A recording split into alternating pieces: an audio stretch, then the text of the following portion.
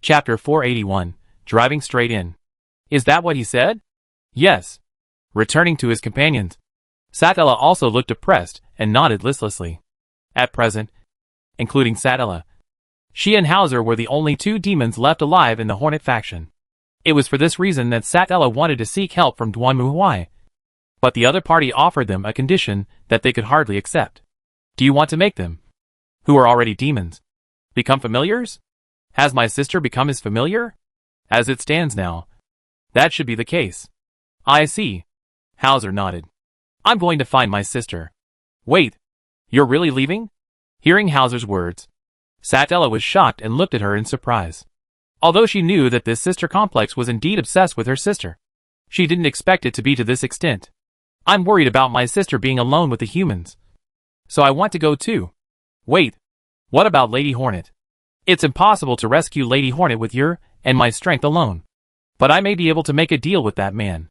Moreover, even if he objects, as long as we eliminate the demons of the Cableys faction, it will be much easier for us to take the opportunity to rescue Lady Hornet. After saying this, Hauser spread his wings and flew into the sky. Only Satella was left standing there, helplessly looking at Hauser, who had turned into a black dot in the sky. Right now, it seems that this is the only way? Thinking of this, Satella stomped his feet in anger and had no choice but to follow again.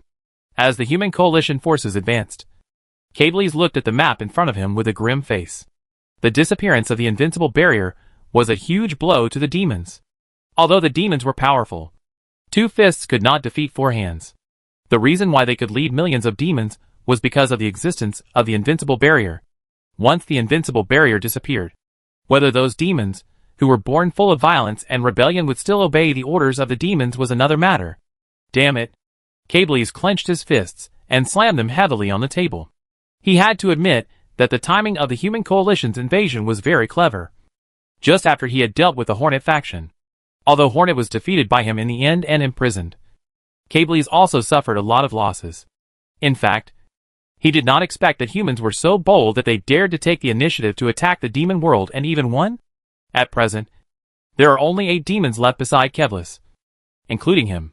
Without the invincible barrier, how to resist the attack of the human coalition is the top priority. Now, he only hopes that the demons under his command are strong enough to stop the human coalition and bury them here completely. But unfortunately, Cableys' idea is obviously impossible to realize. Boom! At the same time, at the front of the coalition, the human coalition and the demon army were fighting each other. This time, the demon who led the demons to block the human coalition was the demon Barbara. It was 57 meters tall, and was the largest demon in the demon world. Under its leadership, the demon army blocked the human coalition for the first time. It should have been like this. However, this is not the case. Boom! The Emperor Titan strode out, raised the plasma cannon in his right hand, and aimed it at the giant demon in front of him. The next moment, a blue-white plasma torrent roared out and hit Barbara's body directly. If there was an invincible barrier, this attack might not be a big deal for Barbara. But now that the invincible barrier is gone, even a tall demon can't completely block the bombardment of the plasma cannon. Soon, it let out an angry roar and stretched out its hand to its chest. The energy beam ejected from the Emperor Titan's plasma cannon directly hit Barbara's body, knocking it back. The skin on both hands melted and decomposed directly under the high temperature, revealing the flesh inside. However, a demon is still a demon after all. Even without the invincible barrier, a demon like Barbara is not so easy to deal with. Perhaps the intense pain angered Barbara, who was a little slow due to his huge size. He opened his bloody mouth and roared angrily, then strode towards the Emperor Titan and punched it with his fists clenched. Facing the charging demon, the cannon on the Emperor Titan completely exploded at this moment, and countless flames flashed from the cannon of the cathedral fortress on it. Then the huge body of the demon Barbara was seen as if it was hit by a shotgun, and a large area of blood suddenly burst out from the front. This also made Barbara howl in pain, and it staggered back a few steps, trying to keep its balance. But at this time, the Emperor Titan had raised the Hellstorm cannon in his hand again and aimed it at Barbara's head. Barbara's huge, hard head exploded like a bulging watermelon in an instant. The rotating giant SHL ruthlessly penetrated its skull, and the huge shock wave An explosion blew the giant demon's head into pieces. Blood, flesh and brain matter gushed out. And the body of the giant demon, who had lost his head, shook for a moment. Then fell backwards with a bang. And hit the demon army behind it directly. Very good. Well done. Looking at the battlefield in front of him, Duanmu nodded. Of course, strictly speaking, he was not particularly satisfied. The reason was simple. That is, this Emperor-class Titan currently only had long-range weapons, but no melee weapons. Obviously, as an Imperial weapon, this was to soil. Well, maybe I could consider talking to Maria and Kukulu and install a large chainsaw gun on this Titan? I didn't expect that even Barbara could be so easily. Not far behind Duanmu, Satella and Hauser were also stunned and speechless at the battlefield in front of them. After that, the two of them found Duanmu again and said that if Duanmu was willing to rescue Hornet, then Hauser was willing to be Duanmu's familiar. However, Satella was obviously unwilling to do so. Not to mention that Duanmu's requirement is that Hint also has to be his own demon. In the end, Saitra and Duanmu agreed to talk about this problem when they rescued Hint. And then it would be good if Hint agreed. If Hornet disagrees, then we'll talk about it another time. At the beginning, Satella felt that she was not without bargaining chips. Even without the invincible barrier, she was still a demon. She was more familiar with the demons and the demon world than humans. But soon she found that these humans did not need her help at all. They were obviously in the demon world for the first time. But they seemed to be very familiar with the terrain here, even in the battle. Indeed, there are many demons. But the demons are not without defects. Of course, the demons themselves know this. So demon generals usually hide very deeply and are difficult to be discovered. However, every time these humans fought with the demons, they could easily lock onto the positions of the demon generals, and then directly send troops to hit them with one strike, easily killing those demon generals. Even if those demon generals hid themselves deeply, it seemed to be of no use to humans. And all this is because, thinking of this, Saitra turned her head with a complicated expression and looked behind her. Not far behind her, there was a huge round table. However, this round table was not used for eating. On this round table, one could clearly see the entire demon world. It was like a real-time 3D sand table. Through this thing, humans could completely figure out where the demon army was and where their generals were. Because of this, no matter what kind of deployment of the demons, the other party can see at first glance that such a war cannot be played. As Barbara fell, the demon army he led collapsed completely, and the remaining demon soldiers almost turned around and ran away in a hurry. But unfortunately, in front of the tribunal, they couldn't even hope to escape. A huge plasma beam erupted from the Titan's arm again, drawing an arc across the battlefield, burning the monsters to ashes wherever it passed. Then, accompanied by a deafening roar, a round of bombardment covered most of the battlefield like a plow, creating huge mushroom clouds above it. Seeing this scene, Duanmu shook his head helplessly. Maria is really excited. What if the SHLs are free? It seems that I have to talk to Maria after I go back and let her know that bipedal robots are not a good development direction. If she is too obsessed with Titan, it will be ruined. Thinking of this, Duanmu withdrew his thoughts and looked at the two demons behind him. Okay. 2. You should also give a letter. How about it? Hearing Duanmu's question, Satella and Hauser looked at each other, then looked at Duanmu. We have only one condition. If you can promise to help us rescue Lady Hornet, then we will sign a contract with you and become your familiar, including Hornet. As soon as Duanmu opened his mouth, he added a condition that they could not accept. You must know that I will never tolerate, let alone allow, demons that pose a threat to humans to freely act in human time. Why? Hearing this, Saitra finally couldn't help but refute. Are humans not mean, shameless, and cruel enough? Why do we have to obey the orders of humans? Do you know how many demons chose to become demons because they were betrayed by humans? Humans always say that we demons are cruel and tyrannical. But when humans become cruel and tyrannical, even demons can't compare to us. So what? Duanmu interrupted Satella coldly. It is not your turn to judge whether humans are good or bad. Moreover, your judgment is meaningless to me. Humans naturally have a cruel and violent side, but they also have a kind and hopeful side. Could it be that over the years, the only ones who have been betrayed and harmed by humans in the human world are those few demons? They chose their own path. But that doesn't mean that the path they chose is necessarily correct. In the face of injustice, some people fight. Some people compromise. Some people fall. And some people despair. These are all manifestations of human nature. You only see one aspect, and you are eager to generalize. Of course, this is your problem, and has nothing to do with me. Said here? Duan Muhui snorted and turned around. The purpose of the Inquisition is to protect humanity. So, no matter what your attitude, opinions, or thoughts are towards humanity, it is not your turn to attack the human race. In any case, the Inquisition is a human court. We stand on the side of humanity, not morality and justice. Of course, morality and justice have never existed in the universe. Hearing this, Saitra and Hauser fell silent. At this moment, they finally understood what kind of existence they were dealing with. Chapter 482, Battle for the Demon King. The human coalition's offensive became more and more fierce, while the demon's resistance became weaker and weaker. Now basically, when the two sides fight, the warships above will first bomb the ground. Then the Titans and tank armor divisions will bomb again. Then the Night Guard will charge forward. And then the human coalition will charge again. Then the entire battlefield was basically barren. And all the millions of demon troops were killed. And those demons didn't get any benefits either. Especially after the invincible barrier was gone. They were even more miserable. Blood Eye was killed by the dragon army led by Guria. Ray and Medusa died under the chainsaw guns of the Night Guard.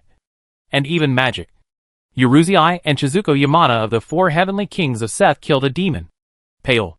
Although the latter strictly speaking had no combat power, and relied entirely on making various weapons to fight.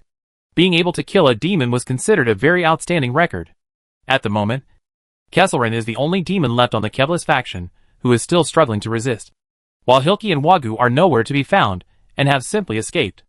Asshole. Looking at the map in front of him, Kevlis' face was grim.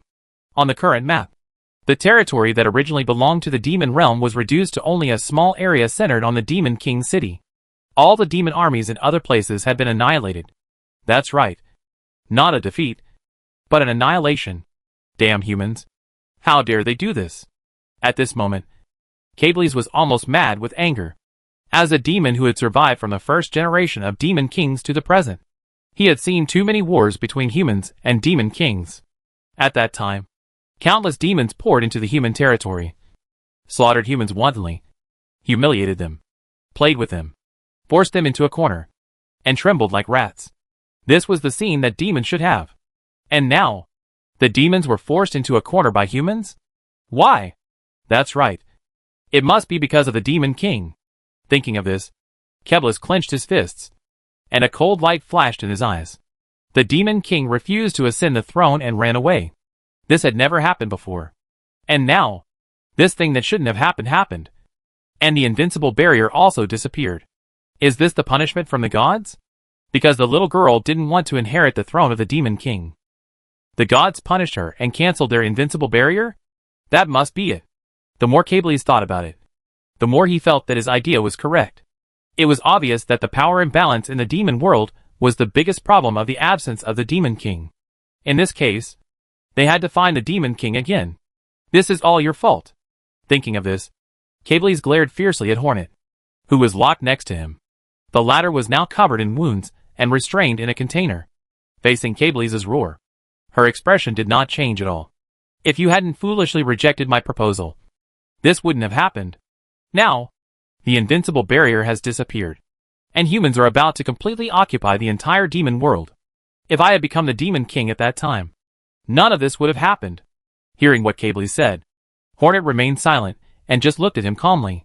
But Cablis angrily picked up the whip in his hand again and walked towards Hornet. Report? Report? However, just as Cablis was about to vent his anger on Hornet, the door was suddenly pushed open, and then a demon soldier ran in hurriedly. What's up? News came from the front that we have discovered the location of the little devil. Oh really? Hearing this, Cablis' eyes flashed, and he quickly threw away the whip and turned to look at the demon soldier. Where is she? In a volcano called Xianglong Mountain. But there is too much fog there. We are still searching. It's too much trouble. I will go myself and take all the soldiers with me to Xianglong Mountain to find the little devil. Hey! Are you going there in person? Sir? The demon soldiers were surprised when they heard Cable's order, and Cable's nodded. That's right. I will go to Xianglong Mountain myself. Find the little demon king. Kill her, and inherit the throne of the demon king. Only in this way can I save the demon clan. Save the demon world. Having said that, Cable's glanced coldly at Hornet again. Just stay here and watch obediently. Only I can save the demon world and become the demon king who truly rules this world. As soon as he finished speaking, Cable's turned around and strode out of the room. Only Hornet was still tied there, looking at the map in front of her with a gloomy expression. Then she closed her eyes and sighed deeply. It is true that Hornet and Cable's have different ideas, but they are both demons in the final analysis, and they both care about the demon world. However, as the daughter of the former demon king, Hornet is more willing to obey her father's will. Instead of being as rebellious as Cable's, she chose to be the demon king herself. After all, wouldn't this be a complete mess? But, is it all really worth it? Hornet looked at the map. The demon world, which once competed with humans and occupied 1/3 of the land, now only had a pitiful small piece of land left. It was obvious that the demons were about to be destroyed. But even so, Hornet was still very confused. Logically speaking, this shouldn't be the case. Right? Given the nature of the gods, what good would it do them to destroy the demons? But, without the manipulation of the gods, why would the demons lose their invincible barrier? Hornet sighed silently and closed her eyes. After an unknown amount of time, a violent roar was heard, which woke Hornet up. She opened her eyes in surprise and looked around. But it was not over yet. Soon, Hornet heard deafening roars and explosions like thunder coming from outside the city. And even the royal city began to shake violently. The originally solid and tall royal city was shaking like a small boat in the stormy sea. And even cracks appeared on the walls. What exactly happened? Just as Hornet was in shock, the explosions finally stopped, and the entire royal city fell into a dead silence. After a while, she heard a burst of hurried footsteps coming quickly. Then, the door in front of him opened and two figures rushed in from outside. Lord Hornet. Hauser? Satra? Looking at the two demons, Hornet was also quite surprised. Why are you here? We are here to rescue you, Master Hornet. As he spoke, Sadella quickly put Hornet down, and Hauser also took out a set of clothes for Hornet to change into. Are you okay? Where is Cable's? That's right. Cable's. Hearing this, Hornet suddenly remembered something and hurriedly reached out to grab Sadella. Satra. Hauser. Go and rescue Miki immediately. She has been found by Cable's, and Cable's is now going to Xianglong Mountain to look for her. However, just as Hornet finished her words, a voice suddenly came from the door. You mean? Cable's went to find the little devil. Hearing this voice, Hornet was also startled. She raised her head and looked towards the door. She saw a tall, fierce-looking bald man standing there, staring at her coldly. Seeing the bald man's ferocious face, even Hornet, the daughter of the former demon king, felt her heart skip a beat, and a chill surged into her heart. You? Who are you? In response to Hornet's question, Duanmu Huai did not answer. He just glanced at her, then retracted his gaze, and looked at Cesar and Ling Nu beside him. Keep a close eye on them. Don't let them make any rash moves. If they dare to escape, kill them without mercy. Yes. Okay. Leave it to the bell girl. Meow. After giving the order, Duanmu Huai left the Demon King city directly. He had felt strange before. He had led the coalition forces to the Demon King city, and thought that Cable's would come out to fight him in the final battle. But what Duanmu Huai didn't expect was that there was nothing here except 2 or 3 kittens. He originally thought that the other party was going to play an empty city trick on him. I didn't expect that guy to run away. Moreover, it actually discovered the whereabouts of the little devil? That would be great. After leaving the Demon King city, Duanmu Huai directly summoned a Valkyrie gunboat, set off immediately, and head to Xianglong Mountain. Xianglong Mountain is the highest mountain on this continent, comparable to the Himalayas. Duanmu Huai had only heard of this mountain before, but he had never been there. After all, he had no interest in mountaineering. Why would he go to a place where even mice wouldn't poop? But now, things are different. The little devil is actually in Xianglong Mountain. But if you think about it carefully, it makes sense. If the little devil wants to escape from the demons, he must find a place where there are no people. A place like Xianglo Mountain, where there are few people and neither humans nor demons are willing to come. Isn't it the best hiding place? In fact, just as Duan Muhui thought, the little devil was indeed hiding in Xianglo Mountain. Logically, no one would find their traces. And even if they lived in seclusion here for their entire lives, they would probably not be discovered. But the problem is, it's not that simple. Damn it, Mickey. It's all my fault. Holding the holy sword Nico in his hand, the boy gritted his teeth as he looked at the demon army and Keblis in front of him. His name was Kentaro Ogawa, and he was the childhood sweetheart of the demon king Miki Raimizu. When Miki Raimizu was summoned to this world by the former demon king Guy, he also came to this continent with him, killed Guy, and rescued his childhood sweetheart. But at that time, Miki Kuramiza had already inherited the power of the demon king. So in order to find a way to get rid of the demon king's power, Kentaro Ogawa traveled around the continent with the holy sword Nico in his hand and Miki Kuramizu. However, the power of the demon king's blood is not something that a girl like Miki Kamiza can suppress. People who inherit the demon king's blood will become more and more violent, full of hatred and murderous intent towards humans, and eventually become a demon king who is committed to destroying and killing humans. Miki Kamizu is no exception, although she can still work hard on weekdays. Once she encounters danger or is frightened, she will burst out with the powerful power of the demon king. At this time, only a special lemon can completely stop Miki from turning into a demon. Therefore, every once in a while, Kentaro would go down the mountain to look for lemons. However, this time he was accidentally discovered by the demons, and then followed by the latter all the way, and was finally blocked at the door by Keblis and the demon army led by him. Hand over the devil. Keblis stared coldly at Kentaro Ogawa in front of him, while the latter tightly grasped the holy sword Sunlight. Don't even think about it. I will never let Miki become a demon king. Humph. I don't need her to become the demon king. I need her power. Her blood. Then I will become the next demon king, and rule this world. At this point, Keblis clenched his fists. To be honest, as a timid and cautious demon, he was not willing to take risks. But the situation was critical, so he could not care less. Since you don't plan to hand it over, then I'll take it myself. Boom. However, just as Keblis finished his words, he saw a black shadow suddenly falling from the sky and landing heavily on the ground next to him. This sudden change surprised both parties. They turned their heads and saw Duan Muhui, wearing the power armor of the Inquisition, holding a warhammer, striding out of the dust. His face was cold, and his eyes were full of murderous intent. Where is the little devil? I won't hand Miki over to anyone. Although he didn't know who this man who suddenly appeared was, he didn't look like a good person. So Kentaro Ogawa hurriedly raised the holy sword and roared. Duan Muhui glanced at Kentaro Ogawa and Keblis, then clenched his hammer. In that case, I'll have to do it myself. The next moment, Duan Muhui roared, holding the warhammer in his hand, and smashed directly at the two people in front of him. Chapter 483. Is it my fault? Where the H.L. did this monster come from? Looking at Duan Muhui rushing towards them, Kentaro Ogawa and Keblis felt their scalps tingling at the same time. The other party's eyes seemed as if he wanted to eat them.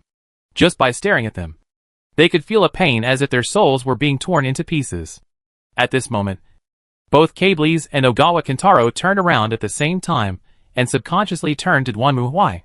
They could feel an incomparable sense of fear that almost crushed them, falling from the sky, as if it was a physical object hitting them. This feeling is like standing in one place, watching a mountain falling towards you. If you don't resist, you will die. Aya! Keblis roared angrily, and all the miasma in his body burst out. Then he raised his arms high and grabbed directly at Duan Muhui. However, get lost, Duan Muhui roared, raised the hammer in his hand high, and then dropped it heavily, hitting Keblis' head directly, knocking Keblis to the ground easily, and its head was turned into meat paste with a snap sound under Duan Muhui's hammer. The leader of the four great kings of the demon world, the most powerful demon, Keblis, just calmly, is finished. Drink Aya. At the same time when Duan Muhui smashed Keblis to death, Kentaro Ogawa also rushed over from the other side. Roaring, he tightly grasped the holy sword Sunlight in his hand, swung it from behind Duan Muhui, and stabbed him in the heart.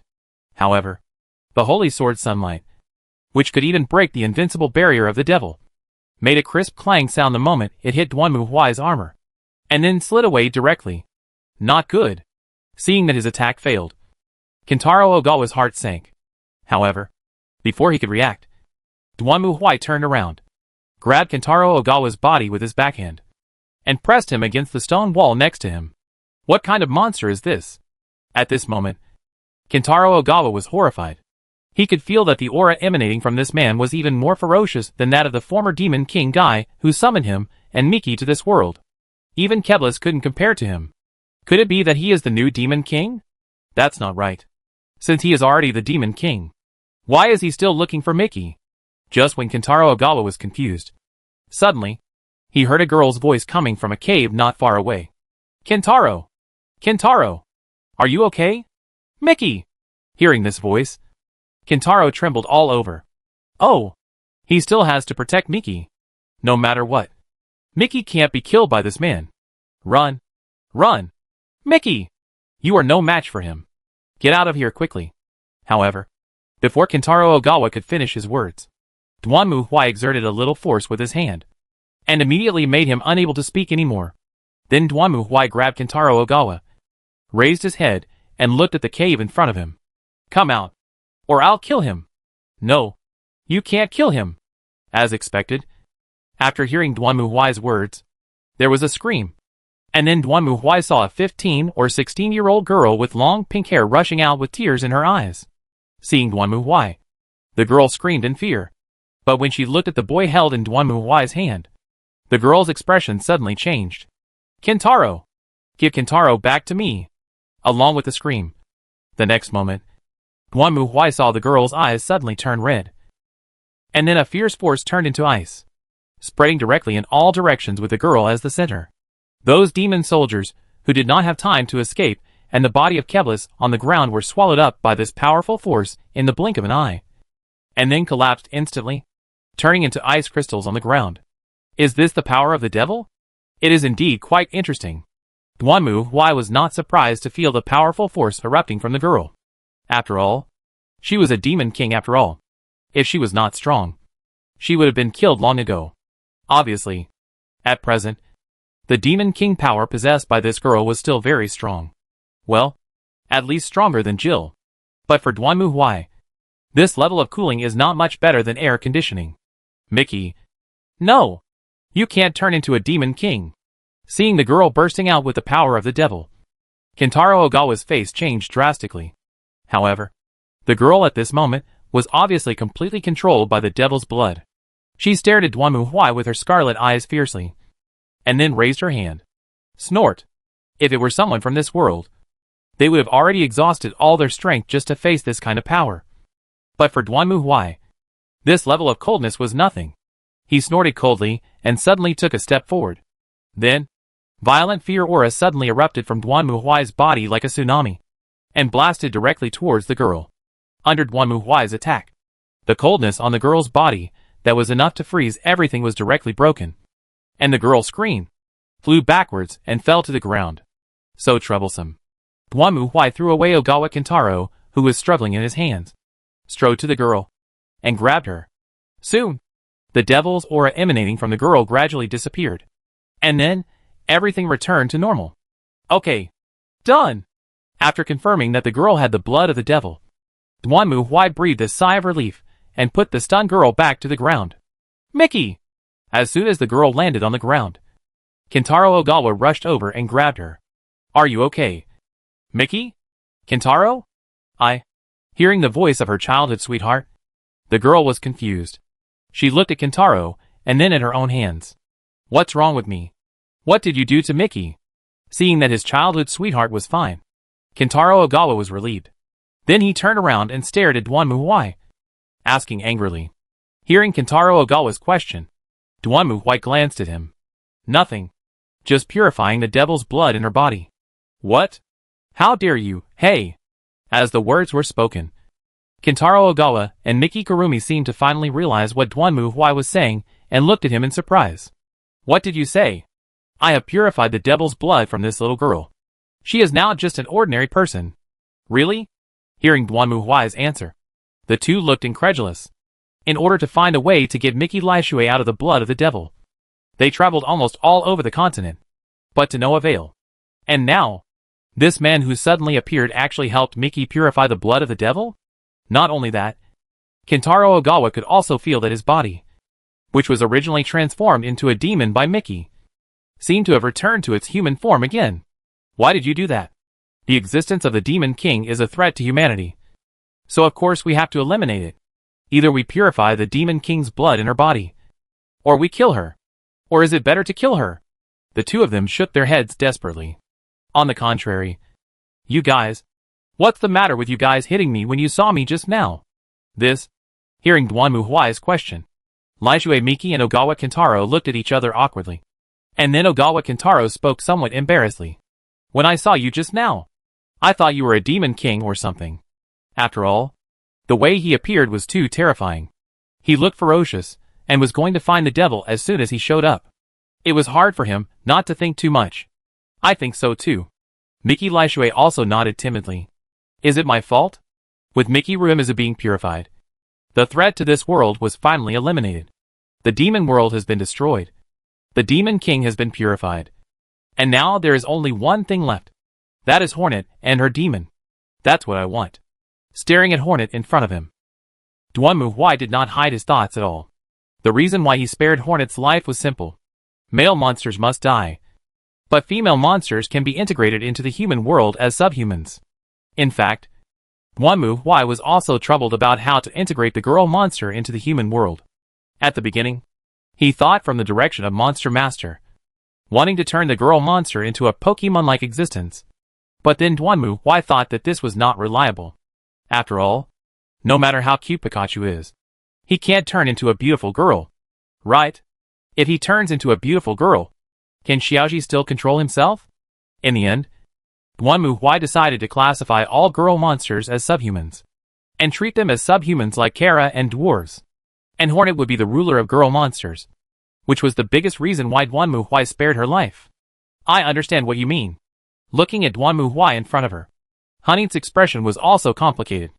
After all, at the beginning, Dwanmu Huai told Honey directly that the creator god and the three super gods of this world were dead and could not die anymore. Now he has the power to rule this world. So Honey must act according to his orders.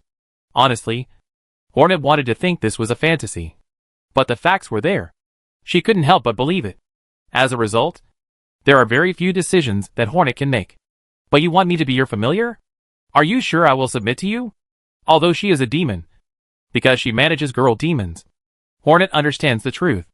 In response to her question, Dwanmu Huai just showed a smug smile. You'd better hope to submit to me. Otherwise, I'll have to try another method. Chapter 484, Ending. With the blood of the devil being purified, Dwanmu Huai's integration of this world has finally come to an end. A twisted, evil, despicable and shameless world created by perverted psychic creatures is finally back on track. This is not the end, but a brand new beginning. The demon world was completely destroyed, and most of the demons were slaughtered. Only a few remained in hiding. But without the invincible barrier and the blood of the Demon King, they could not make any waves. After this, naturally, it was time to divide the spoils. Hermon has chosen a flat and fertile piece of land in their border area and is now gathering people to develop it. Seth chose the relatively stable outer demon area connected to their border, which was rich in various minerals. For Seth, it could be used for national reconstruction. Lisa's chose an enclave in the border area between Seth and Herman. It has to be said that Leah's move really gave the two countries a headache, but they had no way to refuse. In addition, Gu Leah and her dragons also received a piece of land to build a city for the dragons, and was eager to help. She had originally planned to build a modern city to practice, and now Gu Leah was going to build a city, so he would certainly not miss this good opportunity. As for Hornet, Dwanmu Huai also allocated a piece of land to her as an autonomous territory for the demons and girl monsters. By the way, when reconquering the familiar, Hornet and Hauser both concluded the familiar contract very smoothly. But Satella just couldn't succeed in concluding it. So Dwanmu Huai had to give her a good beating. And finally Satella surrendered. In addition, Dwanmu Huai also met the last demon, Zierki. The origin of this demon was quite unexpected. She was once one of the human heroes who challenged the demon king Guy, but was defeated by Guy. Guy admired Zierke very much and wanted her to become his subordinate. So Zierke proposed the condition of closing the human ranch and liberating the humans imprisoned in the human ranch. Guy agreed to Zierke's request. So Zierke was transformed into a demon. In fact, she has always been a pacifist and a member of the Honey faction. So when the demon world was invaded by humans, other demons rushed to stop it. But Zierke ran away. It was not until the demon world was completely occupied by humans that Zierke appeared in front of Duanmu Huai again and expressed her surrender. Duanmu Huai had great respect for this human hero. So he gave Zierke two choices: either become his familiar and continue to live as a demon, or purify the demon blood and regain her human body. Zierke considered it again and finally chose the latter. After regaining her human body, she returned to the human world and started her second life again. As for the demon couple Miki Kurumi and Kentaro Ogawa, they continued their journey. But this time their goal was no longer to suppress the demon's blood, but to find a way to return to their own world. At the official level, after eliminating the forces of the demon world, Duanmu Huai once again convened a meeting involving all forces on the entire continent.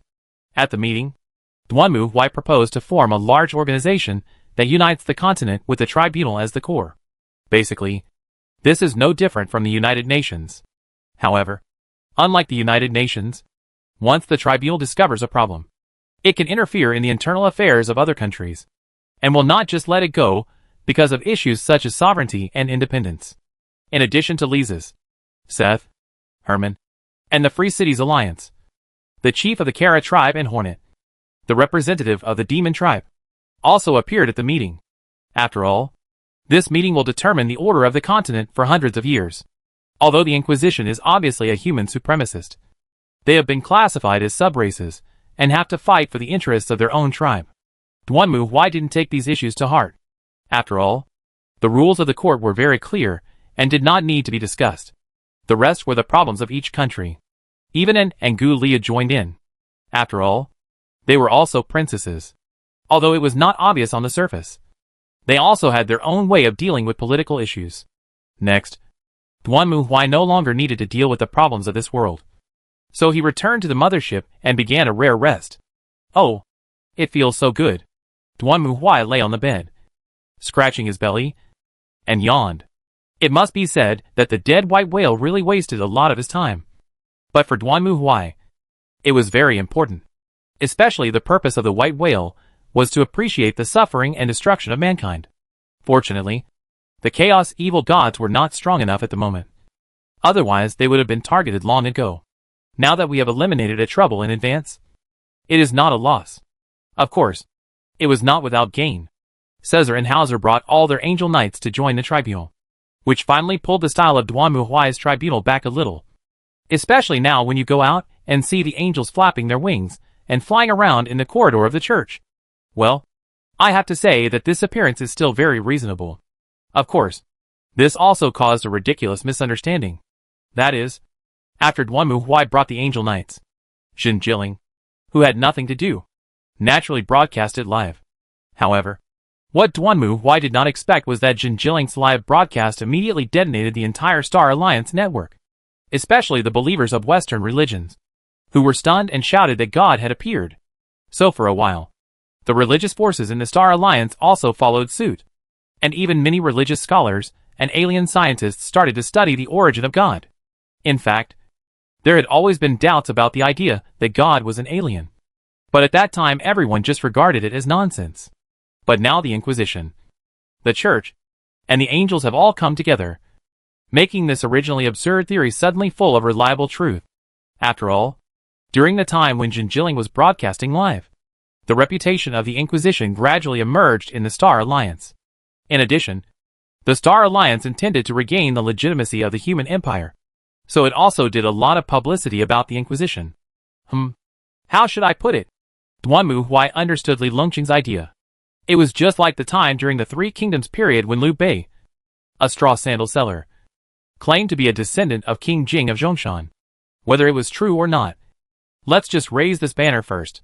To the Xia people, this idea is understandable, as there are too many similar things. For example, The fox shouted, the great Shu will rise, and Shin Shun will be the king. Or maybe don't say the stone man has only one eye. Once this thing appears, the whole world will rebel. Another example is the well-known anti-Qing and restoration of Ming. Or the most famous one is mandate from heaven. May you live long and prosper forever. Duanmu Huai's Inquisition currently plays such a position in the narrative of the Star Alliance. The Star Alliance originated from the Human Empire, and the Inquisition is the highest authority department of the Human Empire. Now the Inquisition is cooperating with the Star Alliance, which means that the Star Alliance has inherited the orthodoxy of the Human Empire. As the orthodoxy of the Human Empire, what I am doing is not called expansion and conquest. I am just recovering the mountains and rivers. It is the destiny of heaven. What do you mean by yours and mine? These originally belonged to our ancestors. Is there any problem in taking back the land of our ancestors now? If we don't take back the lost land, how can we be worthy of our ancestors and the emperor? See, the logic makes sense. There is no problem at all. Because of this, the Star Alliance now has some understanding of the Inquisition. So this actually triggered the imagination of many scholars in the Star Alliance. For example, could the former god be a member of the Inquisition? And those angels are obviously employees of the Inquisition. So does the existence of God mean that there were people from the Inquisition who helped them in the Star Alliance? Of course, Duanmu Huai treated these ideas as jokes. But no matter what, this has, to some extent, dispelled many people's doubts and vigilance towards the tribunal, which is a good thing in terms of the result. Boom boom boom. Just as Duanmu Huai was dozing off out of boredom, there was a knock on the door, and Duanmu Huai sat up and tidied his clothes. Come in. Soon, the cabin door opened, and then Duanmu Huai saw a very unique girl with a twirling hairstyle walking in. Lumiere, is there something wrong? Duanmu Huai was not surprised when looking at Lumiere. She was an electronic warfare expert he had recruited from another galaxy. Although Lumiere usually stayed on the warship rather than going out to fight due to her profession, it did not mean that she was idle. On the contrary, she was very busy, because one of the tasks Duanmu Huai gave her was to search and check all top-secret information on the networks of the Star Alliance and the Citadel Council, and report to him immediately if she found any signs of invasion by the evil god. Although Lumiere was not quite sure what the threat was, and Duanmu Huai didn't explain it clearly either, he still gave her a list of things to report to him immediately if she found a similar situation on the list. And now Lumiere came to find me. Could it be that those guys are so restless? Yes, Your Excellency the Inquisitor. I have discovered some problems. As Lumiere spoke, he opened the terminal, and soon Duanmu Huai saw several messages appear in front of him. There was indeed a lot of information among them, some of which were legends about alien cults. Currently, there were some aliens in the Citadel Council spreading rumors about the end of the world. Even if Duanmu Huai took a look at it, there were at least 800 similar idiot cults of various races. Of course, if it spread the greater good, Duanmu Huai would immediately pick up his thunder hammer and smash it over. It's useless for anyone to stop me. Secondly, strange diseases have appeared in some colonies. This kind of thing is actually very common in colonies. After all, the ecological environment of each planet is different. And of course the bacteria are also different. The probability of disease occurring on colonized planets is too high. To put it bluntly, it is the interstellar version of acclimatization. However, for now, these are all within the controllable range, and there is nothing special about them.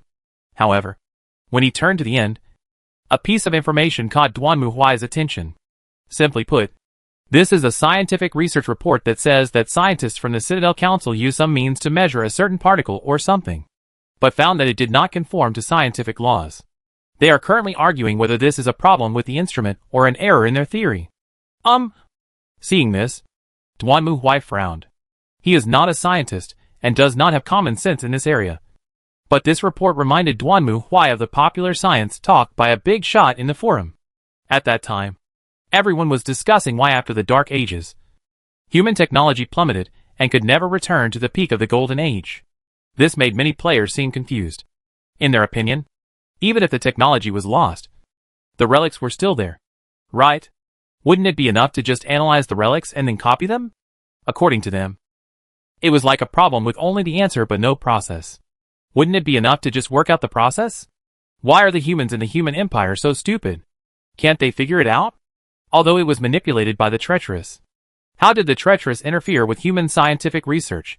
What is the process? At that time, many players also discussed this issue. Many people put forward their own hypotheses and argued endlessly. Then one of the players, who was suspected to have a scientific research background, put forward a very novel opinion.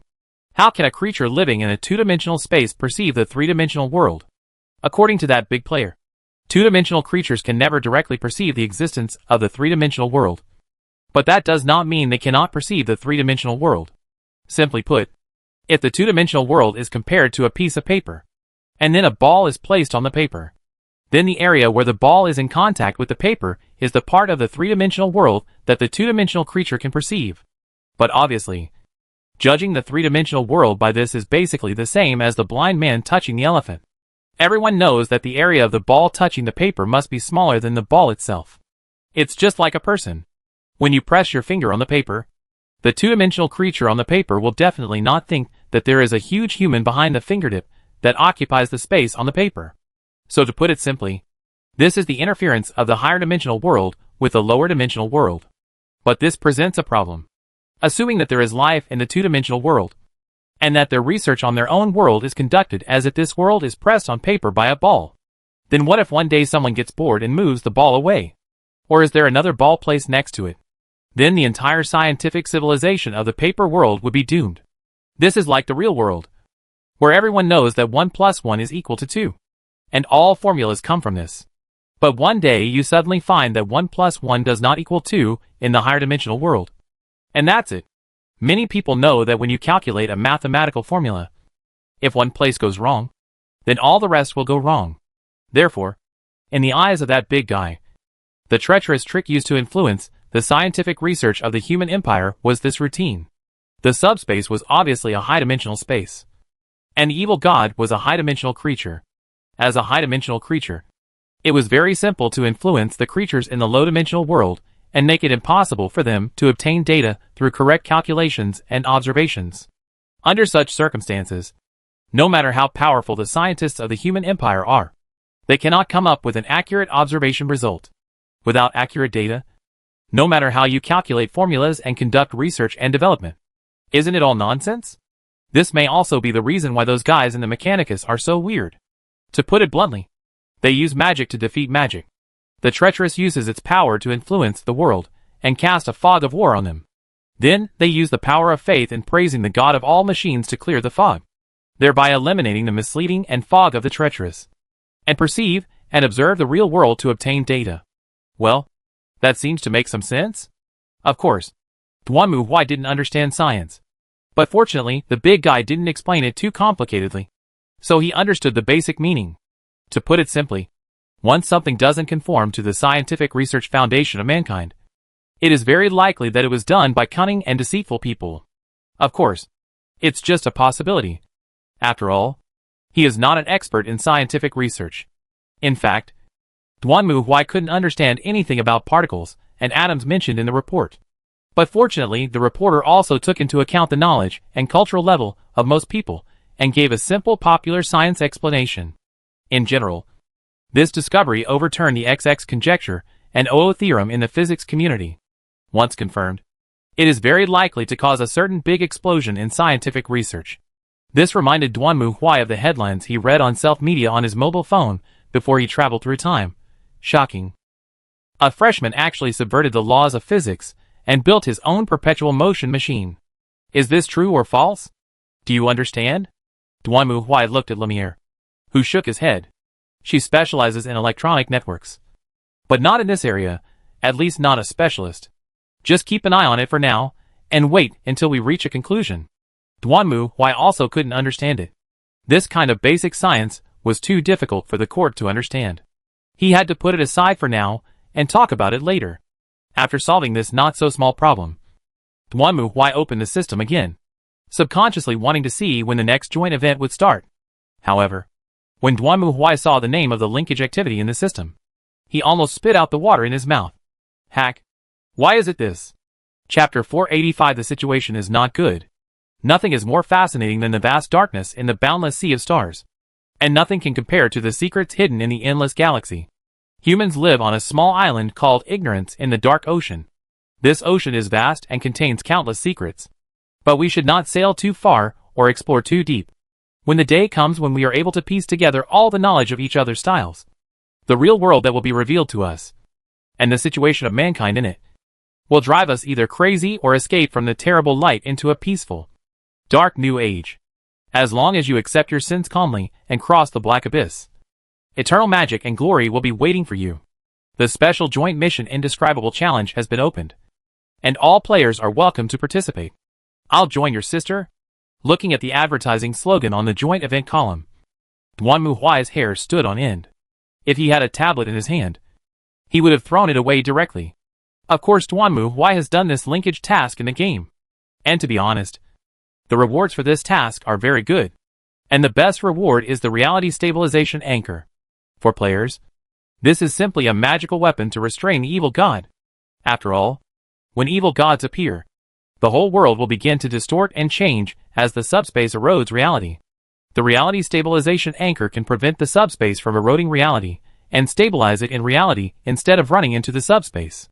To be honest, if this thing had existed on the novice planet, Duanmu Huai would have simply thrown one at each of those portals and directly sealed the subspace channel. But, if you think about it carefully, how simple can a mission with a reward like a reality anchor be? In fact, the difficulty is simply beyond the sky. Unspeakable challenge. The content of this joint activity itself is actually not complicated. To put it simply, the player goes to a world, plays an identity, and then solves various problems in that world, finds the reasons behind those events, and solves them. To put it bluntly, the game actually lets players play the role of detectives and solve homicides, missing persons cases, or some strange mysterious events. Of course, if it were just that, it would be fine. But the problem is that behind these events, there are some indescribable and inexpressible great existences that exist in the darkest and deepest corners of this world. Every time the player encounters these great beings, as long as their emotions fluctuate, their SAN value will drop. The more intense the emotional fluctuations, the more SAN value will drop. Once the SAN value drops completely, it will be a game over, and you can only start over. To be honest, this is a very unfriendly setting for players, because it is not like a normal mission where you just shoot and kill and it's done. In fact, when doing the joint mission, many players complained that it was like going from a FPS movie set to a horror movie set of The Ring in the blink of an eye, with all kinds of scary things popping up at you at every turn. Of course, similar situations do exist when facing evil gods, but the problem is that there is no such thing as a SAN value in the main mission. So you can be scared, but you can still play. However, this joint task has a SAN value limit, which makes players depressed. Not only that, there is another very disgusting thing about this SAN value setting. That is, once the player's SAN value drops too much, the world in his eyes will change.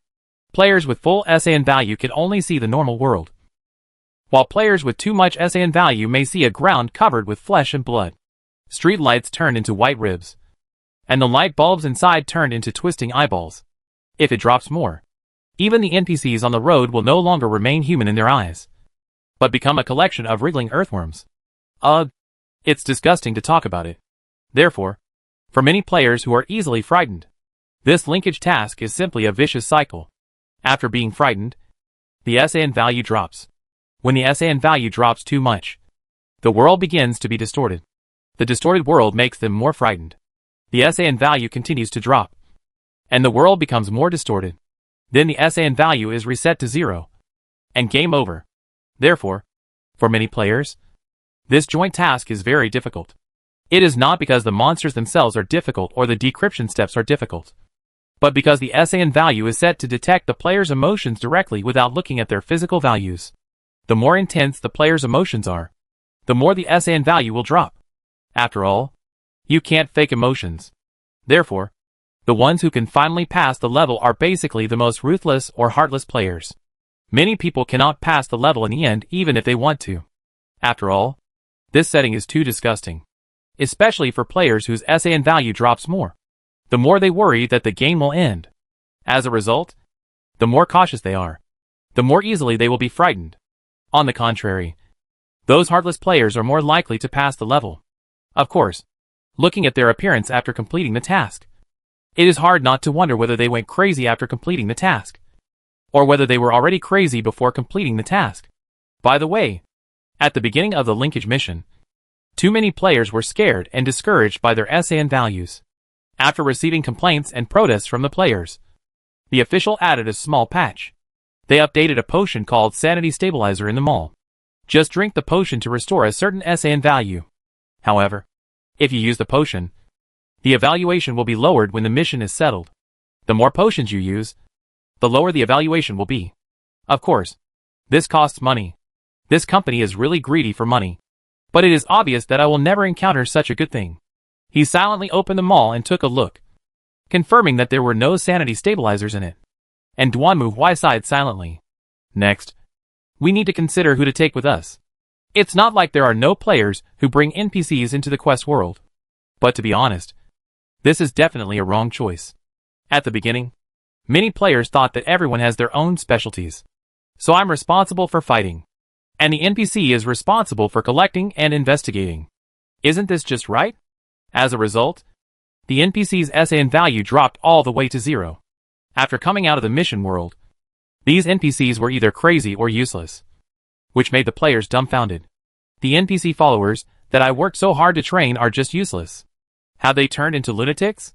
This is also the second reason why the official launched the Sanity Stabilizer.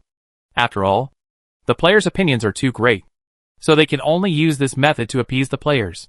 As for those who are reluctant to spend money to buy sanity stabilizers to treat NPCs, you are so ashamed to say you love her when you are reluctant to spend money? Well, this proves once again that this company is really obsessed with money. If it were just this, it would not be enough to scare Duanmu Huai. And the reason why he was terrified was simple. In the game, each linked mission was equivalent to the outpost of the enemy that the player would encounter next.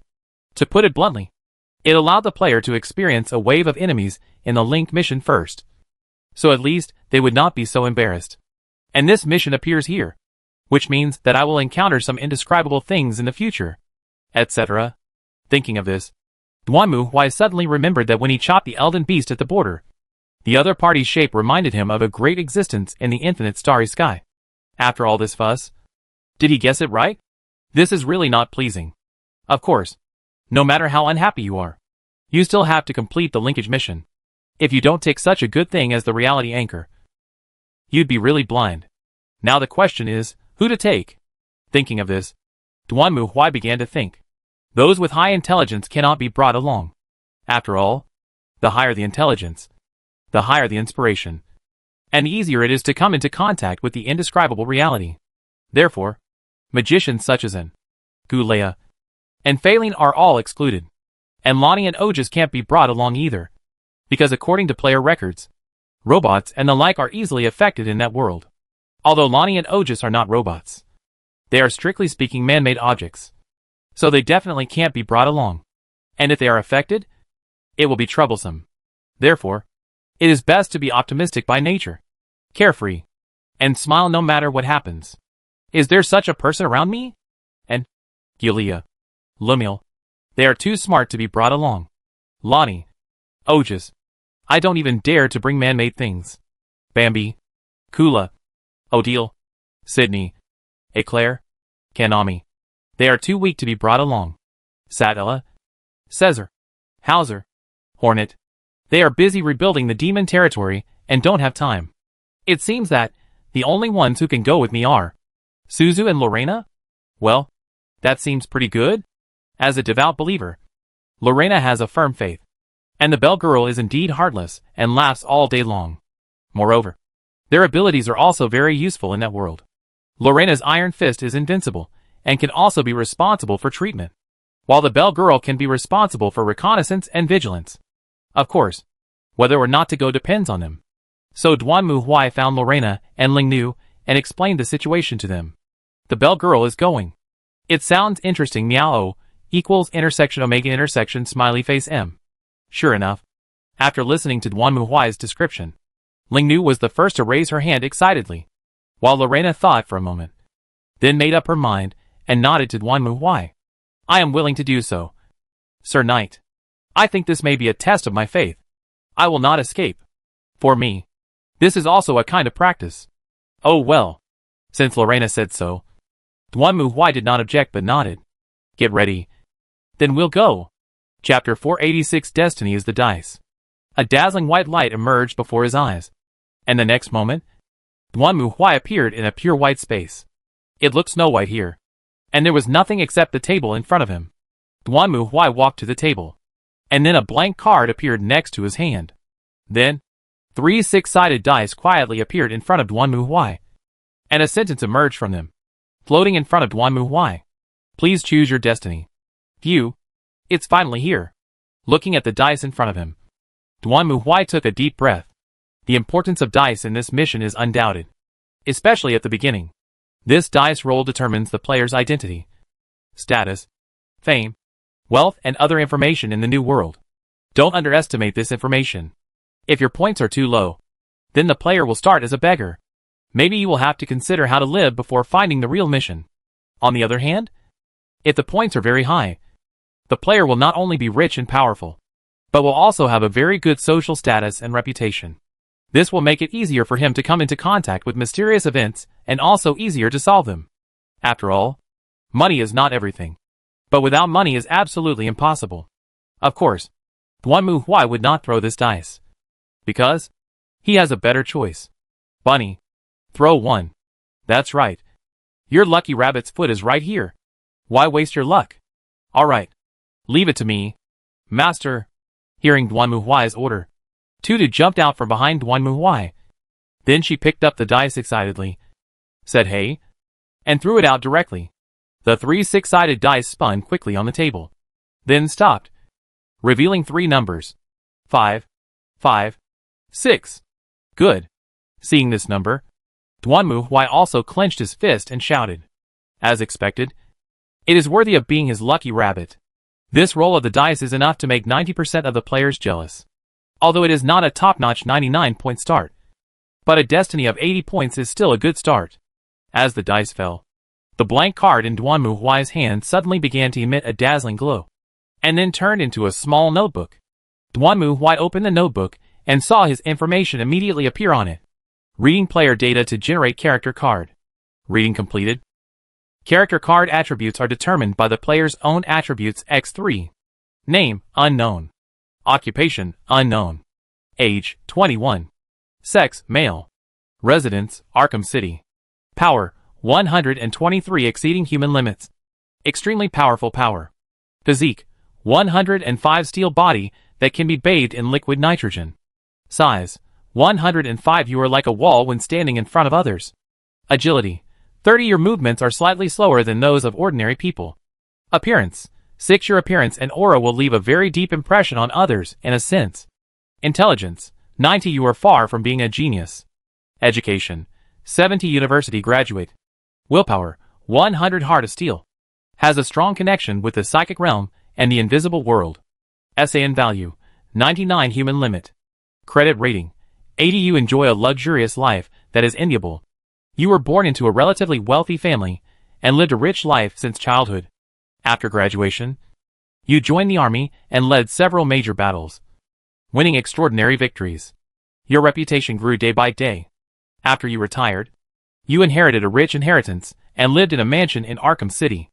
Although few people of the opposite sex dare to fall in love with you because of your outstanding figure and appearance, you still have your own trusted partners and servants. But for you, ordinary life seems to be unable to satisfy your adventurous heart. While you are killing time in boredom, you don't realize that an unexpected invitation will open the door to a new world for you. As the last page was turned, a dazzling light suddenly appeared and shone on Duanmu Huai. When he opened his eyes again, he found himself in the bedroom of a luxurious mansion. This was a room that looked quite luxurious and comfortable. The soft and comfortable bed complemented the exquisite decorations around it. Duanmu Huai stood up and walked to the French window next to him. He could see a garden of moderate size outside, and a fountain in the center of the garden. Well, it is indeed a very nice home. Meow. At this moment, suddenly, a cat's meow was heard. Duanmu Huai turned his head and saw a little black cat and a little white rabbit poking their heads out from the bed, looking at him curiously. Why did you become like this? Without further ado, Duanmu Huai could guess that these two must be Lingnu and Tutu. But what he didn't expect was that, after entering this world, they actually turned into animals. Meow.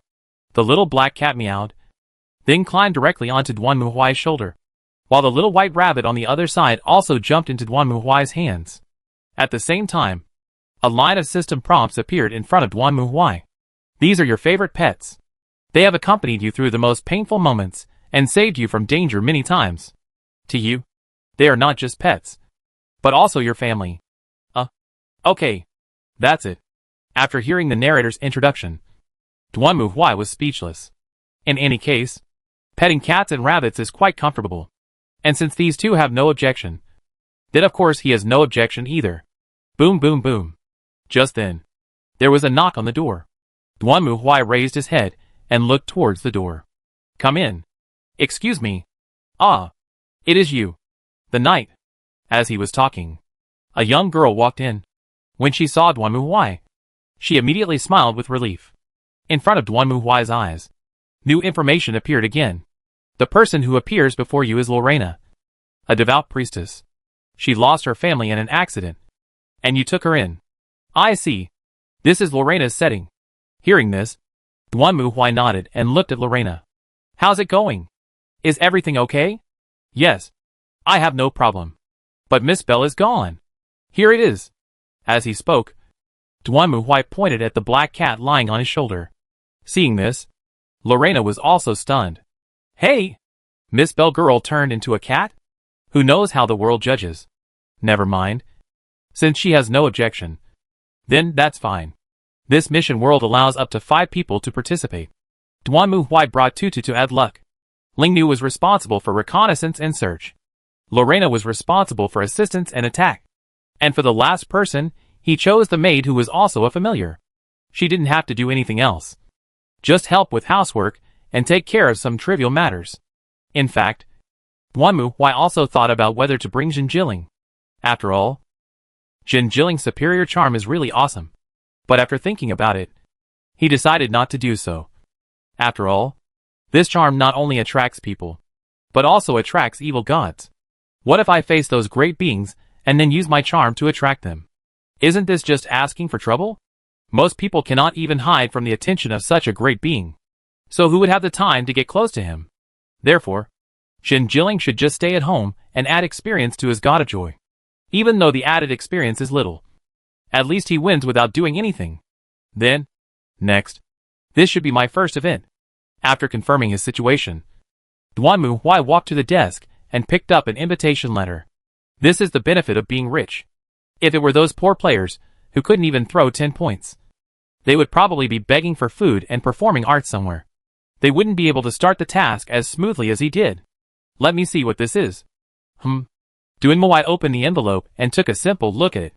To put it bluntly, this is a dinner invitation. He is a famous artist from his distant relative in this world. This time, he held a dinner to show some of his latest art collections. Artist. When he saw the letter, Duan Muhuai twitched his eyes. Artists, musicians, writers, detectives, professors. In this world, these people are experts at making trouble. But the question is, how to get there? The maid gave an answer to this question. Your car is in the garage. And I have been taught the knowledge of driving when I came to this world. I can drive you there. My car? What car can fit me? I have to say that when I heard the maid's answer, Duan Muhuai was also curious.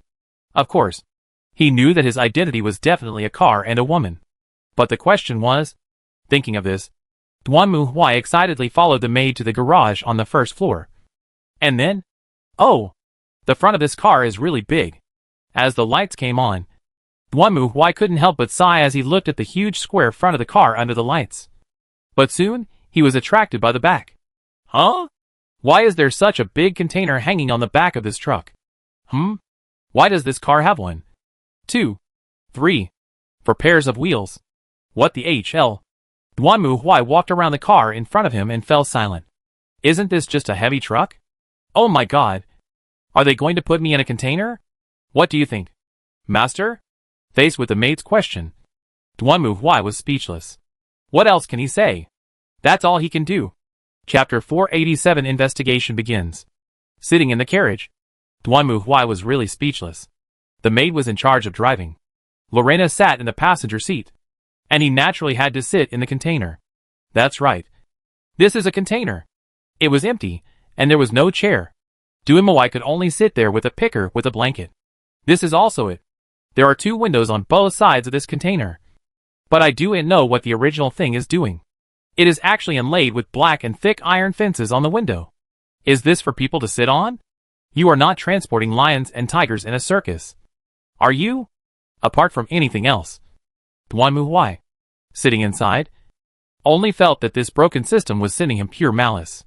The background of this world is in 2000, which is exactly modern. But unfortunately it is also limited. Duanmuai has a mobile phone. And he also called the other party. However, I do know why. No one has been answering. Okay. Unfold normally. Nothing strange. In the evening, the maid finally arrived at a villa in the suburbs in a heavy truck. There were several cars parked at the gate. But the entire courtyard was empty. If it weren't for the bright lights in the villa itself, Duanmuai would even think he had come to the wrong place. But according to the address on the envelope, this should be the right place. After parking the car, Duanmuai also came out of the container and reunited with the maid and Lorena. Is this where the party is being held? Sir Knight? Why does it seem like no one is there? It's normal. I would find it strange if there were someone else. Hearing Lorena's curious question, Duanmuai answered nonchalantly. Then he straightened his clothes and strode towards the main door of the villa. The whole villa was brightly lit, with lights on everywhere, and even faint music could be heard coming from inside. However, on the contrary, looking around, there was no one to be seen anywhere. The main door was not closed, but a gap was left. Duanmuai reached out his hand and pushed the door open without any concern, and then walked into the hall. At the same time, the music suddenly stopped, and Duanmuai walked into the house with the maid and Lorena, and then closed the door. At this moment, the villa was dead silent, with only their footsteps echoing in the corridor. What's going on here? Sir Knight? Although Duanmuai had given Lorena a shot of prevention on the way here, this scene still made Lorena a little surprised. Who knows? But I think if we just look around, we should know what happened. Duanmuai looked around as he spoke. In the entire hallway, there was a table in the corner with a phone and notes on it. And on the other side hung a twisted, weird oil painting of the starry sky. Duanmuai reached out and picked up the papers on the table, and found that they were all invitations. Obviously, they were guests who came here before him. But whether they were still alive was probably a question. The drawer under the table was locked and could not be opened at all. But this certainly did not pose a problem for Duanmuai. He simply reached out, grabbed the handle, and pulled it outwards with force. With a click, the locked drawer was pulled out by Duanmuai. Sir Knight? Isn't it inappropriate for us to rummage through other people's things like this? Seeing Duanmuai doing this, Lorena immediately asked with some uneasiness. And Duanmuai shook his head. That's part of the investigation. Provided the owner of this house is still alive to complain to me. As he spoke, Duanmuai flipped through the drawers. But there was indeed nothing particularly noteworthy inside. Meow. At this moment, the black cat transformed by the bell girl suddenly jumped up and jumped onto Duanmuai's shoulder. Then it turned to the door on the left side of the gate and let out a low roar. Noticing the bell girl's reaction, Duanmuai immediately put down the sundries in his hands and came to the door. Then he gestured to Lorena and the maid, indicating that they should follow him. And then Duanmuai stretched out his hand and opened the door. What appeared in front of Duanmuai was a magnificent restaurant, with a variety of delicious food placed on the long dining table. However, in a corner of the restaurant, a strange, twisted creature was curled up with its back to them. It was wearing tattered clothes, and its skin looked like dark rubber. It made an uncomfortable and unclear sound. The sound of Duanmuai opening the door naturally attracted the attention of the monster. It turned its head and showed Duanmuai a face elongated like a wild dog. The upper half of its face was similar to that of a human, but its mouth was long and stretched out like a dog's, extending from the face. One could even clearly see the long tongue and sharp, bloody teeth inside. The moment they saw each other, both sides were stunned for a moment. At the same time, a line of system prompts appeared in front of Duanmuai. Ghouls saw you. Ghouls lose 9 sanity by looking at you. Ghouls panic. Ghoul goes into a frenzy. Damn it! Seeing this line of system prompts, Duanmu Huai's face suddenly turned black. At the same time, the weird, twisted, terrifying monster screamed, then turned around and pounced towards Duanmu Huai. It opened its mouth and let out a shrill scream, while stretching out its hands with sharp claws. Facing the attack of the zombie, Duanmu Huai roared and pounced forward, grabbed its head, and then pulled it hard. The zombie's rubber-hard skin was torn apart, and dark and smelly blood spurted out. The zombie's head was torn off its neck by Duanmu Huai and thrown aside. Then Duanmu Huai snorted coldly and threw the zombie's body directly to the ground. Hack! Is this guy kidding me? Duanmu Huai was very upset when he saw the system prompt in front of him. What did it mean? What did they mean by the ghouls lose their minds when they see me? Did they think I was an indescribable existence? Damn it. This is slander against me. This is a naked insult. Duanmu Huai calmed down his anger and walked to the corner to see what the ghoul was doing. When Duanmu Huai came to the corner, he saw a bloody corpse with its belly ripped open and its flesh all over the floor. It was obvious that the ghoul was enjoying its meal. Judging from the clothes the victim was wearing, he seemed to be the chef here. But now he himself has become food. There is a bunch of keys hanging around the chef's neck. Logically, this should be used to open the door. But Duanmu Huai doesn't need to go through so much trouble. If the locked door cannot be opened, just knock it against the wall. I am so willful. Who am I afraid of? Look around here to see if you can find anything. Duanmu Huai turned around and spoke to the maid and Lorena, who nodded and began to search the entire restaurant. At the same time, the black cat squatting on Duanmu Huai's shoulder seemed to have discovered something, and its eyes lit up. Then it jumped off Duanmu Huai's body and came to the side of the ghoul that Duanmu Huai had killed before, then flipped over it a few times. Then the black cat turned around and ran back to Duanmu Huai, placing a pocket watch in front of him. Pocket watch? Duanmu Huai picked up the pocket watch and opened it, and then closed it. But no matter what he thought, this was an ordinary pocket watch, except for the 2 letters of MH on it. There seemed to be something special here. Of course, if it was just an ordinary incident, Duanmu Huai would not bother with it, and would just rush in and kill anyone he saw. Unfortunately, the requirements of this joint activity task are very clear. Players not only have to solve the problem, but also have to find enough clues and evidence to convict in the process. The more clues and evidence there are, the higher the task evaluation will be.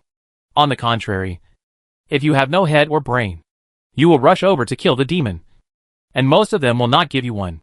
So Duanmu Huai took the pocket watch and thought for a while, then came to the table in the hallway again and compared them with the invitation letters there one by one. Sure enough, he found a clue. There was an art dealer named Mollis White on the invitation letter, and his abbreviation was MH. So if everything was correct, then the zombie he killed was him. Well, that means that some of the guests who came here before him have been transformed into ghouls. Well, now I don't know if this is some kind of curse or part of the ritual. All in all, it's definitely not a good thing. At this time, Lorena and the maid came back and said that they did not find anything particularly noteworthy in the restaurant and kitchen. However, when the maid opened the refrigerator, she found some strange things inside that looked like biological specimens. Obviously, those were not things that should be placed in the kitchen. Oh, let me see. After hearing the maid's answer, Duanmu Huai curiously went to the refrigerator in the kitchen next to the restaurant and opened it. He immediately saw several glass bottles that looked about the same size as cans in the refrigerator's fresh-keeping layer. The liquid inside was a little turbid, and soaked in the liquid were some disgusting weird things. They looked like dead babies, curled up and soaked in liquid. The only thing to say was that these babies were only about the size of cicada insects, and looked quite mini. What is this thing for in the kitchen refrigerator? Is the chef planning to make ginseng fruit with it? Duanmu Huai fiddled with the thing, but even the system did not give him an answer. So he put it back into the refrigerator. Okay, let's go to other rooms and see if we can find something else. Chapter 488. Who would write a diary if they were serious? After leaving the kitchen, Duanmu Huai and others came to the library on the right side of the second floor. It was also empty and looked very peaceful. Apart from the papers scattered on the table, there seemed to be nothing special. Okay, let's investigate this place next. Hey, do you want us to look through all the books here? Hearing Duanmu Huai's order, Lavanna was surprised, and Duanmu Huai rolled his eyes. Of course there's no need to go through so much trouble. We just need to look for any records, such as diaries or handwritten notes. Of course, you can also look at what books are placed here and judge from them whether the owner of this place is mentally normal. Oh, if you encounter a cabinet or drawer that cannot be opened, just call me. Although she didn't quite understand what Duanmu Huai meant, Lorena nodded obediently and started searching around. Duanmu Huai also came to the desk and opened the drawer. Then he rummaged through it for a few times and found a diary. Well, no surprise. From this, it can be seen that the owner of this house is most likely dead. In this world, people who write diaries either have problems and plan to write a will, or have guilty consciences that they want to vent, or they plan to describe some conspiracy in detail in their diaries. After all, who would write a diary if they are serious? Sure enough, Duanmu Huai found some clues and records in the diary. At the beginning of the diary, there were only some daily chores. It can be seen that his distant relatives like arts, especially paintings, to dig everywhere, and want to find the second Picasso, so he also spent a lot of effort to acquire a bunch of oil paintings. It's pretty normal up to here. No big deal. However, when Duanmu Huai turned to the middle, the contents inside became a bit weird. While attending an art exhibition, this distant relative overheard a group of artists discussing a man named Cliff Pitt. He seemed to be a painter, but no one seemed to appreciate his paintings. According to these artists, the paintings made by the man named Cliff Pitt were both morbid and terrifying, and just looking at them made people feel indescribable ugliness and discomfort. If it were someone else, the rumor would have died after hearing it. But this distant relative was obviously different. He keenly realized that the man named Cliff Pitt might be a talented painter. The reason why these artists could not accept his works was because they were too conventional. This meant that the man named Cliff might be a master who created his own school. If I could cooperate with him, maybe I could really discover a second Picasso. Picasso would probably jump out of his coffin when he heard this. In short, after that, the distant relative became interested in a man named Cliff, and he found out his address, and then came to the man's residence, met him, and stated his identity, saying that he wanted to see Cliff's paintings, and if possible, he was even willing to hold an exhibition for him. Cliff naturally entertained his distant relative with great enthusiasm, and the distant relative finally saw his paintings that were uncomfortable, full of curses and corruption, disgusting and ugly, and his thoughts were fully revealed in his diary. I never thought I would see such absurd and terrifying paintings, although I have always believed that painting is to show what the painter sees and thinks. But the thoughts in the mind of this man named Cliff are like demons from the abyss of H.L. His painting style is extremely absurd, but unexpectedly realistic. They look like creatures that only exist in delusion, but they are so real that they seem to exist in the real world. Just by looking at his paintings, I can feel the stench of the monsters in the paintings, and the sound of their sharp nails rubbing against the stone slabs. Cliff's paintings had brought great shock to his distant relative, and indeed made him feel the ugliness and disgusting evil that those artists had described. If he had run away in a panic because of this, then perhaps the matter would have ended there. Unfortunately, this distant relative was stubborn. Although he did think these paintings were ugly and disgusting, it was no longer 1900, but 2000. In this era of death rock, heavy metal and other non-mainstream trends, these curious paintings were more attractive and had more hype value in the eyes of this distant relative. This is like the boss of a music company. He does not necessarily appreciate those noisy death rock, but at least know that this can attract the audience to make money, which is enough. So he suppressed his inner discomfort, began to praise Cliff's paintings, and expressed his willingness to hold a special exhibition for his paintings to make him famous. This made Cleve very excited and happy. He said that in fact he was painting for a series of themes, and his remote relatives agreed to complete this series of paintings, and he would hold painting exhibitions for Cliff. The matter came to an end here. As an art dealer, the distant relative naturally could not waste time on Cliff alone, so he sent someone to help Cliff and went home to start preparing for the exhibition. However, things did not end here, but became weird. First, the staff member sent by the distant relative to Cliff only lasted less than a day before running back in terror, claiming that he would never go to the residence of that blasphemous heretic again. The distant relative did not care about this. After all, he also knew that the power of the other party's paintings was indeed not something that ordinary people could resist. So the distant relative sent a younger employee who seemed to be able to get along well with Cliff to help Cliff. This one is even more powerful. There is no shadow at all. So after Cliff called to tell him that his paintings were finished, the distant relative had to go there in person to see what he had painted. I have no words to describe what I saw. It was such a horrific, blasphemous horror that I still shudder when I think about it now. I just can't believe how a human could draw such a disgusting, spiritually stinking madness and deformity. For the first time, I began to doubt whether my choice was correct. Perhaps his colleagues were right. Cliff Pitt was indeed a madman, a demon, and a messenger from H.L. Through his paintings, he brought unspeakable spiritual curses and distortions to mankind. Perhaps I should change my mind. Obviously, this visit shocked the distant relative so much that his handwriting began to tremble. In the end, the distant relative did change his mind. He planned to hold a small appreciation meeting in his mansion, just like an internal preview before the official release of a movie, inviting his relatives and friends to come and see Cliff Pitt's paintings, and then decide whether to hold a formal exhibition. This is where the diary ends. And now, Duanmu Huai also knew the reason why the other party invited him to the banquet. But what kind of painting could scare that distant relative so much? I have to say that Duanmu Huai is still a little curious. Sir Knight, what did you find?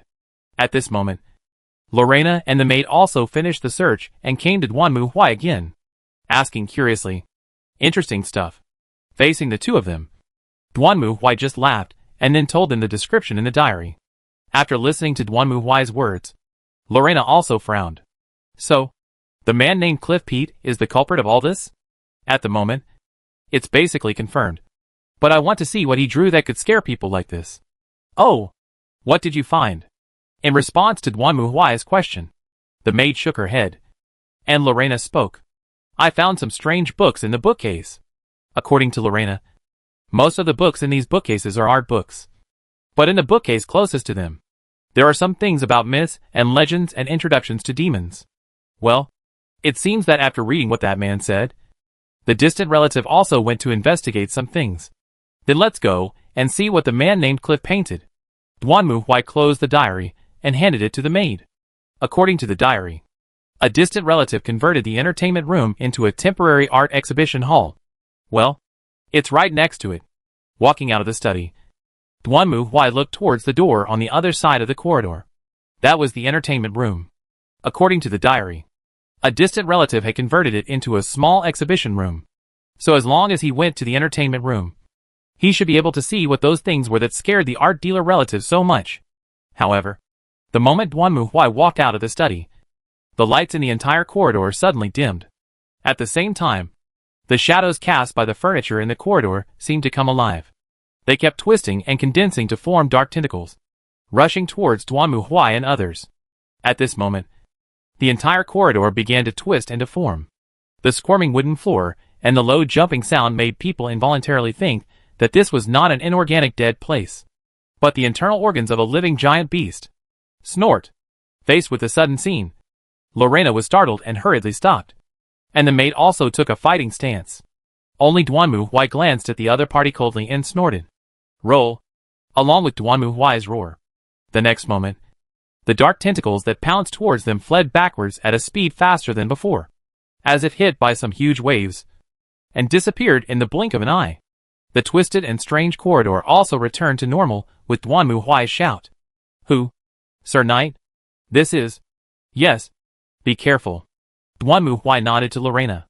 In this world, simple monsters or curses are not that powerful. But the distortion and change of the world at any time is another matter, especially when conducting investigations.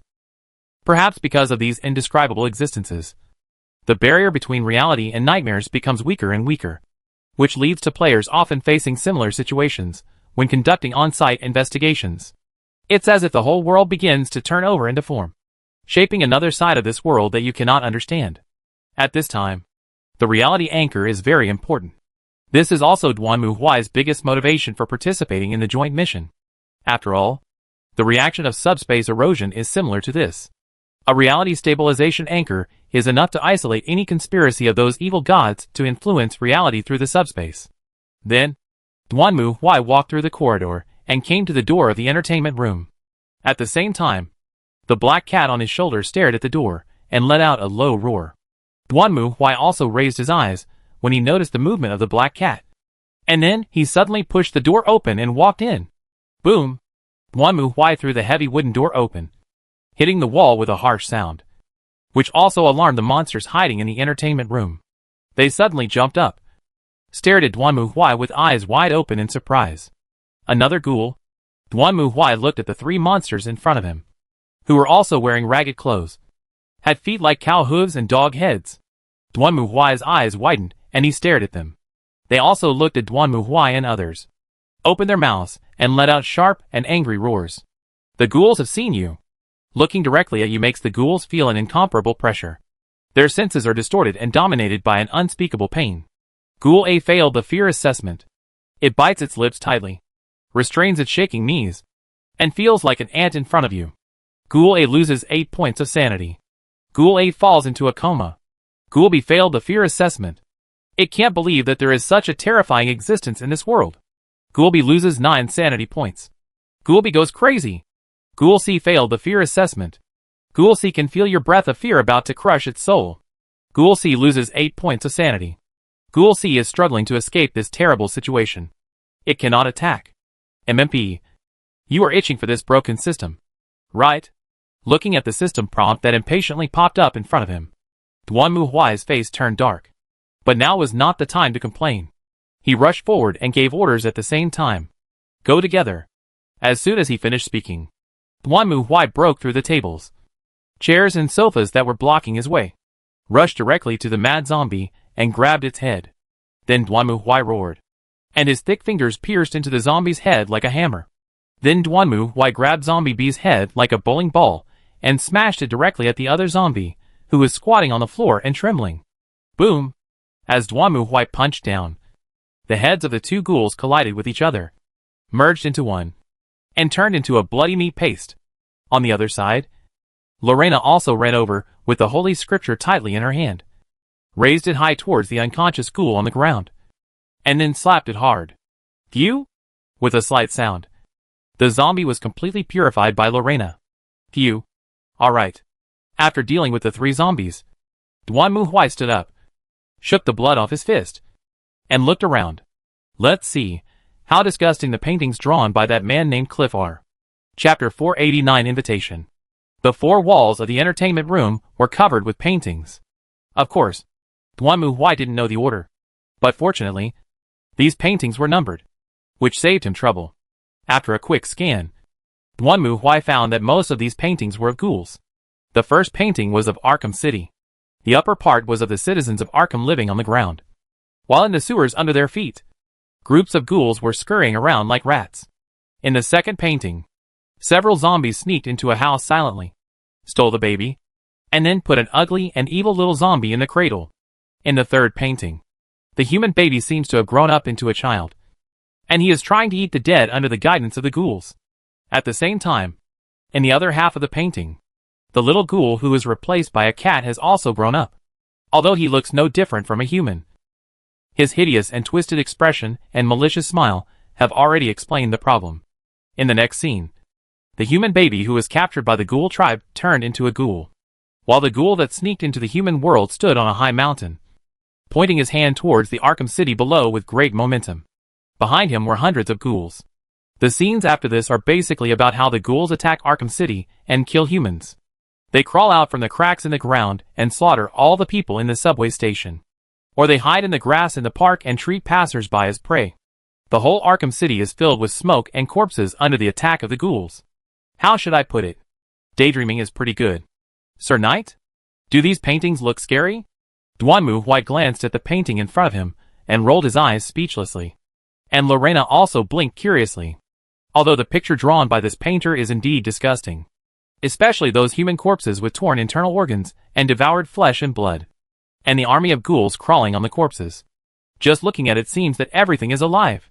It seems that the ghoul's mouth will close in the next moment and bite the flesh and blood. Even just looking at the picture, a strong bloody smell rushes towards you. Even if this thing is held as an art exhibition, there will definitely be 21 plus people. It's more disgusting than a B-grade plasma film. It is indeed disgusting to say it is disgusting.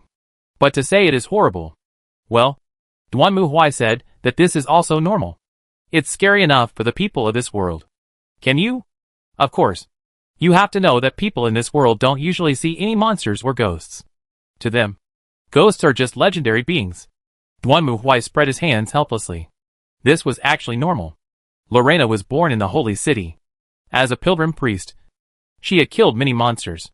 Not to mention that Lorena followed Duanmu Huai everywhere every day and had seen all kinds of monsters. A mere ghoul could not scare her. But it was different for the people in this world.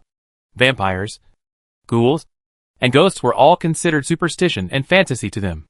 If they saw it with their own eyes, their worldview would be completely destroyed.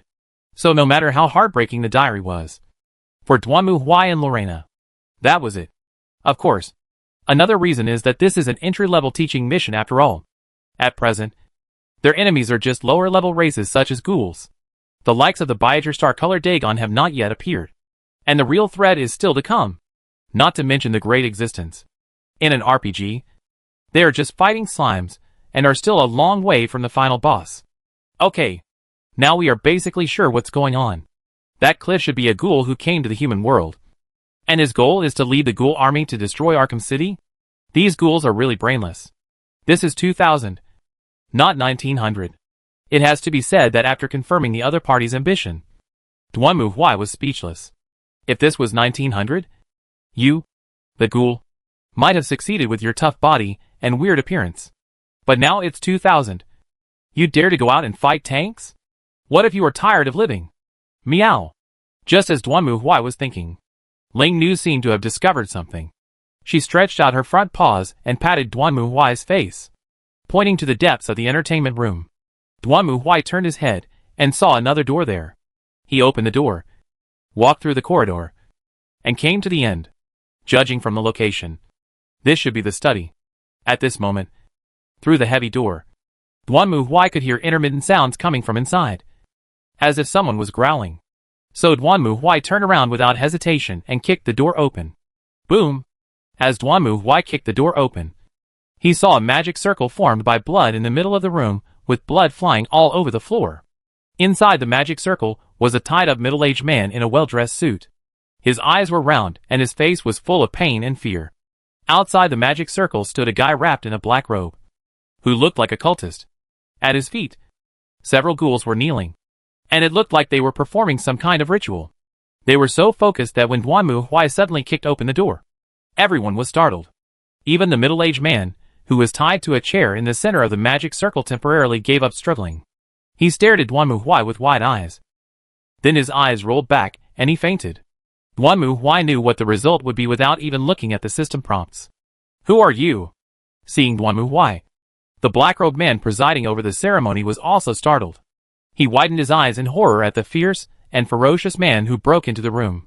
His body trembled constantly. But soon, as if he had thought of something, he hurriedly took out a twisted, weird statue from his arms and held it high. No matter who you are, you can't stop the ceremony as long as... However, the black-robed man did not finish his words, because the strange statue in his hand suddenly exploded. And then a mist full of stench emerged from it and spread to the surroundings. The stench was so bad that even Duanmu Huai and Lorena hurriedly left the room. At the same time, a shrill scream came from the fog. And then Duanmu Huai saw a black shadow suddenly rushing out from it, opening its bloody mouth and pouncing towards him. It was a strange, twisted, dark monster. It was about 10 meters long, with a bat-like wing on its body. Its head was not like a snake, but rather a huge, rotten, blackened spaghetti. The middle of its body was a huge hole, and its head looked more like a worm. When it opened its bloody mouth, Duanmu Huai could even clearly see the sharp teeth that filled the entire mouth 180 degrees and kept rotating and moving. What a piece of crap! If it were an ordinary person facing such a terrifying and huge monster, he would have panicked a long time ago. But Duanmu Huai was not afraid at all. He roared, stretched out his arms suddenly, and grabbed the monster's body tightly. At the same time, Duanmu Huai glanced at Lorena and the maid and gave them orders. Go and capture the person in there. Hearing Duanmu Huai's order, Lorena nodded and rushed into the room with the maid. At the same time, the huge strange snake in Duanmu Huai's hand, which was almost as thick as a human, was shaking its head desperately, opening its bloody mouth, trying to swallow Duanmu Huai whole. I think you are tired of living. At this moment, Duanmu Huai was also angered by the monster snake's struggle. He shouted loudly, and his 10 fingers tore the monster snake's body deeply, directly penetrating its body. An almost suffocating stench gushed out of the wound, with sticky, dark green blood splashing everywhere. The attacked monster snake twisted its body desperately, trying to break free from Duanmu Huai's hands. But it was too late now. Its constantly changing body, which seemed like plasticine, was directly pierced by Duanmu Huai's hands. Then Duanmu Huai grabbed its flesh and blood tightly. He could even feel the countless tentacle-like touches wriggling in the flesh and blood, as if hundreds of cockroaches were crawling on his hands. Go to H.L. Duanmu Huai suddenly opened his arms, and tore the huge monster snake in half. The completely torn monster snake let out a scream, then fell limply to the ground, and then gradually melted into a pool of smelly thick liquid. TSK. That's really troublesome. Looking at the foul-smelling thick liquid on his body, Duanmu Huai patted his chest in disdain. It is inconvenient to have no weapons. Unfortunately, there are no thunder hammers and chainsaw swords in this world. It is obviously not suitable to fight with just 2 hands. In addition, his shooting skills are basically negative. Well, it seems that after returning this time, I need to find a suitable weapon for myself. At this point, everything has basically come to an end. The middle-aged man who was used as a sacrifice was rescued. In fact, he was his distant relative in the setting. The unlucky art dealer. And the black-robed cultist was Cliff. Unfortunately, he didn't seem to have a good grasp of the summoning of the monster snake through the statue, and the summoned monster snake bit off half of his body. As for the remaining zombies, they were killed by Lorena, who held up the holy book. After that, Duanmu Huai called the police. As for why he didn't call the police right away, the reason was very simple. As I said before, where this kind of indescribable monster appears, the boundary between reality and nightmare will become unstable. In this case, it is basically impossible to contact the outside world by mobile phone or telephone. Only after the trouble here is solved, everything returns to normal, and the space is stabilized. Can we call the police? The police soon arrived at the scene and conducted an investigation and search. Duanmu Huai also handed over the clues and evidence he had collected to the detective. This is a very necessary part. Clues and evidence can not only give ratings on the system tasks, but also affect the police's view of you in this world. If there is sufficient evidence, the police will be convinced that there is nothing wrong with your behavior. But on the contrary, if there is insufficient evidence, then if you go to someone else's house and smash, loot and burn, then you can expect to go to jail. Since this was just an entry-level level, it was naturally very easy for a veteran like Duanmu Huai. So soon a detective appeared in front of him. Hello, sir. Looking at Duanmu Huai, who was several heads taller than him, the detective was somewhat nervous. We have checked the clues and evidence you provided, and everything is confirmed to be correct. So, can I leave now? Of course. But we have a small request. Oh! Hearing this, Duanmu Huai, who already knew what would happen next, raised his eyebrows. What request? I wonder if you're interested in assisting the police and becoming an investigator? Chapter 490 Trainee Investigator. In this world, there is a group of people who are from all over the world and have various identities. From gangsters, swindlers, reporters, gangsters to students, university professors, archaeologists, businessmen, wealthy people, and even detectives, soldiers, police. Their occupations cover almost every profession you can imagine in the world. These people include men and women, young and old, and are spread all over the world. They are not members of a certain organization, nor do they believe in the same religion, nor do they have the same beliefs. The only thing these people have in common is that they have discovered the indescribable, terrifying existence hidden in this world and the other side of the universe due to some coincidence or intentional or unintentional contact.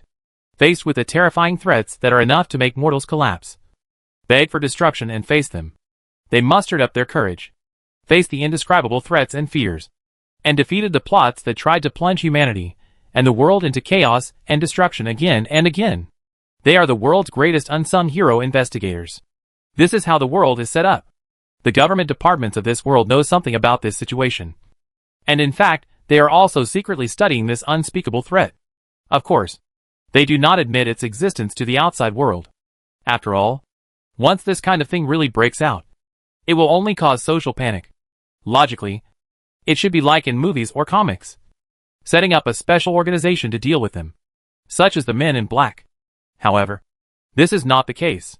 In fact, the logic is very simple.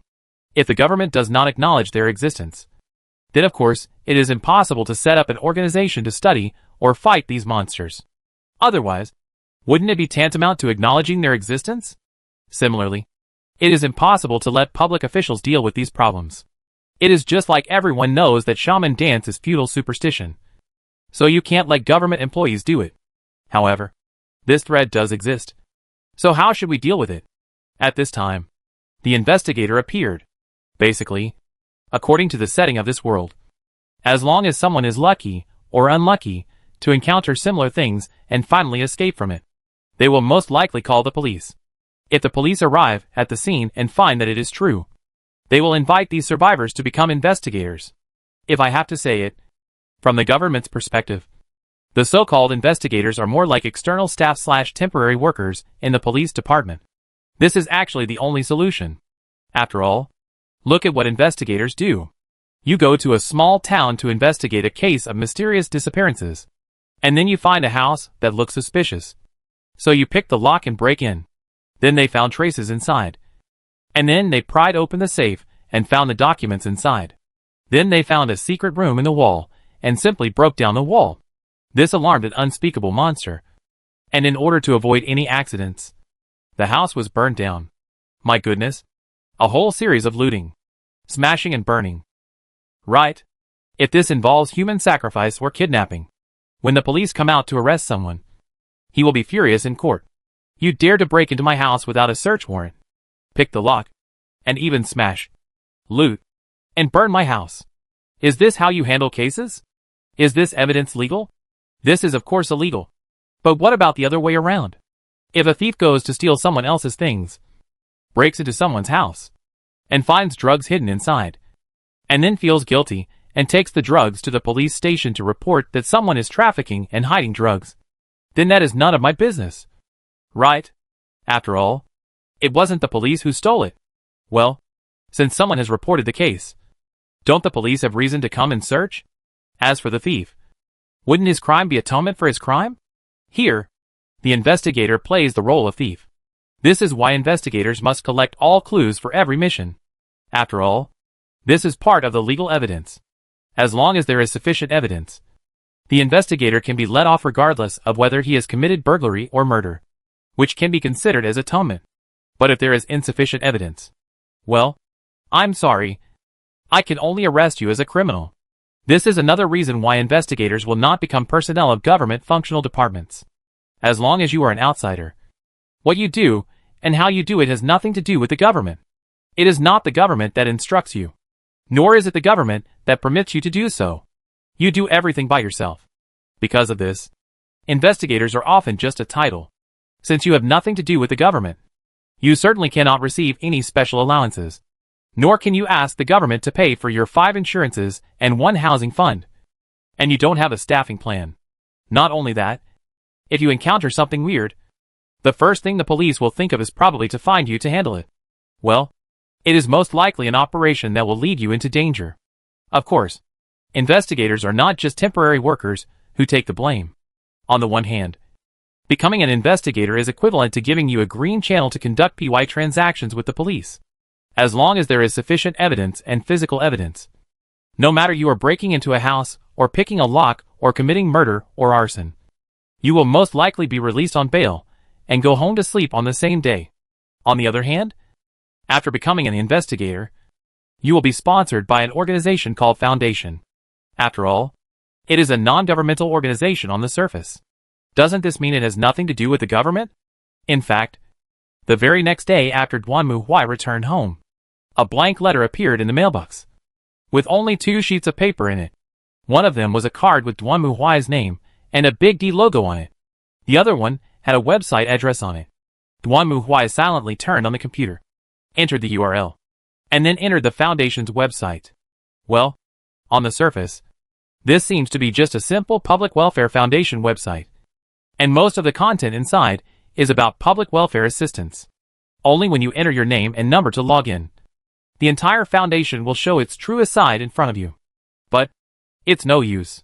Looking at the list in front of him, Duanmu Huai couldn't help but complain.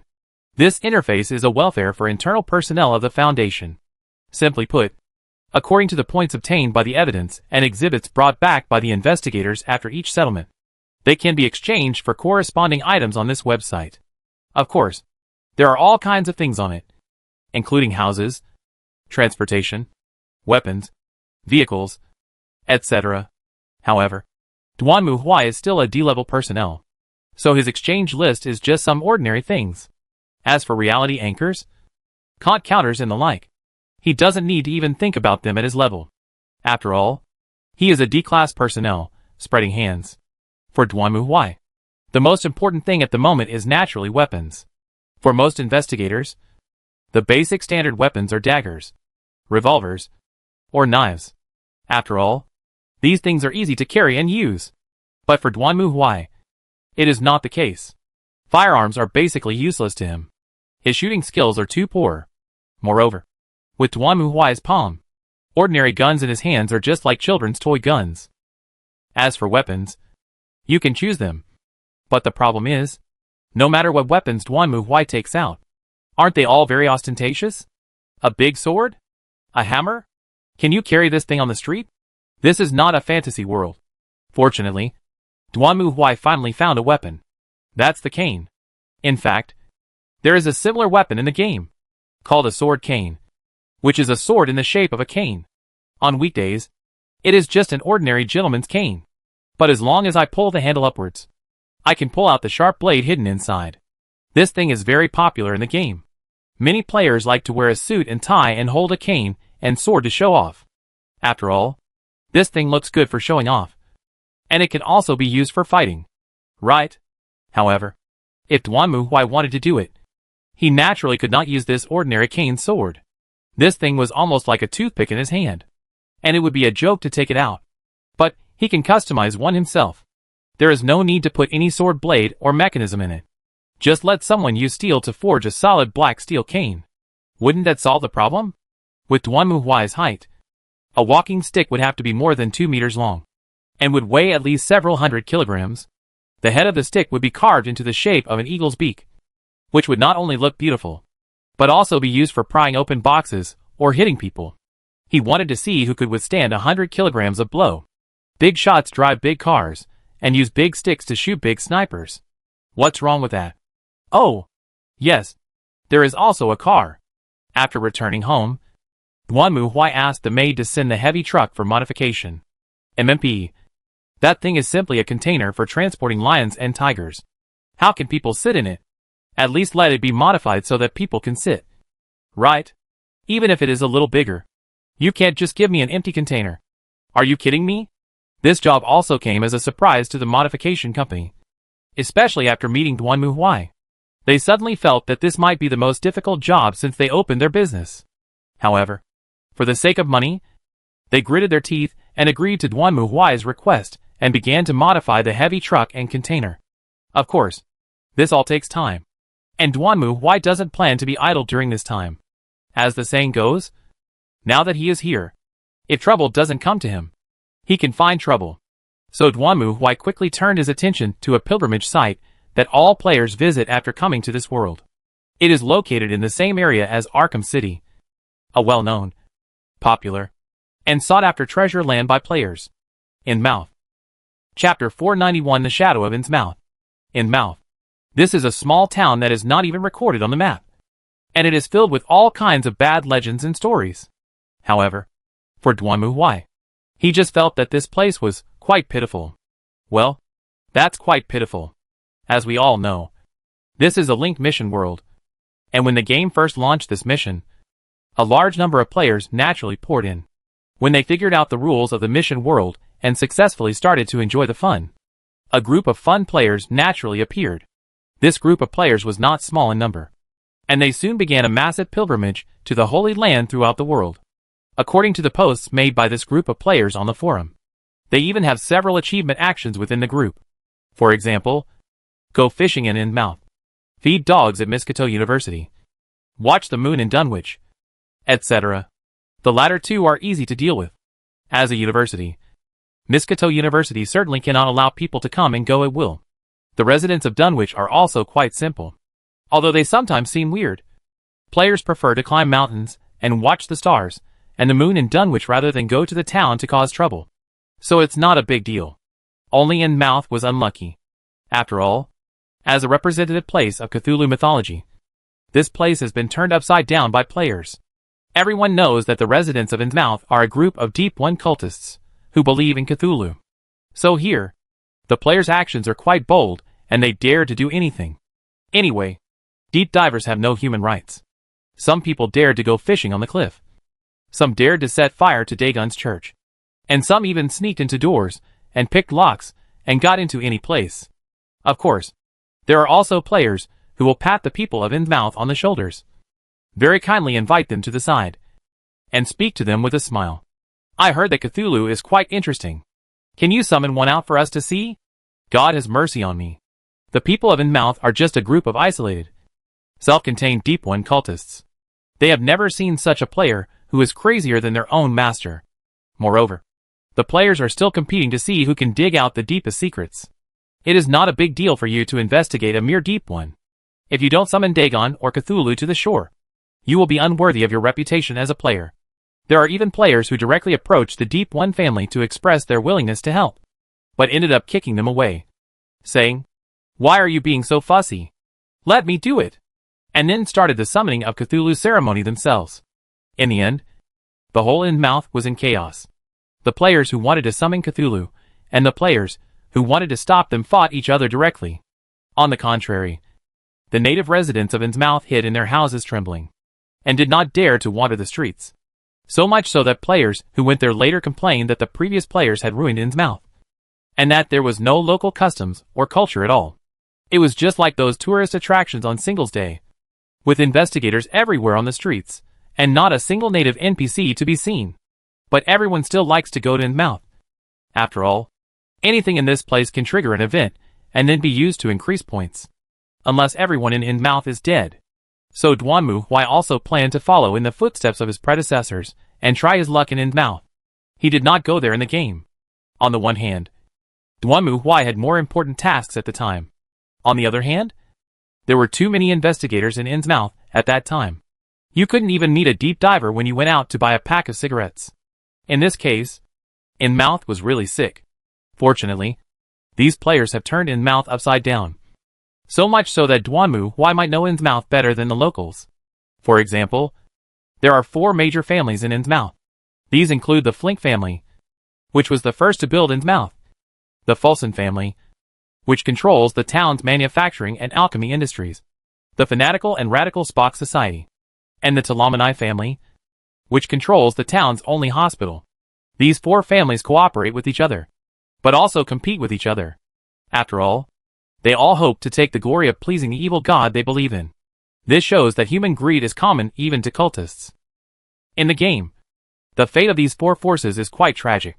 The Flink family, because of their size, attracted the wind, and was directly wiped out by investigators who heard the news. The Fulson family is not much better. They are rich and are cultists. In the eyes of players, they are simply the best ATMs. Therefore, under the hands of the investigators who rushed in, their miserable condition was comparable to being torn apart by 5 horses in a downtown area, which was unbearable to watch. The Spock Society was even worse off. This society itself was the most radical and fanatical cult. They could not tolerate the influx of investigators. So they were the first to bravely stand up and shout, "Down with human tyranny. The world belongs to Dagon." And then nothing happened. Did you really think the investigator was joking with you? The same is true for the Telamanai family. Although they rely on the control of the hospital, they are well hidden, so they were not killed by the investigators at the first time. But later, an investigator discovered the secret of the Telamanai family and threatened the Telamanai family to work for him and summon Cthulhu as soon as possible. At that time, the Telamanai family thought that they could use each other and agreed. What happened was that the investigators couldn't stand the procrastinating attitude of these cultists and planned to make a big move. But the Telamanai family didn't want to. So the 2 sides turned against each other and robbed each other. What the Telamanai family didn't expect was that the other party actually believed in Dagon. and relied on Dagon's divine power to destroy them in turn. Is there anything more tragic than being destroyed by the evil god you believe in? I'm afraid it's gone. According to the player who cooperated with the Ptolemy family and then turned against them and killed them, basically in Innsmouth. The methods of the four major families are similar. They will kidnap the residents of Innsmouth and also kidnap outsiders. Among them, the local residents will be brainwashed after being kidnapped and then become devout believers. Outsiders are basically used as sacrifices to Dagon. This is also where the conflict between him and the Ptolemy family came from. The player originally thought that quantitative change would lead to qualitative change. How long would you keep kidnapping people one by one? It would be better to organize some kind of event. Deceive a bunch of onlookers who didn't know the truth. And then kill them all at once and give them to Dagon. The Ptolemy family certainly disagrees with this. If you say that a few outsiders disappear here occasionally, that's fine. But if you want to organize a big event, won't that attract the higher-ups? Players are also confused about this. If you can really make the evil god happy, then this won't be a problem? Or is it that the stupid evil god you believe in can't even deal with the human army? So why do you believe in it? So the two sides started fighting. As for how to maximize the points gained in the entire Innsmouth, Duanmu already had some idea through the information described in the forum.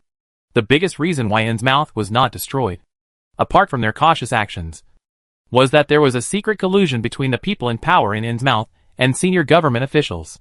This kind of evidence would add to the score, so they had to get it.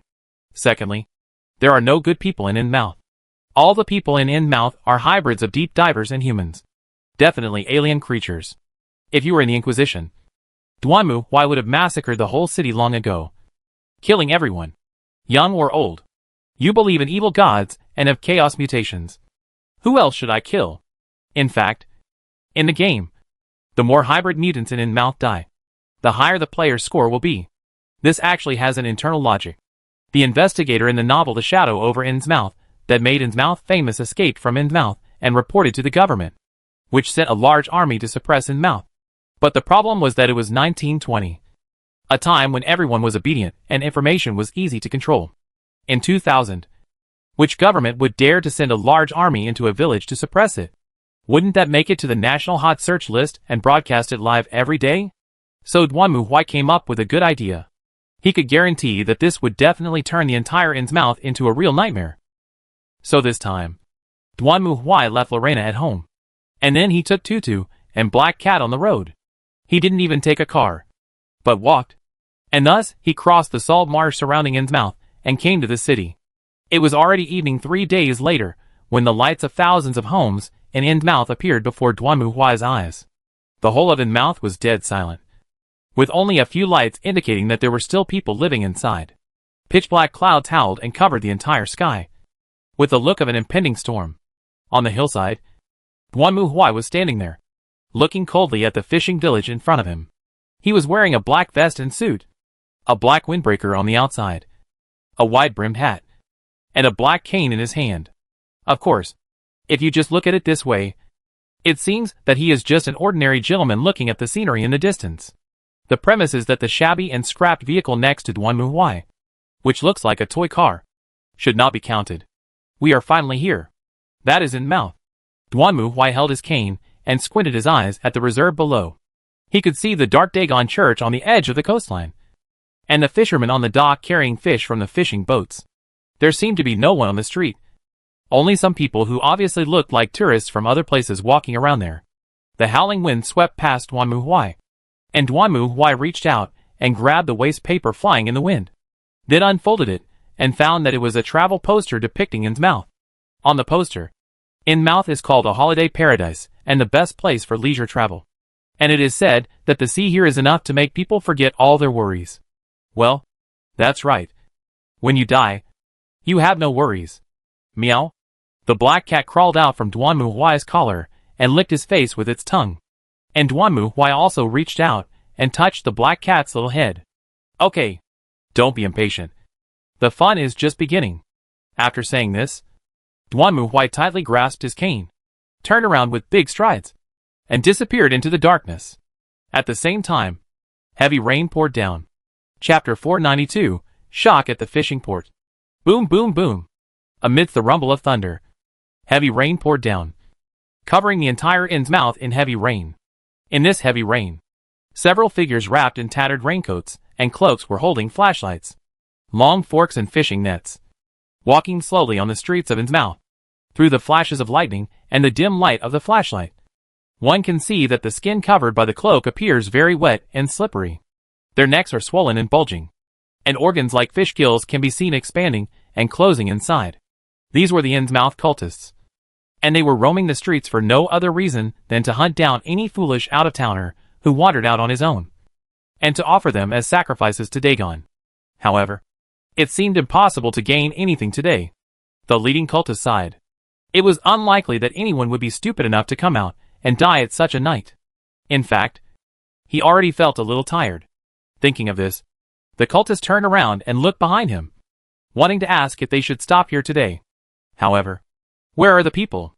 Looking at the empty street behind him, the cultist was stunned. He clearly remembered that the other people were just behind him. So how come they disappeared in the blink of an eye? Could it be that they all felt it was too hard and ran away long ago without anyone even telling them? Just when the cultist was confused, suddenly a black shadow, like a poisonous snake, flew out from the alley behind him and directly wrapped around the cultist's neck. Before he could react, the next moment, the cultist was pulled into the alley, and there was no movement anymore. The heavy rain continued without stopping, but Innsmouth was as quiet as ever. Until the sun rises. What did you say? Sitting behind the desk, the well-dressed middle-aged man frowned and glared at his subordinates, who were timid and submissive in front of him. As the patriarch of the Flink family, he originally expected to start the new day with a good mood. But his good mood did not last for a few minutes before he was completely ruined by the bad news brought by his subordinates.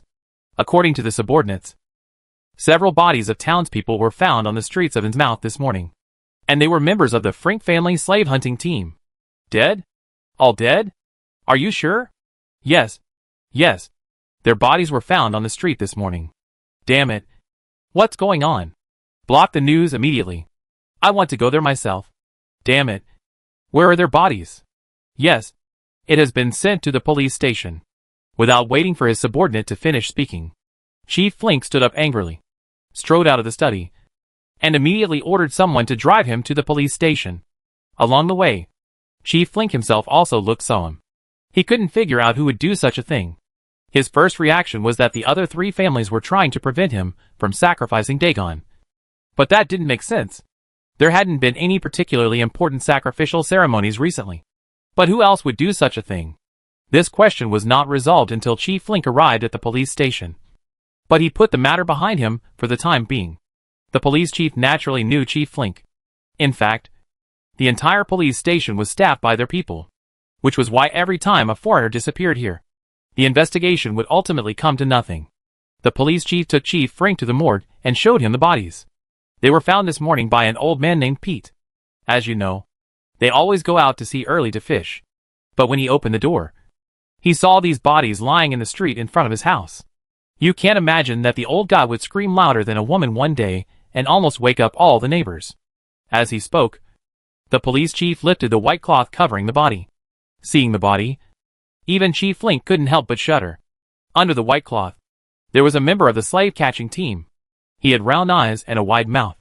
His ferocious, fearful, and distorted expression was very similar to those sacrificed in the sacrificial ceremony. There was a long opening on his neck. Chief Flink frowned and looked at the police chief next to him, hoping that he could give him an answer. That was the fatal injury. Normally, smoking is not allowed in the morgue. But the police chief obviously didn't care. He lit a cigarette and pointed at the neck of the corpse. As you can see, we suspect something pierced his neck, like an iron hook or something, and then pulled him over like a hanging pork. Then he died like that. Poor man. I don't know what he saw before he died, but I think it must be something beyond their imagination. Chief Flink remained silent, listening to the police chief's introduction without saying a word. Then he raised his eyebrows. Does anyone know anything about this? It's mostly just locals. The tourists are more interested in the beach and the wine. But I suggest you watch out for the so-called backpackers. This place is so empty. They might be hiding somewhere like rats. I see. Thank you. Chief Flink certainly knew what the police chief meant. Innsmouth used to be a town, famous for its shipbuilding industry, and was quite developed.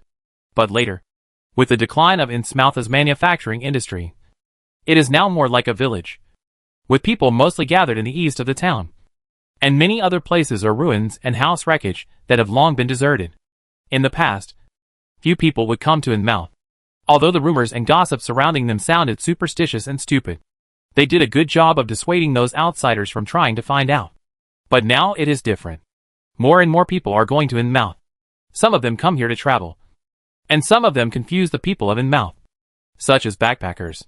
These idiots, who have little money and run around with a backpack on their backs, confuse even the residents of Innsmouth who believe in evil gods, wondering why someone would be so poor that he has no money to eat and still want to travel around. Of course, these idiots were the perfect sacrifices for Innsmouth. Walking out of the police station, Chief Flink raised his head and looked at the sky. The weather was good today, with dark gloomy clouds covering the sky. There was no dazzling sunlight, and the humid water vapor in the air made him feel energetic and refreshed. But for some reason, Chief Flink had a bad feeling. It seems that this is just the beginning. Patriarch Flink's hunch was correct. The next morning, along with the shrill screams, came shocking news. It's Folson's people. Their people were killed too. The young man who brought the news to Chief Flink was still the same guy.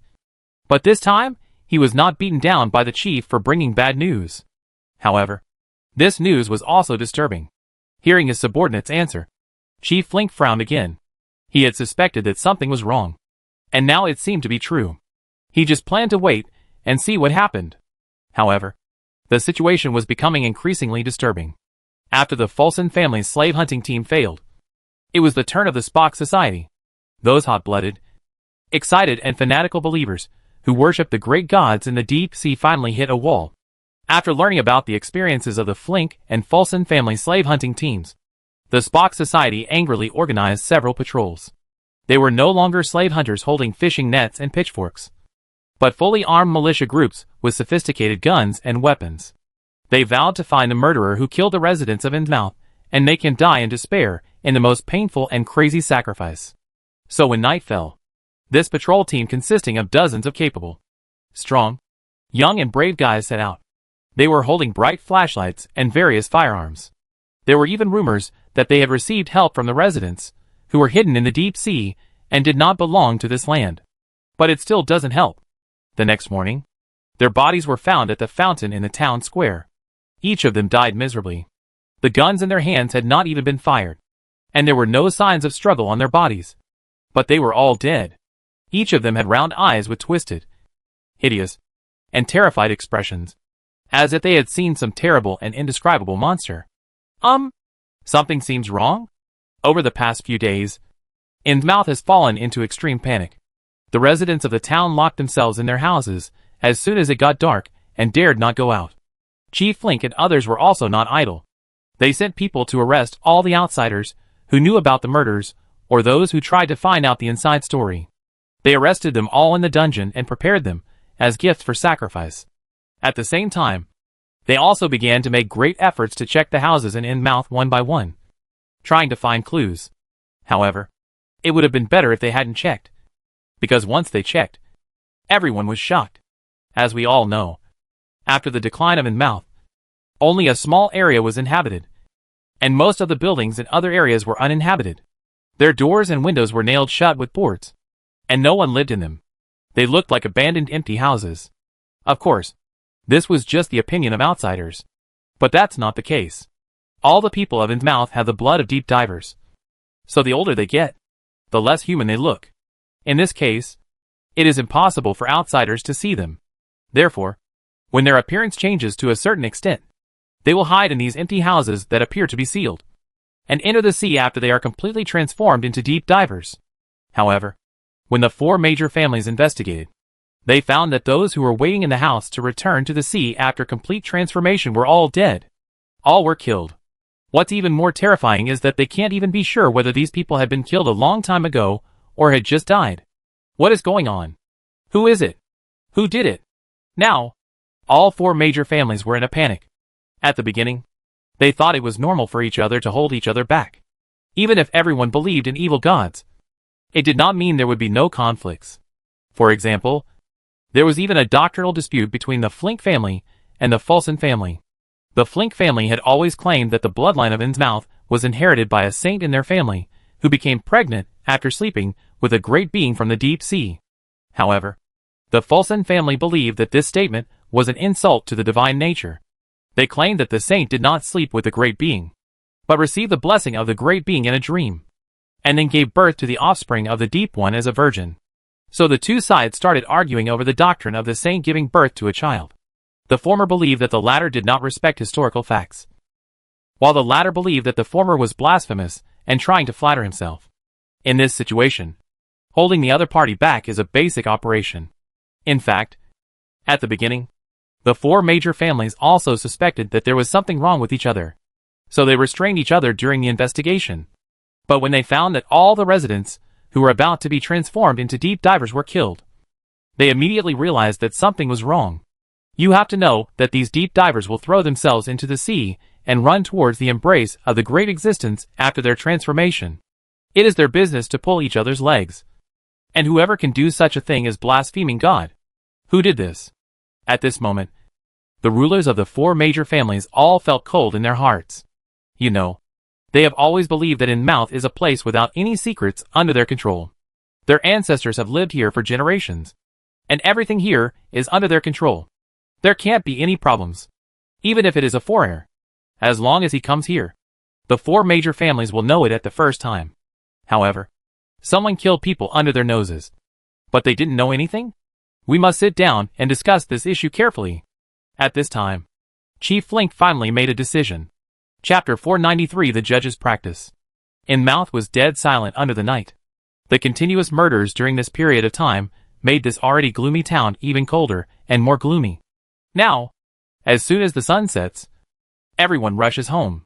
Even the business of attracting foreign tourists has stopped. Even at home, the residents of Innsmouth dare not turn on the lights. They just light candles, curl up in the room, and wait for the arrival of dawn in fear. A black cat quietly passed through the deserted streets and alleys and came to a high tower not far away.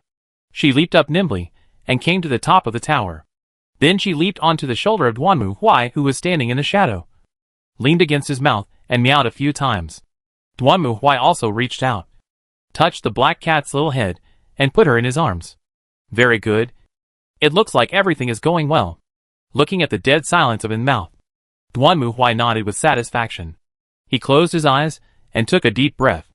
The fresh sea breeze brought a wonderful breath full of fear and despair. The fear of those lowly alien hybrids in the face of death and destruction was the best food for Duanmu Huai, the god of destruction. In fact, these fish-faced heretics did not realize that this territory, originally covered by the great god they believed in, was now being quietly eroded by the fearful aura of the god of destruction. Of course, Duanmu Huai had planned to do this in advance. In fact, most players will do this. If they receive a commission and go somewhere to investigate, most of these players behave as politely as gentlemen, as if they were real professional detectives. But on the other hand, if the players are not commissioned but take the initiative to cause trouble, then they are basically tearing off the mask of their civilization and becoming unscrupulous. The reason is simple. When you accept this commission, your every move will be considered as the beginning of the assessment. It's like an interview. The moment you enter the room, no matter what you think, the assessment has already begun. Even your posture, attitude, and tone of voice when sitting on the chair may affect your evaluation. But it's different if you take the initiative to find trouble, because there is no commission. So players can do whatever they want. After all, even if I did it, as long as you can't find out, in the end it won't be my fault. The same is true for Duanmu Huai now. If he received a commission and came to Innsmouth to investigate a case, Duanmu Huai would naturally act strictly in the manner of a regular investigator. But if Duanmu Huai did not receive the commission, but came to Innsmouth on his own initiative, then he could do whatever he wanted, even killing all the people in Innsmouth, as long as he could submit a self-consistent line of evidence afterwards. Then he would be done. This is also the reason why players in the town of Innsmouth were in chaos in the game. The other reason is even simpler. Although in this world, the players are investigators, in the final analysis, they are judges of the Inquisition. According to the standards of the Inquisition, Innsmouth's heretics, who were mixed with the deep ones and believed in evil gods, were to be completely exterminated. And all of them, regardless of gender, age or status, must be killed. Of course, It was not just these heretics who believed in heresy and mixed with the deep ones, but also the deep ones, Dagon and even Cthulhu they believed in. According to the standards of the Inquisition, they could not be let go once they saw them, and they must all be purified without leaving a single one. So to some extent, the player's identities as an Inquisitor and an investigator are somewhat contradictory, because according to the Inquisitor's job, all heretics must be killed when they see them. Evidence? The Inquisitor has the final say on this stuff. If I say there is, there is. Whether you believe it or not is none of my business. However, of course, investigators in this world cannot do so boldly. Anyway, people have to act under the legal framework. At least, you have to say it on the surface. In fact, at the beginning, many players suffered losses in this regard. They accepted the commission and went to investigate, only to find that a certain place was full of cultists. In the spirit of the Inquisition, they would rather kill 1,000 by mistake than let one go. So they slaughtered them all. Of course, the local government could not let them go. So these players started fighting with the police and the army who were chasing them. And finally they were kicked out of the game world after losing all their points. But later, the players learned their lesson and quickly found a balance. All the heretics must be killed. As Inquisitors, this is their job. There is no room for negotiation, and no one can say anything about it. But in the middle process, the operability is too great. This is also Duanmu Huai's plan at the moment. He planned to increase the fear of the people of Innsmouth by causing these serial murders in Innsmouth, and at the same time put pressure on the 4 major families. He was sure that the 4 major families would not be able to withstand the pressure, and would summon Dagon or Cthulhu for help. At that time, he only needs to seize the opportunity and deal the opponent the greatest blow, and then burn down Innsmouth afterwards. Then, when submitting evidence to the police, he will say that these idiots believed in evil gods and launched a blasphemous religious ritual that failed, causing the entire town to be destroyed. Who can find out? As long as the evidence is conclusive, the police will definitely turn a blind eye to such things. Players do similar operations more and more often in the game, and they have all kinds of fantastic excuses, such as a sudden outbreak of plague, an earthquake in the whole town, or a sudden eruption of the nearby volcano that buried the whole town. If they are too lazy to make up a story, they will just say that the people there suddenly went crazy and killed each other. Anyway, there is no evidence after death. After all, an investigator is an investigator, and it's okay to have fun, but he must not forget his main job as a judge. Duanmu Huai didn't even worry that the people of Innsmouth would call the police. This group of cultists were not clean in the first place. If they dared to report such things, they would be in trouble if they were investigated by the higher-ups. So he was sure that even if he killed more heretics in Innsmouth, the people of Innsmouth would not dare to say a word. This is indeed the case.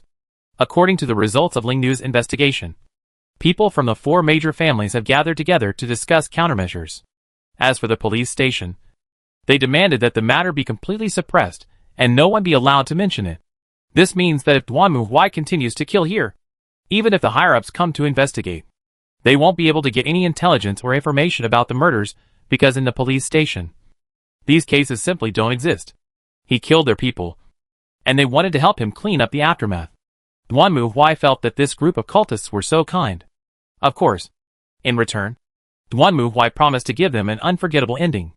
Duanmu Huai was able to do this because he had the genes of the original Raven Guard, which allowed him to appear and disappear in the streets of Innsmouth without being discovered. If not, it would be much more difficult for Duanmu Huai to move freely in this place. In fact, during the time when the 4 major families were searching for the murderer, Duanmu Huai was not idle either. He took advantage of the time when the group of people were out searching during the day and sneaked directly into the lairs of the 4 major families.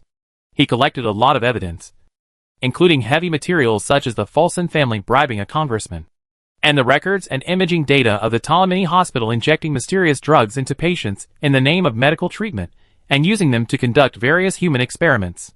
It can be said that the 4 major families had never imagined that when they were angrily looking for the murderer outside, the culprit had already turned their nest upside down. Coupled with the evidence of the Innsmouth Police Department's collusion with the Frink family, Duanmu Huai had a complete line of evidence. Now, he just had to see how far this group of cultists would go and who they could summon out. But unfortunately, in Duanmu Huai's opinion, The possibility of Cthulhu is extremely low. After all, 9 stars need to be aligned to unlock Cthulhu. And there has been no news of any abnormal celestial phenomena recently. It is estimated that Dagon is their limit. Of course, if there is really no Cthulhu, Dagon can barely be accepted as a god. Dwamu Hwai is not afraid of evil gods like Cthulhu, who are at the level of village chief. Although there are evil gods in this universe that Dwamu Hwai is afraid of, there is nothing to be afraid of like Cthulhu, a guy who has nothing good except his great reputation. Many Sisu believers claimed that it would destroy the whole world when it woke up, and then was scrapped by a fishing boat. That's it? Aren't you ashamed? It would be hilarious if the world could be destroyed by this thing. Dwamu Hwai was really curious. Maybe these believers had problems with their brains. Oh, they did have problems with their brains. That's okay. After all, one of the biggest features of Kisu believers is mentally retarded. Then, it's time to destroy it all. The next morning, the atmosphere in the town of Innsmouth was quite tense and gloomy. The heavy rain that had lasted for several days did not stop, but became heavier. However, in this weather, the people of Innsmouth did not choose to stay at home. Instead, they walked out of their homes in 2s and 3s, gathered together, and rushed forward along the street to Dagon Church on the coast. No one spoke or moved along the way. They just walked forward and forward until they reached the church. This church, which once belonged to another denomination, has now become a huge building after decades of modification, which can accommodate hundreds of believers. And this is almost the majority of the population of the small town of Innsmouth. At the bottom of the church, Chief Flink was also standing there, covered in a black robe, looking into the dark, huge cave in front of him. This cave was where they offered sacrifices to the great being they believed in. And this time, they would unite and pray for Dagon's blessing and guidance to eliminate the murderous ghost lingering in Innsmouth. Chief Flink had secretly prayed for guidance from Faith several times, but all he got was a vague revelation. A tall, terrifying, and majestic figure was watching over the entire Innsmouth. In front of him, the entire town seemed as fragile as a toy on a sand table. However, the figure was blurry. Moreover, when Chief Flink looked at him, he only felt an incomparable and trembling fear from the depths of his soul. Mr. Frink. The figure that came to his ear startled Chief Flink. He quickly came to his senses and turned around to see a fat man next to him, frowning and staring at him. He was the chief of the Fulson family. If it were any other day, Flink would definitely ridicule his fat pig-like body. But now, he was not in the mood to do so. What's wrong? It's time for the ceremony to begin. Fulson nodded to Flink, who also took a long breath and then looked forward with wide eyes. Of course. Then, let's get started. Chapter 494, God's Arrival. As night falls once again on Innsmouth, the blasphemous, evil ritual begins. The residents of Innsmouth gathered in Dagon Church holding torches, looking at the dirty, ugly statue in front of them, calling out the name of the God they believed in, praying, begging for its mercy and salvation, hoping that the great God they believed in could free them from the nightmare. In the empty space below the church, the core believers gathered there, raised their hands devoutly, and chanted blasphemous and ugly spells. In the name of the land of Aha Ansre under the sea and its inhabitants, praise the one who rules over all. In the name of the seal of Kish and all who obey it, praise the one who made it. In the name of the gate to Yeh and all who use it, those who have gone and those who will come, praise the one who is on the other side of it. In the name of the one who will surely come, Thangluim Glnaf Cthulhu Raya Gonadltain. The prayers of the fanatical cultists echoed in the huge underground cave, and the outsiders who were captured for sacrifice at the edge of the cave were trembling at the moment. Their faces were pale, and they looked at everything in front of them, not knowing what to do. However, at this moment, several cultists came over and pushed the sacrifices at the edge directly down. With a few shrill screams, the outsiders standing at the edge of the cave fell into the abyss that seemed to be dark and bottomless, without even the sound of water. However, the people of Innsmouth did not care about the lives of these outsiders, and they didn't even look at each other. The ceremony continues. Chief Flink exchanged glances with several other important figures, then knelt down in front of the altar again, staring at the blasphemous and evil statue in front of him, and began to shout loudly, "Great Father God Dagon, Great Mother God Hydra, in the abyss, we offer our highest respects and build a glorious empire with endless years. we will eventually witness the awakening of immortality. Yay! R'lyeh! Yay! Cthulhu is giving out candy. Crash! Crash! Along with the cultists' calls. The sound of the waves also emerged, as if echoing the cultists' prayers. The cultists pushed the sacrifices one by one into the abyss like dumplings, and the sound of the waves became more and more violent. Just when the cultists' calls reached their peak, the dark cave that was originally bottomless was filled with the gradually surging sea water. Immediately afterwards, a huge black shadow suddenly emerged from it. Aya! Aya! Looking at the huge black shadow before them, the cultists became more and more excited. They fell to their knees, shaking with excitement. They didn't expect that Father God Dagon would actually appear. That means they are saved. Boom! However, at this moment, suddenly, a low collision sound was heard. The sound was not loud at all. Just the sound of a cane hitting the ground. If it happened somewhere else, it would have been completely drowned out by cheers or something like that. But here, this sound was like a raging storm, instantly suppressing the cheers of the cultists. Not only that, the cultists who were originally excited by the appearance of Father God Dagon now felt as if a bucket of ice water was poured on their heads, and they were completely frozen. The blood that was boiling because of seeing the Father God Dagon was now like entering an ice cellar, and was almost frozen. All of a sudden, the originally noisy gathering place fell silent. However, the sound did not stop. On the contrary, it sounded again. Boom! Boom! The dull sound came again. This time, the cultists turned their heads tremblingly and looked behind them. They saw a tall figure walking in from the entrance, not far behind them. He was wearing a dark windbreaker, a wide-brimmed hat, and holding a pure black cane in his hand. Most of his face was hidden by the brim of the hat and the raised collar, with only a pair of eyes exposed. Finally got you out. Duan Muhui raised his head and looked at Dagon in front of him. Relatively speaking, this guy actually didn't look that bad, at least compared to those indescribable things. It was still easy to describe. To put it bluntly, this guy was a giant half-fish man. His head looked like a fish. His body was as tall as a giant. His body was covered with scales, and he smelled like fish. That is it. It's not the hybrid of Sisu. But doggone is okay. Duan Muhui stared at Dagon. His voice did not change, but his momentum was getting stronger and stronger. You lowly evil gods. How dare you wreak havoc on the human world? I think you are tired of living in front of the court of Inquisition. It is not your turn to act arrogantly here. Along with Duan Muhui's roar, the next moment the aura of fear on his body suddenly turned on full force, and black flames also burst out from Duan Muhui's body. At this moment, all the cults felt a terrorist pressure that fell from the sky, as if a mountain was pressed directly and smashed them on the ground. You cast fear aura on the cultists. The cultists resisted the aura of fear. Identification failed. Cultist A is sentenced to instant death. Cultist B falls into hysterics.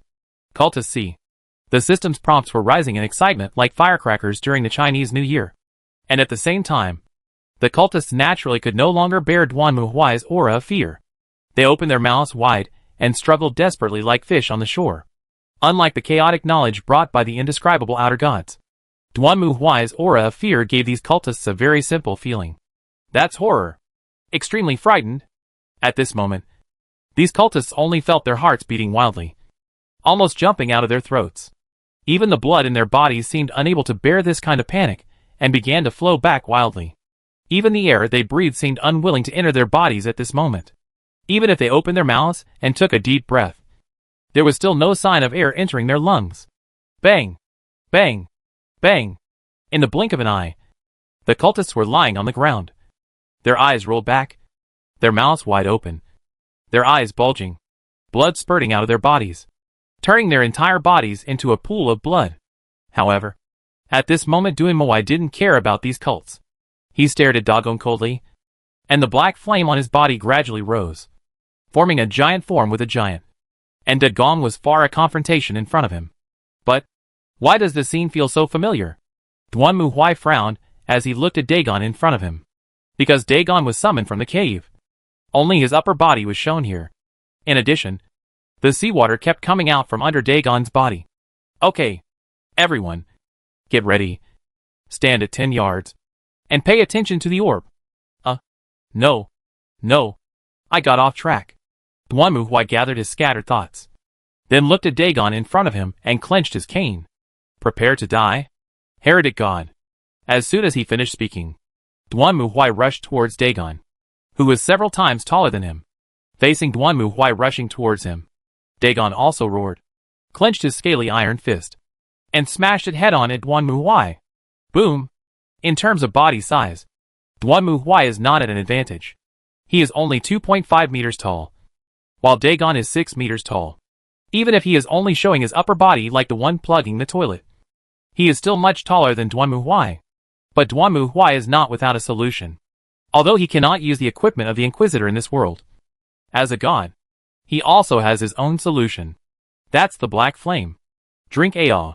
Duanmuhui jumped up, and as he moved, the black figure formed by black flames on his body, which was about the same size as Dagon, also raised his hands high, clenched the warhammer formed by black flames, and smashed it head-on at Dagon's head. Boom! The huge hammer made of black flames smashed directly on Dagon's head, causing Dagon to roar in anger. He opened his hands and tried to grab Duanmuhui. However, Duanmuhui jumped up and landed on Dagon's arm, then suddenly jumped forward, and the cane in his hand pierced into Dagon's eyes like a bee's stinger. Oh! An evil god of Dagon's level basically has no power. He can only bully humans. Any genuine god can make him suffer. And now that Duanmuhui has targeted him, he is naturally unlucky. In an instant, the entire cave began to shake wildly. The next moment, the entire cave seemed to be hit by something and suddenly collapsed.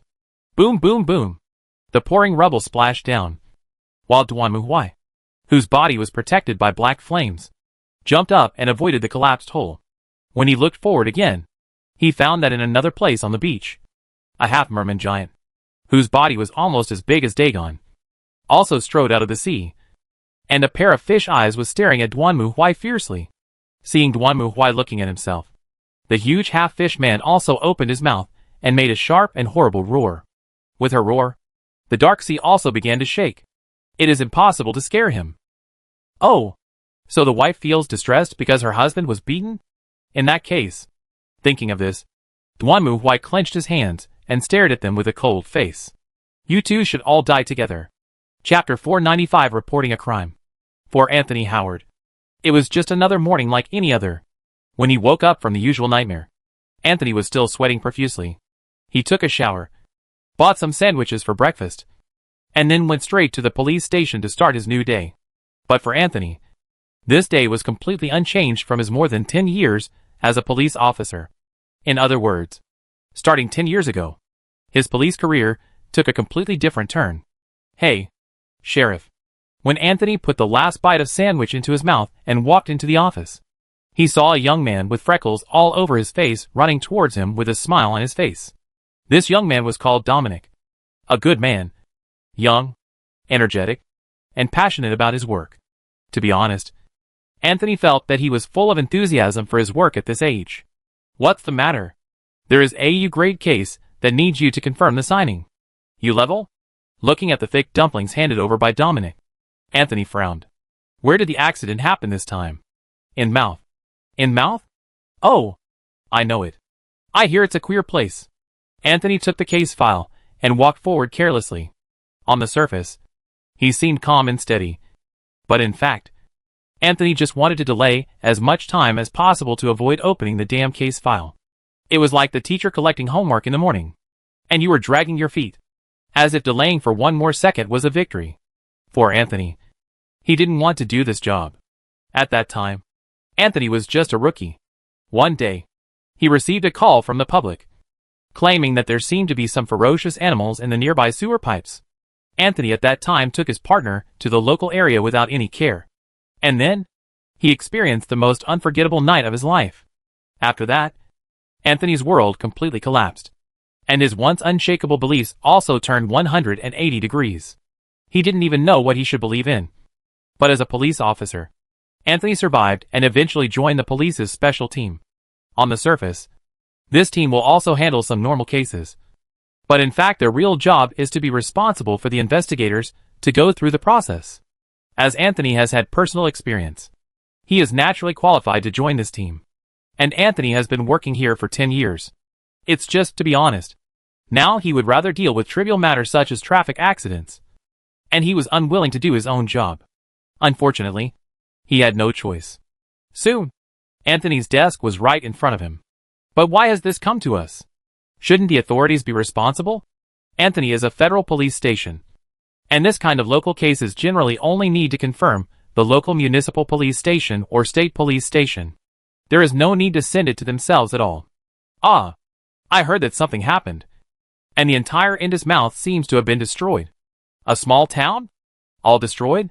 After hearing the answer, Anthony also stunned and had to admit that this really made him stunned. In the past, Anthony did not take over the dossiers for investigation in this area. No wonder the file was handed over to him. Hearing this, Anthony also opened the dossier with a serious look, and then looked at the content inside. It has to be said that the report is very detailed.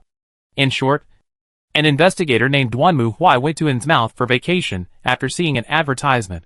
However, he accidentally discovered that the local residents seemed to be hiding some evil secrets. One night, he accidentally discovered that the other party was kidnapping outsiders on the street. So the investigator began to investigate. I have to say that the evidence given by the investigator can be described as shocking. Not only is the evidence of Mouth and Converse's bribery, but even a local hospital for evidence and video of human experiments on the grounds of seeing a doctor. The investigator also followed the clues, and finally discovered that the group of cults were secretly holding an evil and terrible ritual, trying to summon a horror monster in a deep sea to conquer the world. I have to say that the entire process is normal. And the local police also attached to the survey photos in it. Indeed, a large number of human bones and suspected sacrifice venues were found in local buildings. Only, Anthony always felt that there was something wrong with this report. On the surface, the entire clue is no problem, with sufficient physical evidence. And the local police also took photos as a sideline. But Anthony always felt that this report was a bit procedural. That's right. Process. As a sheriff who specializes in U-level cases, Anthony has read the reports written by investigators more than once, and even talked to many investigators face to face. In fact, almost all the investigators who have experienced these things are very excited. Excited and terrified. This is normal.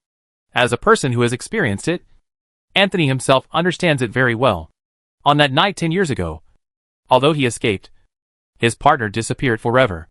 To be honest, Anthony was not afraid of drug dealers or criminals. But the horror he witnessed that night, which did not belong to this world, became an indelible nightmare in his heart. For almost a year after that incident, Anthony had been trying to numb his nerves with alcohol and drugs to escape from that terrible nightmare. Therefore, he could understand the emotions of those investigators who were close to mental breakdown. It was scary enough to experience that nightmare once, and asking them to write it down and recount it again was simply an impossible task for many investigators. As for those who had mental breakdowns while writing, or whose handwriting was so messy that it was hard to read, or who cried in snot, there were even more. In fact, after a nightmare, many investigators either drowned their sorrows in alcohol, or became depressed and even committed suicide. It was rare for them to be able to jump several times in a row. But what do you say about the report written by this investigator? The whole process is very clear and written quite calmly. Even the description of the ceremony seen later is dry. Unlike many investigators, who would write something like "I have never seen such a horrific scene," or "that kind of horrible existence should not exist in this world," which are extremely emotional venting. As calm as if writing a traffic accident report. On a certain day of a certain year, XX and XX vehicles collided on XX Street. According to the on-site investigation, XX vehicle was fully responsible for running a red light. Finished. Although the truth is the truth. Can you express more feelings? To be honest, Anthony felt that the report written by the police station below was more emotional than that written by this investigator. Because according to the investigation of the police station below, the photos and videos showed that the piles of bones piled up in the underground altar and the human tissues chopped into pieces in the basement of the hospital were too much for even the experienced police to bear. And that was after the fact. How could you, an investigator, jump up and down and look at it without any emotion? Is that human being? Not to mention the last photo of Mouth, which made Anthony gasp. The entire town of Mouth was burned black. and the depression caused by the huge shock wave around it almost formed a basin similar to the craters on the moon. Most of the buildings were completely destroyed after the disaster, although Anthony didn't know the specific situation. Just by looking at the tragic scene in front of him, he could guess that the destruction of his mouth must have been earth-shattering. As a result, as the person involved, don't you have any emotional fluctuations at all? After all, according to the police investigation, all the people in his mouth were dead. And judging from the photos, most of them looked like they had been burned by flames. And they were in tatters, with only charred human figures left. Even if he was sitting here to watch photos and reports, he was cold in his heart. Anthony finally understood why the case was sent to the federal government. The destruction of a small town was not as simple as a haunted house or a factory. Innsmouth was originally located in a remote area, so it was not well known. However, if this matter was to be suppressed, it would definitely rely on the power of the federal government. The state government could control the mouths of the locals, but it couldn't control the outside world. Right? There has to be an explanation. Of course, Anthony doesn't need to worry about this matter. His task is to confirm the clues and files, and then go through the process. But after reading the file, Anthony stood up silently. Boy, is that investigator still here? Yes, he's still at the Newburyport police station. After all, the investigators are investigators, but they have to go through the entire program to let people go. We're going to Newburyport. Anthony picked up the file and walked out of the office. He wanted to see with his own eyes what kind of investigator could do such a thing. Chapter 496 Invitation. After making a decision, Anthony immediately ordered to drive out and went to Newburyport. On the way, Anthony also took the time to see the information about the investigator. To Anthony's surprise, this was not the first time he had encountered a U-level incident. According to the records in the archives, he was originally a citizen of Arkham, well known in the local area, graduated from college, and had no criminal record. Not long ago, he was invited by a distant relative to attend a private art exhibition, and then encountered a U-level incident, which he successfully resolved. It was because of this incident that the police put him on the investigator file. However, the record at the end of the file caught Anthony's attention. It was recorded above that the other party had extraordinary combat power, not only killing the ghouls and the cultists who controlled them, but also successfully rescuing the victims. In a U-class case, kill the monster? I have to say, Anthony's eyes widened when he saw this. Anthony couldn't say about other monsters, but he had seen ghouls. In the past 10 years, Anthony had participated in several U-level cases, and was lucky to have come face to face with ghouls. He remembered very clearly that ghouls were not only scary in appearance, but also very resistant to attack. Their skin was like car tires, and the police's ordinary pistols had no effect at all. Moreover, these ghouls were not slow and had great strength. How was this investigator killed?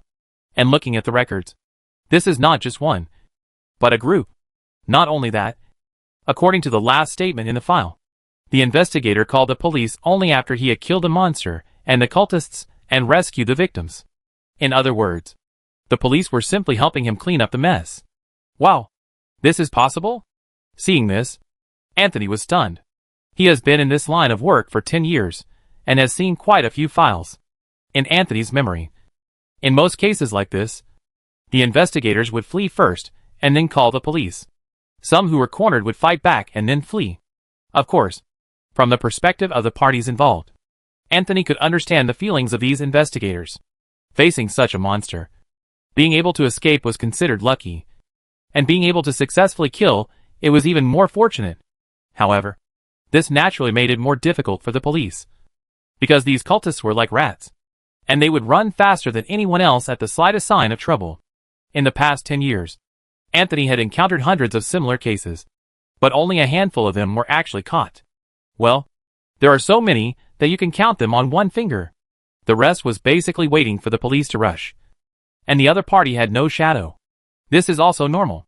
After all, the investigators are not soldiers.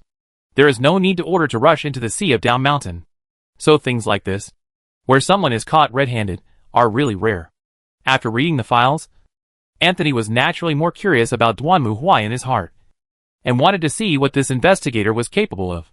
As for why Duanmu Huai went to Innsmouth, he thought it was understandable. He had encountered that kind of thing before, and he felt unhappy and went to the seaside to take a breath and travel to relax, which was not unreasonable. As a result, we met again at the beach. Well, I can only say that this investigator has really bad luck. While thinking, Anthony also came to the Newburyport police station, found someone to identify himself, and said that he wanted to talk to the investigator. So the other party took him to. What's going on? Looking at the warehouse in front of him, Anthony was stunned. According to his experience, even if investigators are detained for investigation, they are usually detained. And in slightly worse cases, they are just locked up in a single room. But what the hell is this warehouse? We can't let it go.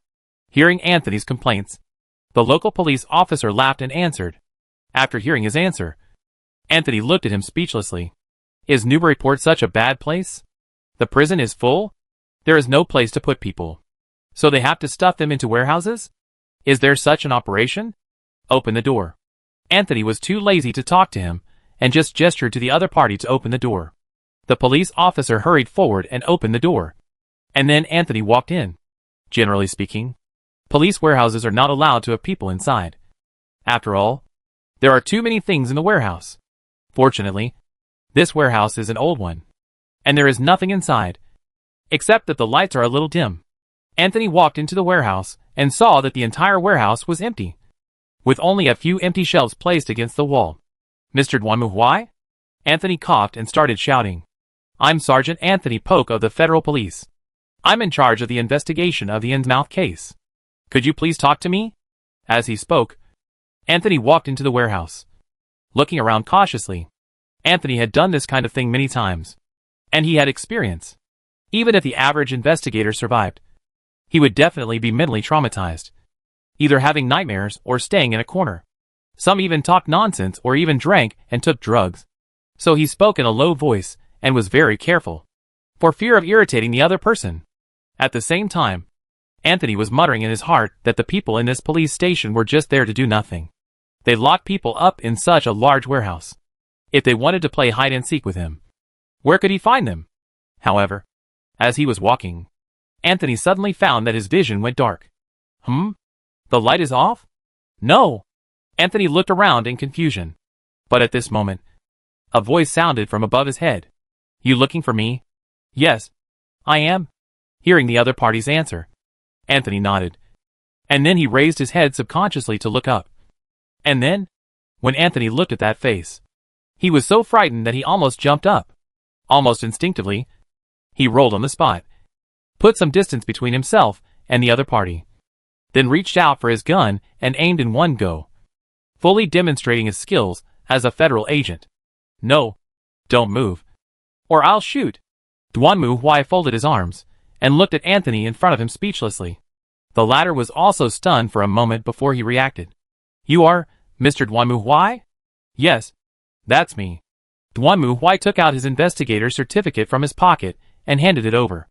Anthony took the gun in one hand and opened it with the other, then compared them. Only then did he breathe a sigh of relief. Sorry. I'm sorry. I was rude. As he spoke, Anthony put the gun away and cursed in his heart those who wrote the files for not grasping the key points. You didn't even write down such obvious characteristics of such a big person here. Are you here to make fun of me? But, Mr. Dwanmu, may I ask what you are doing? Anthony was a special commissioner after all. He was just not mentally prepared at the beginning. Now that he came to his senses, he looked at Dwanmu in confusion, wondering if this was some kind of sequelae. After all, many investigators had their bodies mutated after coming into contact with unspeakable evil. Oh, natural. Hearing Dwanmu's answer, Anthony was completely silent. He stared at the other person's muscular and explosive body, and those huge fists. The original question was completely disappeared. Before, Anthony was wondering how Dwanmu killed the zombie. Now when he met him, he was surprised. His fist was as big as a casserole. He had never seen one in all these years. It would be strange if he couldn't beat the zombie. No wonder he is so fierce. Before I saw Dwanmu, Anthony thought about the scene where ordinary investigators came to reign in the rain. After seeing Dwanmu, Anthony immediately imagined Rambo and Devil Muscle Man. Although the ghoul was powerful, It was only about the same size as a human, and an ordinary person was like a puppy in front of it. He was afraid of nothing. Looking at Duanmu, Anthony could even imagine a few zombies pouncing on him, and then being beaten into a pulp by the other party with just a few punches and kicks. Why do I feel so refreshed? Even the discomfort and fear that I usually felt when I thought of these monsters are gone now. If Duanmu knew what Anthony was thinking, he would definitely tell him that all the fear came from insufficient firepower. As long as your firepower is strong enough, no problem will be a problem. In fact, most of the fear of foreign gods among people in this world comes from 2 points. One is knowledge. The other is firepower. For example, many times, when scientists saw indescribable existences that overturned their own cognition, they all collapsed and went crazy. To put it bluntly, this is because their horizons are not broad enough. In the other side, there are more races in the universe. Even the biological structure and humans of many alien races are reversed. Even foods cannot be eaten. As for Cthulhu, the Star Alliance won't care. If he dares to show up, they will send warships to beat him up. They will definitely beat Cthulhu so hard that he can't take care of himself. After all, to put it bluntly, Cthulhu is ultimately just an alien psychic creature. Not to mention that it is a weak ship. In fact, according to the standards of the Inquisition, most of the monsters in this world are either subspace creatures or psychic creatures, so they are able to pollute the minds of humans. This is also one of the reasons why people in this world appear so fragile. After all, this world is ordinary people, and few people have spiritual energy. This is just like a person with superpowers going to a world without superpowers. Things are valuable because they are rare. But Duanmu will definitely not tolerate these bastards. Of course, although he was shocked, Anthony followed the procedure and went over the case with Duanmu. Duanmu was very familiar with this, which made Anthony unable to understand. When other investigators talked about these things, they were either highly nervous or trembling with fear. On the contrary, Duanmu spoke straightforwardly and simply, and clearly explained the whole process. How could he know that players have always done this in the game, and have long been accustomed to it? To be honest, Anthony still had some questions about Duanmu. But looking at the security posture in front of him, his doubt finally swallowed his stomach. After all, Anthony simply couldn't imagine such a tall and strong man trembling. So after signing and confirming, Duanmu could go home. However, just when Duanmu was about to go home and have a comfortable sleep, he saw Sheriff Anthony, who had originally left, turn back. "Hello, Mr. Duanmu. I have something I would like to ask for your assistance." Hearing what Anthony said, Duanmu raised his eyebrows. "Yes. In fact, in the case we just received, the other party claimed that his friend was missing. Based on his description, we suspect this is a U-level case. So, Mr. Duanmu, as an investigator, would you like to go with us to investigate?" Looking at Duanmu, Anthony made an invitation. Chapter 497, Museum Mystery. Frankly speaking, this was also a coincidence. After all, after Anthony finished talking with Duanmu, he confirmed that the process was complete, and then called his department to inform them. Then he happened to learn that they had received a suspected U-level case that needed to be investigated and handled. At times like this, either the police will find an investigator, or they will do it themselves. Anthony himself just happened to have an idea. That is, he wanted to see how Duanmu conducted his investigation. If it were another investigator, Anthony might not have had such an idea. But Duanmu's appearance brought such a great sense of intimidation that Anthony really had to think more about it. It's like someone accidentally fell into the Lion-Tiger Mountain in the zoo. If an ordinary person fell in, he would definitely be beaten to death by the tigers and lions. But when Duanmu fell in, the others wanted to see who would win between the tigers and lions and Duanmu. Now Anthony was a bit like a spectator. You can say it was luck once, but you won twice in a row. You can't say Innsmouth was also luck. What's more, judging from the current archives, the first time was probably not just luck. In fact, when Anthony invited him, he didn't expect Duanmu to agree immediately. After all, he had just crawled out of Innsmouth not long ago. Although he looked big and strong, how could he hide the delicate heart of a girl in his strong body? As a policeman, Anthony often encountered strange things when handling cases. He had also seen men with four-pack abs and effeminate men. What Anthony didn't expect was that Duanmu Huai agreed to his invitation immediately and very readily. The entrustment has been delivered to my door. It would be a waste not to go. To be honest, Duanmu Huai's straightforwardness actually scared Anthony. Does this guy really have no psychological trauma? Of course, Anthony is not the kind of person who would hesitate. Since he has agreed, let's go together. That being said, but when he arrived at the parking lot and looked at his old, broken, second-hand car, Anthony was in a dilemma. This car can accommodate an ordinary person. But for him, Anthony looked at his car and then at Duanmu Huai. It was the latter who did not make things difficult for him. Don't worry, Sheriff Anthony. The car that will pick me up will be here soon. Oh! Hearing this, Anthony's eyes suddenly lit up and he became interested. He had read Duanmu Huai's file and knew that this rich second-generation man was also well known in Arkham. Of course, it didn't matter whether he was rich or not. As a policeman, he had seen many rich people. What Anthony was more curious about was, with Duanmu Huai's body size, what kind of car did he ride? Lengthen Lincoln? No way. Even though the car is long, Duanmu Huai would have to lie down to get in. Wouldn't that turn it into a hearse? Or a convertible? Like a BMW or something? That's not right. With his wide body, he would take up several seats on a plane. What kind of convertible can fit him? Oh! Here it comes. Just as Sheriff Anthony was daydreaming curiously, Duanmu Huai's voice rang out, causing Anthony to quickly come back to his senses and look towards the entrance of the parking lot. Then he saw a huge heavy truck pulling a carriage slowly approaching. Seeing this scene, Anthony's eyes widened as big as balls. He was not shocked by the heavy truck. After all, there were heavy trucks on the road every day, so there was no shortage of one. But the appearance of this heavy truck was really shocking. That's right. Shocked. I saw a very scary Warhammer and Skull logo installed on the front grille of the heavy truck. Of course, if it was just like this, it would be fine. After all, there are many similar modified cars. There are more exciting ones than this. But the paint job of this car really made Anthony's eyes go dark. The entire heavy truck is pure white, and the front of the truck with a skull is painted in the shape of a pink bunny. The two headlights are like the bunny's big eyes, and a front tooth is painted on the front, making it look cute, just like a kindergarten school bus. That would be fine. But the problem is, there are actually a bunch of cartoon girls painted on the body of this car? At this moment, the look in Anthony's eyes when he looked at Duanmu Huai was full of question marks.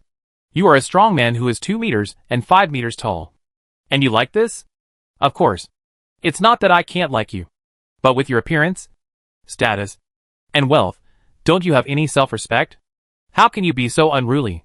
Didn't you see that the parking lot guard's eyes were wide open? To be honest, it would be better than sticking a few beauties in bikinis on the car. Duanmu Huai didn't care about Anthony's gaze.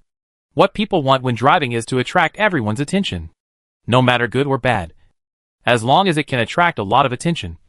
Black and red are also red. And he just doesn't believe that his modification is so cool.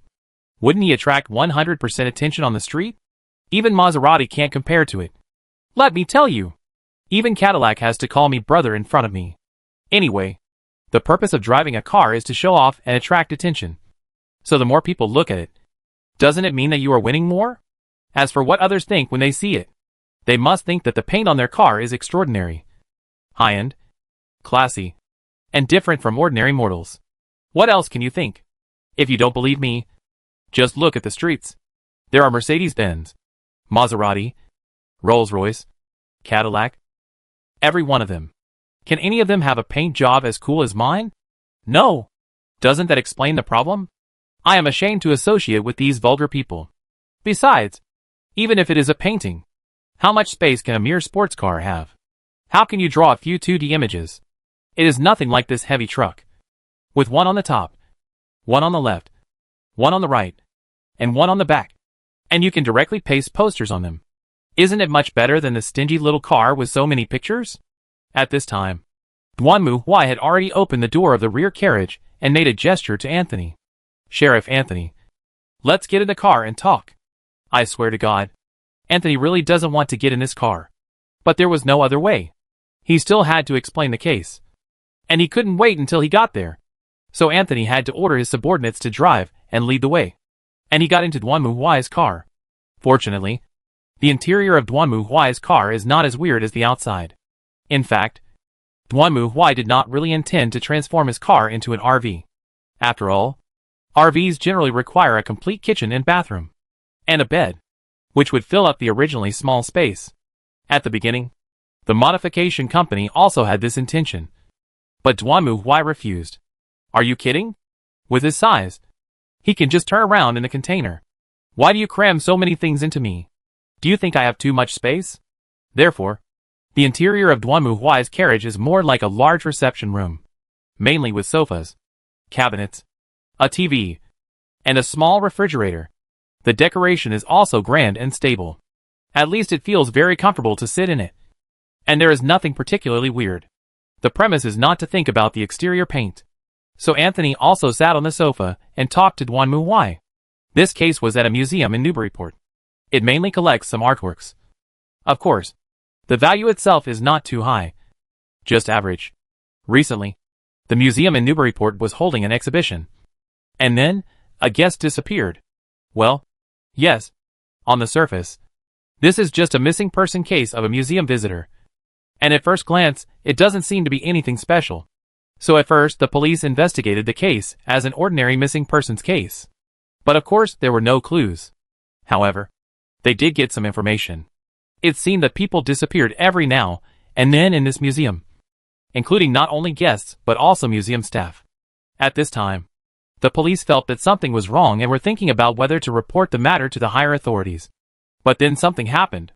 Yesterday evening, a security guard who was supposed to stay at the museum disappeared again. So there was no choice but to report the incident to Anthony. After all, he was in Newburyport right now. So it would be better if he could investigate and deal with the case along the way. So Anthony retrieved the files from the Newburyport Police Department and hurriedly set off with Duanmu Huai.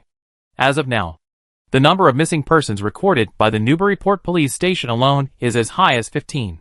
And the time span is within 5 years. This is easy to understand.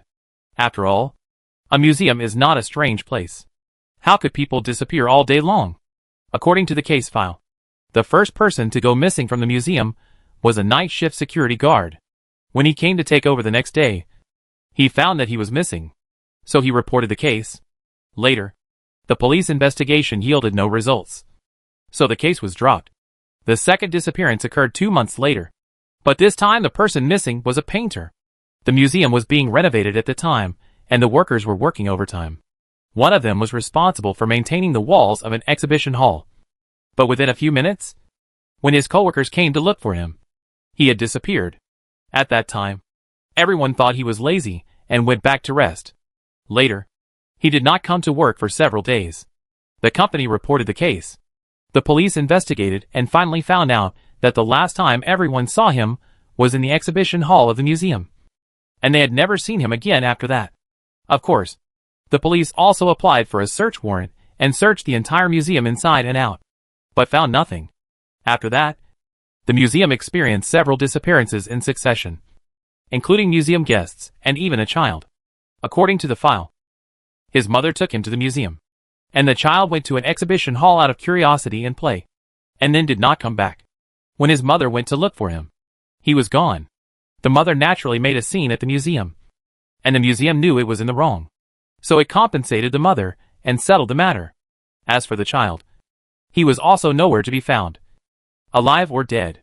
Simply put, after reading a circle of files, Duanmu Huai was able to summarize the patterns of this case. The location is within the museum, but the time and location are not fixed. For example, after the painter disappeared, the museum closed the exhibition hall where he disappeared. But later, the child disappeared in another exhibition hall, which means it is not a problem with the exhibition hall. The same is true for the time. Let's not talk about the night security guards and maintenance workers. It is impossible for a mother to choose the closing time when she brings her child to the museum. Well, there is a strong sense of weirdness about this matter. And there is indeed something wrong. So, the police are now seeking your assistance. Are you willing to accept it? After figuring out the whole case, Anthony stared at Duanmu Huai and asked. And Duanmu Huai naturally nodded. Of course, I am willing to assist in the case. Although this may seem like nonsense. It still needs to be said. As mentioned before, investigators will definitely take some illegal measures when conducting investigations. This is actually normal, according to Anthony's experience. If this museum really has several U-level cases in a row, then the museum's top management may be some kind of cult, and the missing people were captured by them for some ritual. Of course, it is impossible for Anthony to apply for a search warrant from the court for such a thing. It would be strange if a judge with nothing better to do would agree to do so. But it's different when investigators conduct the investigation. Just like what was said before. If a thief went to someone else's house to steal drugs, and then felt guilty and turned himself in, you cannot say that the thief's evidence is illegal. After the conversation, they arrived at the entrance of the museum. Anthony and his partner went to the museum for routine inquiries, while Duanmu Huai asked the maid to park the car on the other side, at least until the investigation of the case was completed. It would be better not to let people see him with the police. However, just as Duanmu Huai was about to walk around and wait for Anthony's investigation results, a voice that was neither familiar nor unfamiliar rang out. "How will you be here?" Hearing the voice, Duanmu Huai looked in the direction of the sound in surprise, and was also stunned when he saw the person standing not far away. "It's you?" Chapter 498, We Meet Each Other. Not far away on the street, a man in a suit and with a mustache was looking at Duanmu Huai in surprise. This man was none other than Charlie Simon, the art dealer and distant relative of Duanmu Huai.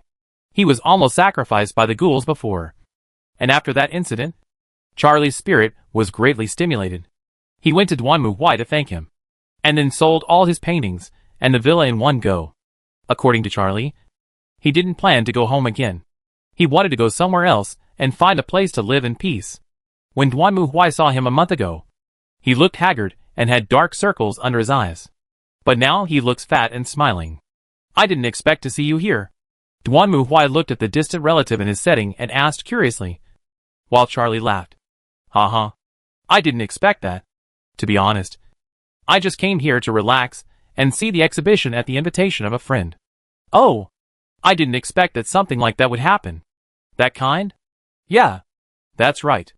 Charlie nodded, and when he saw Duanmu Huai, his eyes suddenly lit up. "That's right. I was just thinking about whether or not to look for you." Although he was confused, Duanmu Huai still nodded. So Charlie excitedly pulled him aside and told him about his troubles. In short, after the previous school incident, Charlie was restless and couldn't stay in Arkham. So he sold his company and villa, and planned to use the large sum of money to travel around the world. Anyway, this money is enough for his future life. But this also made Charlie feel deeply empty. He really loved art. Otherwise he wouldn't be a dealer. But now, he was forced to abandon his own whaling, which made Charlie quite sad. At the same time, one of his friends learned about Charlie's experience and invited him to go out and relax. There happened to be a modern art exhibition in the museum in Newburyport. So Charlie was invited to come here with his friend. Then his friend disappeared. I've called the police and contacted people at the museum, but I can't find any clues. I was so anxious. I didn't expect to see you." Looking at Charlie in front of him, Duanmu Huai was speechless. "Are you a walking god of death like Conan, killing people wherever you go?" But no matter what, it was a pleasant surprise for Duanmu Huai to meet an eyewitness to this case. So he asked Charlie about the whole incident. Basically, the process itself is not complicated. According to Charlie, his friend invited him to visit the latest exhibition, an exhibition about the exchange of modern civilization and art. Of course, don't be fooled by the high-sounding name. But in fact, it is just a group of art students entertaining themselves. Although there have been various problems before, Charlie is still very happy to see the young people's ideas and expressions on art. In Hall 1, Charlie was attracted by the sculptures in front of him, and his mind, as an artist and businessman, began to become active again. After viewing the artworks displayed in the hall, his friend told Charlie that he wanted to go to the next hall first. So Charlie didn't say much. He just nodded, and after a few minutes, he looked away and went to the next hall. But his friend was missing. To be honest, I thought he had just gone to another exhibition hall, so I rushed to find him. But when I walked through the entire museum and didn't see him, I realized something was wrong. I called him, but couldn't get through. Charlie first went to the museum's security guards to inquire about the situation. He found that when he said his companion was missing, The security guard seemed anxious, but they still accompanied Charlie to walk through the entire exhibition hall again, and even took him to the museum's office area. However, his companion was still nowhere to be found. In desperation, Charlie had to call the police. The police also retrieved the museum's surveillance footage, which showed that when Charlie was admiring the sculpture, his friend did walk up to him, said a few words to Charlie, and then turned and walked to another exhibition hall. The camera then turned to another exhibition hall, where Charlie's friend could be seen walking along the hall. Then it disappeared. Yes, it's that weird. To illustrate how strange this was, Charlie drew a simple diagram for Duanmu. He was in Hall A, and his friend was heading to Hall B. There was a corridor between Halls A and B. There were cameras in both the halls and corridors, and according to the surveillance camera footage, he could clearly see his friend walk out of Hall A, come to the corridor, and then walk through the corridor to the door of Hall B. However, my friend was not photographed in Exhibition Hall B. In other words, his friend disappeared inexplicably when he entered Exhibition Hall B. After that, the police conducted a carpet search of Exhibition Hall B but found nothing.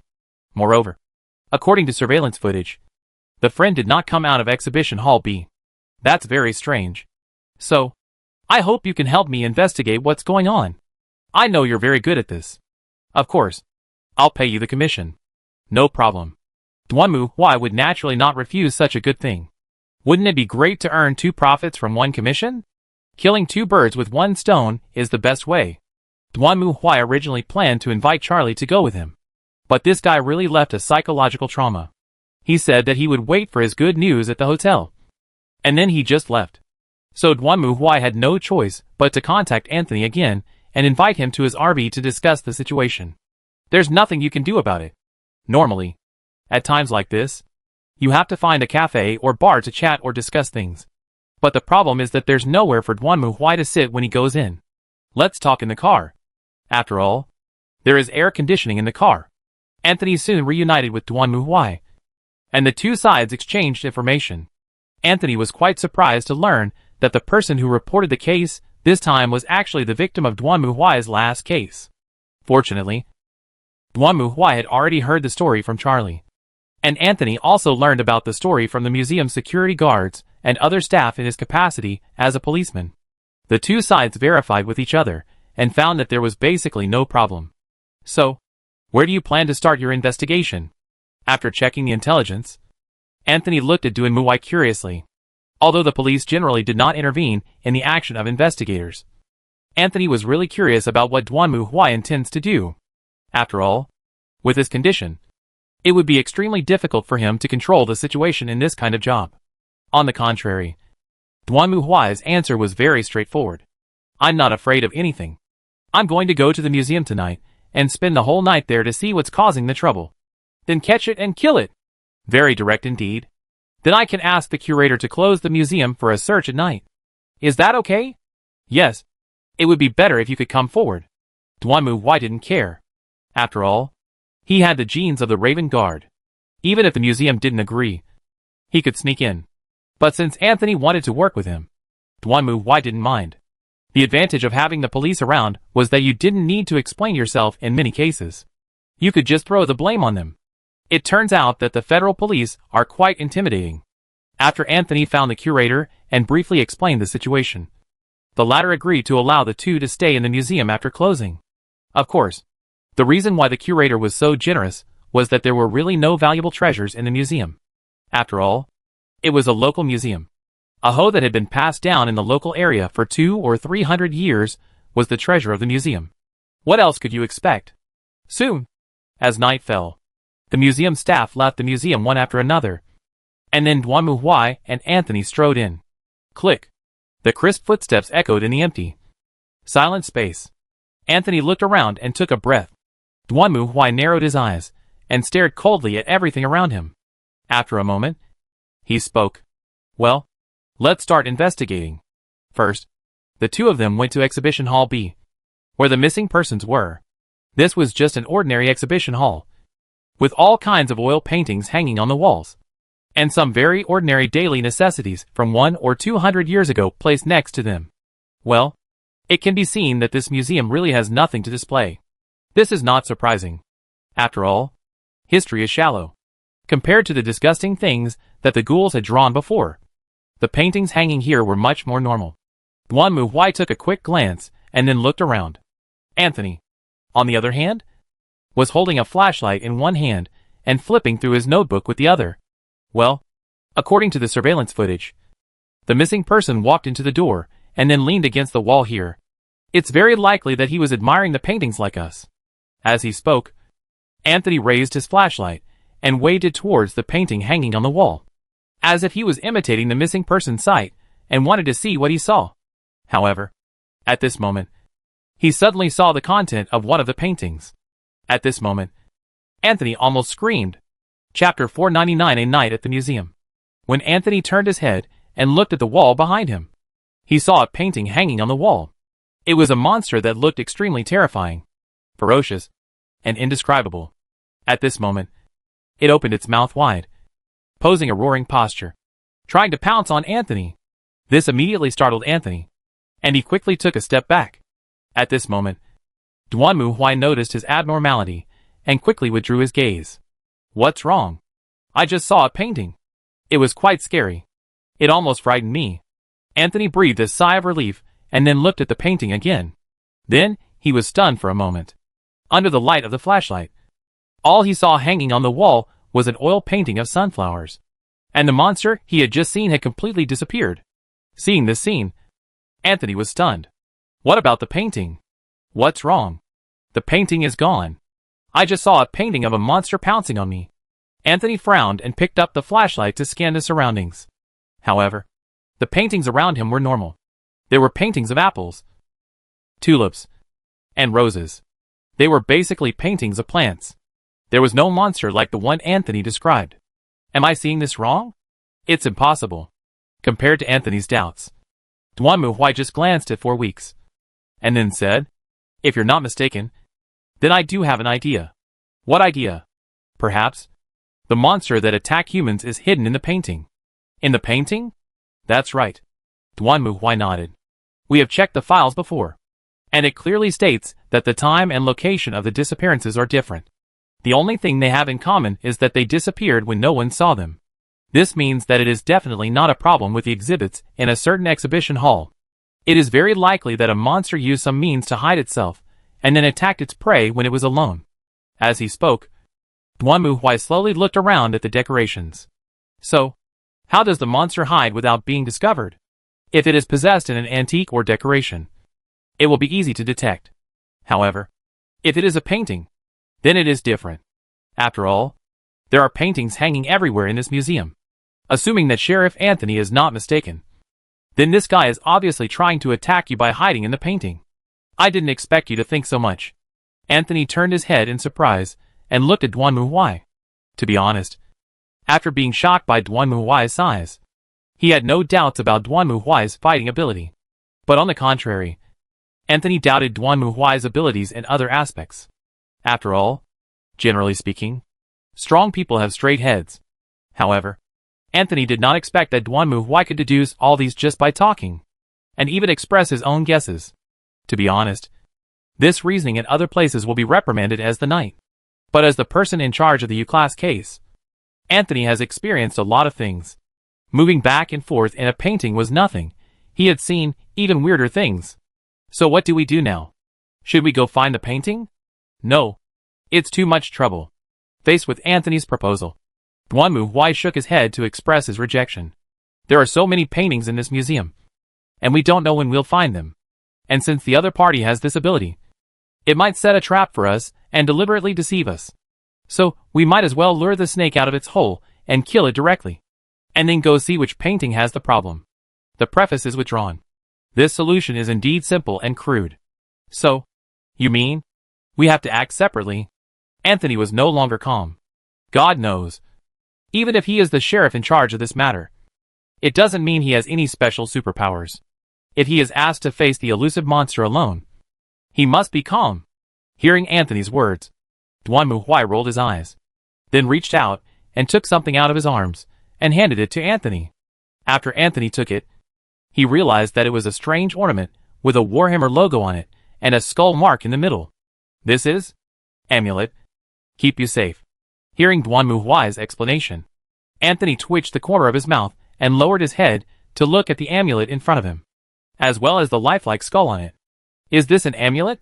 Are you sure this is not a cursed item? Thank you very much. Anthony complained in his heart and accepted Duanmu Huai's amulet. Although this thing is indeed weird.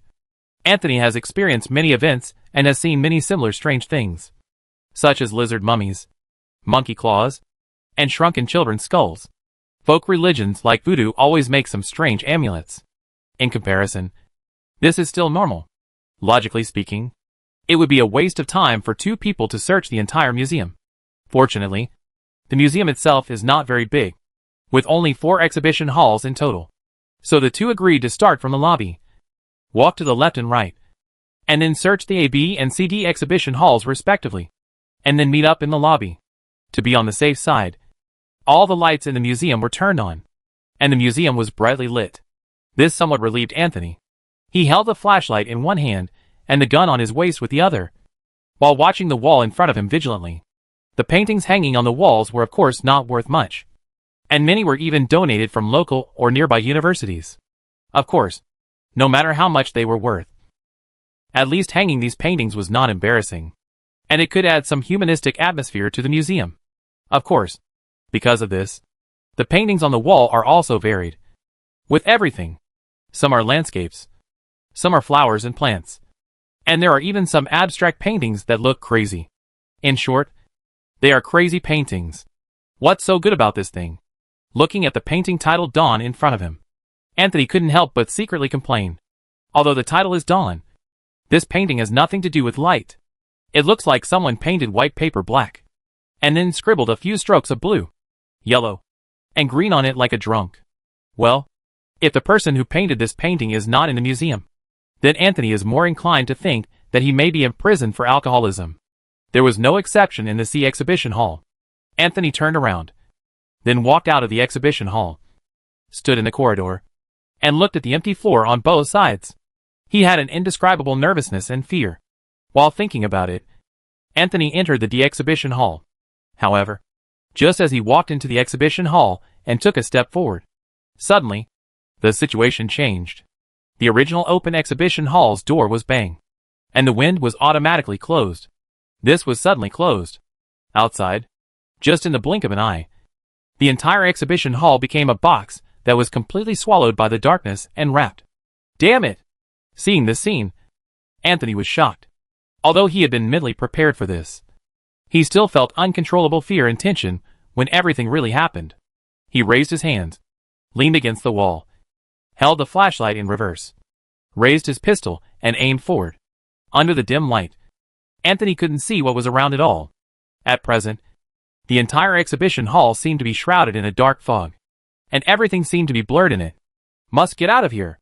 Anthony came to the window and raised his hand to try to break the glass and escape.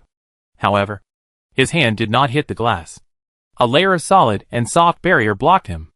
It completely stopped Anthony's next move. Seeing this, Anthony raised his pistol without hesitation and pulled the trigger at the window. Boom! The sound of the gunshot echoed in the dark exhibition hall, and then was completely swallowed up by the darkness. But there was not a single crack in sight, and even the bullet was nowhere to be found. At the same time, Anthony heard a strange sound of footsteps coming from behind him. Duh. He turned around hastily, raised his flashlight, and shone it forward, while holding the pistol tightly and breathing heavily. He was not sure whether Duanmu Huai could hear the gunshot. The feeling of this exhibition hall was completely different from before. He even wondered if he had been swallowed up into another space. Maybe other people also disappeared in this way. They were not there, but disappeared completely. Would he be the same as them? The procrastinating footsteps were getting closer, but Anthony still didn't see anything. He widened his eyes, stared around, trying to find a little clues. Then he saw. What kind of monster is that? The moment the flashlight shone on the black shadow, Anthony saw its appearance clearly. No, or rather, he did not see the appearance of this thing clearly at all, because even under the light of the flashlight, he could only barely see the outline of this monster. It was like a transparent creature, with only a few lines and shadows belonging to this world. Fortunately, everything was transparent, so that Anthony couldn't see its appearance at all. But it was clear that the monster was irritated. It made a harsh, unpleasant roar, and suddenly accelerated towards Anthony. Boom! Just as the monster was about to pounce on Anthony, a big hand clenched into a fist suddenly appeared from behind Anthony, and then punched the monster, sending it flying. You finally showed up. You bastard. At the same time, accompanied by roars, Duanmu Huai strode slowly out of the shadows. Chapter 500, Following the Clues. In fact, when Anthony left, Duanmu Huai had been following him, relying on the skills of the Raven Guard. It was impossible for Anthony to discover Duanmu Huai. To put it bluntly, Duanmu Huai was using Anthony as a trap for law enforcement. In this regard, Mu Huai didn't care. After all, players said that one of the 3 artifacts in this world is friends. Friends are not meant to be cheated. So why keep them? But now that this guy has come out, Duanmu Huai will naturally not be polite. The monster attacked by Duanmu Huai also suddenly screamed, and then stood up from the ground, twitting with the nose to face Duan Muxai. What the hell is this? At this moment, with the help of the flashlight, Anthony also saw the appearance of the monster clearly, and immediately screamed. Under the light of the flashlight, they could clearly see that in front of them was a humanoid monster that was almost as tall as a person. Its body and limbs were similar to those of humans, but its head was extremely strange. There was only a mouth on its head, and there was nothing above the nose. It was a smooth piece, which looked extremely weird, especially when it opened its mouth, revealing its tongue and teeth. It looked even weirder. The monster's fingers are extremely long and thin, like dry branches, which makes people feel disgusted. Not only that, the monster's body shook, and then it turned transparent again and disappeared into the darkness. Only the sound of hurried footsteps could be heard, wandering back and forth beside them. What should we do now? If Anthony was alone, he might have collapsed at this moment. But fortunately, Duanmu Huai was still by his side. So Anthony hurriedly leaned against Duanmu Huai, looking around vigilantly while asking, "Don't worry. They are just a bunch of beasts. Just kill them." Facing Anthony's question, Duanmu Huai seemed quite calm. If someone else had said this, Anthony might not have felt relieved. But thinking about the scene where Duanmu Huai had just thrown the other person out, well, Anthony felt that this big guy was still very reliable. Snap! Snap! Snap! At the same time, the monster hiding in the darkness quickened its pace again and rushed towards the 2 of them. Then it roared angrily, suddenly emerged from Duanmu Huai's side, screamed, stretched out its sharp claws, and stabbed Duanmu Huai's chest. Go to hell. However, facing the monster's attack, Duanmu Huai roared, then suddenly raised his right hand and punched it directly on the monster's head. Then he smashed it heavily to the ground. There was only a popping sound, and then Anthony saw that the monster's head was broken into pieces on the ground like an apple under Duanmu Huai's fist. The monster wailed. Then its body twitched and became motionless. Seeing this, Anthony was stunned. Although he had expected that with Duanmu Huai's physical strength, it would not take too much time to deal with such a monster. But what Anthony did not expect was that this man was so cruel that he smashed the monster's head with one punch. However, before Anthony could breathe a sigh of relief, suddenly, low roars came again from all directions. What's going on? Hearing the roars one after another, Anthony became nervous again. It's obvious that there are more than one of them. Maybe it's because I killed one of them. So these guys started to get angry. What should we do then? Now Anthony also understood. It was obvious that this group of monsters was like a pack of wolves. Once one wolf died, the remaining wolves would certainly not give up. It's very simple. As he spoke, Duanmu Huai tightened his grip on the cane and swung it violently. Just kill them all. Roar! At the same time Duanmu Huai said this, as if the other party also understood what he meant. The originally low roar suddenly turned into a sharp cry. And then the next moment, dense footsteps sounded from all directions, rushing towards the direction of Duanmu Huai and Anthony. Anthony had no idea how to describe what happened next. He could feel the horrible monster surrounding him, and he could even feel the fishy, disgusting breath they exhaled. But he couldn't see what the monsters looked like. He could only see Duanmu Huai holding a fist in one hand and a cane in the other, waving it around while shouting angrily. However, he didn't look like he was waving his cane randomly. In fact, every time Duanmu Huai swung his cane, Anthony could hear a bang. like the sound of an animal being hit hard. Then the originally piercing scream turned into a miserable wail. Duanmu Huai's entire body seemed to have turned into a mad storm that kept spinning. And he was like in the eye of the storm. Looking around, he could see nothing and hear nothing except the fragments that were swept up and torn apart by the storm and the whistling wind. Boom!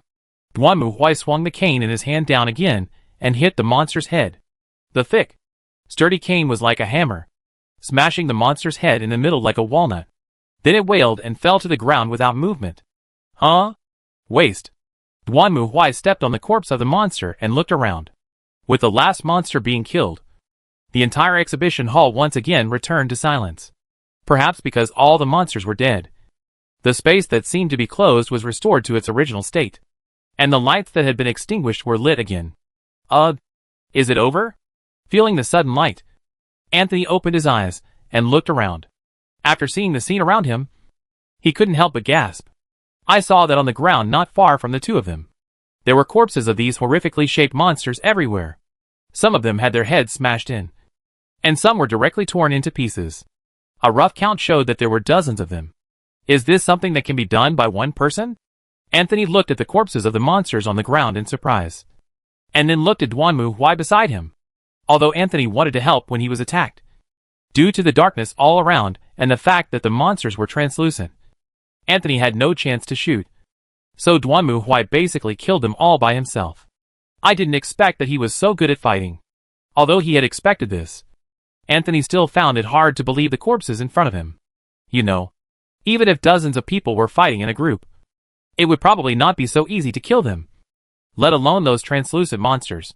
You're not hurt? Fine. Duanmu Huai waved his hand. What to do with these bodies? I'll take care of it. Hearing Duanmu Huai's question, Anthony also hurriedly took out his mobile phone to contact OK. Generally speaking, the remaining bodies in such incidents will be completely destroyed. These monsters are no exception. But it's probably the first time to encounter so many at once. No, it should be the second time. After all, in the previous file report of Innsmouth, there was a report of the discovery of hundreds of corpses of half-human, half-fish monsters. Thinking of this, Anthony looked at Duanmu Huai with a strange expression. Could it be that he killed all those people? If it were any other investigator, Anthony probably wouldn't have had such an idea. However, now that Anthony witnessed with his own eyes how Duanmu Huai killed these transparent monsters hidden in the space with ease, his thoughts suddenly changed. No matter how powerful those half-human, half-fish monsters are, they can't be more powerful than this. Right? What's wrong? Oh, nothing. Seeing Duanmu Huai looking at him, Anthony coughed awkwardly and changed the subject. I have contacted the logistics personnel, and they will be here soon. So, is this matter resolved? Of course not. No. Hearing Duanmu Huai's answer, Anthony was stunned. He looked around in surprise, not knowing what to say for a moment. We have killed dozens of them, but we still haven't killed them all? How many more do we need to kill? But soon. Duanmu Huai's words answered Anthony's doubts. This museum can't possibly hide dozens of monsters. So it's obvious that they must have been teleported here through a certain door. We have to find that door. Makes sense. Anthony came back to his senses at this moment. Indeed, as Duanmu Huai said, this museum could not hide dozens of monsters. They must have come from somewhere. If we can't find out where they came from, then it's useless to kill as many as possible here so soon. The two began searching again. Fortunately, perhaps because these monsters were completely destroyed, this time, the two of them didn't waste much time and found a damaged oil painting in a corner of the wall of the exhibition hall. The painting showed a monster without eyes and a bloody mouth.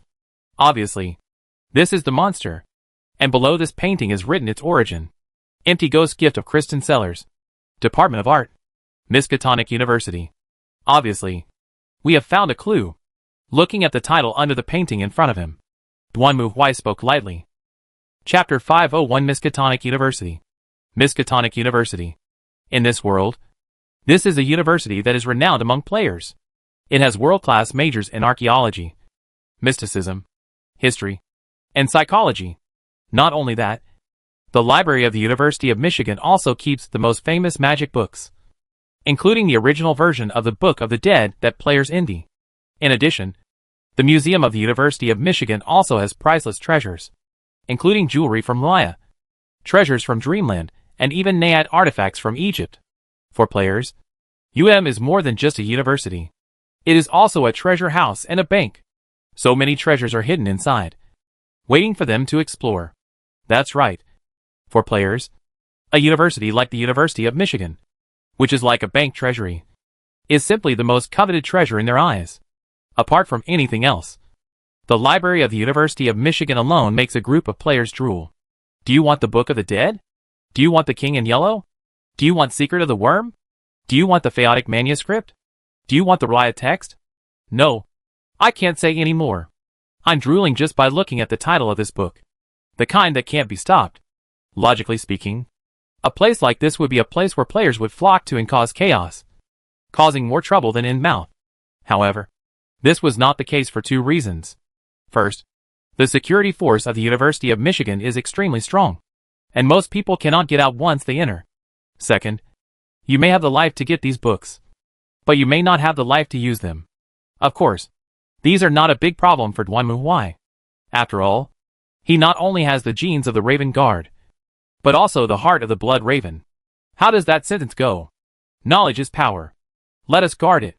That's right. As an inquisitor who inherited the heart of the Blood Raven, what's wrong with Duan borrowing a few books? Can the judge's work be called stealing?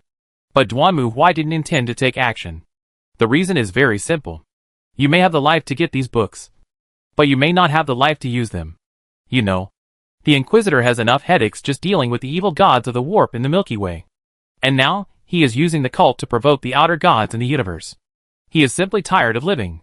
Of course, there are Inquisitors who want to drive the wolf out and eat the tiger, such as letting the treacherous Gui and Naya fight. But for most Inquisitors, they would rather treat this as a last resort. After all, no matter who wins, it won't be a good thing for humanity. And in fact, strictly speaking, many players feel that the evil god has little chance of winning against the outer god, although the two sides have never fought head-on. Many investigators and inquisitors think so. The reason is very simple. The evil gods are ultimately creatures of the subspace, and they can only indirectly influence creatures in the real world in the subspace. Simply put, all believers who believe in the evil gods, after being bewitched by them in the real world, take the initiative to hold some evil and blasphemous rituals, and then use these rituals to weaken the boundary between the real world and the subspace. And then the evil gods can send their subordinates out to party. But the outer gods are different. Their bodies are in both the subspace and the real world. This is why many people can feel the thoughts of the outer gods through dreams or unconsciousness. Not only that, the outer gods don't care too much about believers, because their own power is strong enough. And they don't need to bewitch and tempt mortals to fall like evil gods to collect their souls and strengthen themselves. Not only that, the spiritual induction of the outer gods is more like a kind of spiritual pollution. It will not transform and corrupt steadfast believers, but will directly destroy their minds and turn them into crazy fragments. As we all know, destruction is much easier than construction. You, the evil god, can certainly do everything you can to make mortals fall and kneel at your feet to become your believers. Then maybe your believers will go crazy after seeing the foreign gods. They don't want your believers, but just want to make them crazy and collapse. What can you do? Therefore, compared to the evil gods, people are more afraid of the foreign gods. Although an inquisitor once threatened that if humans could not defeat the evil god, he would go to the Eye of Chaos to summon Azathoth. Of course, that's just talk. You still have a chance of survival against the Chaos God. If you really summon Azathoth, then we will all die together. So Duan behaved very well in this prestigious university. Even though he saw the Michigan University Library not far away, he didn't want to go there because now was not the right time. Not to mention that the University of Michigan Library has a dog guarding the door that can bite the descendants of the outer gods to death. Don't mess with it. After the night at the museum, Anthony first called someone to take away the bodies of the monsters, and then burn them completely. Then he and Duan went to Miskatonic University in Arkham City to investigate the person named Christine. Ah, Christine. I remember her. Sitting in front of Duan and Anthony was the director of the art department of Miskatonic University. He looked very wealthy, with a smooth head. The pipe in his hand gave him an artistic air. She was a good girl. She was very talented, I still remember she wanted to hold a solo exhibition. I'm sorry, Professor Osborne. We're not here to chat with you. Anthony interrupted the man in front of him, who was trying to immerse himself in his memories, with a somewhat harsh tone. We are here because this student is related to an incident we are investigating. I wonder if you can provide us with any clues. We did not see her name on the school's graduation roster. Oh, that's easy. Because she dropped out of school. Drop out of school? It must be said that this answer did surprise Duanmuhui and Anthony a little. Professor Osborne tapped his pipe and nodded at them. Yes, she didn't graduate successfully. I don't know the details. I only know that she went out to look for inspiration for a while. After she came back, she locked herself in the studio and painted a picture. Then her spirit seemed to be hit by something. Sorry, I can't say for sure. But later her family processed the withdrawal procedures for her and took her home. That was 5 years ago. So why are her paintings in the Newburyport Art Museum? Duanmuhui stared at the other person and asked. And Professor Osborne recalled for a moment. Then nodded vigorously as if he remembered something. Oh, yes. I remember that the Newburyport Museum asked us for paintings. And then we selected some of our students' paintings and gave them to them. Maybe her painting was mixed in at that time. Hearing this, Duanmuhui and Anthony looked at each other, and their expressions were a little solemn. Then, Anthony turned around and looked at the old professor. Could you tell us the address or phone number of Miss Christine? Of course not. Professor Osborne took a pen and wrote an address and phone number on a piece of paper, then handed it to Anthony. Then he looked at Duanmuhui with surprise. Oh, by the way, I have a favor to ask. What's up? This gentleman is 1 in a million in both his figure and appearance. His exquisite human proportions are very attractive. I hope to hire him as a nude model for our art department. What do you think? I will think about it. Faced with Professor Osborne's enthusiastic invitation, Duanmuhui twitched his eyes. He finally understood why the professor's eyes had been curiously wandering around him since he entered the office. Sure enough, there are few normal people who can be professors at the University of Michigan. Professor Osborne was not at all concerned about Duanmuhui's reaction. On the contrary, he enthusiastically left Duanmuhui his phone number and said that if he was willing to come to the University of Michigan to be a nude model, he would receive a generous reward, considering that there was no harm in building a good relationship with the professors of the University of Michigan. Duanmuhui still bit the bullet and reluctantly accepted the other party's business card. Of course, as to whether he wants to be a nude model, that is another matter.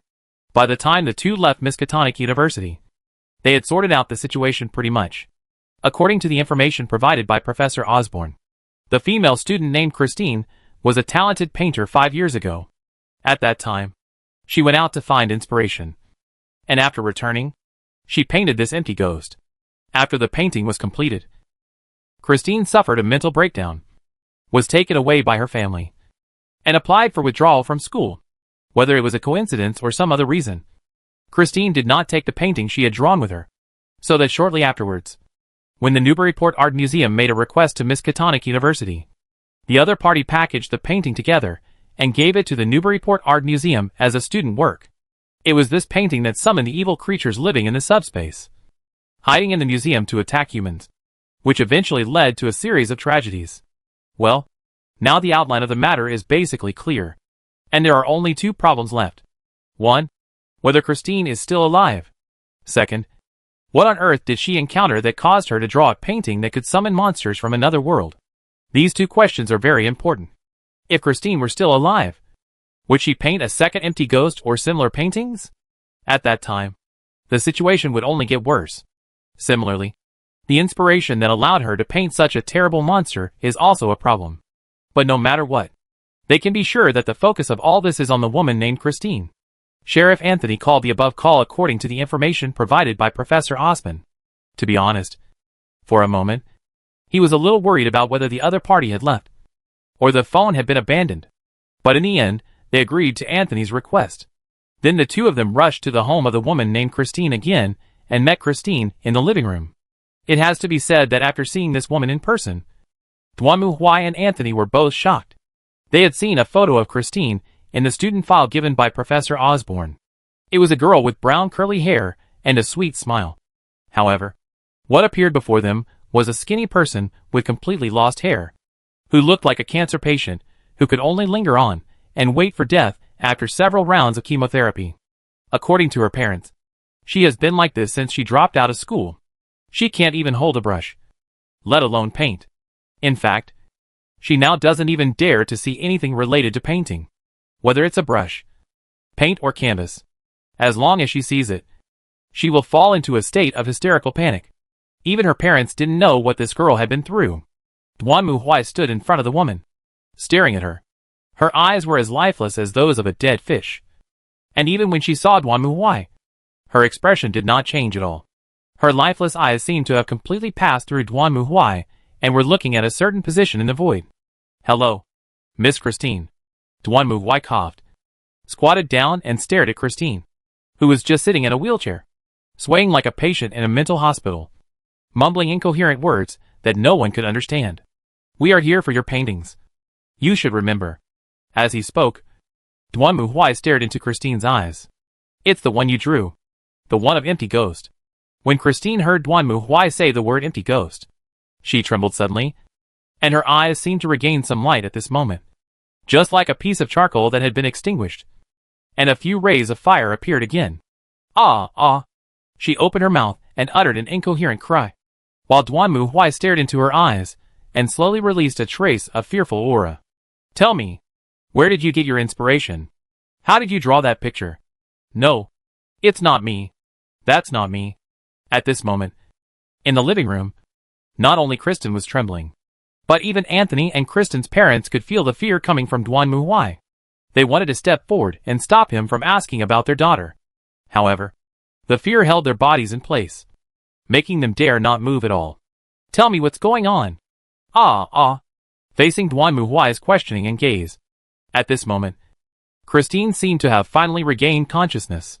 The fear saved her from the emptiness and numbness.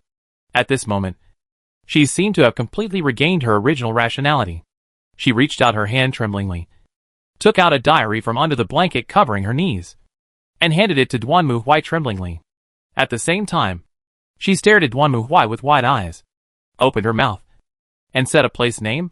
"Done, Wedge." Chapter 502, Don't Seek Death or You Will Die. The oldest and strongest human emotion is fear, and the oldest and strongest fear is the fear of the unknown. This is a sentence recorded in Christine's diary, and it is also the biggest reason why she has fallen to this point today. As Professor Osborne said, when Christine was studying at Miskatonic University, she was a talented student. Her paintings were full of power and were admired by many people. If Christine had stopped there, she might have become a famous painter and a famous artist.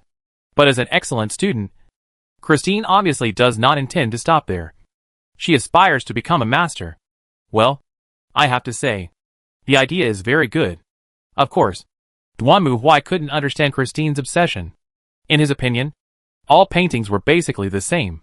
For example, if you said that the Mona Lisa had historical value, Duan Muhui would believe it. But artistic value? How could you tell? Did the painting look like a person or something? Sorry. As a rough man, Duan Muhui really can't appreciate this thing. But it was obvious that Christine was really troubled by this. Making a lot of money from painting did not seem to be a success to her. She wanted to go one step further to win the highest glory of art. I don't know when Christine saw this sentence, so she wrote it down. The oldest and strongest human emotion is fear, and the oldest and strongest fear is the fear of the unknown. Christine found her direction from these words. She wanted to paint a picture that would make everyone feel fear from the bottom of their hearts, so that she could go down in history and become a master. Of course, this is not an easy thing to do. Christine did encounter many setbacks at the beginning. Fortunately, or unfortunately, she is a student at Miskatonic University. And what is most lacking in this university is the exploration of the unknown, seeking death. So, after Christine's tireless exploration and self-destructive efforts, she finally learned some information. Once upon a time, a burglary occurred at Miskatonic University, and the thief died in the library. But that was not important. What was important was that it was rumored that the thief was not a human, but a monster bred by a hybrid of some terrible being and humans. After that, the three professors even went to the town of Dunwich, where the thief was born. No one knew what they did there. All we knew was that they all looked haggard when they came back, as if they had witnessed the most extreme fear in this world. Of course, Christine didn't meet the three professors, But that didn't stop her from making a decision.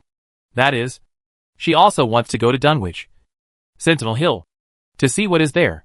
Maybe that is an opportunity to gain inspiration. So Christine took a leave of absence from Miskatonic University with her bag on her back and went to Sentinel Hill in Dunwich, where she stayed for 3 full days. No one knows what Christine encountered. All we know is that after she came back, she locked herself in the studio with an expression of, "If I hear the truth in the morning, I would die in the evening." She did not go out for a whole planet. And then she painted the empty ghost. However, at this moment, Christine's sanity seemed to finally come back. I have no idea why I became like this. Looking at the painting in front of me, I can't imagine that this was drawn by me. So evil. So horrible. So blasphemous. Why? Why would I draw something like this? Is this really drawn by me? Although the paint on my body and the brush in my hand show this. I don't know why. I have no memory of what happened at that time. This is not me. This is drawn by someone using my hand. That night at Sentinel Hill. What did I see? No. I don't want to remember it. I made a big mistake. I shouldn't have responded to that call. I don't want this. That's the end of the diary. I just don't understand why these artists always want to commit suicide. Duanmu Huai curled his lips and threw the diary on the table. To be honest, he didn't know much about art itself. But he really couldn't understand a crazy person like Christine. Of course, whether in their world or here, artists are basically not good things. They either cause trouble or invite trouble. Sentinel Ridge. Looking at the contents of the diary, Anthony frowned. I remember seeing the name of Dunwich in a case file. Perhaps I should look the case up and see what happened. After Anthony finished speaking, he got up and went to do his work. Only Duanmu Huai was still sitting there, staring at the diary in front of him. I have to say, although Kristen is a crazy person, that sentence still makes sense. The oldest and strongest human emotion is fear. And the oldest and strongest fear is the fear of the unknown. I don't know why. But when Duanmu Huai saw this sentence, he felt very kind. In fact, it is normal if you think about it carefully. It is just like thalassophobia. When you look at the bottomless deep sea, the fear from the bottom of your heart is because you don't know what is in the deep sea. So you will have wild thoughts. If you think too much, you will naturally scare yourself. This is essentially no different from encountering a ghost on the road at night or seeing enemies everywhere. But it is obvious that Duanmu Huai thinks so. But the system does not. Because at this moment, a system prompt suddenly popped up in front of Duanmu Huai. Activate special mission source of fear. The oldest and most powerful fear is the fear of destruction and death. Mission objective. Players are requested to go to Sentinel Hill, show their strength, defeat the opponent, and become the real source of fear. Seeing this, Duanmu Huai was speechless. What's wrong with this broken system? Is it trying to kill me? He doesn't want to have this confrontation. If someone likes fear, just let it be. Why should I compete with it on this? And Duanmu Huai thinks this sentence makes sense. But unfortunately the system doesn't want him to think, but wants him to think. Then, there is nothing we can do. Can I just give in? Unfortunately, this mission doesn't seem to allow Duanmu Huai to admit defeat. Well, I have to compete with the other party. What are you thinking? MMP. Duanmu Huai now feels like he is sitting at home, and a pot is falling from the sky. He can imagine with his but that if he completes this task by himself, he might get fear +1 again. It's not over yet. Right? The reason why Duanmu Huai didn't want to take this task was very simple. Because he knew what was at Sentinel Ridge. It was the ultimate void that was beyond all planets, beyond all universes, and beyond all matter. It was a thing composed of infinite existence and self. Everything was in it. And it was also connected to the ultimate source that gave all life in that boundless scope. At the same time, this was an absolute scope without limits and beyond all fantasies, digital logic, etc. That is the one who is called Yog-Sothoth. Duanmu Huai would have to be crazy to get into trouble with this foreign god, who is even more advanced than the treacherous one. Not to mention, strictly speaking, he and Yog-Sothoth have a grudge against each other. Back then at the border, Duanmu Huai killed the beast of Eldon, and its strange appearance reminded Duanmu Huai of Yog-Sothoth. Because according to the records, the image of Yog-Sothoth is a collection of rainbow-colored spheres, shining with a strange and malicious light. In other words, the beast of Eldon was sent by Yog-Sothoth to manage the border area, but was killed by Duanmu Huai. In this situation, Dwonmu Huai was so stupid that he took the initiative to cause trouble for Yog-Sothoth. Did he think he had lived too long? But come to think of it, maybe it wasn't Yog-Sothoth? No matter what, Dwonmu Huai can't escape forever. And he is also a god. To be honest, we have to give it a try. Thinking of this, Dwonmu Huai stood up and happened to bump into Anthony, who was walking back. Hey, where are you going? I'm going to Sentinel Hill. I think this is the end of it. I'll go with you. 2. Hearing Dwonmu Huai's words, Anthony hurriedly picked up his coat, but was stopped by Dwonmu Huai, who stretched out his hand. I advise you not to go. This is not as relaxing as the previous adventure in the museum. Frankly speaking, I might get into a lot of trouble. And you might become the second Christine. I don't think you want to spend the rest of your life sitting in a wheelchair, immersed in endless panic and fear, and then become a walking corpse. Hearing Dwonmu Huai's speech, Anthony hesitated and shaken. He remembered the tragic situation of Kristen. To be honest, Anthony certainly didn't want to become that kind of people or not. But, are you sure you're okay on your own? It should probably be fine. Dwonmu Huai was not without a solution. In fact, when he saw the task, he had already thought of a solution. But this method, he really didn't want to use it.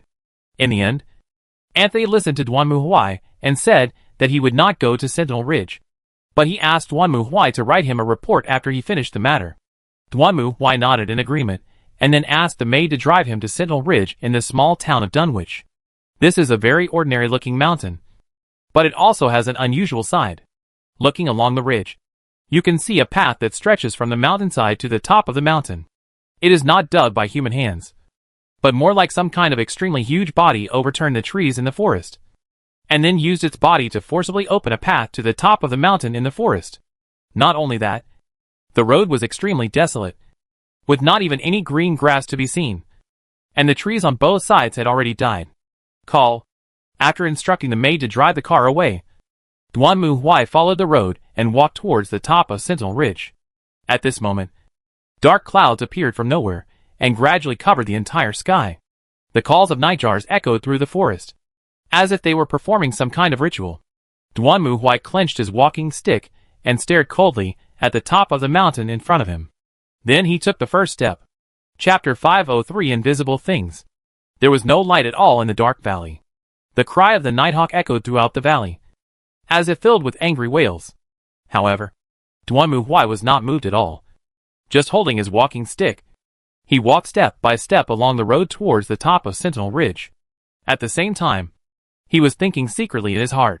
What Dwonmu Huai was going to do next was different from what ordinary player investigators would do. Ordinary player investigators would certainly have corresponding means when encountering such a situation.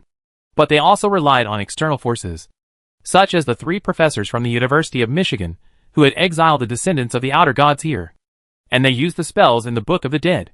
However, the spells in the Book of the Dead are certainly not meant for human use. In fact, to Dwonmu Huai, the human beings in this world are quite miserable. You have to know that this world is not without gods.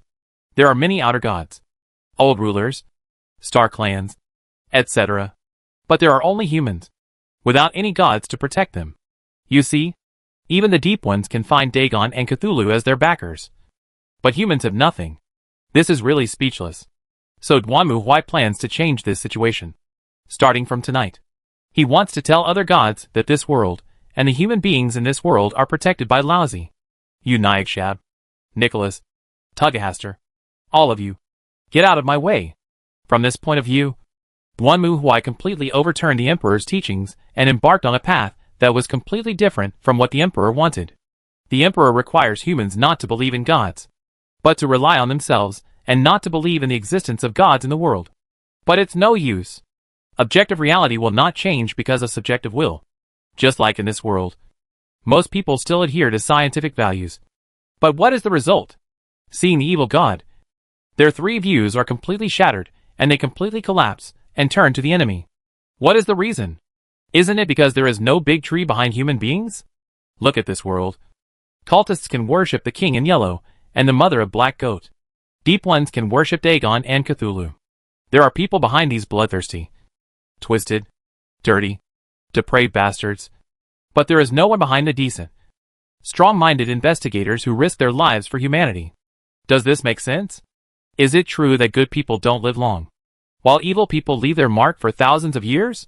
While the cultists can use blasphemous spells, summon monsters from the warp from the void, and manipulate the infinite and great power of evil, the investigators can only rely on their own brains, weapons, and dice to get by. Is this reasonable? So what Duanmu Huai is most incomprehensible to the Emperor is this. What happened to the shelter of the gods? Can the class still find a way out? As a result, you are protecting humanity on the one hand, while asking them not to trust you, making them confused and at a loss as to what to do. Isn't the final result obvious?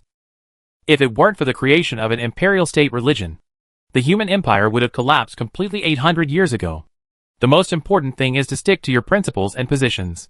As judges, what we have to do is to protect humanity and eliminate all threats to humanity. Duanmu Huai muttered to himself as he slowly walked forward. Each of his steps was slow and unwavering. The cane in his hand collided with the stone, making a low thumping sound. Anyone who dares to threaten the existence of humanity will be reduced to ashes in the wrath of the Inquisition. Duanmu Huai raised his head. Dark flames appeared on his body. The cold wind was howling, and the violent gale blew past his eyes, as if the whole world was resisting his arrival. There is no place for the weak-willed and the indecisive. Only by relying on firm actions and convictions can humanity survive. No sacrifice is too great to be accepted, and no betrayal is too small to be forgiven. Duanmu Huai's voice was not loud, but it penetrated the wind that seemed to be blowing from the woods, and like the wailing of evil spirits, it echoed over the entire Sentinel Ridge. Humans constantly sacrifice themselves, and sacrifice allows the human bloodline to continue, generation after generation, not for any great ideal, because sacrifice itself is greater than any ideal. But perhaps everyone has a hope buried deep in their hearts. Maybe one day, there will be a generation that no longer needs to sacrifice, and there will be a generation where humans will live forever in peace and tranquility. Duanmu Huai raised his head and stared at the dark clouds rolling in front of him. His expression did not change at all, and the raindrops pouring down like hail did not change his actions. Burn heretics, kill aliens, and purge demons. We are an indestructible shield against the incoming darkness. A sharp blade forged in despair of fate. Duanmu Huai's voice became louder and louder, even suppressing the howling wind and heavy rain. Destroy all enemies of humanity and annihilate their existence completely. With these words, Duanmu Huai walked to the top of Sentinel Ridge. Boom, boom, boom. Thunder rumbled in the clouds, and in front of Duanmu Huai, there appeared a strange round pile of stones on the top of the mountain. Several stones formed a huge circle, and thunder roared down from the sky, hitting the center of the circular stone ring directly. Along with the explosion of thunder and lightning, a low, rough, and unearthly roar appeared. Although there was nothing in front of Duanmu Huai, he still felt that the disgusting breath from the subspace was gradually becoming stronger and taking shape. You cannot break my will, you vile warp bastard. Duanmu Huai held his cane and roared loudly. At this moment, the aura of fear completely burst out from him. At the moment when the invisible power of fear burst out, even the world seemed to be afraid of it. The fear that was enough to destroy everything and burn everything completely could not be stopped by even nature. For a moment, the rainstorm seemed to stop, and the howling wind disappeared. The invisible thing in the circle of stones seemed to feel the pressure from Duanmu Huai, and it roared wildly and angrily. Then the next moment, Duanmu Huai felt that the world in front of him seemed to be gradually changing. Under his feet, countless worlds and countless times were spanned. It seemed that the infinite universe among the stars had opened its secrets to him at this moment. Duanmu Huai could feel his body being pulled and divided like a sausage being cut. At this moment, he was standing here, but not here. He was in the countless centers of countless times and countless worlds. It was as if in the vast universe, the existence that controlled all the past, present, and future was showing him its power. That great and free power that transcends time, space, and all constraints. However, everything has an end. As Duanmu Huai spoke, he slammed the cane in his hand heavily to the ground. At this moment, black flames erupted from the destined land, instantly engulfing countless fragments of the world. No matter how rich, powerful, beautiful, or terrifying the world is, it will be destroyed and annihilated. No matter what kind of existence it is, no matter how great the god is, It cannot escape the fate of becoming the garbage of the astral world. Death, destruction, and complete extinction are the same for all things. Without exception, Duanmu Huai tightly grasped his staff and clenched his teeth. He could feel that this was a battle of mind and spirit. This was not simply a confrontation between an investigator and an evil god, but a test between two gods. Yog-Sothoth showed him his power, the great existence that transcended all things in the universe. If Duanmu Huai was another god, he might have chosen to surrender and retreat at this moment. But he is the god of destruction. Any obstacle that stands in the way of mankind will be destroyed by him. This is true for everything in this world. No one can escape such a fate. Not even Azathoth. Perhaps Duanmu Huai does not have such power yet. But his mind is extremely firm, and his belief is extremely clear. Everything Yog-Sothoth showed him could not change Duanmu Huai's mind. So everything he showed would eventually disappear. And Duanmu Huai is the representative of that moment. The demise of all things. Disappearance. And complete destruction. Even Yog-Sothoth cannot avoid this. It sees the past, the present, and the future. Then naturally, it also sees extinction, destruction, and even the end of everything. It cannot deny that. So this is the point that Duanmu Huai insists on. Destruction is inevitable. So we need to consider where the flames of destruction will flow to. The next moment, everything returned to normal. Duanmu Huai shook his body, opened his eyes, and looked forward. The time fragments that had swept over his body like a tornado before were gone. The top of Sentinel Hill had begun to become peaceful, and the rainstorm had gradually stopped at some point. Only in the center of the circular stone formation, the evil, filthy breath of the subspace creature still did not retreat.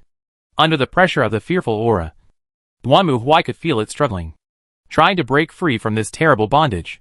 But it couldn't do it. Its strength began to gradually drain away, and its originally angry soul, full of hatred and rage, gradually began to weaken.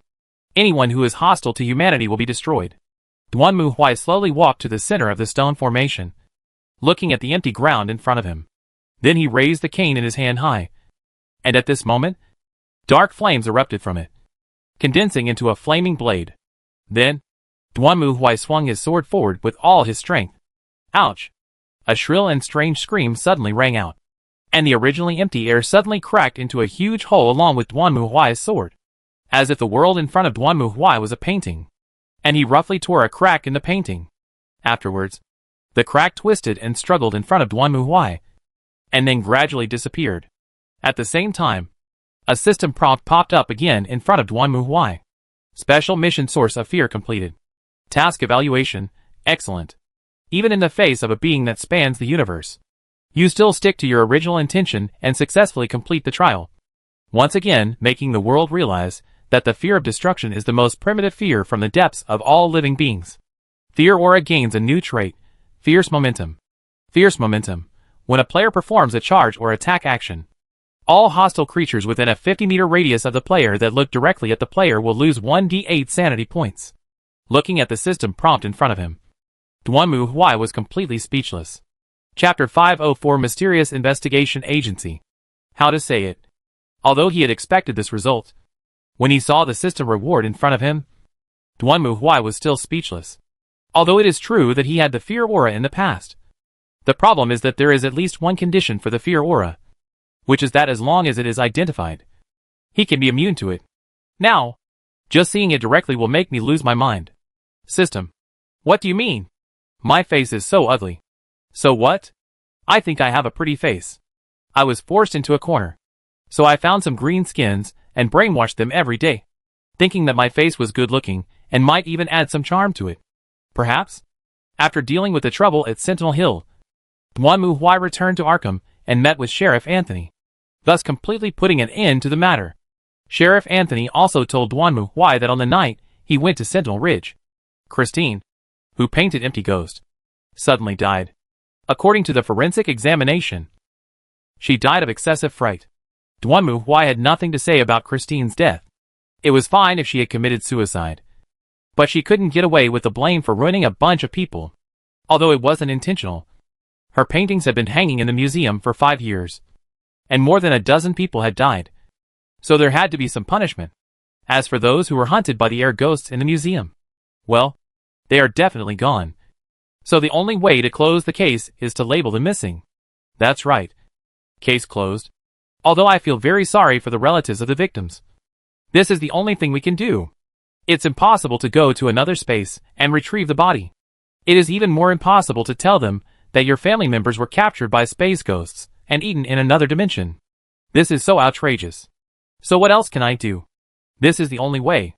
Just like that, the matter came to an end. But Duanmu Huai obviously didn't intend to stop there. Now he has one more mission, which is to use his own power to protect the humans in this world. Of course, this is not an ordinary thing. But if you ask if it can be done, then it is certainly not impossible. Although there are no players in this world, there are still many investigators who are looking for death. The problem lies in how to make these investigators feel their power. Duanmu Huai certainly has a solution to this problem. Just like many artists and writers are pulled to rely in their dreams.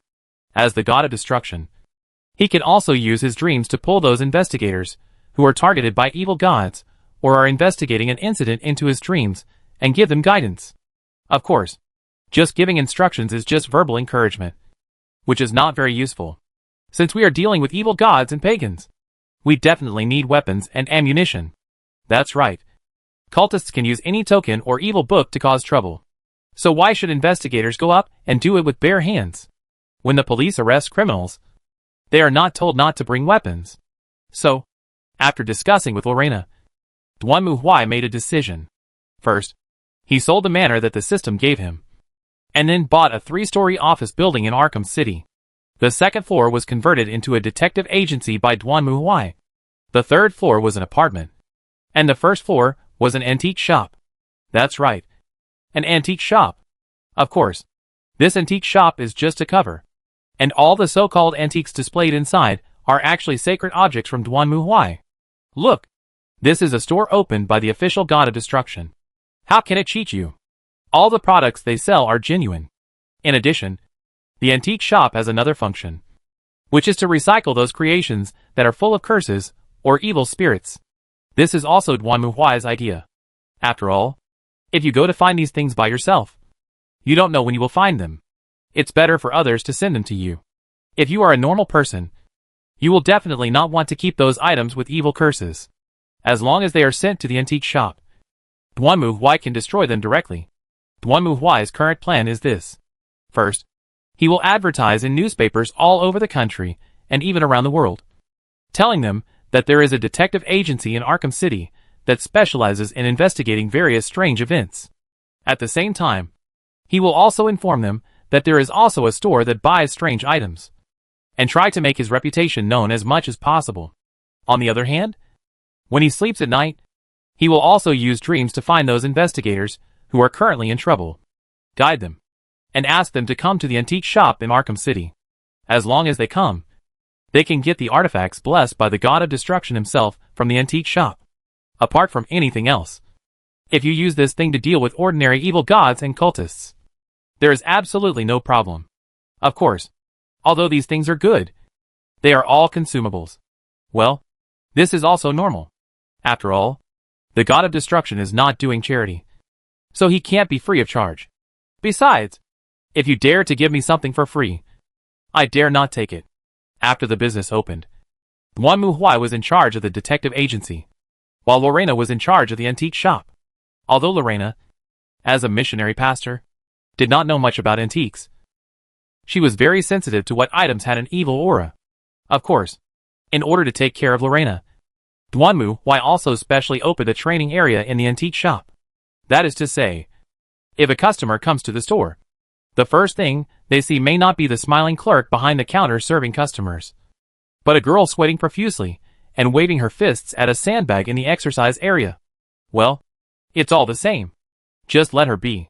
As for Duanmu Huai, comfortable, sitting on a chair, feeling the afternoon sun, Duanmu Huai yawned leisurely. Although he was quite rich, the decoration of the detective agency in front of him was very ordinary. There were bookshelves filled with books on both sides of the wall. Blinds were drawn in front of the windows, and a black old-fashioned telephone was placed on the desk. Place a chair opposite, and a leather sofa for sleeping next to it. Add to that the radio on the cabinet next to it, and the gramophone next to the bookshelf on the other side. And it looks like a detective agency from the 1950s and 1960s. This is the taste I want. On a lazy afternoon, the detective dozed off in a chair while drinking tequila on the rocks. The music from the radio echoed in this warm and comfortable office under the afternoon sun. Then, with a knock on the door, the client arrived, and a story in the dark shadows unfolded. Isn't this the feeling you want? Of course. Apart from other things, the furniture in Duanmu Huai's detective agency is all custom-made. At least it is much larger than normal ones. Otherwise it would be like entering Lilliput country. Forget about enjoying it. It would be lucky if he was not squeezed to death. But, so free. Duanmu Huai reached out and touched the black cat lying on him, while the rabbit next to him was sleeping soundly in the nest. It has been almost half a month since the detective agency opened, but he has not received any business. He has spent so much money on advertising, and even wanted to spread the advertisements to every corner of the world. So why is there no one coming to the door? Is Arkham City security so good now? Or is the timing wrong? It seems that things are pretty peaceful with Sheriff Anthony lately. At least there are no cases that require his intervention. I'm so bored. Do I really have to go to Miskatonic University to be a nude model to kill time? It seems to be okay. After all, if I don't show my 18-pack abs to everyone, it would be a bit of a loss. Right? It's just right. Let everyone see my charm. Ordinary mortals don't understand. But these art students, who can even be fascinated by heretical evil gods, should be able to understand my charm. Something seems wrong? Forget it. Don't think too much about it. No matter what. It's always good to have a good relationship with professors at the University of Michigan. Thinking of this, Duanmu Huai immediately put the kitten aside and stood up. Let's go to the University of Michigan to be a model. Meow. Compared to the manor in the suburbs before, Duanmu Huai's detective agency in Arkham City is obviously more suitable for moving around. At least he doesn't need to drive when he goes out, but can walk as he pleases. Of course, at the beginning, everyone was scared and ran away when they saw him. And some even called the police. But humans are highly adaptable creatures after all. Duanmu Huai has been here for more than half a month. It's hard to say for others, but at least the nearby businesses and residents have recognized him. Hey, big guy. It's rare to see you go out. Are you going to solve a case? Just walk around. Wow. It's the big uncle. I want to fly high today too. Maybe next time. While greeting the neighbors coming and going, Duanmu Huai also came to Miskatonic University. After a friendly exchange with the security guard, he also met Professor Osborne. Hello, Mr. Duanmu. The students have been waiting for a long time. When Professor Osborne saw Duanmu Huai, he seemed very enthusiastic. As for why he was so enthusiastic, well, Duanmu Huai didn't want to know. Professor Osborne, I would like to ask, what exactly is the human model you are talking about? It's the kind of mannequin you were thinking of. Of course, we have our requirements, and we promise to pay you well. Professor Osborne took Duanmu Huai into the campus and told him about the situation. As expected, he wanted Duanmu Huai to be a nude model for 800 yuan per session. Although it doesn't seem like much. If you think about it carefully, 800 yuan per session. Even if it's once a day, 30 days a month. That's 24,000 yuan. You can earn 24,000 yuan a month just by standing there without moving. What a magical job. Moreover, the requirements for nude models are neither too tall nor too short. And they cannot just be naked, but must remain motionless for 40 minutes. Like a statue.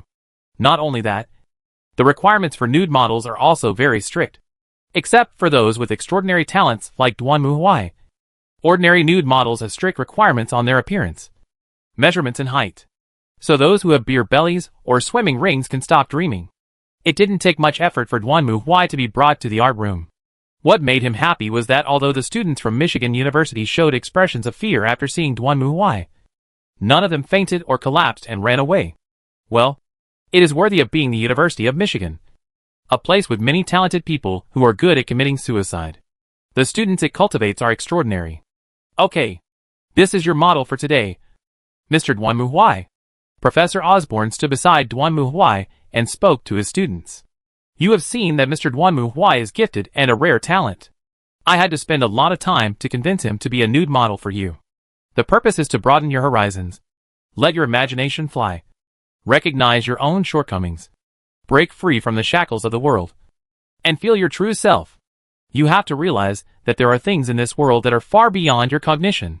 Hearing this, Duanmu Huai lowered his head in confusion and looked at Professor Osborne beside him. Why did he sound like something was wrong with what he said? However, Professor Osborne did not notice Duanmu Huai's gaze. He just smiled and nodded. Then let's get started. Chapter 505 Guidance in Dreams. For Duanmu Huai, being a model is nothing special. The only thing to say is that when he took off his clothes and appeared in front of everyone, the female student's eyes lit up, while the male students felt ashamed. Well, it's understandable. It's understandable. During the whole process, Duanmu Huai didn't need to do anything. He just posed and let his mind wander until the time was up. As for what the students drew, well, Duanmu Huai thought that questions should be asked to them themselves. In general, the process was very easy. After the course, Duanmu Huai had a much better relationship with these students. Of course, he also explained his identity to them and sent out a lot of business cards. This was the reason why Duanmu Huai came to Michigan University. After all, compared to other places, students and teachers at Michigan University were more likely to commit suicide.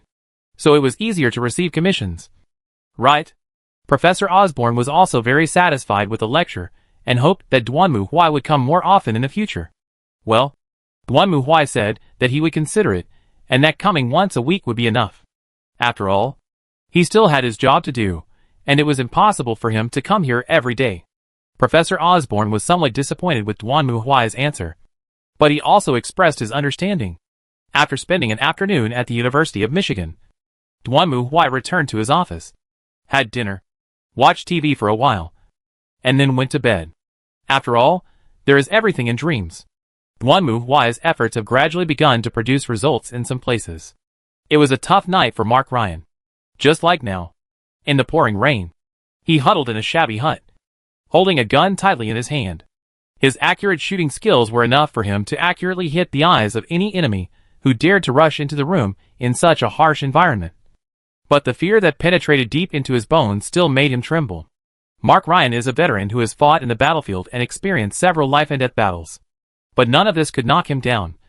Because for Mark Ryan, all he wanted was to end the war, return home, and reunite with his beloved wife. Soon, Mark Ryan's wish came true. After making outstanding contributions on the battlefield, he chose to go home. At that time, Mark Ryan thought that his wish was finally coming true. He could go back home and live an ordinary and warm life with his wife. However, this is not the case.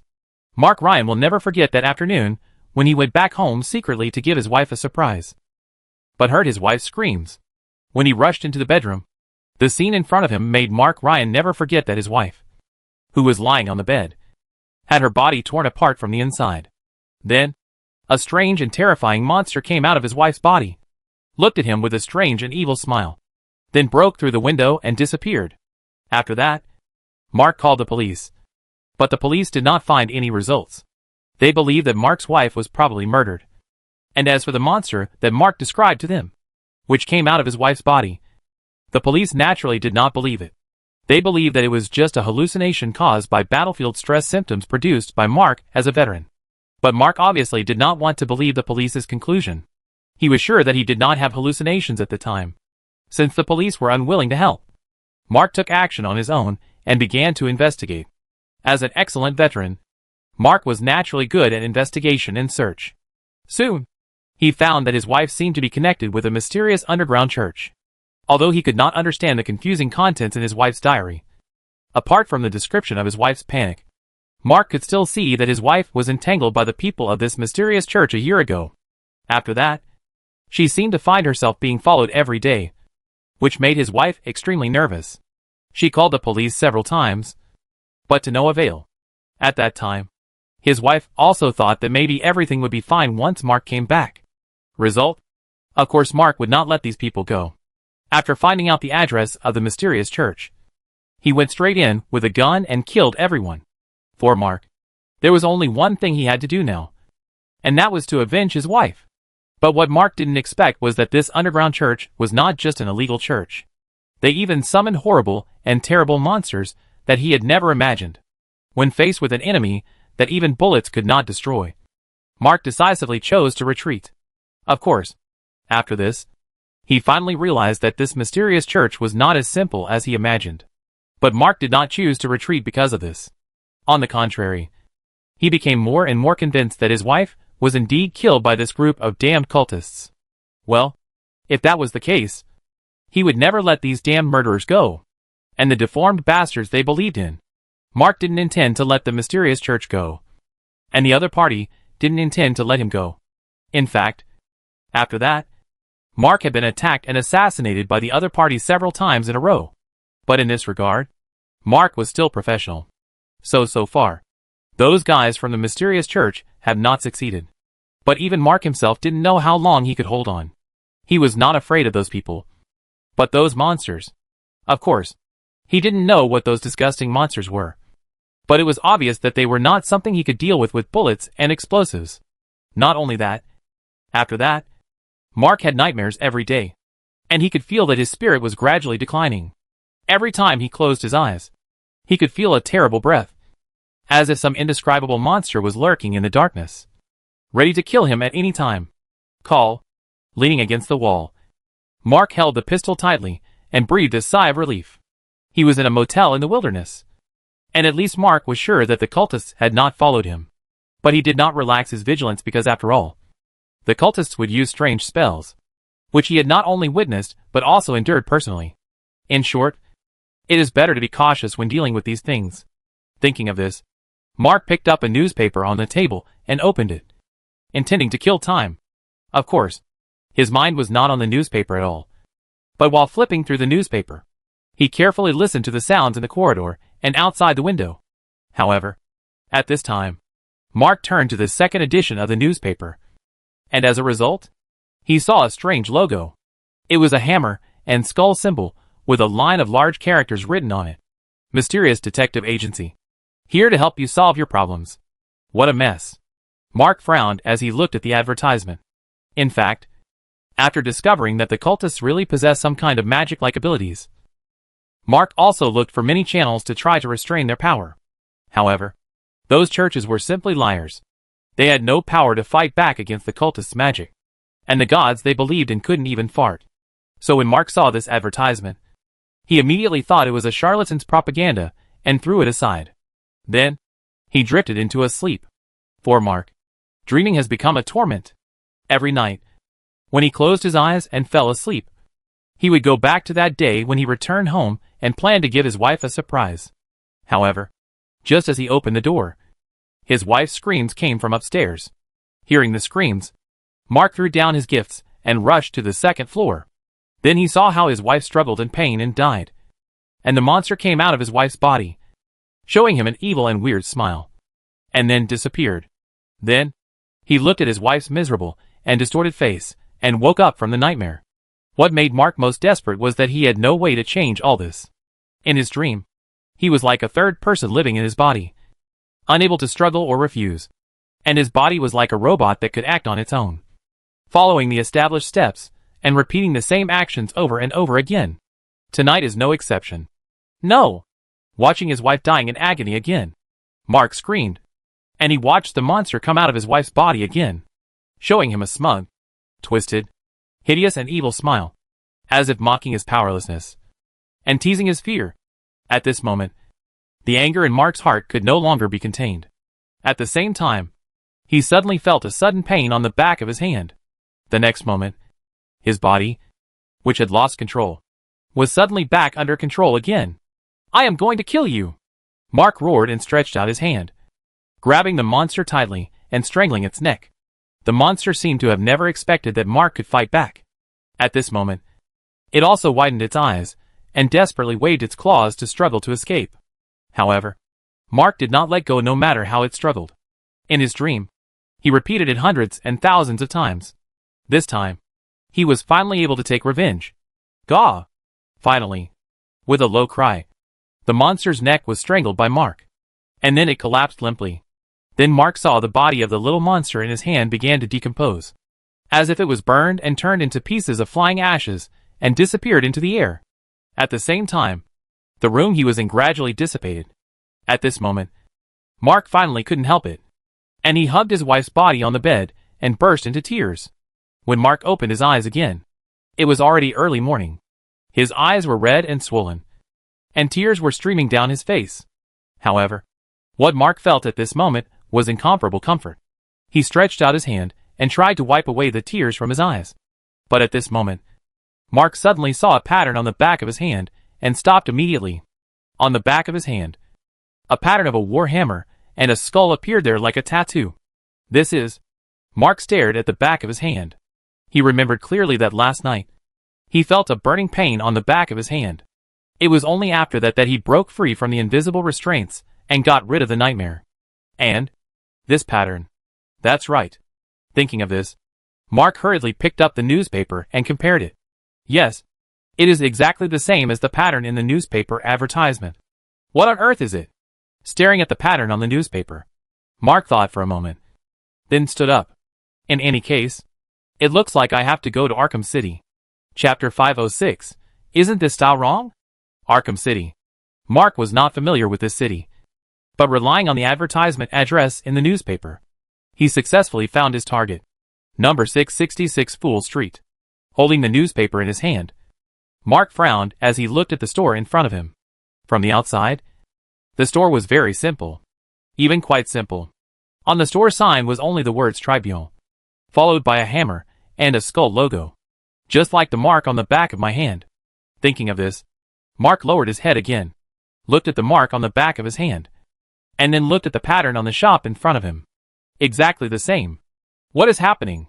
Frankly speaking, standing on the street holding the newspaper, Mark now felt like his brain was like paste. Anyway, now that we are here, let's go in first. Thinking of this, Mark gritted his teeth, put the newspaper back into his pocket, and reached out to push open the door of the store. Jingle. With the ringing of the doorbell, the door opened, and Mark stepped into the strange shop. When Mark walked into the store and saw the layout inside, he was stunned.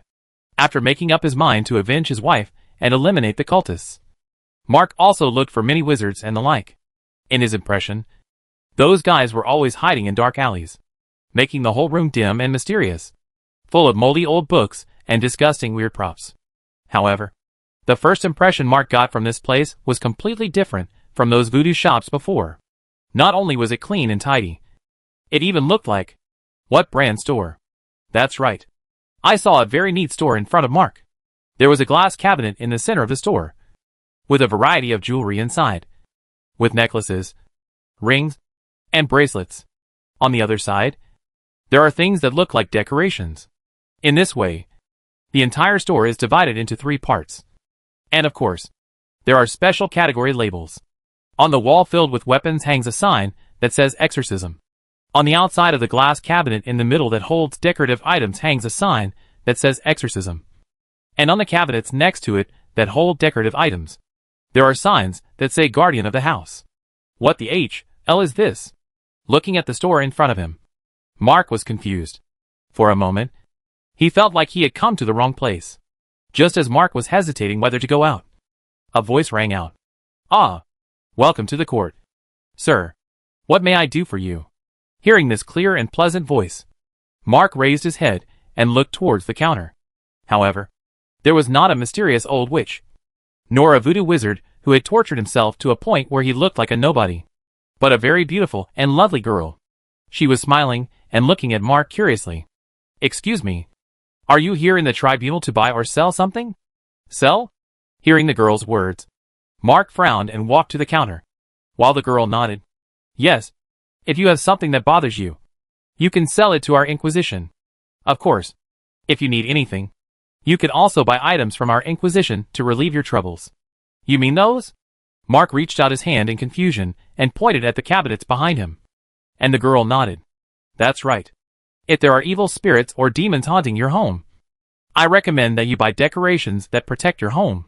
And if you are being entangled and troubled by evil spirits and want to drive them away or stay away from them, you can choose decorations that can ward off evil spirits. What about exorcism? Hearing this, Mark stared into the girl's eyes and asked. And the girl was stunned for a moment, then continued to speak. Of course, if you want to fight against demons, You can also choose demon-killing weapons. So simple?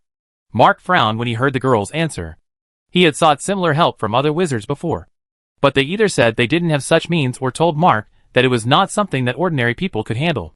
They didn't sell it directly with a clear price like here. Aren't there any requirements and risks? Of course. If you choose to fight against the demons, it is a risk in itself.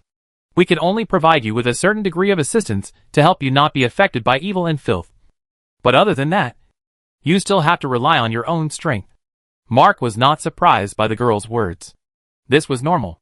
As a soldier, he had to rely on his own ability when shooting, rather than letting the gun fire automatically. But the other party actually told him the truth, which surprised Mark a little. It seems that this tribunal is really different from those other coquettish and slutty girls who pretend to be gods and ghosts. By the way, speaking of this, so, do you have any guns here? I'm sorry, sir. Our store does not sell any long-range weapons, including bows and guns. This was Duanmu Huai's decision. After all, selling guns requires a license, and he was too lazy to go through so much trouble. In fact, the business license of this shop is antiques and handicrafts, and those weapons and accessories that exorcise evil spirits, guard the house, and exorcise demons can be sold as handicrafts. After all, this is not illegal, right? But guns are another matter. Of course, the most important reason is that in Duanmu Huai's opinion, close combat is the most sacred, bravest, and most loyal way of fighting. You want to fight a demon, not by smashing it with a hammer, but by hiding behind and shooting like Titanium King? You are not loyal at all. Besides, Duanmu Huai's shooting skills are so bad. Forget it. I won't say more. It will only bring tears. Of course, if you need any help or need any services, you can go to the detective agency on the second floor for help. Of course, Lorena would also take the opportunity to advertise for her boss. To be honest, if this mark had not really appeared on the back of his hand, and if he had not had nightmares since then, Mark would have suspected that there was something wrong with this place. After all, this is not a trick, and it doesn't fit my idea at all. Generally speaking, shouldn't this kind of thing be brought to the end? And then some treasured treasures or something? Why is he so calm? For Lorena, it was indeed quite calm. After all, she had done a lot of similar things in the Holy City, and it had become a habitual job. Naturally, she would not be like those charlatans in this world, talking nonsense and going crazy for no reason. But Mark wasn't used to it. According to his experience, most of the sorcerers and witches speak in a general way, like a riddler. This lady is nothing like a customer service representative, answering whatever you ask. Even when Mark asked her about the meaning of the mark of the Inquisition, she explained clearly that the pure human skull is a sign of human purity, and those fallen people who associate with demons have long lost their human purity, and their skulls have naturally mutated. Therefore, the skull represents the holiness and purity of human beings. Wow! If you don't know, you would think this is a museum explanation. Of course, the risks also need to be made clear. If you choose to rely on the power of the Inquisition, you will be regarded as a believer of the Inquisition. After your death, your soul will go to the Inquisition to serve the Inquisition. That's right. What needs to be said must be said. But after hearing Lorena's explanation, Mark frowned. You're speaking so seriously. Is there really such a place as the afterlife? So, I want to meet the dead.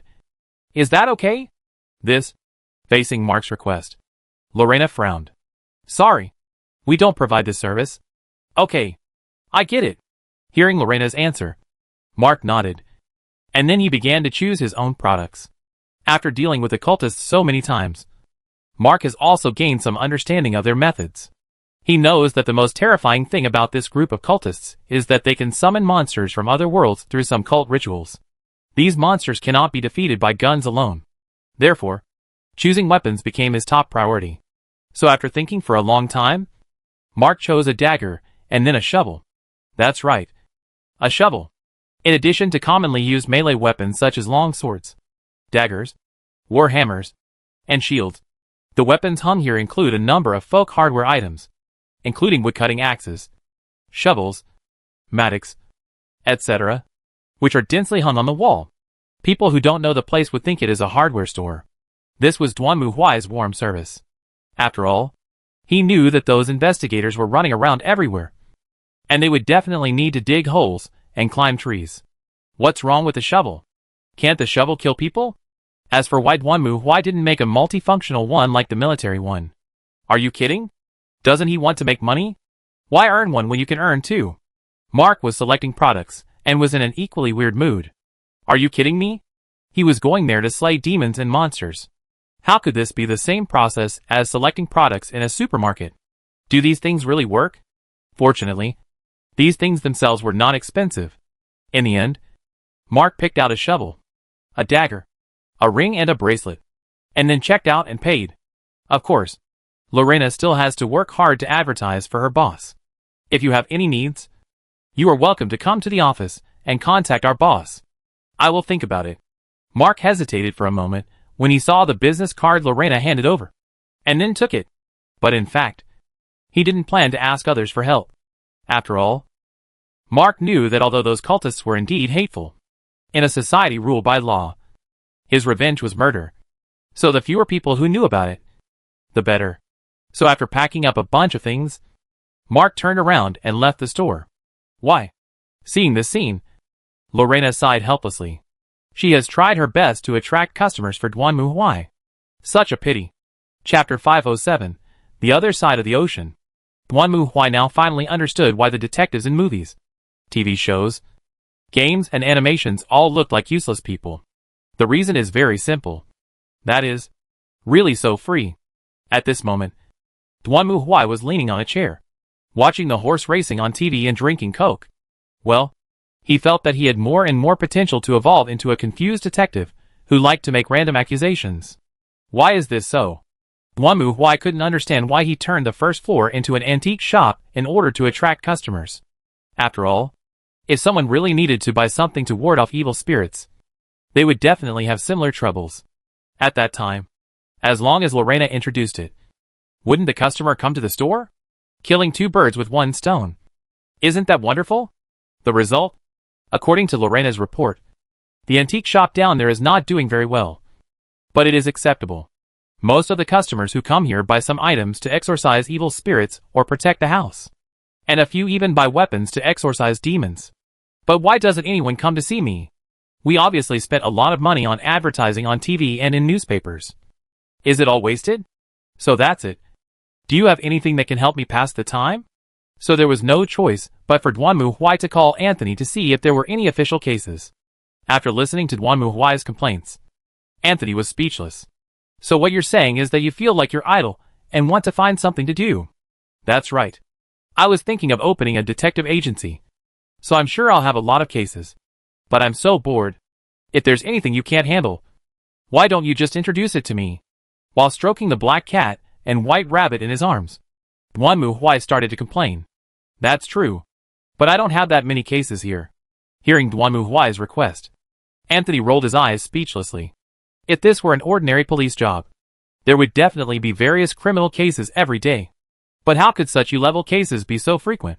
If there really was one case every day, wouldn't it mean that on average someone wanted to destroy the world every day? There's no need to call the police. It would be more reliable to call Ultraman. But there is one case that is indeed more troublesome. But in another country. Have you heard of Jack the Ripper? Oh, I've heard of it. Hearing this, Dwanmu Huai immediately perked up. In fact, there is a series of serial murders in Fog City. It is initially determined to be a U-level case, but it is very difficult to solve. I heard that several investigators there have died. Since you like to find trouble so much, why don't I open a letter of introduction for you and you go over there? The U-level cases in this world are basically global shared intelligence, similar to Interpol in the movies. After all, this kind of case is not like ordinary arms smuggling and drug trafficking. Even if it succeeds, it will only harm one country. On the contrary, if these cults and the like succeed, basically the whole world will be in trouble. So in this case, this kind of cross-border action is easier. After all, saving the world comes first. Of course, ordinary players don't have this kind of capital. After all, going abroad is very expensive. If you don't roll the dice well at the beginning, you'll probably be thinking about where to beg for food. How can you be in the mood to go abroad for investigation and search? No problem. Leave it to me. In the game, Duanmu Huai's dice rolls were neither good nor bad, which was the level of the middle class. So he mainly traveled around the country at that time. But now it's different. I'm a rich second generation. I have money, and I can do whatever I want. What's wrong with going abroad? Going abroad is also fun. Hey, just for fun. Moreover, there is more mission experience in foreign countries. Maybe after completing this mission, I can be promoted to sea level. Well, this is probably impossible. Never mind. Let's see how the situation develops. Duanmu Huai wanted to act decisively. So after getting the letter of introduction and a copy of the file from Anthony, he immediately took action. Going to the Fog City is not an easy task. After all, you have to go to the East Coast first, and then cross the Atlantic Ocean. For ordinary people, this may not be a problem. But for Duanmu Huai, this is a big problem. The reason is simple. With his body size, what kind of transportation is better? Fortunately, these days, any problem that can be solved with money is not a problem. Soon, Duanmu Huai used his own channels to arrange for his trip to the Fog City. First, he would take the Pacific Railway from Arkham to the West Coast, and then take the Full Moon and Stars airship to the Fog City. The reason why I chose these two means of transportation was that there was no other way. The train space was small, but fortunately, there were VIP carriages. As long as Duanmu Huai paid enough money, he could enjoy a carriage alone. Although the train was not fast, the scenery for 3 days and 4 nights was still worth seeing. The reasons for choosing an airship rather than an airplane or cruise ship are even more obvious. Duanmu Huai definitely couldn't fit into the plane, so he could only sit in the cargo hold. As for the cruise ship, that's a joke. In a world with Cthulhu, you want to take a ship on the ocean? It's a commendable courage. It's a commendable courage. In this case, the airship is a good choice. It is slower than an airplane, but faster than a boat, and has a relatively large space, allowing Duanmu Huai to roll around comfortably. More importantly, airships are toys for the rich, which also ensures that there are not too many guests, and it is relatively quiet and comfortable. Of course, the most important point is that airplanes do not allow pets, but airships can. So after taking care of everything, Duanmu Huai took Lorena, Lingnu and Tutu on the train to the West Coast. As for the maid, he left her behind to look after the house and be in charge of the antique shop business. After all, what was sold were money, and what was taken back were souls, and none could be left behind. I have to say, it's good to be rich. Although he paid several times more than an ordinary sleeper berth, Duanmu Huai got a separate luxury carriage, which was divided into 2 rooms, the master and the guest. The guest room was located near the door, and the rest was given to the master bedroom. Well, although the space was not large, it was enough for Duanmu Huai to roll around. In addition, the service in the carriage itself is naturally the best. They can call and order directly, and the waiter will personally deliver their meals to the carriage. This is also what Duanmu Huai likes very much. Otherwise, if he has to squeeze into the dining car with his body, it would be really life-threatening. After the train departed, Duanmu Huai lay on the bed, opened the copy of the case file faxed by Anthony, and read it carefully. Fog. The history of this world is similar to that of Duanmu Huai's world, but there are also differences. For example, although the science in this world is relatively advanced, it has a bit of steampunk-like fun. The same is true for the Fog City. He once saw players describe the scene there on the forum. According to those players, due to the large-scale development of industry, the entire island country is shrouded in smog. They can't even see what color the real sky is. In that country, as long as you look up, you will always see gloomy and dark clouds. Only very rarely can people occasionally peek at a ray of sunshine and sky from the gaps in the clouds. From the perspective of quality of life, it is definitely unhealthy. But if you want to experience the atmosphere, there is no better place. After all, the classic plot of a detective movie is that a detective in a windbreaker walks on the cloudy streets and experiences the fun of being Sherlock Holmes in the fog. Okay, that's off topic. Let's get back on track. The Jack the Ripper that Anthony mentioned could not really be Jack the Ripper. He just used this name to name the case. Of course, this name was not chosen randomly. According to the report in the case file, since a few months ago, there have been a series of murders in Fog City, and the time of occurrence is basically late at night.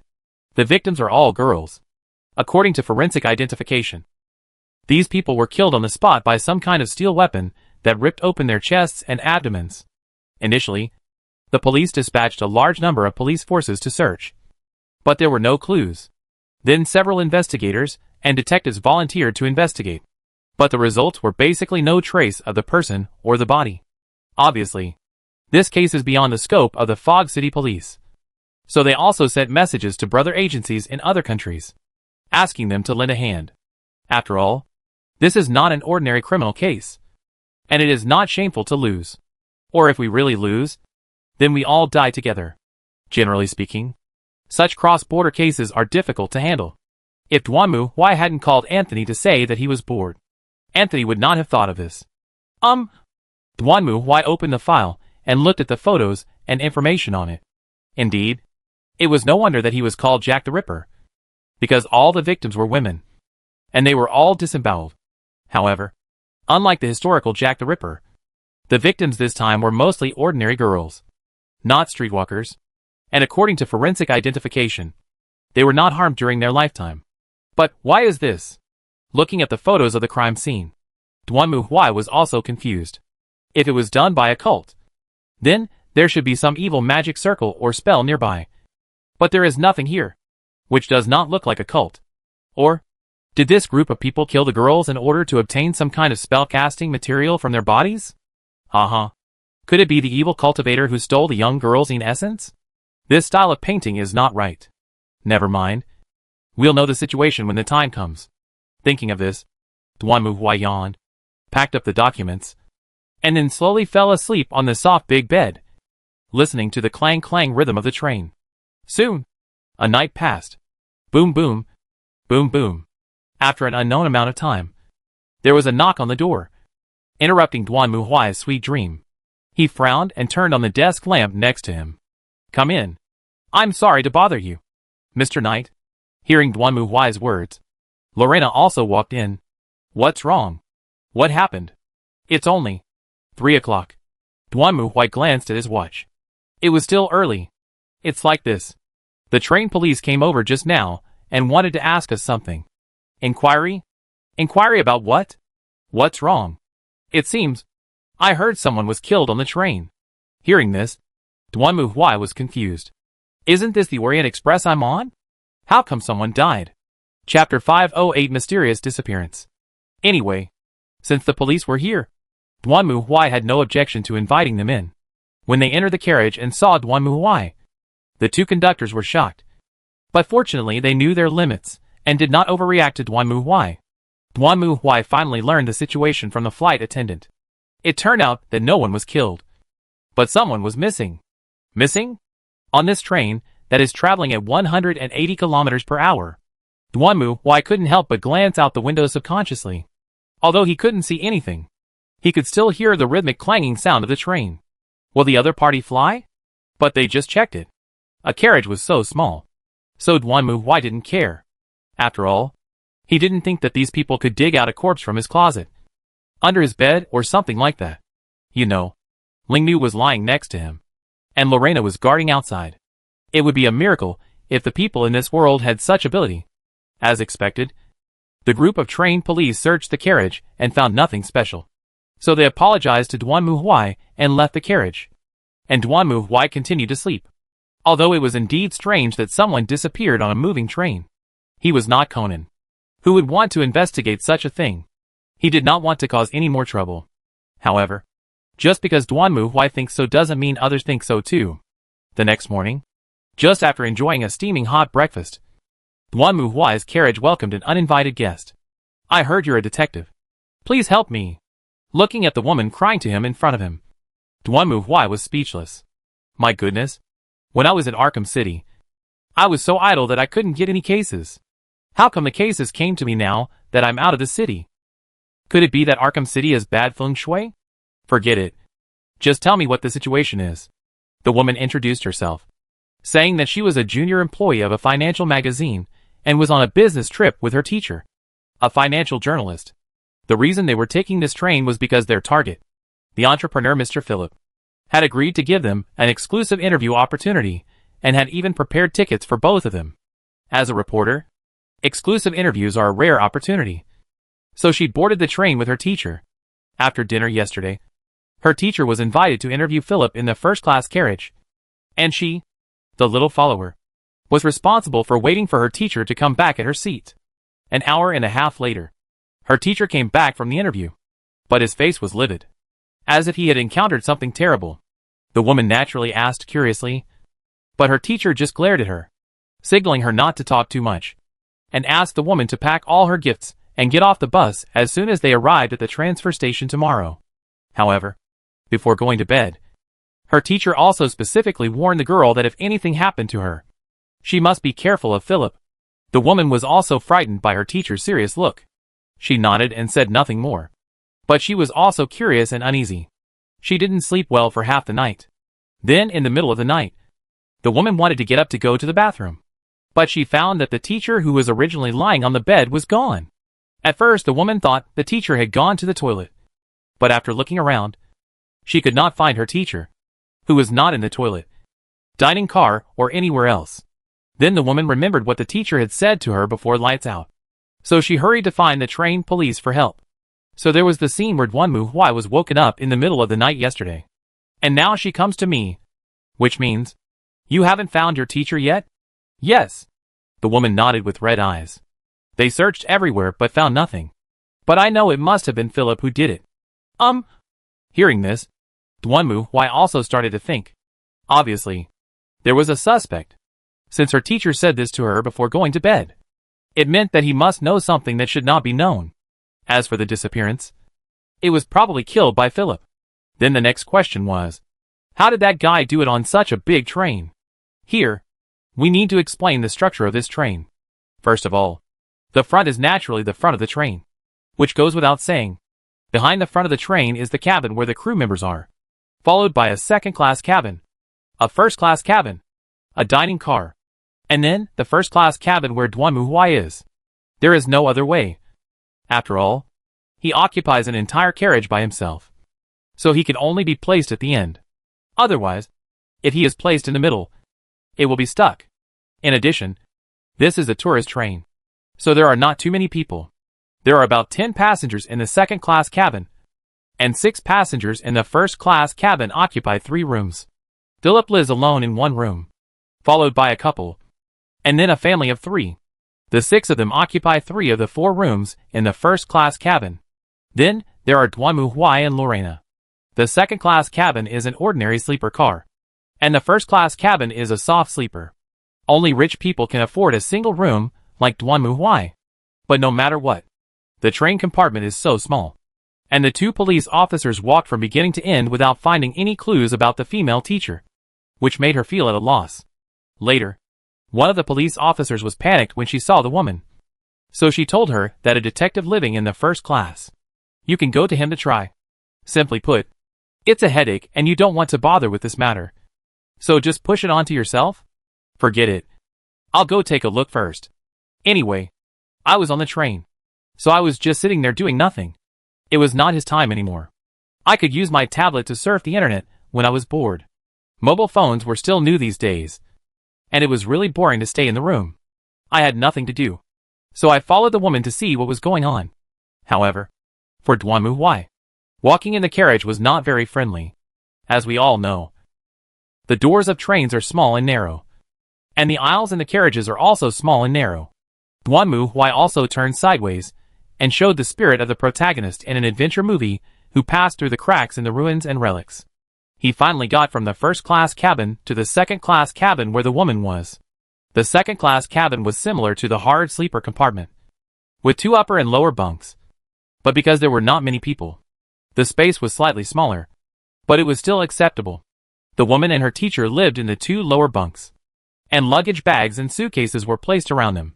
It seemed that they were also heavily equipped. There are some equipment to be used for reporting and shooting. The woman also explained to Duanmu Huai a little embarrassedly. After all, in their line of work, filming equipment is indispensable, and they have to be good stuff, not those travel goods that cost a few $100s. This is one of the reasons why the woman came to the interview with her teacher as a little follower. After all, these devices are so expensive. A camera costs thousands or even tens of thousands of dollars. It would be a big problem if they were lost. Did your teacher leave anything behind? No. Hearing Duanmu Huai's question, the woman shook her head. According to her, when her teacher disappeared, his coat and wallet were not there, as if he had gone out. So she thought her teacher went outside to smoke or go to the toilet. But she couldn't find him after searching for a long time. So, he should have brought something with him when he went to interview the man named Philip. Duanmu Huai remembered that reporters would usually use a tape recorder or video recorder during interviews. And if that didn't work, they would take notes. No. I looked everywhere. But I didn't find anything belonging to the teacher. Turn it over again. Okay. Although she was a little surprised by Duanmu Huai's request, the woman still nodded, and then began to reopen the suitcase and travel bag, and search one by one. Duanmu Huai stood there, staring at her movements. In fact, Duanmu Huai himself did not intend to search. On the one hand, his body was not convenient. On the other hand, he had a more suitable assistant. Meow. Sure enough, just after the woman had rummaged through the suitcase and opened the travel bag next to it to pour out the contents, the black catling knew, who was lying on Duanmu Huai's shoulder, suddenly jumped down onto the bed, then stretched out her claws and grabbed the travel bag. What's going on? The woman was also startled when she saw the black cat suddenly appear. But Duanmu Huai's eyes lit up at this moment. Wait, what's in this travel bag? Hey! There is nothing here? Hearing Duanmu Huai's words, the woman was stunned for a moment. Then she reached out and touched the edge of the travel bag that the black cat was holding. Then she was stunned for a moment, raised her head, and looked at Duanmu Huai. Mr. Detective, there seems to be a note hidden in here. Take it out. Okay. The woman nodded, then reached into the travel bag and turned it over. Only then did Duanmu Huai see that there was a secret bag inside the travel bag. Well, I have to say that her teacher is really an experienced person. Although the secret bag can't hold too many things. If you put a note in it, it's obviously not noticeable to ordinary people. Right? The woman took out the note, took a look at it, and then her face suddenly changed. Then she looked at Duanmu Huai. Detective, what's wrong? Duanmu Huai reached out and took the note from the woman. Then when he saw the contents on the note, he raised his eyebrows slightly. It was a financial list, which showed Philip's transfer of money to an organization. And the name of the organization was Silver Dusk Lodge. This is a cult organization. Duanmu Huai knows this into house. On the surface, it is an elite club for the upper class. But in fact, it is a cult organization.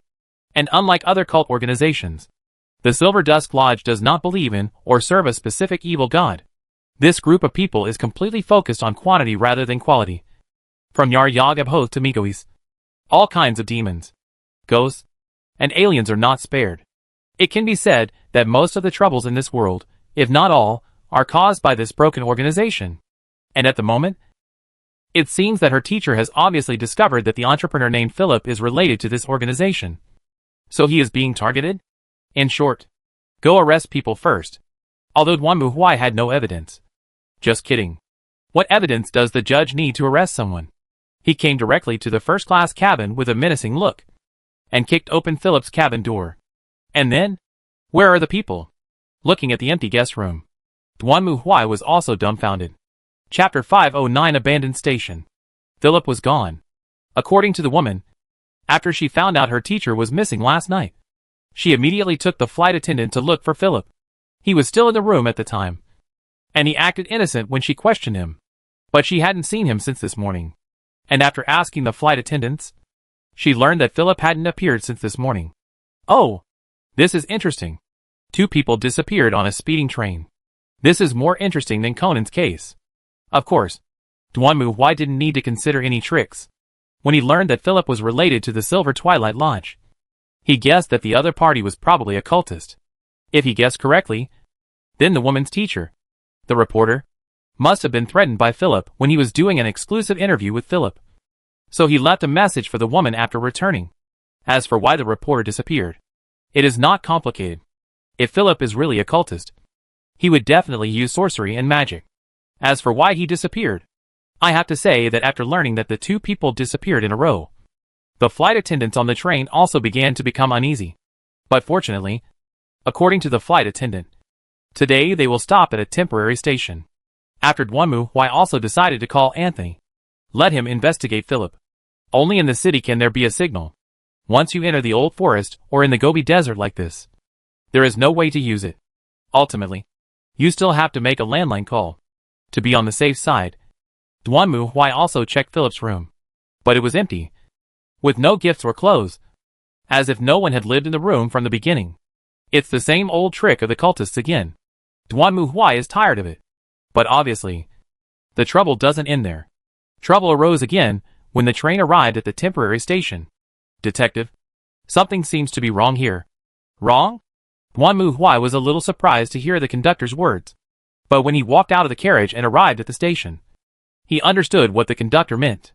The entire temporary station was in a state of disrepair, with signs of decay and erosion everywhere. It was not just a matter of neglect of management and maintenance. It looked like it had been abandoned for decades. Is this the case at your station? Duan Mu Huai turned his head and looked at the chief steward, who shook his head desperately. Of course not. Sir, we were just here before, and it clearly wasn't like this then. Hearing the words of the flight attendant, Duan Mu Huai looked around. It was basically a Gobi desert. It was dark everywhere. The sky was covered with dark clouds. Not even a ray of sunshine could be seen. It looked like a storm was coming. Thinking of this, Duan Mu Huai reached out and touched the head of the little white rabbit that popped out of his pocket, and patted the black cat's head. Let's go in and take a look. Then, he spoke. According to the chief conductor, this temporary station is not responsible for transporting passengers. It is mainly responsible for the supply and maintenance of trains. It is also to allow passengers to relax after sitting for a long time. Therefore, the station itself is not large. In addition to a platform, there is only a two-story building behind the platform. Of course, this small building looks weathered at this moment, like a cultural relic from hundreds of years ago. Squeak! Duan Mu Huai stretched out his hand and pushed the door open. And suddenly there was a sharp noise. Dust came in the air, causing everyone around him to take a step back. Cough, cough, cough. Duan Mu Huai also reached out his hand, fanned the dust in front of his eyes, and then looked inside. The small building was also in a mess. There was a counter in the middle, and on the counter, a person was lying. Teacher? When the woman who had been hiding behind Duan Mu Huai saw that person, she screamed in surprise. Then she hurried into the small building and ran towards the counter. Teacher, teacher, what's wrong with you? Cheer up. However, before the woman could finish her words, her voice suddenly turned into a shrill scream. Hearing the scream, Duan Mu Huai and Lorena hurriedly quickened their pace and rushed to the woman's side. Just by taking a look at the figure, Duan Mu Huai immediately understood why the woman screamed. The reason was very simple. The figure lying on the counter was a skeleton. Because of the dim light in the hut, the woman could only barely see the clothes and outline. So she made a mistake. But when she got closer, well, of course, the true face of Mount Lu was revealed. Are you sure this is your teacher? Duan Mu Huai looked at the shriveled, almost skin and bone skeleton in front of him and asked in confusion. And the woman nodded tremblingly. Big? Probably. Because that's what the teacher wore before he disappeared. And this coat was custom made. And there's an NS logo on the collar. Hearing the woman's answer, Duan Mu Huai did not hesitate. He reached out and grabbed the skeleton, then turned up his collar, and saw the word NS embroidered on the inside of the collar. Then Duan Mu Huai also found a wallet, a lighter, and other items in the clothes. Well, judging from the identity information inside, it was indeed the woman's poor teacher who had not escaped. But the problem is, the timing doesn't match. According to the woman, no more than 24 hours had passed since her teacher disappeared last night. But judging by the current condition of the body, it has been at least 24 years. So the most reasonable possibility at the moment is that someone stripped her teacher's clothes off and put them on the body. Then the root cause is that the girl's teacher made a mistake and killed the victim many years ago. And the victim's family hid in the train for revenge. And then found a way to create this series of events. Well, that was the set of Detective Conan. But unfortunately, cultists won't talk science with you. Science doesn't work either. The only evidence was the record in the diary held in the corpse's hand. According to the diary, the reporter did wake up in the middle of the night. But the train did not move forward, but stopped at a station. The reporter had a craving for a cigarette, so he went out to smoke a cigarette. And when he turned around after smoking, he found that the train that had been behind him had disappeared. So the reporter was confused. He searched the station inside and outside, but found nothing. There was no one here. But the reporter did not give up. He decided to leave the station on foot the next morning and go directly to the next station along the track. Result? I don't know how long I walked along the railroad tracks, but I still came back here. I can't leave this place at all. I know I am cursed. Philip did all this. I will never let him go. What should we do next? After reading the diary, Duanmu Huai didn't say much. This diary can be regarded as a clue of evidence. As for the corpse, take it to the car and report it to the police station for identification when we get there. That's right.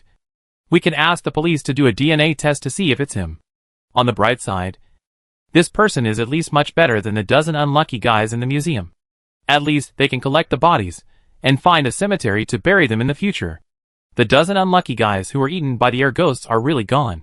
Although reluctant, the attendant still followed Duanmu Huai's request, found a wooden box to put the body in, and then moved it to the cargo warehouse. Then a group of people hurriedly left the station, and soon the train set off again and drove forward. I never thought that the reporter would die so tragically. Back in the car, Lorena couldn't help but sigh. Did Mr. Philip do that too? Maybe. At least he is still missing. So he is definitely more suspicious than the unlucky reporter who has already found the body. Duanmu Huai took a sip of red tea and spoke lightly. He originally wanted to call Anthony at that station to investigate Philip. But, well, it would be strange for a station that has been abandoned for decades to have a phone that can be dialed. But where on earth had Philip gone? Duanmu Huai always felt that this matter was not so simple. The other party had gone to such great lengths to kill people on this train to silence them. It was obvious that they had prepared for it. But it was very unreasonable for him to run away just because of this. Assuming that Philip really used witchcraft to kill people, the police would not be able to do anything to him without evidence. But if he ran away, wouldn't it be equivalent to throwing all the suspicion on him? This is just like a car accident. If you stop by the roadside and accept the punishment, it's fine. But if you just flee, isn't it your responsibility regardless of whether it is your fault or not? However, just as Duanmu Huai was thinking, suddenly, a black shadow passed by the window. Duanmu Huai raised his eyes, took a look, and then was stunned. What's wrong, Mr. Knight? Seeing Duanmu Huai's reaction, Lorena asked curiously. But Duanmu Huai shook his head and said nothing, just looking out the window quietly. Outside the train window was a dry Gobi desert, with thick fog almost covering the entire land, and nothing could be seen. Duanmu Huai just stared out the window, motionless. After a long while, suddenly, another black shadow flashed past Duanmu Huai's eyes. Seeing the black shadow, Duanmu Huai stood up hurriedly. If he was not mistaken, that was the station where he and others were before. Boom, boom, boom. At this moment, suddenly, there was a knock on the door, followed by the voice of the flight attendant. Mr. Detective, something bad has happened. Arriving at the cockpit, Duanmu Huai quickly understood what the chief flight attendant meant. Just as he saw it, according to the driver, after leaving the station, the train would continue to move forward, then enter a tunnel, and then come out of the tunnel to the other side. But after leaving the station, they kept driving for 4 or 5 hours without seeing the shadow of the tunnel. Not only that, they also found themselves back in front of the station. The first time, they thought it was their own eyesight. But the second time, they finally couldn't hold on any longer. Is there something wrong? At this moment, the driver was looking out the window with a pale face and blue corners of his mouth. The chief steward nodded beside him, and then glanced at Duanmu Huai anxiously. Could it be because of the body? Should we send it back? Send it back? Where? Duanmu Huai glared at the flight attendant coldly, almost scaring him to the ground. Then he turned his head and looked out the window. Keep going. I'll figure it out. Yes. Logically speaking, the flight attendant and the driver certainly don't need to listen to Duanmu Huai, an outsider. But the situation is weird now. And Duanmu Huai is so powerful. They can only bite the bullet and do what he says. Bang, bang, bang. The train continued to move forward. In the thick fog, no one could see anything. Even with the headlights, they could only see the rails extending from the fog and the dry land on both sides. Call. Finally, the dilapidated station appeared again from the thick fog. Seeing this scene, Duanmu Huai raised his eyebrows. His face darkened, and he snorted coldly. Then, a terrifying aura suddenly burst out from Duanmu Huai's body. Roll. Ah! Just as Duanmu Huai was about to start scolding, there was a scream like a wild animal outside, followed by a slight bang as if the train had hit something. The train driver was also experienced, and hurriedly pulled the brake. With a harsh friction sound, the train moved forward for a while, and then slowly stopped. At this moment, everyone in the cab looked at each other, and finally Duanmu Huai broke the silence. What's going on? Go down and take a look and you'll know. When they stepped off the train, they saw an unbelievable scene. From the wheels in front of the train to the tracks behind, there were crushed and torn body parts and blurred bloody fragments everywhere. Seeing this scene, everyone turned pale, and the conductor turned around and rushed to the side to vomit in disgust. However, Duanmu Huai obviously didn't care about such a small matter. He walked to the wheel and pulled out a piece of clothing, although there was only one piece of clothing left. The touch and material were obviously very exquisite. In the pocket of the coat, Duanmu Huai also found a business card. Mr. Knight, what did you find? At this moment, Lorena also came over curiously, and Duanmu Huai turned around and showed her the business card in his hand. It looks like we've found our second missing person. Chapter 510, the journey has just begun. After that, the group encountered no more troubles and reached the finish line very smoothly. Of course, this is not the end. First of all, the strange death of 2 passengers on the train must be reported. After all, one of them is a famous reporter, and the other is a big businessman. Not ordinary people. Although Duanmu Huai did not get too many clues this time. Fortunately, the transfer records between Philip and Silver Dusk Lodge left by the reporter are still very easy to check. He informed Anthony of this matter by phone. After learning the news of Silver Dusk Lodge, the latter immediately said that he would send someone to take over the investigation. After all, this organization is notorious. Although Philip is a big businessman, once he is involved with such an organization, there is only one way to go, and that is death. He is already dead. But Anthony did not forget to tease Duanmu Huai. He was bored in Arkham City, but he encountered a big case as soon as he went out. Should he continue to dig deeper into this case? Philip is a well-known entrepreneur, and the Silver Twilight Lodge is an organization that specializes in recruiting upper-class people. Through Philip, he might be able to dig out more information about the Silver Twilight Lodge. Duanmu Huai was somewhat tempted by this, but after thinking for a while, he finally chose to refuse. The reason was simple.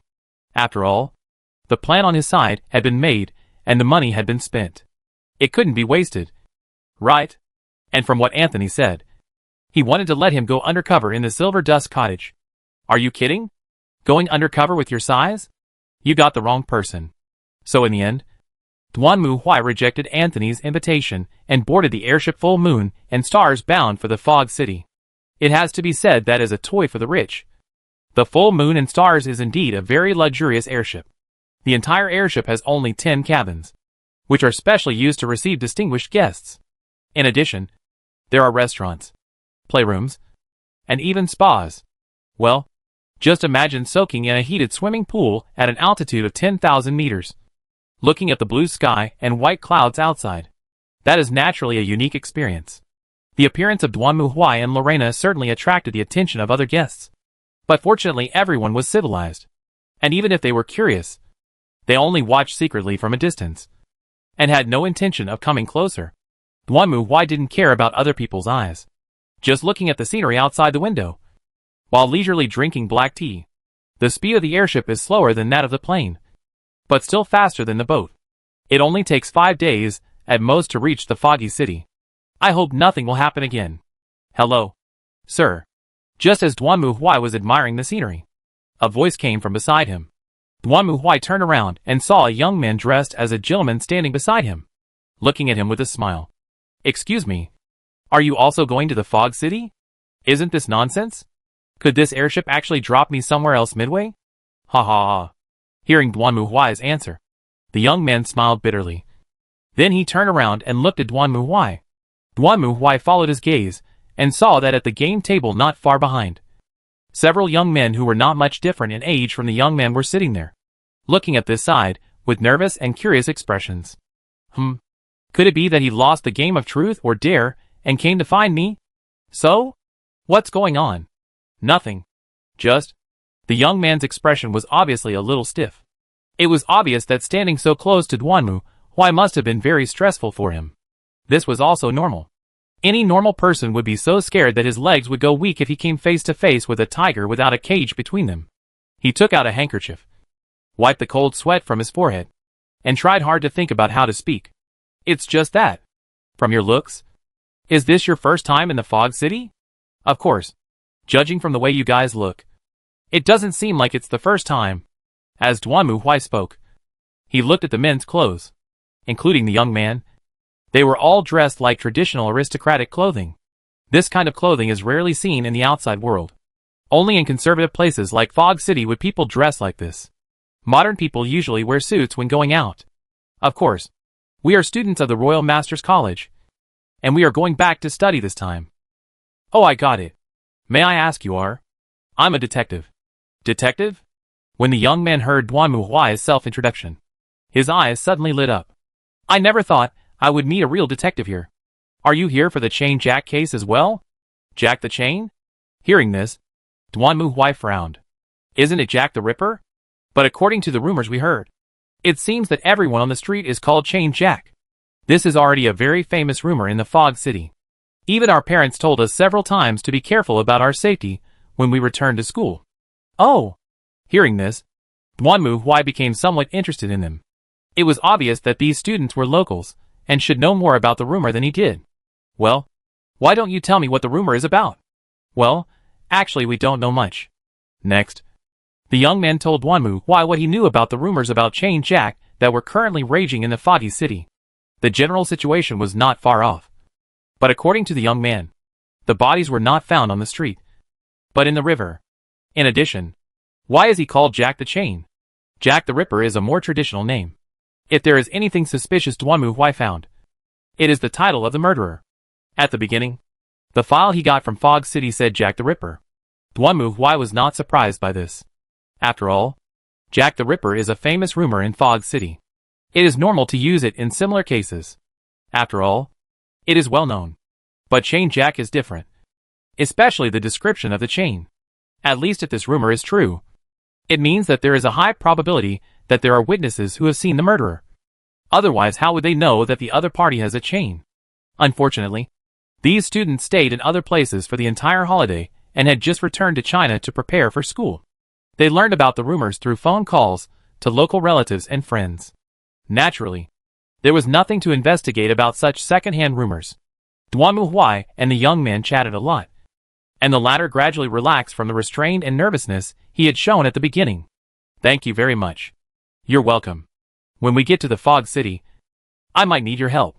Of course, if I can help, I will do my best. As he spoke, the young man took out a business card from his pocket and handed it over. Duanmu Huai took it and handed over his own business card at the same time. I'll give you one. If you run into any trouble, you can contact me. Soon, the two sides finished their conversation, and Duanmu Huai returned to his room to rest, while the young man returned to his friend and began to chat happily. The rest of the journey went smoothly. For 2 whole days, the weather was calm, with no storms and no troubles. Logically speaking, Duanmu Huai hoped to reach his destination quietly. Unfortunately, things didn't go as planned. On the morning of the 3rd day, Duanmu Huai had just got up when he heard a scream coming from outside. Murder. Hearing this, Duanmu Huai paused slightly, then sighed silently. Is it true that Arkham's feng shui is really bad? Chapter 511, The Ghost Still Exists. If we want to know what Duanmu Huai is feeling at this moment, then Lorena's words can explain it. Hey! Something happened again? Listen. This again is very spiritual. Moreover, this time, there is no need to investigate whether it was done by some cultists. The reason is very simple. The victim's body was found at the rear of the cabin, and a strange circular magic circle was drawn with his body as the center. That's right. This was done by some cultists. Or maybe my reputation is not well known. Looking at the corpse in front of him, Duanmu Huai sighed silently. This cultist was really idle and looking for trouble every few days. He originally went to the Foggy City to investigate the Jack the Ripper case. But before he even got there, he encountered 2 cases on the way. If I were famous, Wouldn't those guys just turn around and run away after seeing me? Why would I commit a crime? That doesn't seem right. After all, there are many similar cases in Detective Conan. Forget it. There's no point thinking about this now. Thinking of this, Duan Mu Huai withdrew his thoughts and looked at the body in front of him. The person who was killed was Williams Ford, a passenger on the full moon and stars. At this moment, there were two women standing next to him. One of them, wearing a white coat, was Rose Barnett, the doctor of the airship. The other one, who are you? Duan Mu Huai looked at the other woman holding a notebook and standing next to William's body. She didn't look like a noble lady, but more like a soldier. And judging by her expression, she didn't seem to be someone who was very familiar with Williams. I'm Dot Fisher, the bodyguard hired by Williams. The other party's answer was very straightforward. You're a bodyguard? So what happened when he was killed? I don't know that. The bodyguard spread his hands helplessly. After I got up in the morning, I went to the restaurant to get breakfast for Williams. When I returned to the cabin, Williams was gone. I was about to look for him when I heard screams coming from here. Then when I rushed over, I found that things had turned out like this. Oh. Duan Mu Huai nodded and then looked at the doctor. What do you find? Doctor? Hearing Duan Mu Huai's question, Dr. Rose quickly gave her answer. The victim's throat was slit, which was the cause of death. From the angle and direction of the wound, it can be seen that the victim was facing the murderer at the time. Confronted? Then are there any signs of violent confrontation on the body? No. In other words, the victim faced the murderer and had his throat cut by him. But he did not resist at all? Hearing this, Duan Mu Huai frowned. I find it bizarre, too. But that's the way it is. Of course, if you ask me, the blood is very strange. As he spoke, the doctor pointed to the blood on the deceased's body. His blood was almost black and more coagulated than normal blood. So there's no way to confirm the time of death from this point? If it was an ordinary corpse, it would be possible. But this corpse? Rose looked at the body and shrugged again. I'm sorry. I can't help you much. If you want to do some tests, we don't have the necessary equipment here. We have to wait until we go to the Fog City Police Station for further inspection. At this moment, the captain also came to the crime scene, checked the situation, and then sighed. Everyone, please gather together next. After all, I also need to explain this matter clearly. No one cared about it. After locking the door, they went to the observation deck. At this time, everyone, including the captain and passengers, were basically there. As for the case, it is now very clear. The victim was Williams Ford, who was killed in a smoking room with his throat slit. The murderer then used his blood to draw an evil magic circle next to the dead man. Now the question is, when did the deceased die? Although it should be understood that a normal autopsy can reduce the time of death to a certain extent by using information such as the rigidity of the body and the coagulation of the blood. Dr. Rose also said that the coagulation degree of the deceased's blood is far greater than that of ordinary blood. Therefore, it is impossible to judge the time of death by common sense. Then we need to reverse the situation and first determine when the deceased's body went to the smoking room. According to everyone, the captain, the navigator Bart, and a passenger Arthur were smoking in the smoking room in the morning. They did not see the body at that time. As for whether there was a body hidden inside, that was even more impossible. After all, there was no decoration in the smoking room. It was just a clean empty room with only a few ashtrays against the wall. There was no place to hide the body. So what can be said is that in the 2 hours between 5 and 7 in the morning, someone brought Williams, or his body, to the smoking room, slit his throat, and then used his blood to draw a magic circle. Not to mention the killing. Drawing a magic circle would take at least half an hour. At least based on the current intelligence. The facts that can be confirmed are as follows. First, at around 5 o'clock, Captain Carter and Navigator Bart were tired from the night shift and wanted to smoke a cigarette to wake themselves up. So they came to the smoking room. Then, they met Arthur, a passenger who was also addicted to smoking. The three of them smoked for a while. And then the captain and the navigator went to work. According to Arthur himself, he also went back to his room to rest after smoking. Then more than 6 o'clock, Williams' bodyguard Dort went out to get breakfast for Williams. Her statement was confirmed by Acer, who was settled at the restaurant at the time. Then another passenger, Fred Winston, went to the smoking room to smoke. and then discovered the body and screamed loudly. The time is around 7 o'clock. If the bodyguard Dot's confession is correct. Then after she left the cabin, Williams left his room for some reason and went to the smoking room, where he was killed. Of course, the premise is that her confession is correct. After all, the doctor cannot determine the exact time of death of the victim. So there is another possibility. That is, the bodyguard Dot is the murderer. She killed her employer, and then deliberately went out to get breakfast as an excuse to make her alibi, and then came back and dragged Williams' body to the smoking room next door. Regardless, at least one thing is certain. Everyone saw that Williams was still alive when he boarded the airship. In other words, he was killed on the airship. Then, there is only one truth. The criminal is among us. Well, yes. Very simple reasoning. After all, this is different from the previous trains. If you insist, the people in the train can climb out of the carriage through some means. But the airship is different. It is tens of thousands of meters high and the entire cabin is sealed. Who can get out? Moreover, the space of the airship is fixed. At the front is a large rectangular observation deck and restaurant. There are sofas and coffee tables on both sides of the window, and several dining tables in the middle for dining. There are 2 doors behind the observation deck. The door in the middle leads directly to the corridor. The corridor is a straight line without any forks. On the right side of the corridor are 7 guest rooms. And on the right side are 3 guest rooms and the crew lounge, crew bedroom and cargo hold. As for the 2 doors at the end of the corridor, they lead to the infirmary and the engine room. Of course, outsiders are strictly prohibited from entering here. Only when there is a problem with the airship will the captain open the door for inspection. If you were to draw a schematic diagram, it would basically be as follows. Observation deck. Cabin 1. Cabin 2. Cabin 3. Cabin 4. Cabin 5. Cabin 6. Cabin 7. Engine room. Observation deck, crew lounge, crew bedroom, cargo hold, smoking room, guest room, 8 guest room, 9 guest room, 10 infirmary. In the 7 guest rooms on the A side, they belong to Duanmu Locust, Lavanna, for students from the Royal Masters Academy, and Fred Sonnen, the discoverer of the corpse. As for the 3 guest rooms on the other side, they belong to the deceased Williams Ford, his bodyguards Dot Fisher, and Arthur Lanchell. When the incident happened, almost all the passengers were resting in their rooms. Only the crew members on the airship were busy. The captain was responsible for observing the course, and the navigator was in the crew lounge. Only the maid Esther was setting up the table and preparing breakfast for everyone on the observation deck. According to her, besides her, only 2 people had been to the observation deck at that time. One was Arthur Lanchier, who appeared on the observation deck earlier than her and never left.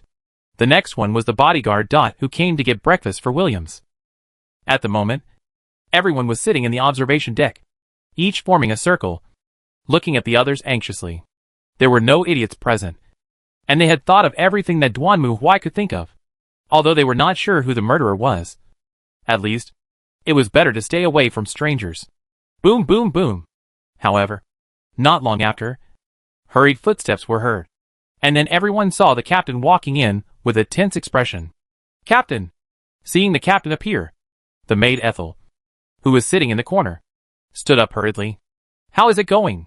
Radio contact is lost.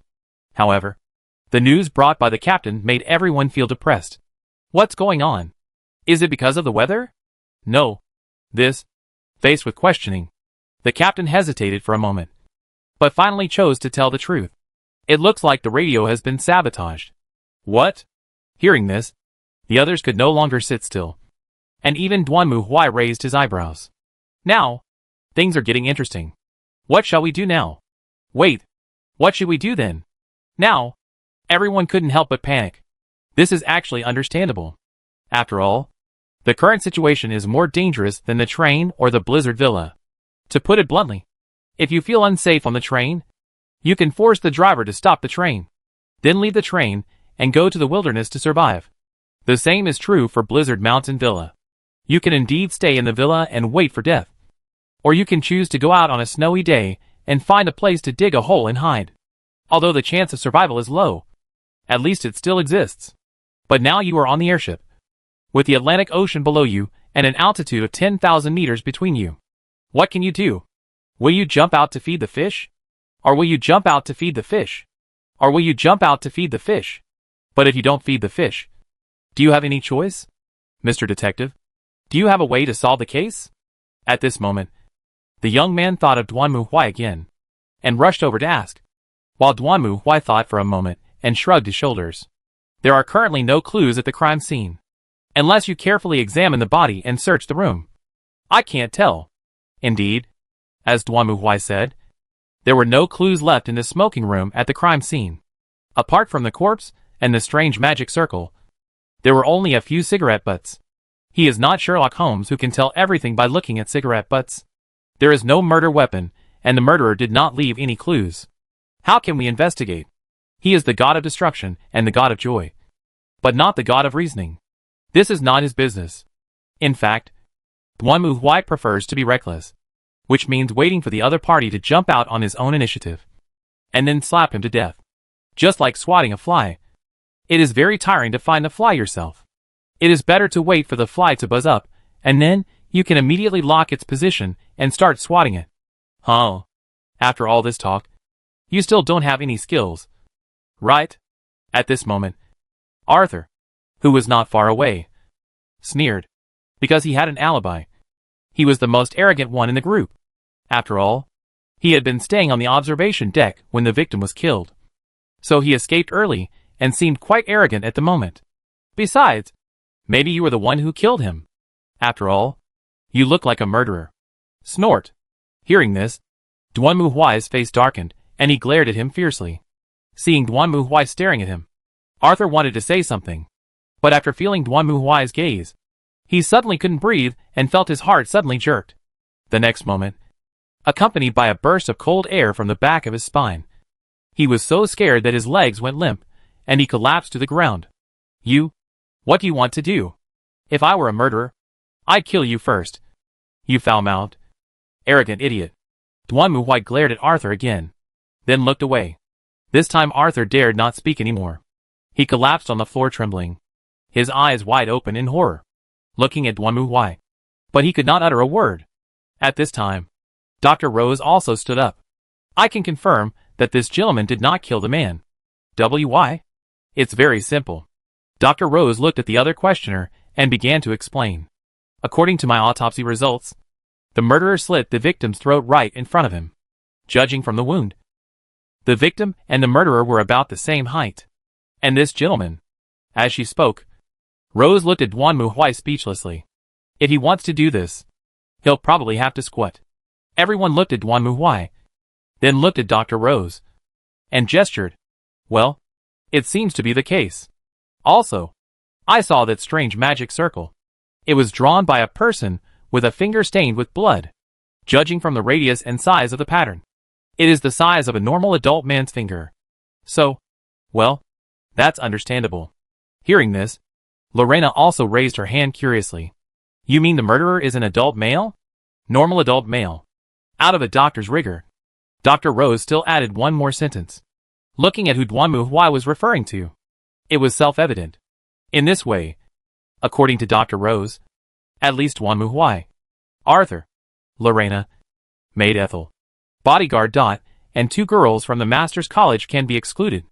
The remaining ones were the 2 other male students from the Master's College, the captain and the navigator, and Fred Winston, the discoverer of the body. Chapter 512 Investigation. Although he was cleared of suspicion, the criminal had not yet been found. So Duanmu Huai naturally began the most normal detective work process of investigating the crime scene. Back in the smoking room, William's body was still lying face down in the center of the mysterious magic circle. Seeing this scene, everyone shuddered. This time, the people accompanying Duanmu Huai were William's bodyguard Dot, the Dr. Rose, and a girl named Alita from the Master's College. They came with Duanmu Huai as representatives to monitor each other and serve as witnesses. As for the others, they were locked up in the observation deck and guarded by Lorena herself. Duanmu Huai naturally had great confidence in Lorena's fighting ability. In fact, he arranged Lorena to be in charge of guarding with the intention of fishing. If the idiot murderer thought that Lorena was easy to deal with and planned to attack her, then Duanmu Huai believed that Lorena would definitely let him taste the heaviness of the holy book in his hand. How long have you been his bodyguard? Duanmu Huai asked while staring at the corpse in front of him. And Dot was stunned for a moment. Then answered, "Not very long ago. In fact, he hired me not long ago. So I'm afraid I don't know more than you do." "Oh." Hearing this, Duanmu Huai turned to Dortmund. He originally thought that the other party was William's personal bodyguard or something. But now it seems that is not the case? Why would he hire you? I'm not sure about that either. Dot sighed. He just said that his past has been bothering him. And there are hidden dark threats and so on. In fact, as you can see, he has been locking himself in the cabin since he boarded the airship. He would not open the door for anyone except me. I don't understand why he left the cabin and came here. Maybe he's craving for a cigarette and can't help wanting one. I don't think so. He doesn't smoke. He has asthma. That's one of the reasons he hired me. He needed someone who didn't smoke at all. So there was no reason for him to come to the smoking room at all. Yes. Speaking of this, Dortmund seemed to have thought of something. Oh, he has a diary. And he's always writing in it. I remember he once said that a certain evil cult needed his blood to achieve a dark purpose. He told me that the reason he chose to escape and hide was to prevent an unspeakable horror from being released into the world. But even now, I haven't seen anything horrible enough to destroy the world. Can you let me see that diary? I think so. Let me go look for it. After saying this, Dortmund turned and left, while Duanmu Huai walked forward, grabbed Williams by the collar, and lifted his body like a cat. From Duanmu Huai's observation, he could clearly see that there was a big cut in his throat, and black blood flowed out like sticky oil, dripping onto the ground. Okay. I know. There is only one truth. The criminal is a US soldier. Sorry. What did you say? Nothing. I'm just talking. Duanmu Huai curled his lips, and then he glanced at the ground coldly. Perhaps others did not notice. But in fact, when Duanmu Huai entered the warehouse, he did feel a dark, cold and ominous atmosphere. However, it was useless. Although he did not know what the idiot cultist wanted to do. When Duanmu Huai came in, his magic had been dispelled by Duanmu Huai at a glance. Now, what was here was just a very ordinary postmodern abstract art magic circle pattern. In fact, it wasn't just the magic circle. The entire room was covered with runes drawn in blood. No wonder others didn't dare to come in. How much blood do you think this used? Duanmu Huai looked at Dr. Rose and asked, while Dr. Rose frowned and looked at the blood symbols in the cabin with disgust. To be honest, I don't know. 1 liter? 2 liters? I must remind you that the descriptions in movies and TV are not correct. Even if a normal person's neck is cut, they will not bleed so much blood in a short period of time. Not to mention that this man's blood is very viscous. That does make sense. Duanmu Huai nodded. However, at this moment, meow. The black cat that was lying on Duanmu Huai's shoulder seemed to have discovered something. It cried softly, then jumped up from Duanmu Huai's shoulder, landed lightly on the corpse, and then circled around the neck of the corpse and pressed its claws towards Duanmu Huai. Duanmu Huai also stuck his head out and looked in the direction indicated by the black cat. Then he saw a small burn mark on the collar of the deceased's neck, with ashes on it. Duanmu Huai stretched out his fingers, gently rubbed the ashes, and then put them to his nose. Soon, a bitter smell of tobacco came. At this moment, Duanmu Huai's consciousness suddenly fell into a trance. The world in front of him suddenly became distorted and crooked. Then, Duanmu Huai felt as if his vision had changed. He went from standing to lying on the ground, as if he was the corpse, breathing heavily at this moment. However, no matter how hard he tried, he could not breathe in any air. He could only feel the blood flowing out of his neck in despair. In front of him stood a blurry black shadow. He could only see a few sparks in the other person's hand. Then the black shadow raised the sparks.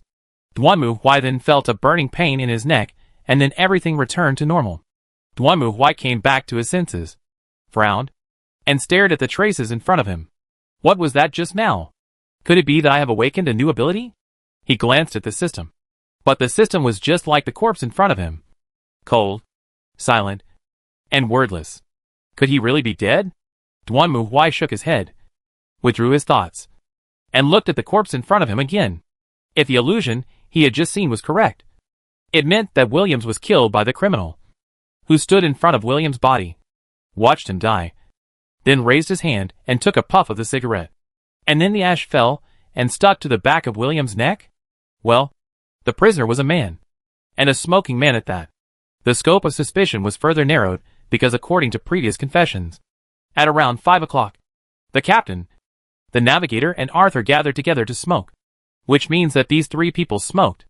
As for whether the other 2 male students from the master's college smoked, Duanmu Huai didn't know. What Dut said also reminded Duanmu Huai that the victim suffered from asthma and could not smell the smoke at all. So he hired Dut, a woman, instead of other male bodyguards.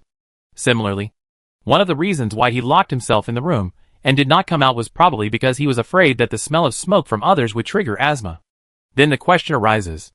The other party is a smoking man, and the location was chosen in the smoking room.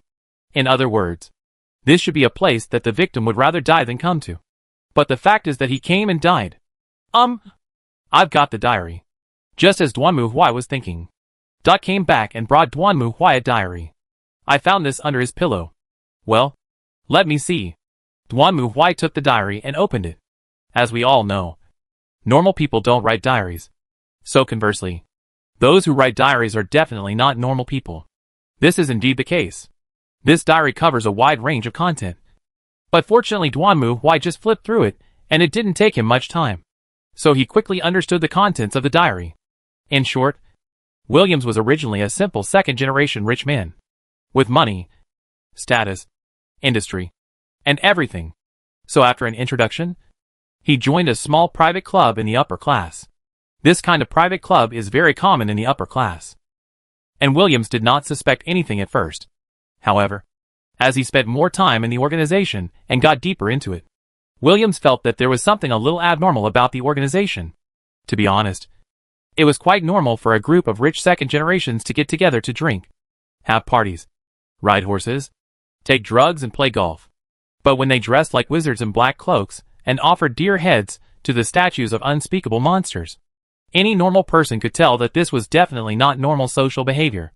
So Williams counseled that he wanted to get out of this club. But the other party was unwilling to let him go. Come to summon monsters. So he decided to escape. Oh, such a good request. Seeing this, Duanmu Huai couldn't help but sigh. This was clearly a commission prepared for him. If Williams had seen his own advertisement, he wouldn't have died so miserably. What a pity.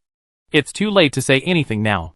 Then it is obvious that the murderer who killed Williams and performed the ritual here should be a member of the cult. And the name of the cult? Well, it is not unfamiliar, but also not familiar. After all, Duanmu Huai had just dealt with them a few days ago. That's right. It's Silver Dust Cottage again. How come these damn bastards are like cockroaches, able to get into every hole? Duanmu Huai sighed silently and closed his diary. Okay, we've finished searching here. Let's go look somewhere else. Chapter 513, Lost. He is waiting. The discovery of the corpse was within his expectations. And the fear and anxiety shown by these foolish mortals was exactly what he hoped to see. In fact, these mortals were not just the audience of this performance. They were also the sacrifices of the terrifying and great existence that was about to come to this world. Be honored, foolish and humble mortals.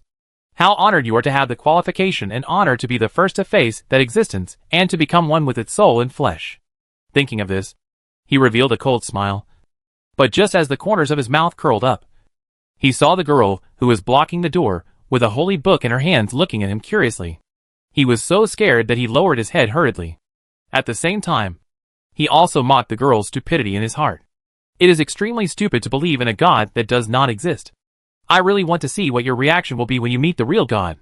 Thinking of this, he clenched his fists and laughed inwardly. The time of the great return is coming, and I will show you the infinite power of that existence here. While someone was curled up in a ball and daydreaming, Duanmu Huai was searching the room with others. No useful clues were found in places like the infirmary and the warehouse. As for William's room, Duanmu Huai also went in to take a look. Since Lingnu didn't react, there was probably nothing left.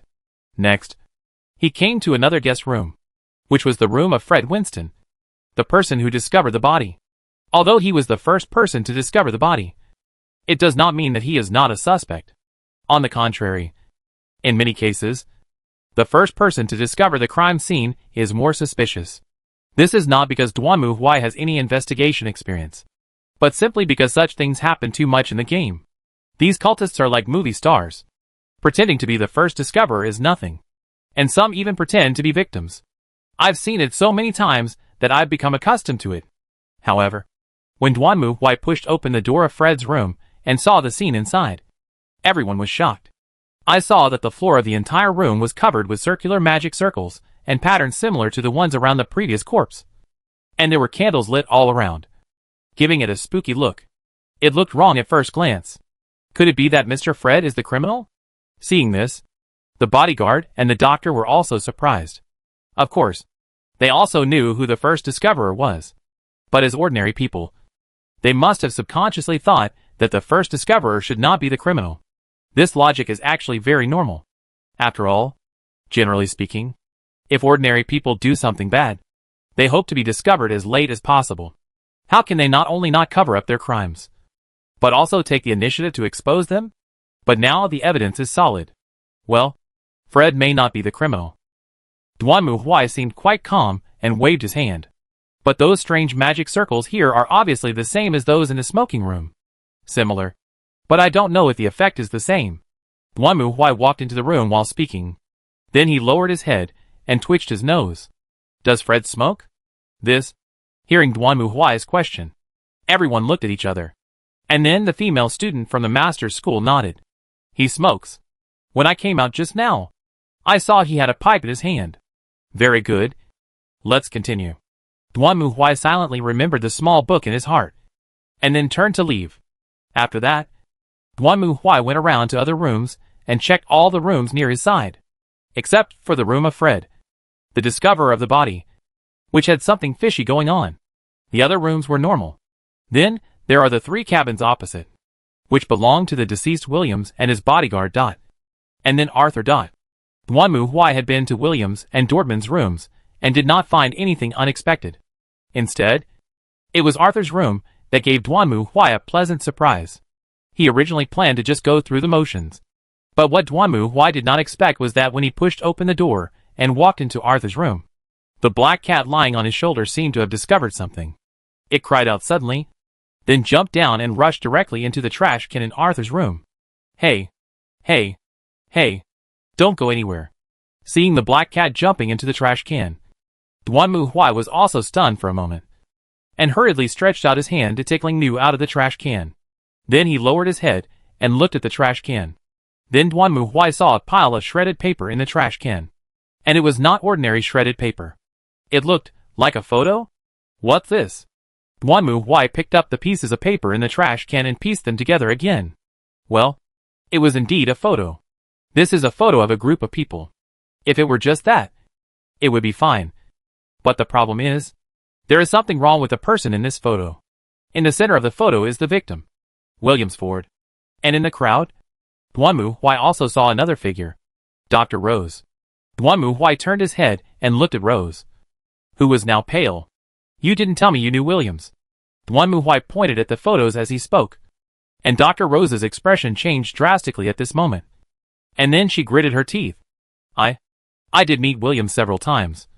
But I didn't kill Williams. And I didn't know he was on this airship. So, where did you meet? Duanmu Huai stared at Dr. Rose and asked. He remembered clearly that Williams wrote in his diary that when he was young, he joined an elite club of the upper class, the Silver Dusk Lodge. And who knows if this photo was taken by the people of the Silver Dusk Lodge? If this is the case, then Dr. Rose is also a member of the Silver Dusk Lodge, which means she is also a cultist. There is also the problem that the photo was found in Arthur's room. And Arthur also smokes. Not only that, although Dr. Rose is a female doctor, she also smokes. If she is a cultist, then the previous testimony that the criminal is an adult male can be completely overturned, etc. At this moment, bodyguard Dot seemed to have discovered something again. He hurried over, carefully looked at the photo, and then reached out his hand. Look here. Duanmu Huai looked in the direction of the bodyguard Dot's finger and looked at the edge of the photo. Then his eyes suddenly widened, and he saw half of a maid in the photo, although only half of the body and head were captured. It could be seen that this should be the maid Esther on the airship. Oh! Now things are getting more and more interesting. Looking at the photo in front of him, Duanmu Huai couldn't help but touch his chin. He originally thought that this was just a simple murder by cultists. But now it seems that there are at least 3 people in this airship who knew the deceased Williams in the past. At least from this photo. Dr. Rose and the maid named Ethel cannot escape the connection. Also, this photo was found in Arthur's room. Even if he is not in it, it means that this photo is related to Arthur. In other words, in addition to Fred, the arrogant Arthur, Dr. Rose and maid Ethel are all suspects. After all, Williams clearly stated in his diary that the reason he fled was that the cultists of the Silver Dusk Lodge wanted to use his blood for some kind of evil ritual.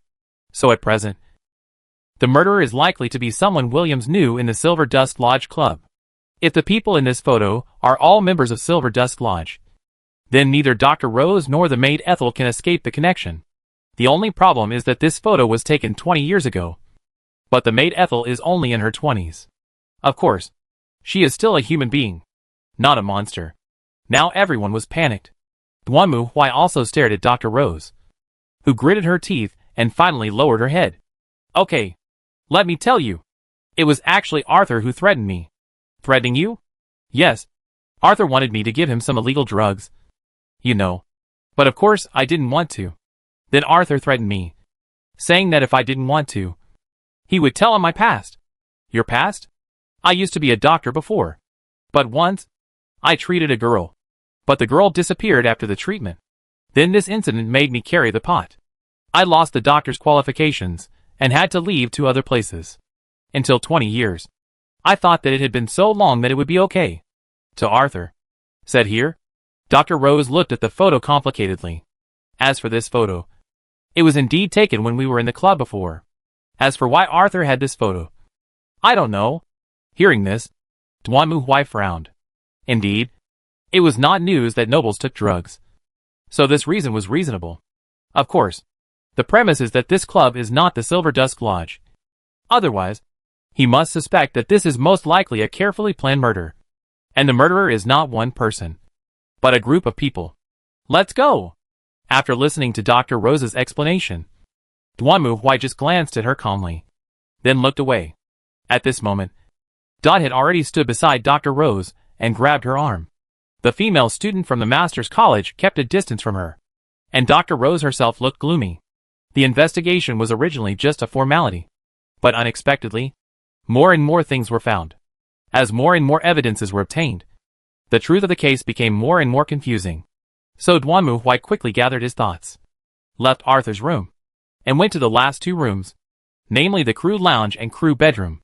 These two rooms are connected to the observation deck, and only the crew members on the ship are allowed to enter. Of course, I can't care about so much now. Duanmu Huai first came to the crew bedroom, where there were 4 bunk beds. It was very simple and crude, not as luxurious as the passenger cabin, but it was also normal. Meow. However, just as Duanmu Huai walked into the crew's bedroom, the black cat seemed to have discovered something again. It let out a soft cry, jumped off Duanmu Huai's shoulder, landed on the ground, then circled around a suitcase next to it, then raised its head and looked at Duanmu Huai. What a great kitty. Seeing this scene, the female student from the master's school couldn't help but sigh. They followed Duanmu Huai all the way and found that this black cat was very powerful. It was the one that found the evidence every time. They didn't know how such a little cat found it. Could it be that it also had the same sense of smell as a dog and could find things easily? Duanmu Huai just laughed at this and thought it was a joke. Ling Nu's investigative ability was better than that of a real detective. He walked to the box and saw that there was a lock on it. Of course, for Duanmu Huai, this lock was not a problem at all. I saw him stretch out his hands, grab the top with his right hand, grab the bottom of the lock with his left hand, and then twist it hard. Crack! Accompanied by a slight sound. The next moment everyone watched as the padlock was broken in half by Duanmu Huai. Hiss! Seeing this scene, everyone couldn't help but gasp and looked at Duanmu Huai in horror. That was a steel padlock. But in Duanmu Huai's hand it looked like it was made of wood. How strong is this person? Duanmu Huai naturally didn't care about the panic of the onlookers. He threw away the broken padlock and opened the box. Inside were basically some personal clothes and so on. There was nothing particularly strange. And there was no murder weapon. Well, it would have been nice if there was a murder weapon, etc. However, just when Duanmu Huai picked up a pocket watch, Dortmund stood up again. This is William's pocket watch. You sure? Of course. You open the cover. There is also the abbreviation of his name. Hearing Dordman's solemn promise, Duanmu Huai opened his pocket watch and found the abbreviation WF on the inside of the watch cover. Did Williams say he lost his pocket watch? No. The watch was still on the table when I left his room this morning. That's interesting. Duanmu Huai took out his pocket watch and closed the lid. Fortunately, there was a name on the box, so he didn't have to bother investigating further. This is exactly the box of Navigator Bart. Well, there's one more name in the little book of suspects. Duanmu Huai stared at the name above for a moment, then looked away. Okay, let's go back to the observation deck. Next, it's time to find the murderer. Chapter 514 Foolish Mortals. When Duanmu Huai returned to the observation deck again, the others also looked up and looked at him with uneasy eyes. How's it going, Mr. Detective? Have you found the murderer? Looking at Duanmu Huai, the male student who had greeted him before asked hurriedly, and after hearing his question, the people following Duanmu Huai showed very complicated expressions. At first, they also thought that as long as they found enough evidence or clues, they could identify the murderer. But the result? The more clues they found, the more difficult it was to identify the criminal. Okay, now let me say a few words. Duanmu Huai knocked on the table, motioning everyone to look at him. Then he narrowed his eyes and stared at the other people in front of him. The only certainty of the criminal's current characteristics is that he smokes. Apart from that, there is basically no conclusive evidence. However, Duanmu Huai is not a detective like Conan or Sherlock Holmes, who can convince people with reason. He is better at convincing people with reason. After searching, I found some interesting clues. As he spoke, Duanmu Huai placed the fragments of the photo he had taken from Arthur's room on the table, then looked at Arthur. So, Mr. Arthur, do you have anything to explain about this photo? It not only shows Dr. Rose, but also the murdered Mr. Williams and Miss Ethel. However, this photo is in your room and has been torn into pieces. Do you have any excuse for this? I have nothing to say. Facing Duanmu Huai's question, Arthur still had that arrogant attitude. Of course, when he saw Duanmu Huai, he restrained himself a little.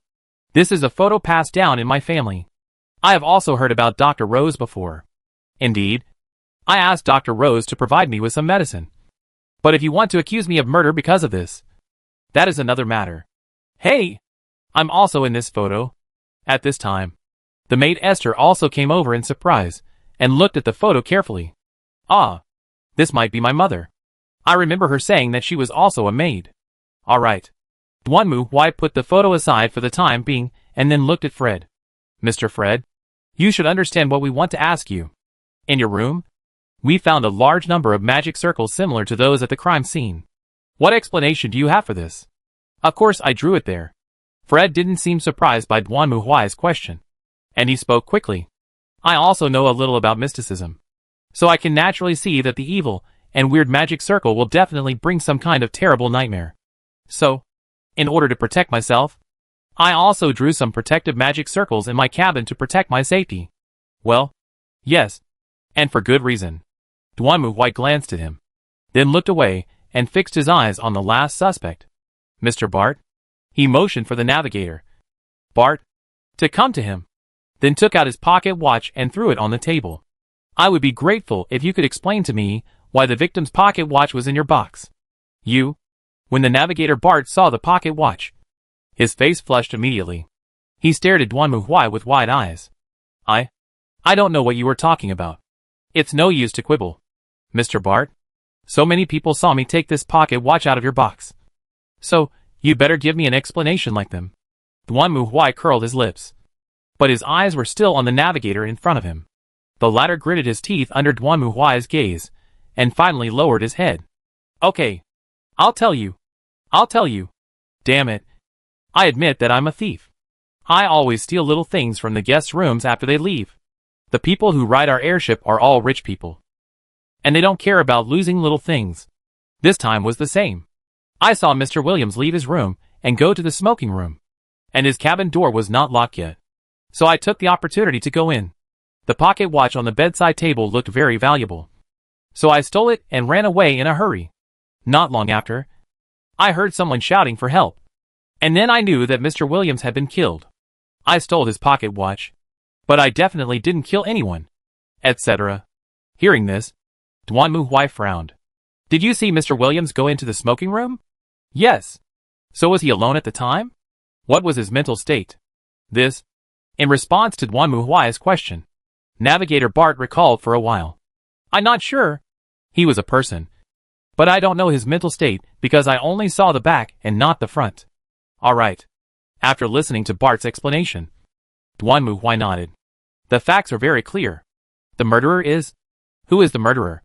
Hearing this, everyone present also focused their attention and stared at Duan Mu Huai. Then, under everyone's gaze, Duan Mu Huai spread his hands. It doesn't matter who it is. Why? It has to be said that everyone was stunned when they heard Duan Mu Huai's unexpected answer. What are you saying? You are so busy thinking about who the murderer is. But you overlook a very simple thing. Duan Mu Huai leaned back on the sofa, and his huge body caused the velvet sofa to creak and deform. To be honest, the crime itself was not complicated. It was very simple. There are traces left at the crime scene. For example, the magic circles the criminal painted with his fingers. So as long as we call the police after arriving at the destination, the police only need to extract the fingerprints and compare them with everyone else. Then it will be clear who the criminal is. Then why don't we do it? Hearing this, a student from Master College shouted, and Duan Mu Huai shrugged his shoulders. It's simple. We don't have the corresponding equipment. Moreover, comparing fingerprints is a very professional thing. Not just anyone can do it. So do you understand? Faced with Duan Mu Huai's words, everyone was still confused. And looking at their expressions, Duan Mu Huai sighed helplessly. The criminal's actions were crude. And he destroyed the radio, cutting off our contact with the outside world. If you think about it, the answer will come out. The criminal is not afraid of his true identity being exposed. Because in the criminal's plan, all of us will die here. Having said this, Duan Mu Huai raised his head and looked at the person next to him. Are you right? Dr. Rose? Why? Hearing this, everyone turned their heads in surprise and looked at Rose, the doctor of the full moon and stars. Under Duan Mu Huai's gaze, the latter trembled slightly and then took a step back. What are you talking about? I've been with you the whole time. How can I be the criminal? Do you have any evidence? Evidence? Of course I am. However, before Duan Mu Huai could finish his words, Dr. Rose suddenly screamed, and the next moment she jumped up with a movement that was unimaginable to humans, and lay on the ceiling like a spider, glaring at everyone fiercely. Duan Mu Huai finished his words calmly. Of course, I don't have any evidence. In fact, I just wanted to trick you. But now that you have exposed yourself, I don't think there is any need for me to make any more inferences. Hearing this, Dr. Rose's face suddenly turned pale, as if she had eaten shit. She glared at Duan Mu Huai fiercely, and clenched her teeth. Why do you doubt me? Oh, the reason is actually very simple. That photo. Duan Mu Huai pointed at the photo. Photo? Yes. It was a photo taken 20 years ago. But you may not have noticed that you in the photo are almost exactly the same as you are now. At least Miss Ethel gave me the answer that the maid in the photo might be her mother. But for you, there seems to be nothing unusual about the photo itself. In other words, you are completely used to appearing in front of everyone with this appearance. Having said that, Duan Mu Huai looked at Dr. Rose with a smile. And you may not have noticed that I didn't ask you about the relationship between you and Mr. Arthur. You could have said you didn't know. But you insisted on saying that he threatened and blackmailed you to prescribe him illegal drugs. So you are deliberately misleading everyone into a blind spot. That is, when a person commits one crime, he will not commit another crime. As long as you prove that you are a suspect in the extortion case, then the suspicion of being a murderer will be reduced. Of course, you can't fool the police with this trick, but it is more than enough to deal with ordinary people. Having said that, Duan Mu Huai glanced at Arthur. As for Mr. Arthur, well, I have to say, you two performed well together. Mr. Detective, do you mean that Mr. Arthur is also a criminal? Of course, he is an accomplice. And Dr. Rose is the principal offender. The whole process was carefully planned by the two of them. Having said this, Duan Mu Huai's eyes turned serious as he looked at the two of them. So, if I'm not mistaken, you are all from Silver Dusk Lodge. Unfortunately, you found out too late. You idiots. With a howl, Dr. Rose turned over and landed beside Arthur, who straightened his clothes and looked at everyone triumphantly. Dr. Rose beside him.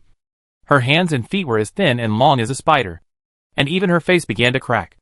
Her jaw split into two, revealing the sharp teeth and tongue inside. Then, Rose just looked at the stunned and terrified crowd, opened her bloody mouth and roared, "Nyarlathotep is returning, and all of you will be sacrificed to him." While screaming, Dr. Rose, who had transformed into a monster, rushed directly towards Lorena, who was blocking the door. "Look! This is the great power of Nyarlathotep. You will die in front of its might." Screaming, Dr. Rose stretched out her claws, opened her mouth, and pounced on Lorena, trying to attack her. However, at this moment, a scene that no one could imagine happened. Facing Dr. Rose's attack, Lorena did not dodge or evade. She just stood there, tightly holding the heavy holy book in her hand. Then she leaped forward, avoiding the tearing of Dr. Rose's twisted arms, and came in front of her. She clenched the holy book in her hand towards Dr. Rose's face, raised it high, and then slammed it down. Boom! The next moment, everyone saw Dr. Rose screaming and flying backwards like a bowling ball, hitting her head against the wall next to her, twitching for a moment, and then becoming motionless. Seeing this scene, Arthur's face suddenly changed. He hurriedly took out a pistol from his arms and aimed at everyone. "Don't move. No one is allowed to come over, or I will." However, before Arthur finished speaking, he saw Duanmu Huai standing up from the sofa and walking towards him. Looking at the terrifying, huge figure and the ferocious face, Arthur was terrified. His mind went blank, and he couldn't even pull the trigger. "You have threatened the cultist Arthur. The heretic Arthur is undergoing identification, and the identification has failed." The cultist Arthur is surprised. Cultist Arthur loses 1d6 points of sanity. Cultist Arthur falls into fear. "No. Don't come over here." Arthur stared at the figure walking towards him with his eyes wide open. His hands were shaking wildly. He couldn't even pull the trigger. He could only watch Duanmu Huai come in front of him, and then punched out. Boom! The next moment, Arthur was punched by Duanmu Huai and flew into the air, then fell heavily to the ground and fell into a coma. "All right." Duanmu Huai shook his hand and turned his head to look at others. "Now, the case is considered solved." Chapter 515 Foggy City.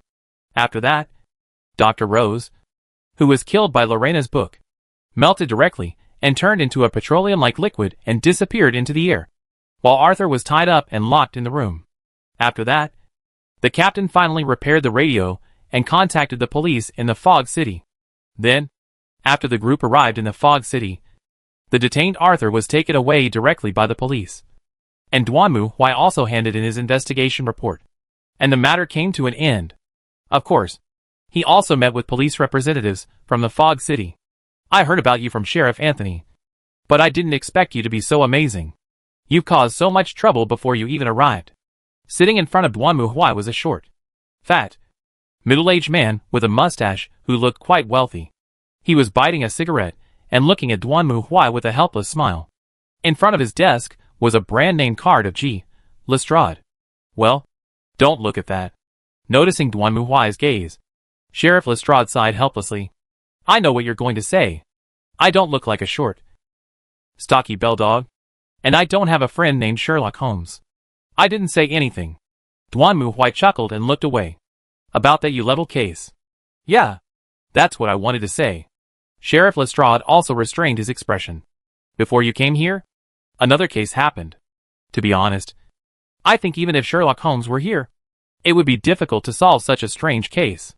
As he spoke, he reached out and took out a file. The case happened in the evening of the 12th. The witness was a plumber. He had just finished his maintenance work and walked out of his employer's house. Then he saw a body floating in the river in front of him. And then he panicked and called the police. "So, what's the problem?" "The problem is that according to her friends, the victim disappeared suddenly. They were wandering around the streets, shopping, and got separated because there were too many people. Then she never saw her friend again.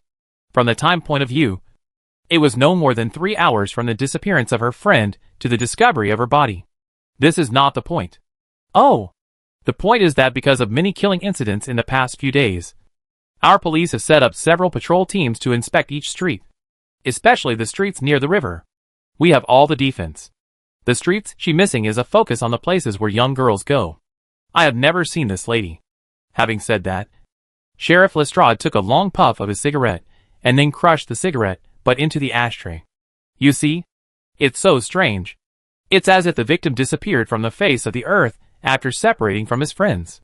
What about surveillance? Nothing. Well said. He frowned. To be honest, the situation is not good right now. Putting aside those newspapers, if it continues like this, we may have to issue a curfew. Of course, the director does not approve of this. This is normal. It is a big deal for any country to impose a curfew when there is no war. If other people knew that the City of Lights issued a curfew because of an elusive serial killer, they would probably laugh at the fact that there was no one at Scotland Yard. I heard that you have also commissioned several investigators. Have they found any clues? No. In fact, I don't know if they have any clues to investigate. At least not found on their bodies. But, having said that, Sheriff Lestrade raised his head and looked Duan Mu Huai up and down. I still have more confidence in you. Thank you very much. After a few more discussions, Risotto built a chapter for Duan Mu Huai's investigator certificate, which means that Duan Mu Huai officially has the qualification to investigate here. Call. Standing on the street of Fog City, Duan Mu Huai took a deep breath. He had to admit that the air here was indeed cold and heavy.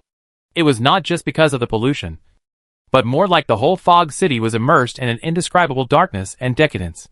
Well, Duan Mu Huai felt that this was somewhat similar to Altdorf. The dim city, the cold air, although it seems to be bustling on the surface, always gives people a feeling of coldness and alienation. It's as if everything in this city has released its dark side, leaving them shrouded in a dark shadow.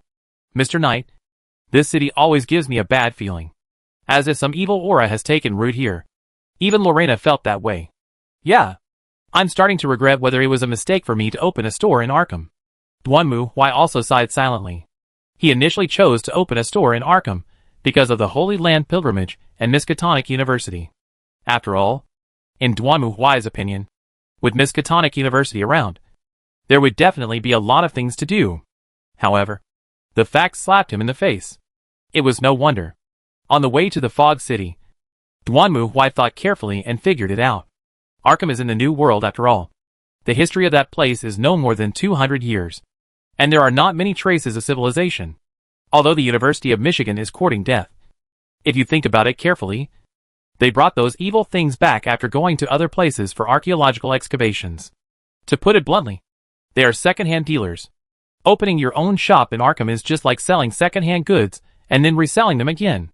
But the old world is different. The human civilization here can be traced back to thousands of years ago. Plus there is the Dark Middle Ages, cult worship, witch hunting, etc.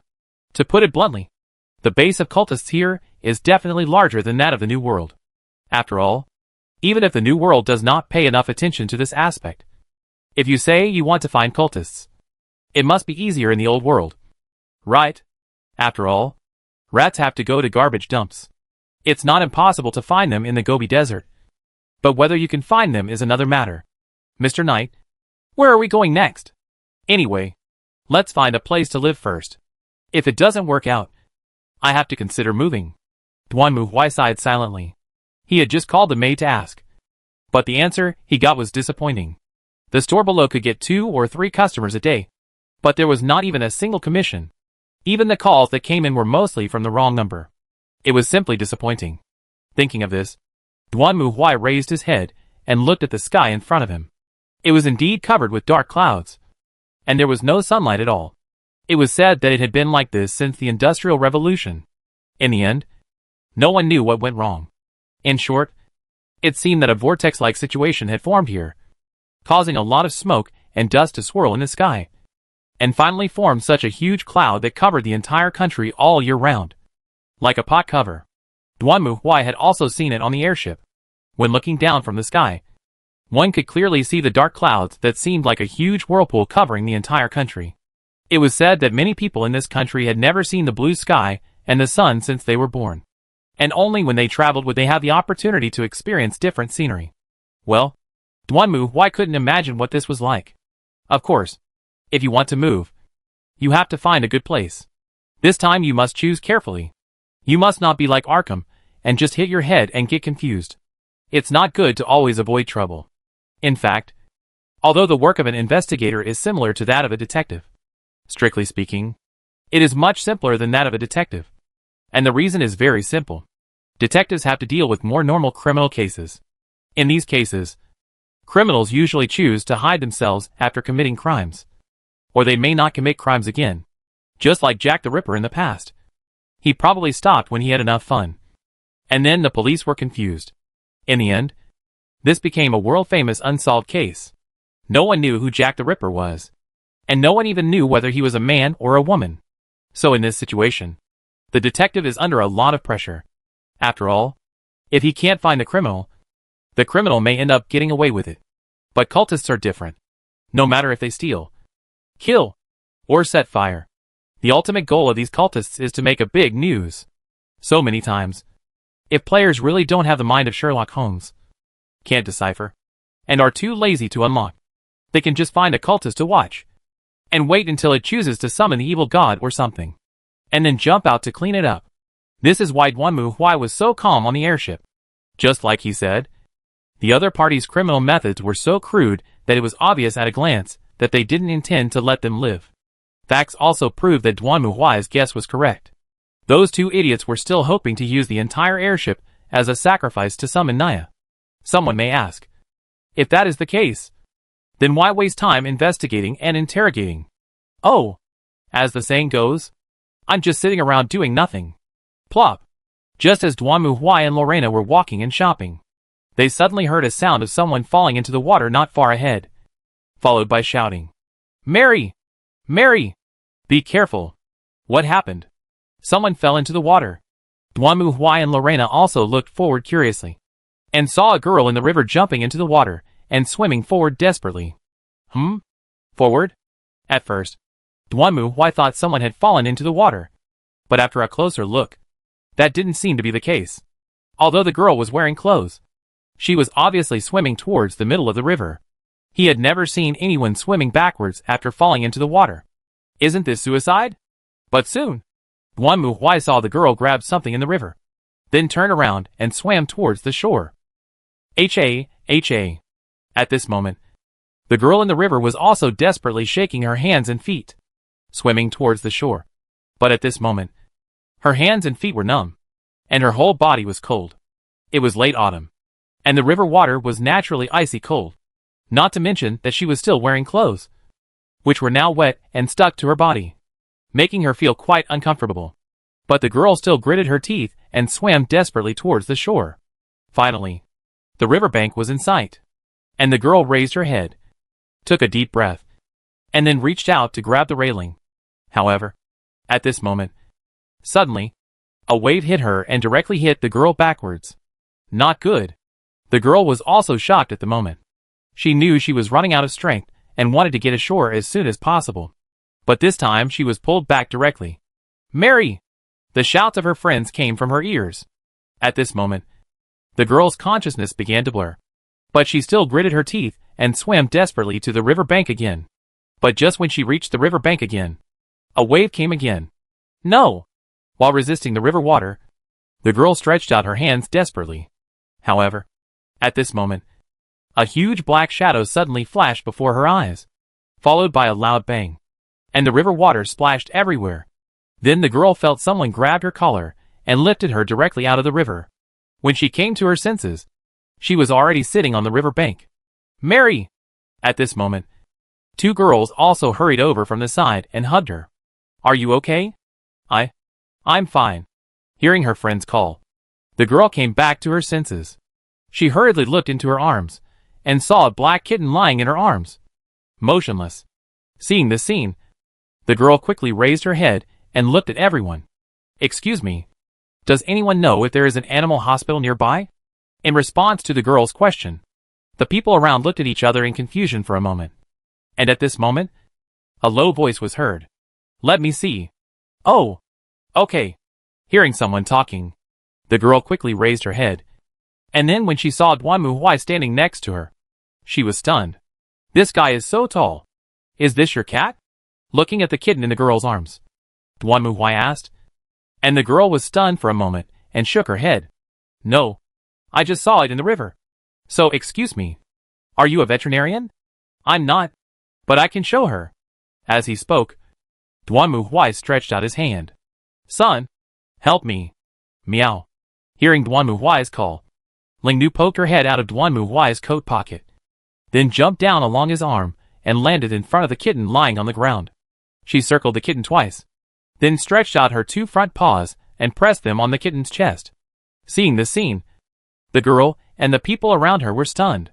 This is performing CPR? Cat performing CPR on cat? At this moment, the people nearby also gathered around, staring at the scene in amazement. And then, they saw that under their gaze, the black cat pressed the kitten's chest several times, then pressed hard. And then the kitten opened its mouth and spit out a few mouthfuls of water, then opened its eyes, meowed and trembled. Is he really saved? I am not wrong. Right. This cat is so smart. Seeing this scene, the people around were stunned. This cat was given CPR on a cat, and it was saved? They were just watching a circus. Right? Is this even possible? Meow. Lingnu proudly puffed out her chest and called out to Duanmu Huai, who reached out and put Lingnu back into his pocket. At this moment, the girl had already picked up the shivering kitten, then stood up and bowed to Duanmu Huai. I'm so grateful. Hu. You should also take care of yourself and be careful not to catch a cold. Looking at the girl in front of him, who was soaked all over, Duanmu Huai also reminded her.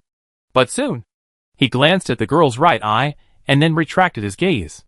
At this moment, the girl's friend also came to her side and put the coat in his hand on her. Mary, are you okay? Well, I'm fine. Sir. As she spoke, the girl turned her head and looked forward. Then she was stunned. Where are the people? How come such a big person disappeared?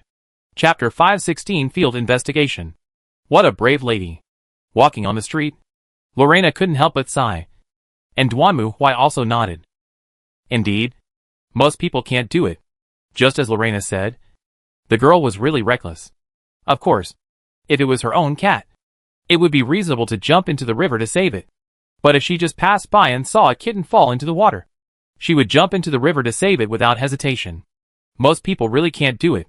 Not to mention, it's late autumn now.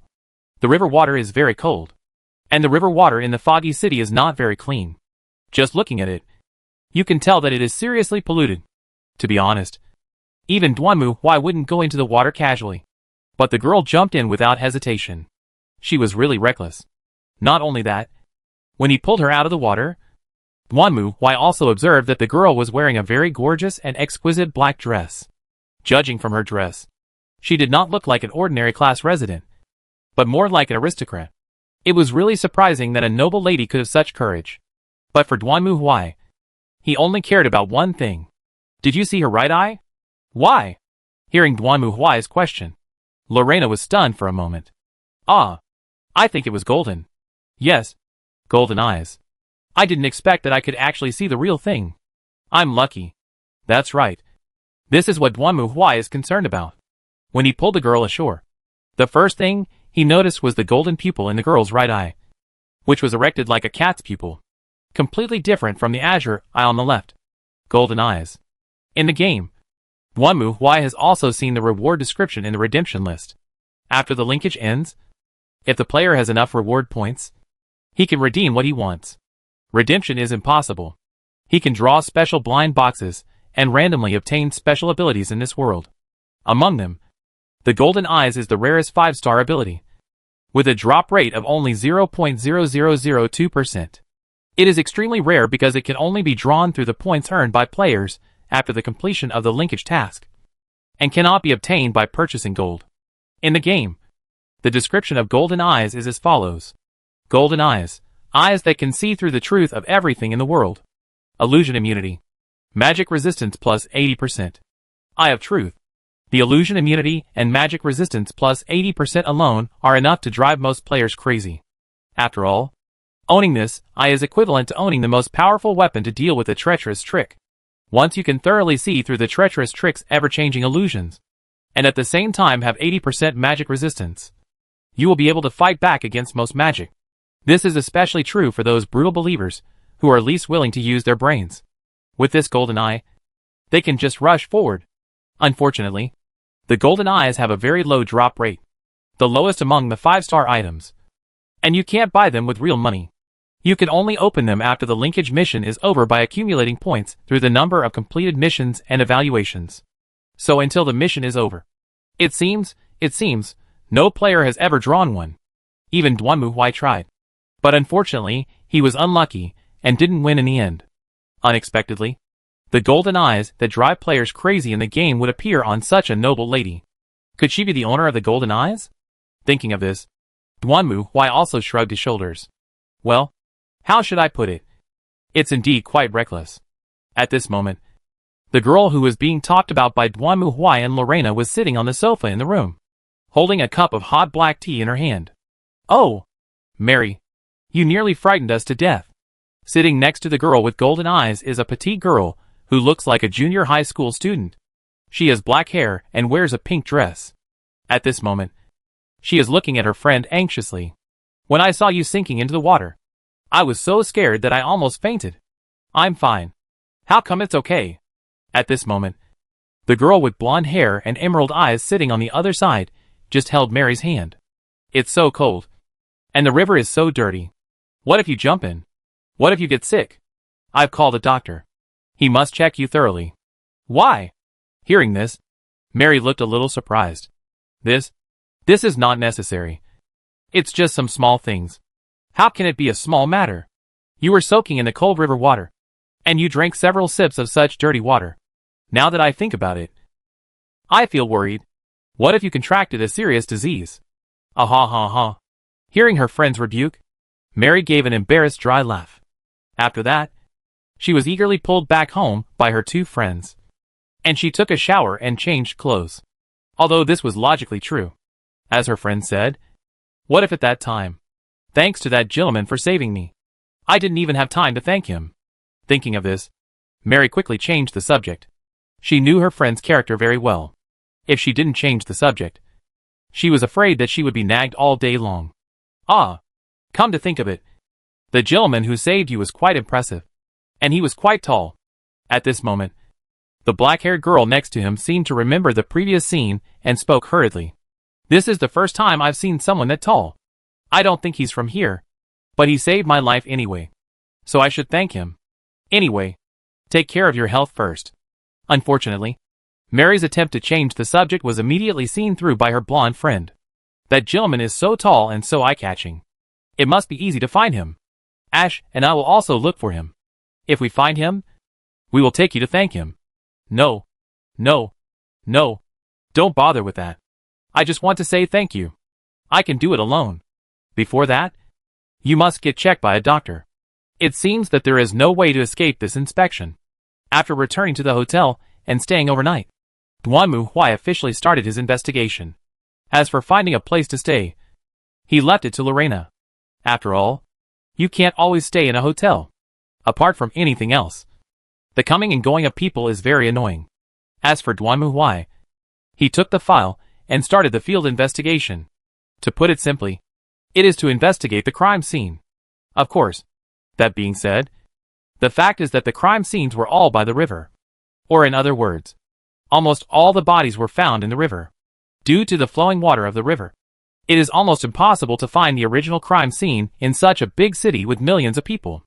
All the young girls were killed, and their identities were all good children. There were no bad habits. The results of the autopsy also showed that these victims did not have acts like Peony. They were just ordinary people. And then, they were simply killed and simply broke the corpse, standing in the shadows by the river. Duanmuhui stared at the file in his hand, while comparing it to the river in front of him. Logically speaking, such a big man standing here would definitely be discovered. But people were coming and going on the street. But no one noticed him. This was also normal. After all, Duanmuhui was using the stealth skills from the Raven Guard. He was investigating and searching. So he naturally didn't want others to see him. If you were to say the only thing these people have in common, it seems to be that they are all young and beautiful girls. They are all students of the Royal Masters College. Thinking of this, Duanmuhui raised his head and looked at the map in his hand. Although according to the police's inquiries, these victims are different ages and different departments. And they do not know each other. But since they are all students of the Royal College, it will show that there must be any connection. In that case, let's go to the Royal Academy. Chapter 517 Apartment. The Royal Masters College is located on Queen Street, and is a learning and research institution governed and operated by the royal family. It is said that those who can study here are the future elite talents of the country. It is precisely because of this that the serial murders this time have made Scotland Yard so anxious. You must know that the students here are not only of noble status, but also elite talents. If several of them died in a row, and they were murdered by others, it would be easily regarded as a hostile act of another country. Therefore, the case must be solved as soon as possible. Otherwise, the boss of Scotland Yard will face more than just a face problem. As of now, the victims are of different ages and from different disciplines, and have no personal connections with each other, which means they do not know each other.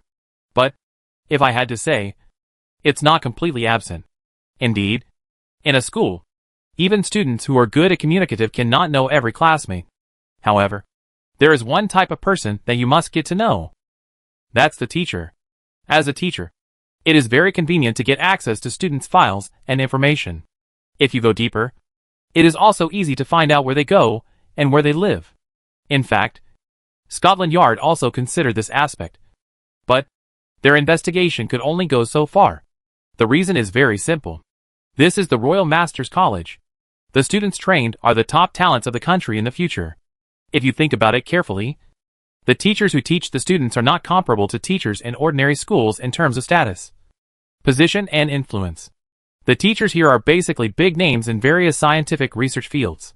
They can publish papers in top journals without any problems. If Scotland Yard arrests and interrogates such big names without any evidence, it will be a big trouble. The police can't do it, so Duanmu Huai naturally doesn't have the qualifications. But he has a way. If we can't do it openly, we can do it privately. Duanmu Huai knew that students loved to gossip in private, and would share which teachers they liked and which teachers they hated. As long as he used the skills of the Raven Guards, hid in the shadows of the school and eavesdropped on the conversations of those students, he could gain a lot of intelligence. Of course, only Duanmu Huai could do this. Students are sensitive and careful. Although they talk freely, they will become cautious if there is a stranger around.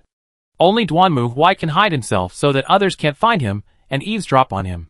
If it were anyone else, they wouldn't have this ability. Well, but if you think about it, this trick can be used in other places. While listening to the students talking next to him, Duanmu Huai looked at the courtyard in front of him. Most of the students in the Royal Master Academy are young and beautiful girls, and they are either born into aristocrats or middle-class families. Unlike the open atmosphere in the New World, perhaps because of tradition or because of their status, most of the students here still wear those kind of quite old-fashioned dresses.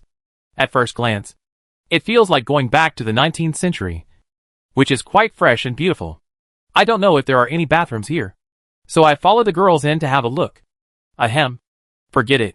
In this way, Duanmu Huai spent a day in the Royal Academy, and got a lot of information from the students' gossip. However, it is still unknown which of this information is useful. At night, he was not idle either, but asked Lorena to lure the snake out of its hole. After all, since the opponent's target was young and beautiful girls, Lorena must be within the opponent's hunting range. Right? Lorena was also very excited. She ran around the city, but didn't encounter the legendary monster. In this way, for the next week, Duanmu Huai went to the Royal Master College to search for information in the morning, and followed Lorena around the city at night to see if he could catch the murderer. However, it was in vain that he spent so much time, but there was no effect at all. It was really speechless. Compared with the progress of the investigation, it is easier to find a house. For Duanmu Huai, the house he wants to live is very clear, spacious, comfortable, and bright. Fortunately, as long as enough money is paid, any problem that can be solved with money will not be a problem. On the morning of the 8th day, when Duanmu Huai was having breakfast, the enthusiastic hotel manager knocked on his door. Ah, dear sir, you can imagine what good news I have for you. Thank God. I have finally found an apartment that meets your requirements. Oh! Looking at the hotel manager in front of him, who was wearing a neat suit and a mustache, Duanmu Huai put down the cutlery in his hand. Are you sure? My requirements are not low. Yes, Duanmu Huai's requirements are not high. But it depends on who you compare it with. It is not easy to find a house that can accommodate his body. Not only that, due to his height, Duanmu Huai cannot go out by car. So he requires the house to be located in a busy street area, which is more convenient for him to walk back and forth. As we all know, the closer to the city center, the more expensive the land, and the room is almost compressed to the size of a matchbox. Of course, the apartment I found this time is tailor-made for you. Oh!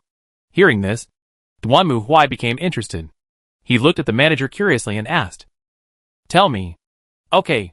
It's like this." Listening to the hotel manager's story, Duanmu Huai finally understood why he was so confident.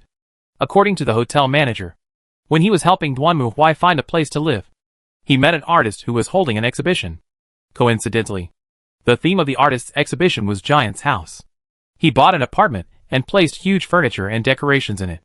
According to the artist, he wanted to let visitors feel the insignificance of human beings in this way, so that humans can reobserve their daily world from the perspective of mice or cats, thus generating a new experience. In order to perfectly restore daily life, the artist spent a lot of effort to modify the entire apartment into it. Not only that, but even vehicles and other vehicles. He retransformed, so that when the visitors entered it, they felt the same as the giant country. The exhibition was about to end, and Duanmu Huai happened to come here and asked the hotel manager to help him find a house. After learning about this, the hotel manager found the artist to discuss it. The latter was also very happy after learning about this. After all, after the exhibition, he also had a headache about how to deal with these exhibits. After all, furniture that is much larger than ordinary people is not wanted by ordinary people. If Duanmu Huai is really a tall giant, then it is just right. Anyway, the artist was not short of money, so he told the hotel manager that he wanted to meet Duanmu Huai. If the other party was really as the hotel manager said, then he could give the entire apartment to Duanmu Huai at his discretion. He has money anyway. Duanmu Huai was also quite interested in this. After all, after coming to this world, he really couldn't find a suitable residence for himself. This artist might be quite crazy, but if his apartment really met his requirements, then it would be a good choice. So after breakfast, Duanmu Huai took the address he got from the hotel manager and went to number 135 Birch Street. This place is not far from the Ritz Hotel. It is next to Hyde Park, and you can go to other areas through the park. There are not only restaurants nearby, but also large shopping malls. There is even a subway station not far away. Well, this is normal. After all, this apartment is used for visiting rather than living. No one would be so bored as to open an art store in an apartment complex. Right? When he arrived at the door of the apartment, even Duanmu Huai couldn't help but be surprised. As the hotel manager said, the entire apartment is quite huge from the appearance. The door alone looks like a city gate. It is definitely not easy to open the door for ordinary people. But it is just right for Duanmu Huai. Just right. Thinking of this, Duanmu Huai has secretly made up his mind that as long as the price is not outrageous, he will buy this place. Duanmu Huai reached out and knocked on the door. Soon the door opened, and then a tall and thin man with a mustache and a beret, who looked like an abnormal artist, opened the door. When he saw Duanmu Huai, he was stunned for a moment, and then his eyes suddenly lit up. "Ah, you are the guest Mr. Lorenz mentioned. Great. Please come in." Perhaps because he was an artist, he did not have the reservedness of a British gentleman. Instead, he was more like a Frenchman with romance and enthusiasm. He welcomed Duanmu Huai with a smile, and then circled around him curiously. "When Mr. Lorenz told me this, I didn't believe it. I never thought there would be people like you in the world. I don't know how the world you see is different from ours. Just think of it as looking at the child's room." Duanmu Huai complained silently, and the latter nodded excitedly. Then he took Duanmu Huai directly and began to introduce his art apartment to him in detail. In fact, the hotel manager's introduction to Duanmu Huai was not correct. Strictly speaking, the name of this apartment is Horizon, and the artist's original intention was to allow the audience to escape from their daily lives and observe the world from another perspective. So he specially renovated the apartment. Just as the hotel manager said, everything on the first floor is very large. Whether it is furniture, doors, or even corridors, they are more than twice as large as ordinary ones. As for the rooms on the second floor, they are the same size as ordinary people. so that the audience can have a comparison with reality after observing the world of giants. And the third floor is converted from the attic, because the first and second floors occupy too much space. The space on the third floor is relatively much smaller. But this did not stump the artist. He directly converted the third floor into a room for children. And all the furniture and decorations were smaller. According to the artist, this is the perspective of large, medium and small, so that the audience can appreciate and experience their daily life from various angles. Of course, Duanmu Huai also thought it was really fun. No wonder the artist's exhibition was so popular. But the exhibition couldn't continue forever, and the artist was planning to move on to his next project. So he was originally planning to sell the apartment. As for the furniture inside, if no one takes over, they will have to be disposed of.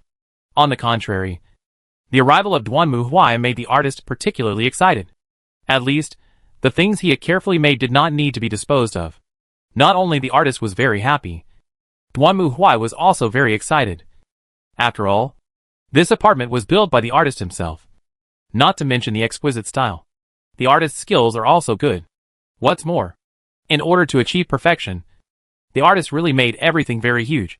From the door, clothes hangers to sofas and even fireplaces, recliners, and even flower pots and tableware on the windowsill, all made to fit his own size.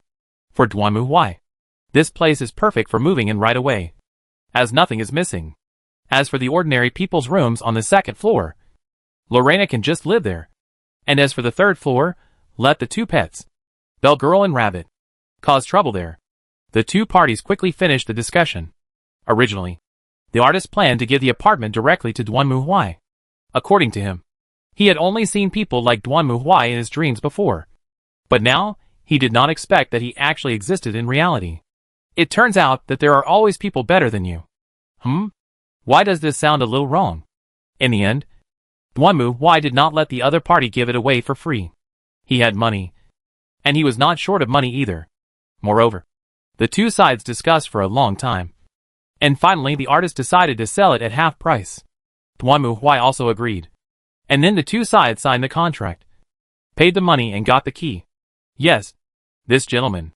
Before everything was done, the artist seemed to have thought of something and hastily withdrew his hand.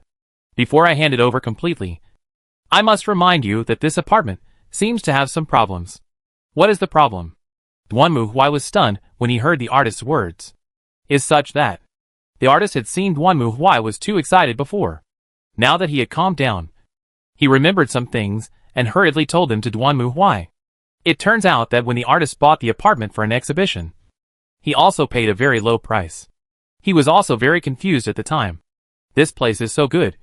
Why has this apartment been vacant for so long and no one wants it? And the price is so cheap. Later, a friend of the artist asked about it and told him what happened.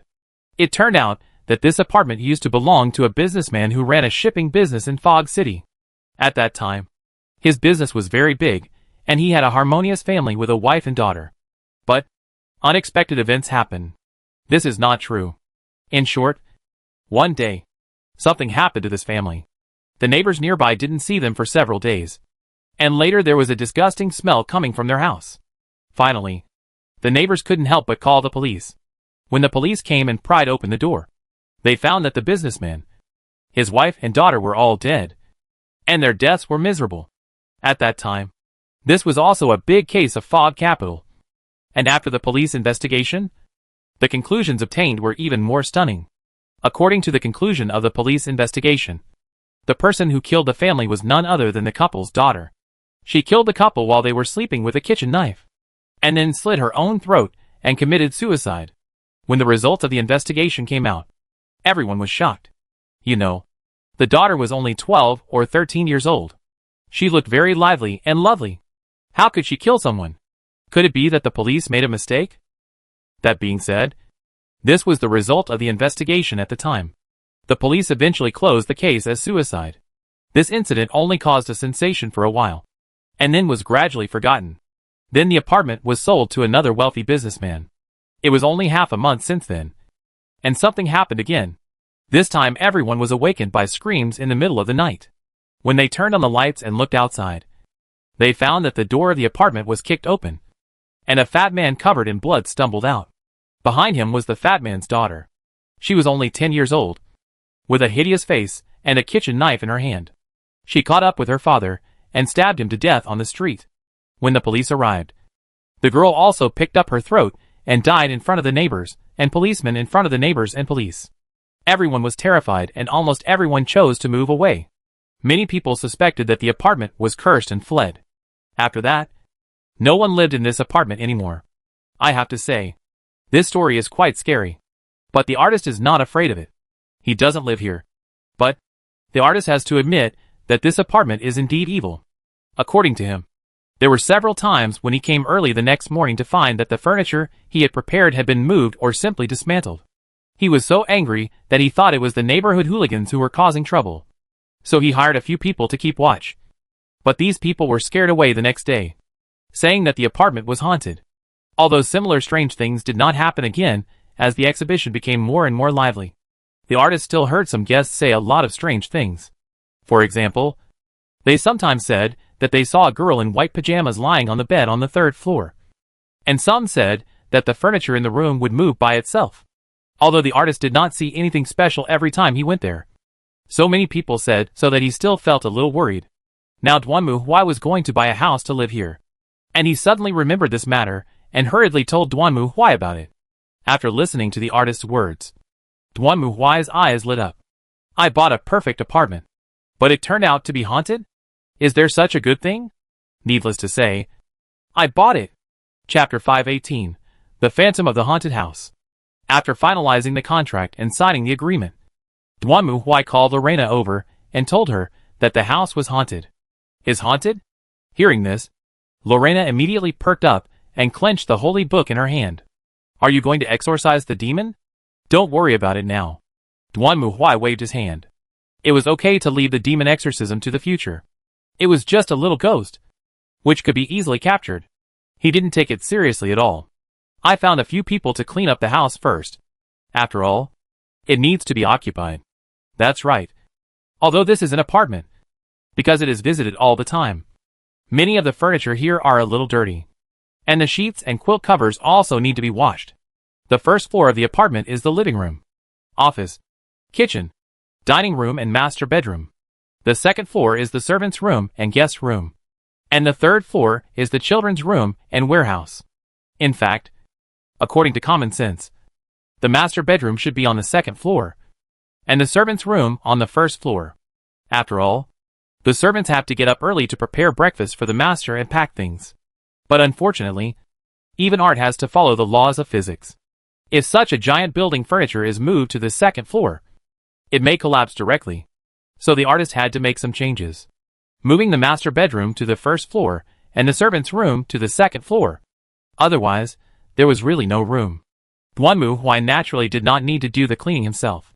He directly called a few part-time workers to clean the entire apartment inside and out, and washed everything that needed to be washed, thanks to the charm of modern technology. Otherwise it might not have been so easy to do.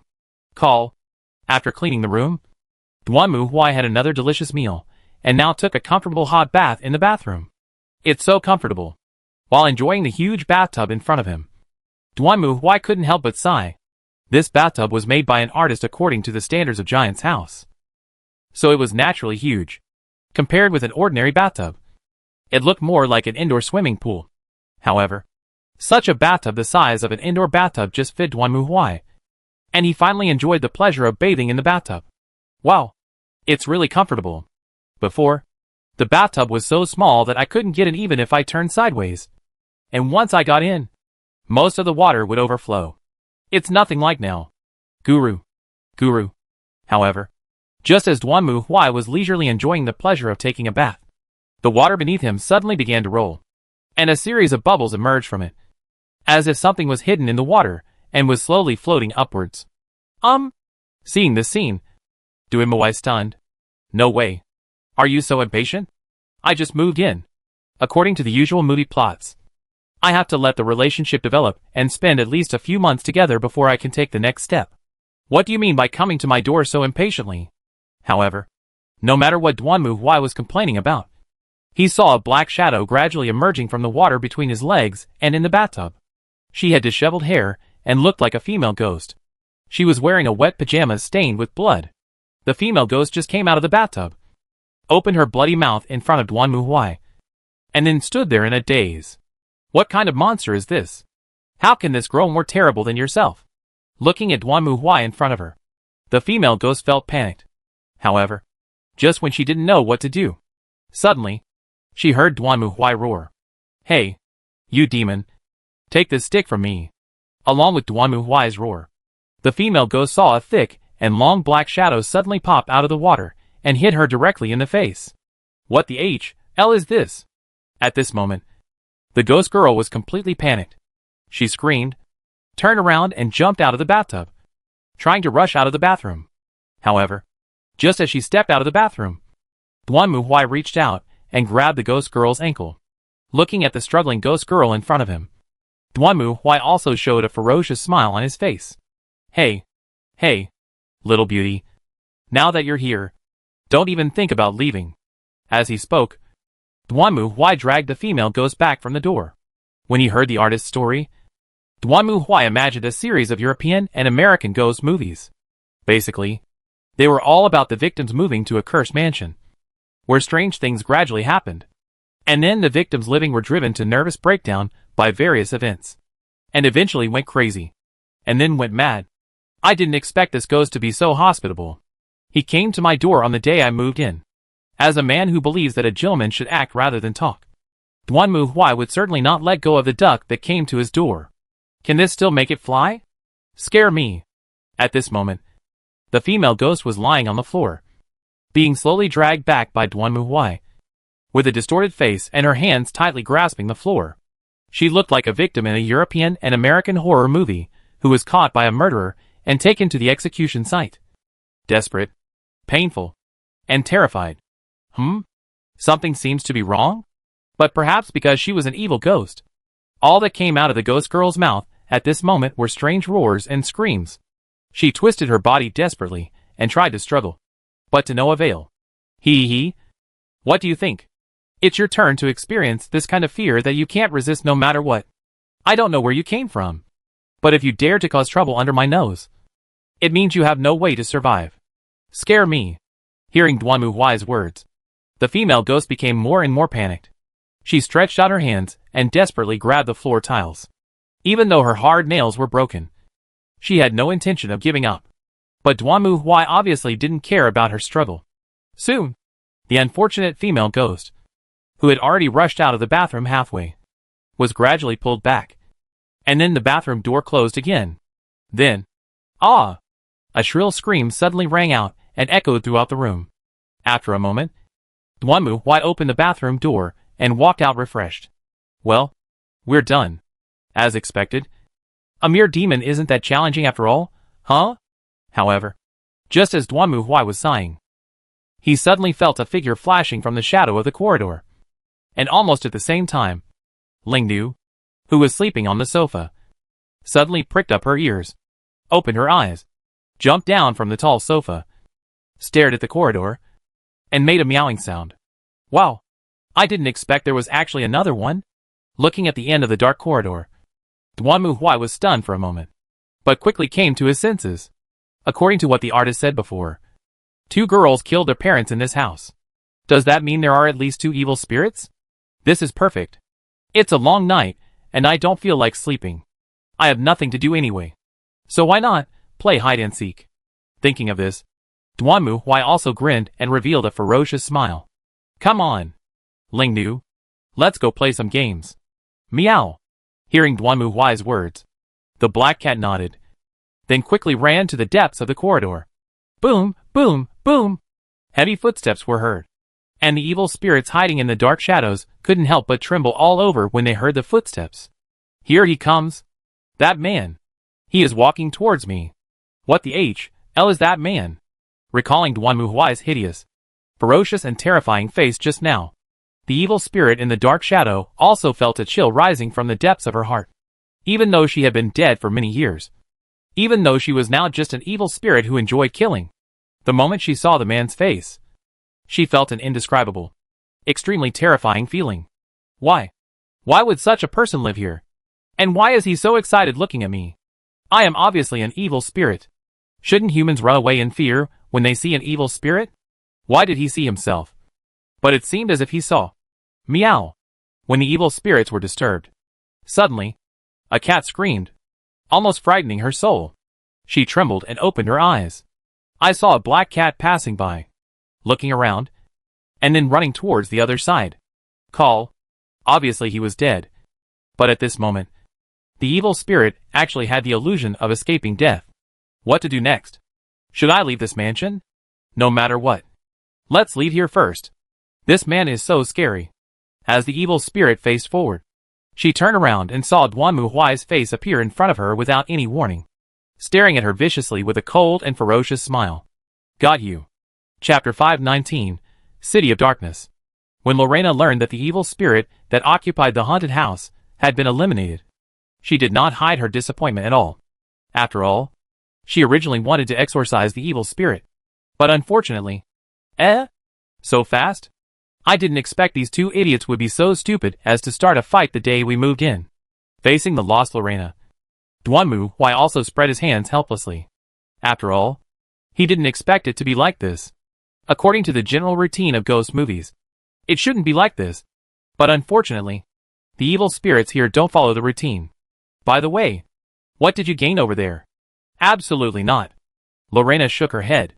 Although this is a great place for a night run, I didn't encounter any problems at all. Why? Although he had expected this, Duanmu Huai was still somewhat disappointed when he heard this answer. After all, according to the files, there was no pattern in the dates of the victims' deaths in the past few months. They were completely random. This kind of random crime was the most annoying thing. This reminded Duanmu Huai of the shocking serial rape case a long time ago. The time of the perpetrator was irregular, which made the police very angry. The time of the suspect's crime was also quite varied. Sometimes the police kept a watch on him for several months without any movement, and he would start committing crimes as soon as the police left. Sometimes he would commit crimes even when the police were watching him. At that time, many policemen even suspected that this guy was deliberately going against the police. Later, when we caught the suspect, we found out that the pattern of his crime was this. Whenever he had a quarrel with his wife at home, he would go out to commit a crime that night. He would go out even if they were not quarreling. He didn't care at all whether the police were setting up defenses or laying in wait. Faced with this kind of logic, no one can do anything. Right? If the criminal this time is the same, and only goes out to commit crimes after quarreling with his wife, then we would be hopeless. Even the aunt's visit to the visit is fixed. Who is accurate when the couple quarreled? Wouldn't that make him a half-immortal? All in all, there is no other good way now except to sit back and wait. After waking up and having breakfast, Lorena went out to continue shopping and fishing, while Duanmu Huai continued to stay at the Royal Master Academy. Apart from anything else, it was a pleasure to look at the beautiful girls in the academy.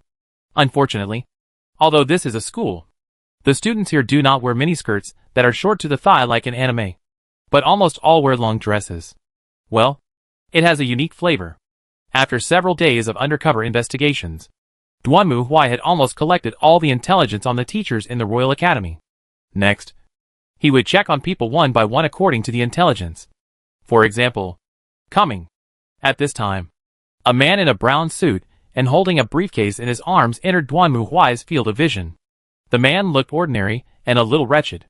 Besides that, the most eye-catching thing was that he always held his briefcase like a treasure, looking like a thief, looking left and right while walking forward.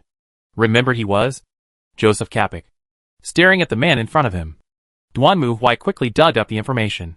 This teacher didn't have a good reputation among the students, which was understandable, as he looked timid like a thief. Even after the female students, he was nicknamed the leather bag teacher. Well, to be honest, he was at the top of Duanmu Huai's list of suspects. As for why, the reason is very simple. After all, in the animations that Duanmu Huai had watched before, didn't there often appear such characters? An unpopular teacher suddenly gained the ability to hypnotize, or some kind of equipment, and then in order to fight back against the students' ridicule and vent their dissatisfaction, he relied on his special abilities to do whatever he wanted to the students, turning them into slaves who obeyed his orders, and finally dominated the entire school and became the school shadow ruler or something. Isn't this the way it unfolds and works like white uniform after school or O Academy or X work? Based on the rich experience of Duanmu Huai reading Grupo, there must be something wrong with this teacher. There is absolutely no way to escape. As if to verify Duanmu Huai's guess, Professor Kapik walked across the square, holding his briefcase and chatting with a group of 3 beautiful girls not far away. The 3 girls looked a little surprised by his conversation. And then the blonde girl in the lead started talking to him, while the other 2 stood by with uneasy and nervous expressions. Anyone with a discerning eye could see that although Kapik was very enthusiastic, the expression of the blonde girl opposite him was not very good, and even a little depressed. Coupled with the nervous expressions of the 2 girls next to her, it seemed as if she was being forced to chat up. At this moment, Duanmu Huai saw the dazzling golden eyes of the other girl next to him, and was stunned. Isn't this the girl who fell into the river that day? I never thought that we would meet again here. Duanmu Huai was just a little surprised and curious about this, and didn't take it too seriously. However, what he didn't expect was that the girl seemed to notice his gaze, and looked over here. When she saw Duanmu Huai, she showed an expression of obvious surprise. What's going on? Can she see me? Seeing the girl's expression, Duanmu Huai was also stunned for a moment. Are you kidding? He is now hiding using the hiding skills of the Raven Guard. Logically speaking, it should be difficult for ordinary people, even extraordinary people, to see him. However, are his hiding skills completely useless against the girl? Wait, is this the power of golden eyes? So scary. Duanmu Huai actually didn't quite understand what power the golden eyes had.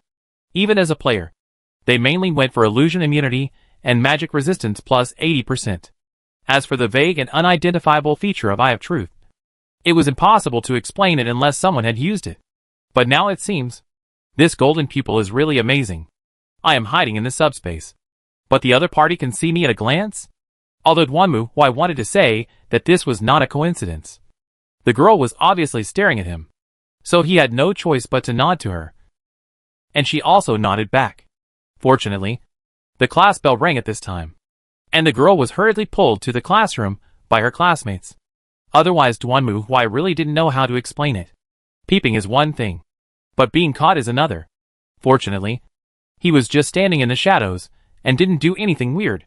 Well, it was like in a certain cartoon, where the protagonist can act as he pleases when time is stopped.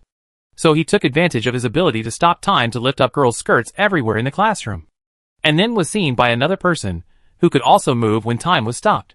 That's simply social death. Fortunately, Duanmu Huai did not rely on his invisibility to follow girls into the locker room, or wander around the street naked.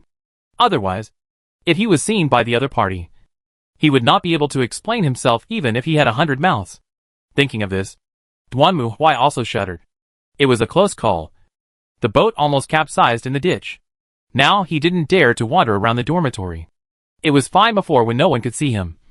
But now that someone could see him, he didn't dare to wander around anymore. If something went wrong, he would be doomed. Slipped away, because he was accidentally seen through. Duanmu Huai did not dare to go out and wander around again. Instead, he returned to the apartment and called Arkham City again. However, what made him depressed was that the news from the maid was still not very good. According to the maid, many people came to the shop below to buy some items to ward off evil spirits or to exorcise evil spirits. But almost no one wanted to entrust Duanmu Huai. Even a few days ago, a professor came and bought several pieces of exorcism accessories, saying that he would use them when he was doing archaeological research outside. Damn, the University of Michigan is really courting death. Hearing this, Duanmu Huai gritted his teeth in anger. He had forgotten the suicidal nature of those people from the University of Michigan. When they encountered any trouble, they would not look for detectives or the police, but would basically do it themselves. In the past, these people could do it themselves even if they didn't have weapons. Now that they bought exorcism accessories from Duanmu Huai's shop, they would naturally do it themselves again. Although as long as the customer uses the holy objects of the Inquisition, he becomes a believer of the Inquisition. But this still makes Duanmu Huai very unhappy. You are stealing my business. But on second thought, forget it.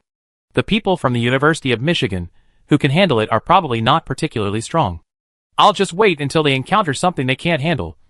Then they can come to me. Late at night, Duanmu Huai and Lorena left the apartment and began to walk around aimlessly, trying to find the legendary murderer. The foggy city is as dead silent as ever late at night. On the dim road, only the gas lamps on both sides of the street shone with a dim yellow glow. The street was full of fog, and even the buildings dozens of meters away seemed to be invisible. Duan Muhui held a cane in one hand, staring at the surroundings, and walked slowly in the shadows. He has been doing this every night since arriving in the foggy city. But today seems a little different. Duan Muhui could feel that there were a little too few people on the streets today. He looked at his pocket watch and saw that it was almost 12 o'clock. It was true that this was the time to go home and rest. But even if there were no ordinary pedestrians, the police would patrol here. However, from the beginning to now, the entire street was empty.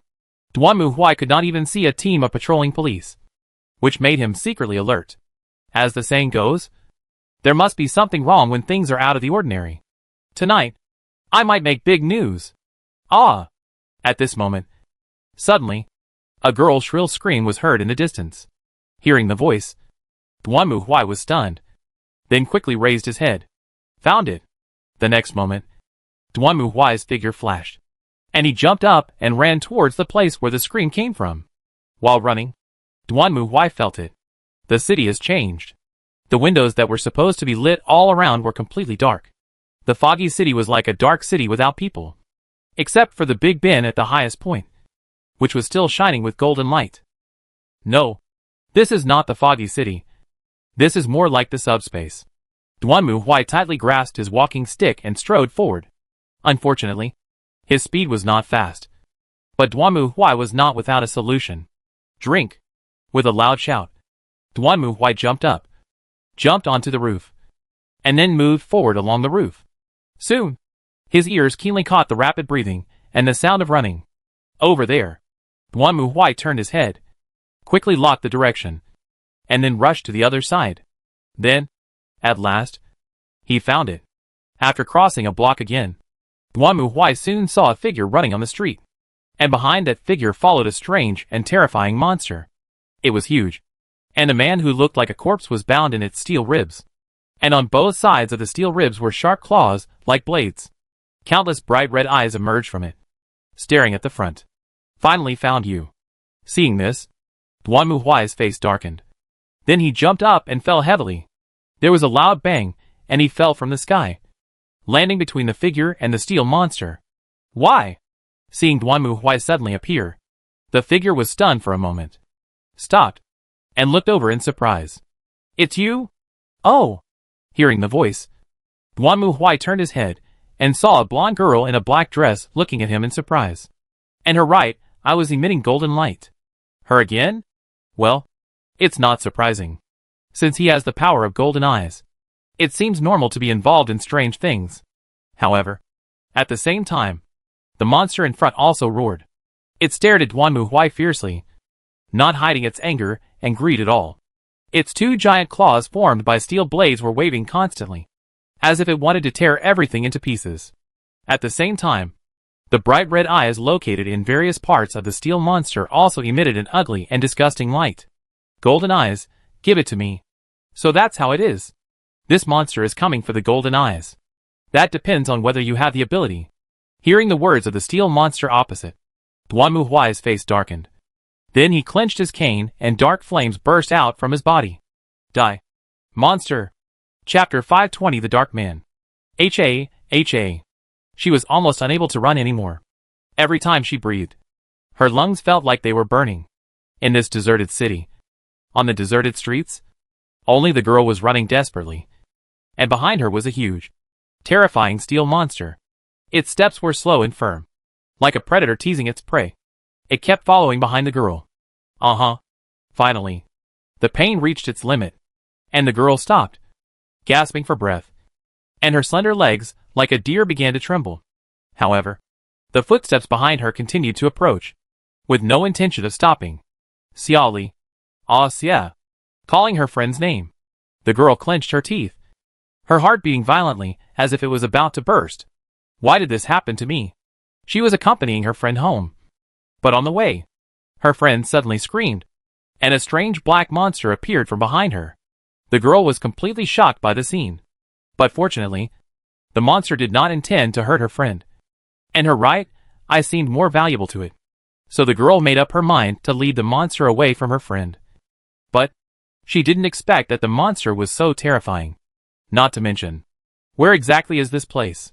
The girl raised her head and looked around. At first glance, this place seemed to be a foggy city. But when the girl tried to open the door and hide in the building, she found that the door here could not be opened at all.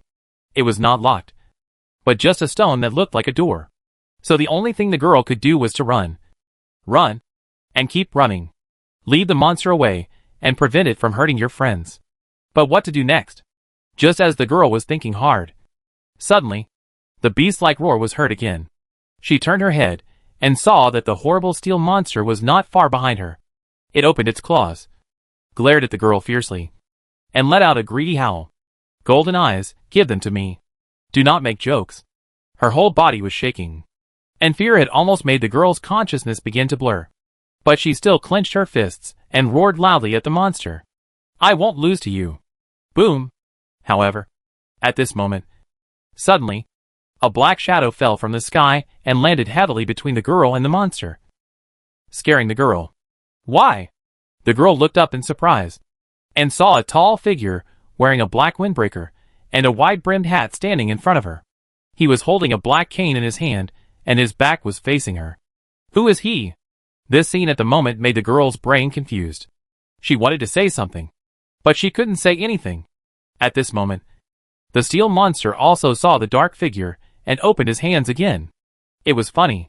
When she first saw it, she was terrified by the other party's huge steel body.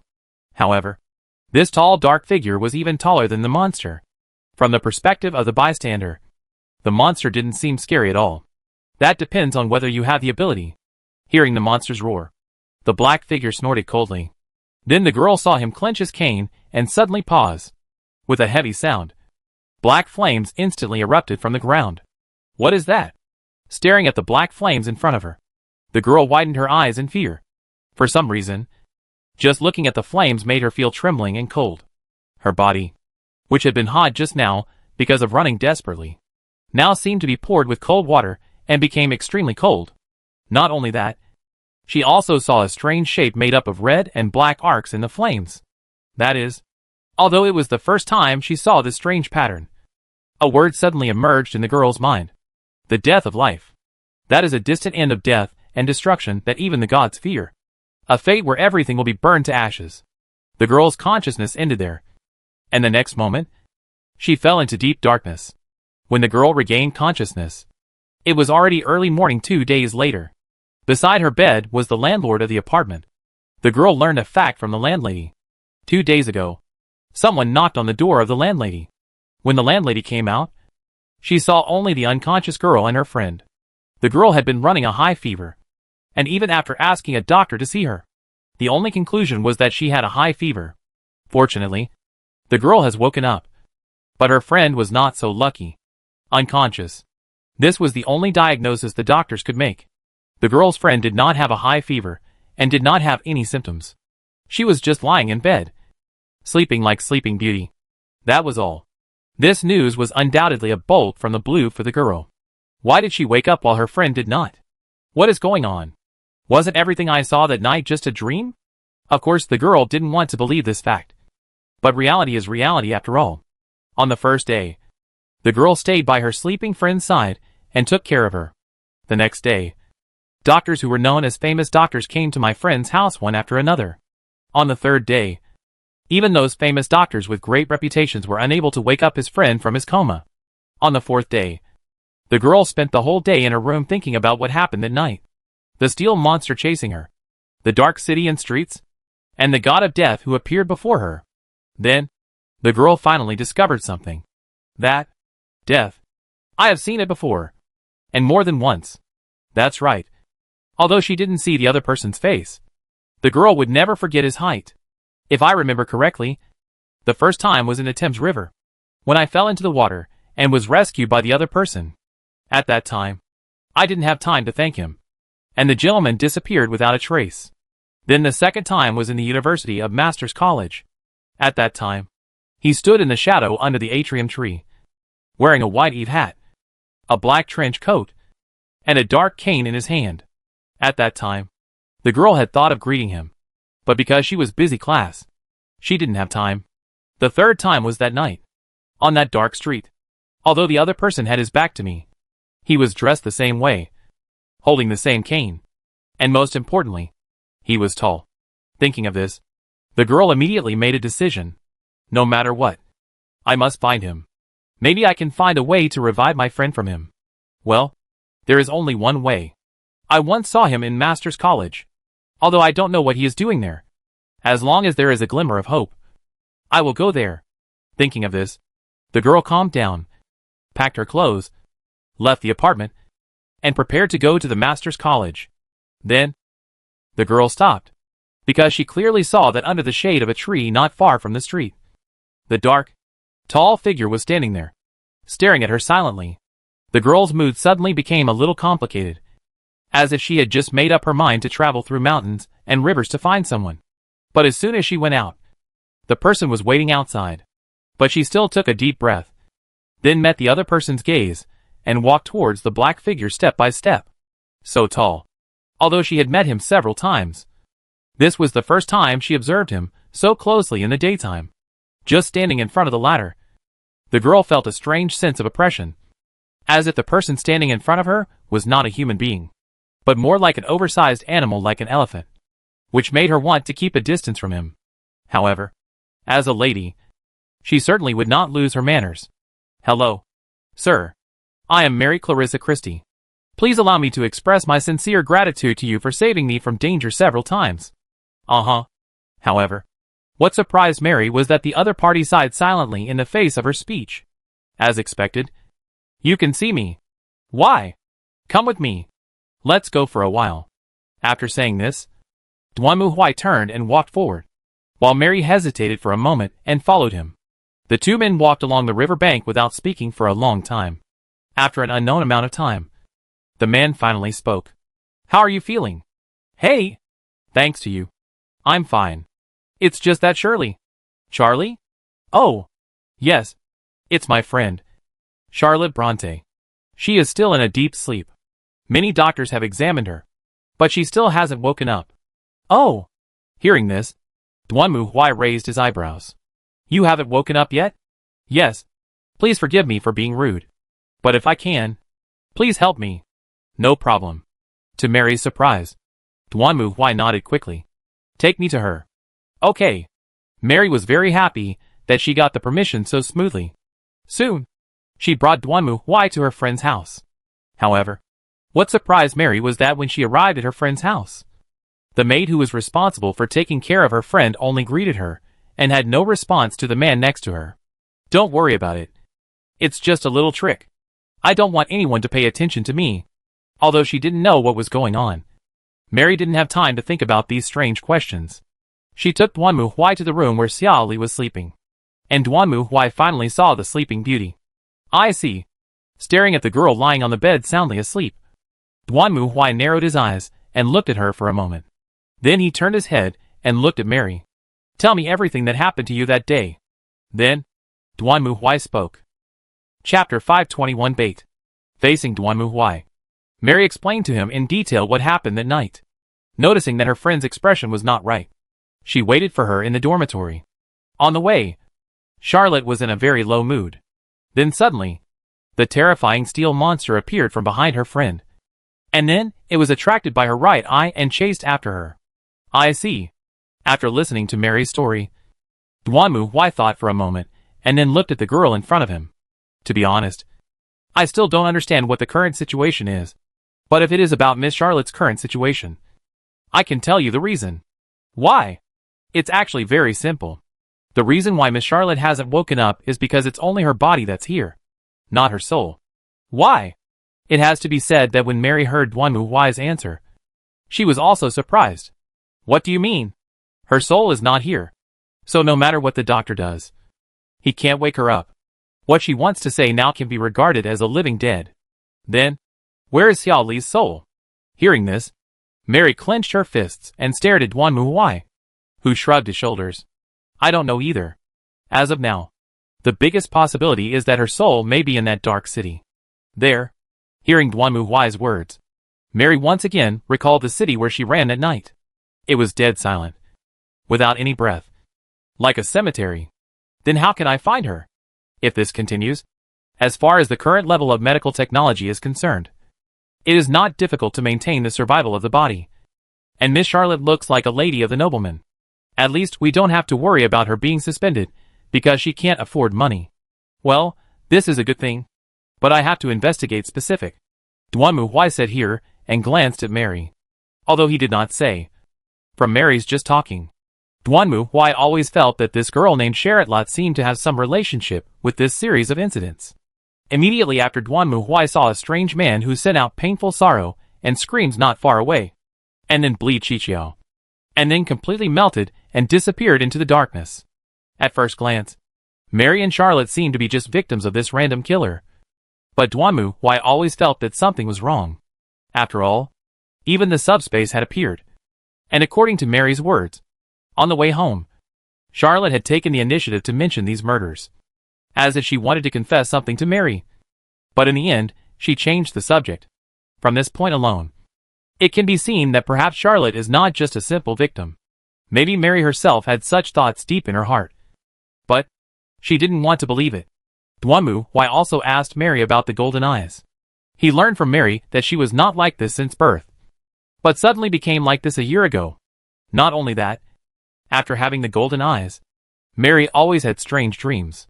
In the dreams, she was always in a dark city, being chased by something, and she just ran away desperately until she finally woke up.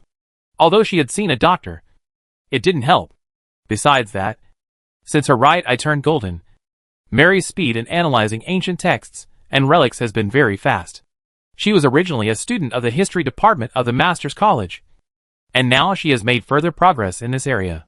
Many times, she can successfully analyze ancient inscriptions and records that seem very difficult or even lost in a short time. Hearing this, Duanmu Huai's eyes twitched involuntarily. He was truly worthy of having golden eyes. Apart from anything else, using this for archaeological research would simply be a BUG. As for the magic resistance of the golden pupil, Duanmu Huai had almost guessed what was going on. He had also carefully watched it in the dark city before. Although Mary seemed to be just playing a game of eagle catching chicken with the steel monster, it was not the case. Every time the steel monster moved, it would burst out a strong evil force. Ordinary people would become weak all over if they just touched this evil force, and even their vitality would be deprived, and they could only wait to die. But Mary was able to run all the way, but was eventually caught up because of her weak body and unable to run. If we use a game analogy, it is like when Mary was running away. The steel monster kept applying debuff to her, but Mary always showed immunity. She just didn't feel it herself. Well, this looks quite similar to a certain hand used to pick up girls, but the power of the golden eyes is much stronger than that hand. Unless it is a physical attack, it is basically ineffective against Mary. No wonder the steel monster followed Mary with a grunt. The magic attack had no effect, and it seemed desperate. It has built-in magic resistance and magic break. The value of this golden eye seems to be really high. After checking that Charlotte was okay, Duanmu Huai left Charlotte's home with Mary. At present, the situation is very clear. Your friend fell into a deep sleep and lost his soul. Maybe it is related to the dark city. So, Duanmu Huai stared at Mary, who held her breath and looked at him. Will you cooperate with me? Why? I have to say, when Mary heard Duanmu Huai's proposal, she was really stunned. Cooperate? Yes.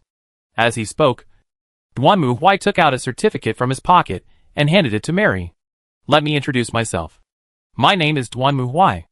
I am an investigator and a detective. I came to the Fog City this time to investigate the serial murders that occurred here. As of now, the serial murders I am investigating should be related to what you have encountered. So, I think we can cooperate and explore the secrets behind it together. Maybe we can find a way to wake up your friend. Detective. Investigator. Staring at Duanmu Huai's ID, Mary was also stunned. She was a little embarrassed to say that before, when she found out that only she could see the other person and no one else could.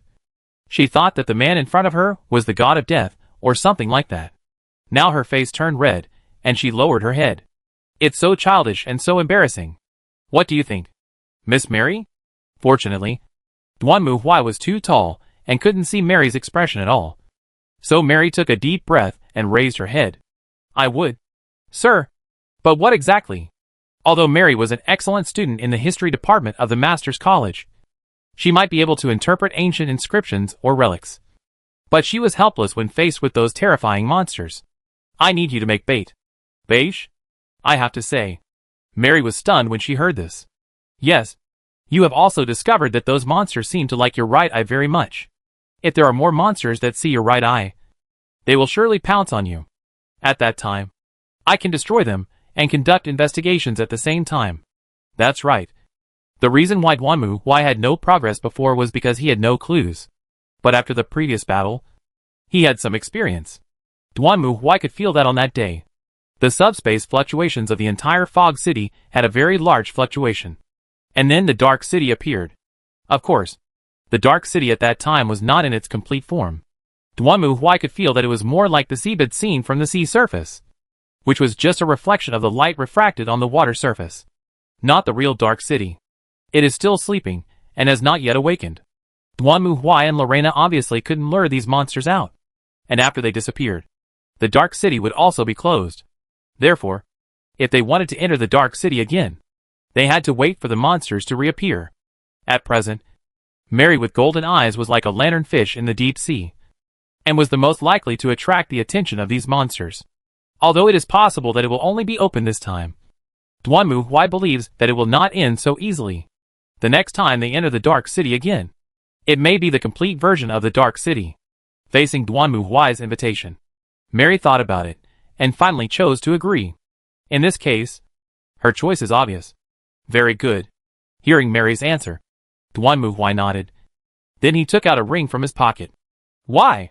Seeing the ring in Duanmu Huai's hand, Mary's face suddenly turned red, and she looked at him in surprise. This is considered a holy weapon. Wearing it will protect you from harm. Duanmu Huai put the ring directly in Mary's hand, and then spoke. Also, you need to step up your training. Train? Yes. How is your sports performance? Well, facing Duanmu Huai's question, Mary felt a little embarrassed. She was just an ordinary girl, not particularly outstanding. Starting tomorrow morning, I will send someone to assist you in training. This will at least give you enough strength to escape from those monsters. There was no need to think about fighting. The ability of the golden eyes only increased magic resistance and magic destruction. And it was not true that a slap could destroy magic. Mary was just an ordinary girl, and did not have a particularly strong fighting ability. In short, she only needed to run. I understand.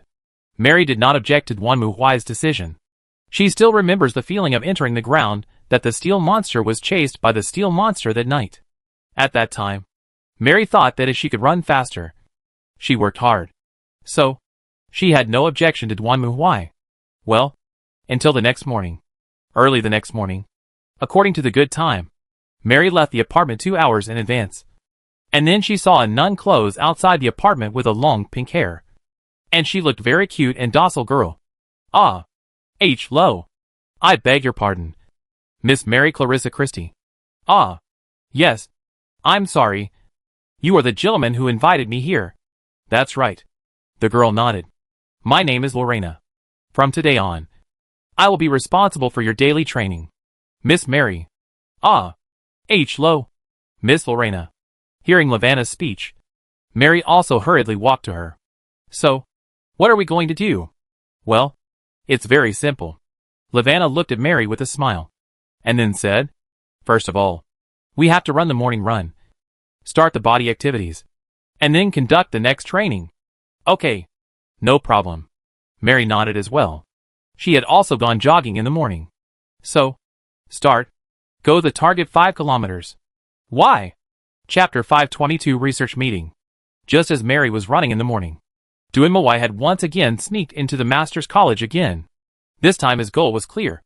That is, Joseph Chapek's office. The reason is Mary's description of her friend. Before that night, Charlie seemed very depressed when facing Professor Joseph Chapek, and even inadvertently revealed an expression that Mary and the others would never normally see. Moreover, according to Mary, she also heard that Charlie joined Professor Chapek's research meeting. Moreover, according to the rumors that Mary heard from another friend Angelica, there seemed to be rumors among the students that Professor Chapek had pursued Xiaoli several times and gave her flowers. To be honest, just after hearing these information, He immediately asked Duanmu Huai to outline a well-educated young lady in her mind, and was grasped the weakness by her instructor, forcing her to obedient, became the slave of the other party, and in the unmanned room, after school to perform some similar private tutoring. MP4 after class. Not to mention that Professor Cha Pek was not good at the stroke of the student. And it was also like a wretched actor in the OX animation. Well, here is the small difference. Anyway, this is also a clue. In fact, joining the research association alone is enough to make Duanmu locus doubt. The so-called research group in today's universities is actually a scientific research group led by a professor. Basically, a professor leads a few assistants and a few scientific research dogs. But not every student can be a research dog. Considering the age of Mary and Charlie, they are only sophomores in high school. So generally speaking, it is difficult for girls of this age to join the research group unless they are very outstanding. Mary also said that joining a research society is actually equivalent to being recognized as a master by the professor. Only young people who have the corresponding brains and abilities to assist in research are qualified to become a member of the research society hosted by each professor. The number of these people is extremely small, and may even be less than 1/10 of the students in the entire college. In fact, Mary only heard from Charlie that she had joined the research group, but she knew nothing about the theme and content of their research group. And this is the purpose of Duanmu Huai's investigation. If his hunch is correct, then the research meeting of Professor Chapek may have some relationship with the case. But in fact, when Duanmu Huai sneaked into Professor Kapek's office, he felt that his premonition was not far off. The reason is also very simple. The complete collection of necromancers. The secrets of Western magic. The origin of black magic. Can you become a professor if you study this? Looking at the pile of speechless books on the bookshelf, Duanmu Huai couldn't help but complain. He still remembered that when Mary introduced him, she said that Professor Joseph Kapek was a professor of mechanics and sociology. But looking at the things he was reading now, what did they have to do with mechanics and sociology? Do you also believe in the God of all thousands of machines? This is of course impossible.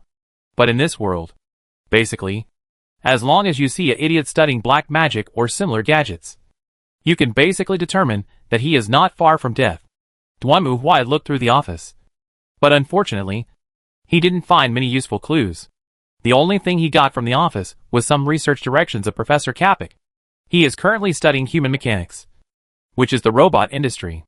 This is quite consistent with his identity.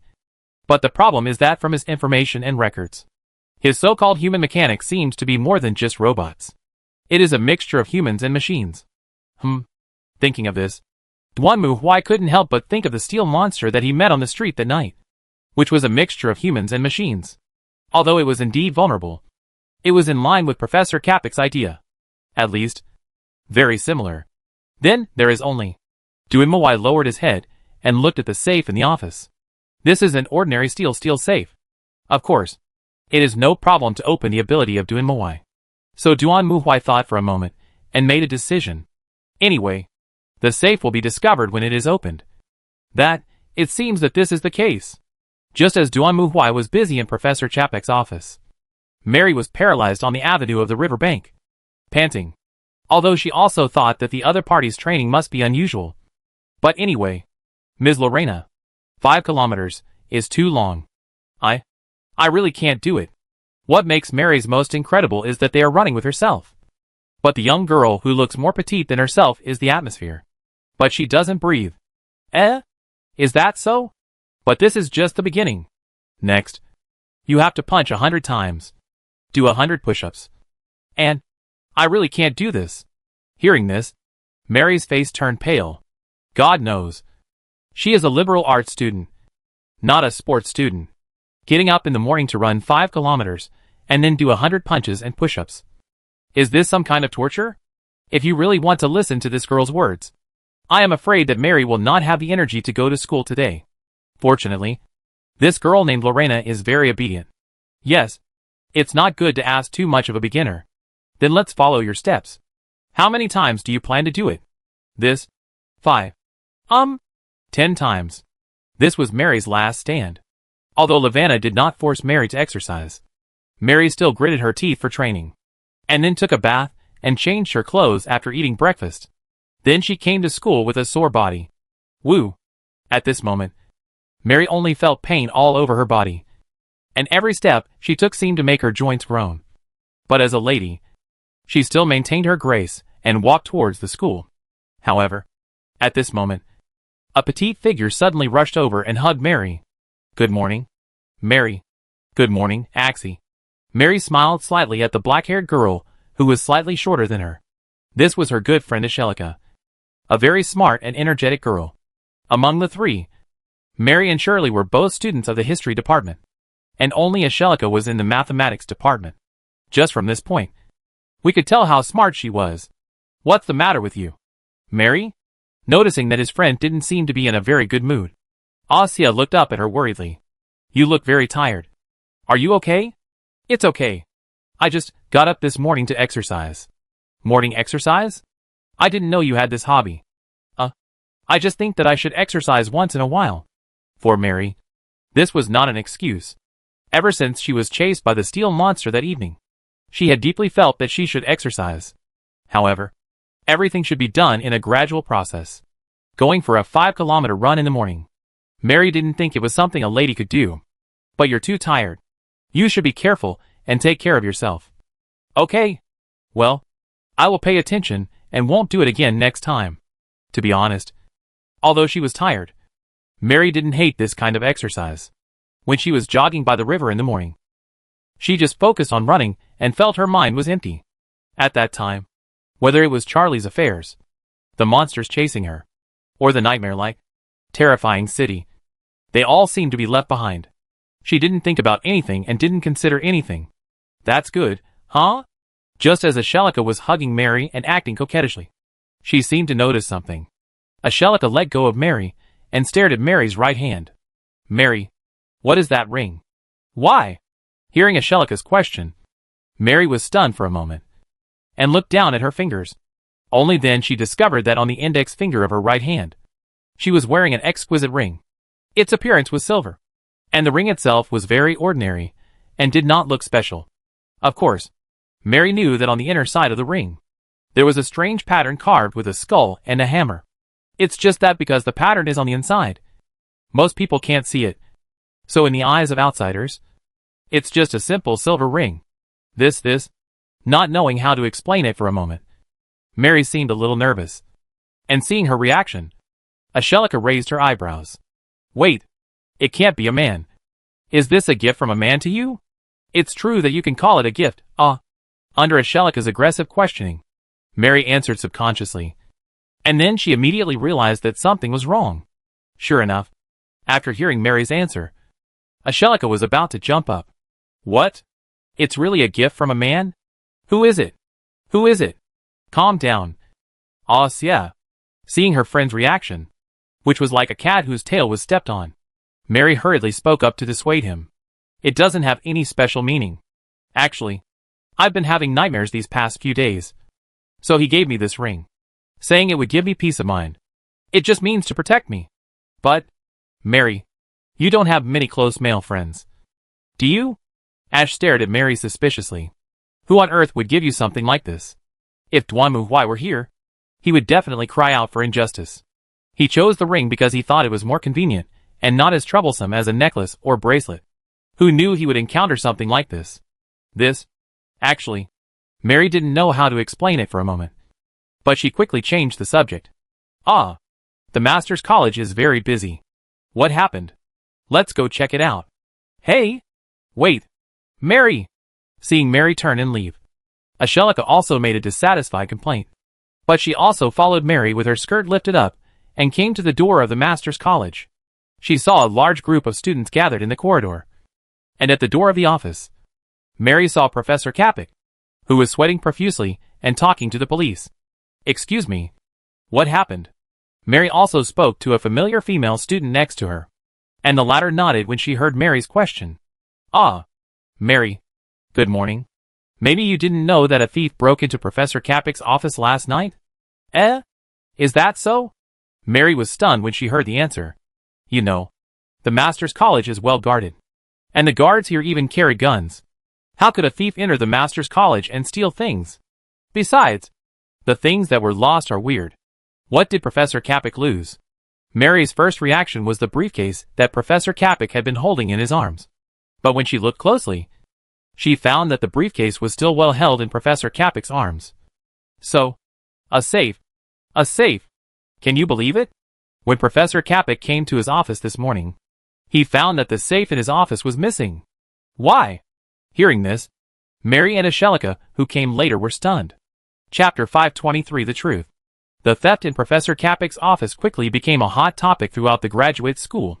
Although it was incredible that someone dared to steal in such a heavily guarded place like Master's College, what everyone was more concerned about was that the other party's behavior was that the entire safe was taken away. What the H I was going on?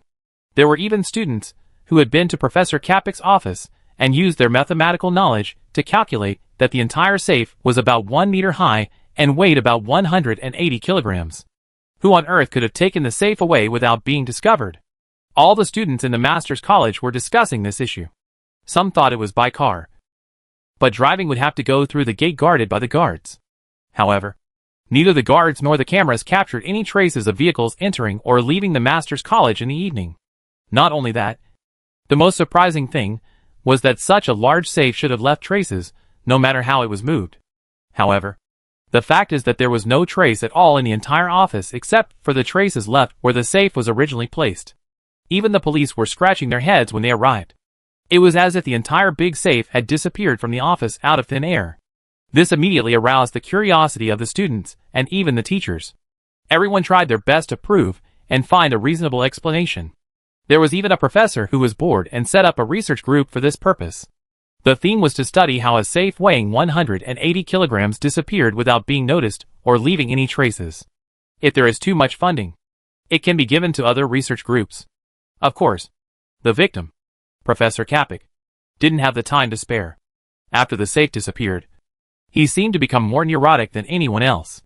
He stayed in his office, holding the briefcase he never left behind, hiding in the corner like a frightened hamster, and ignored everyone who came. Duanmu Huai naturally knew nothing about Professor Kapik's situation. In fact, he was standing in front of the safe, and the heavy door of the safe, which was originally just closed, was now torn open like a piece of thick craft paper. It looked like a courier box that was torn into pieces because the recipient was too lazy to open the box. Well, it was all the same to Duanmu Huai. However, what was stored in the safe was shocking. Love letter?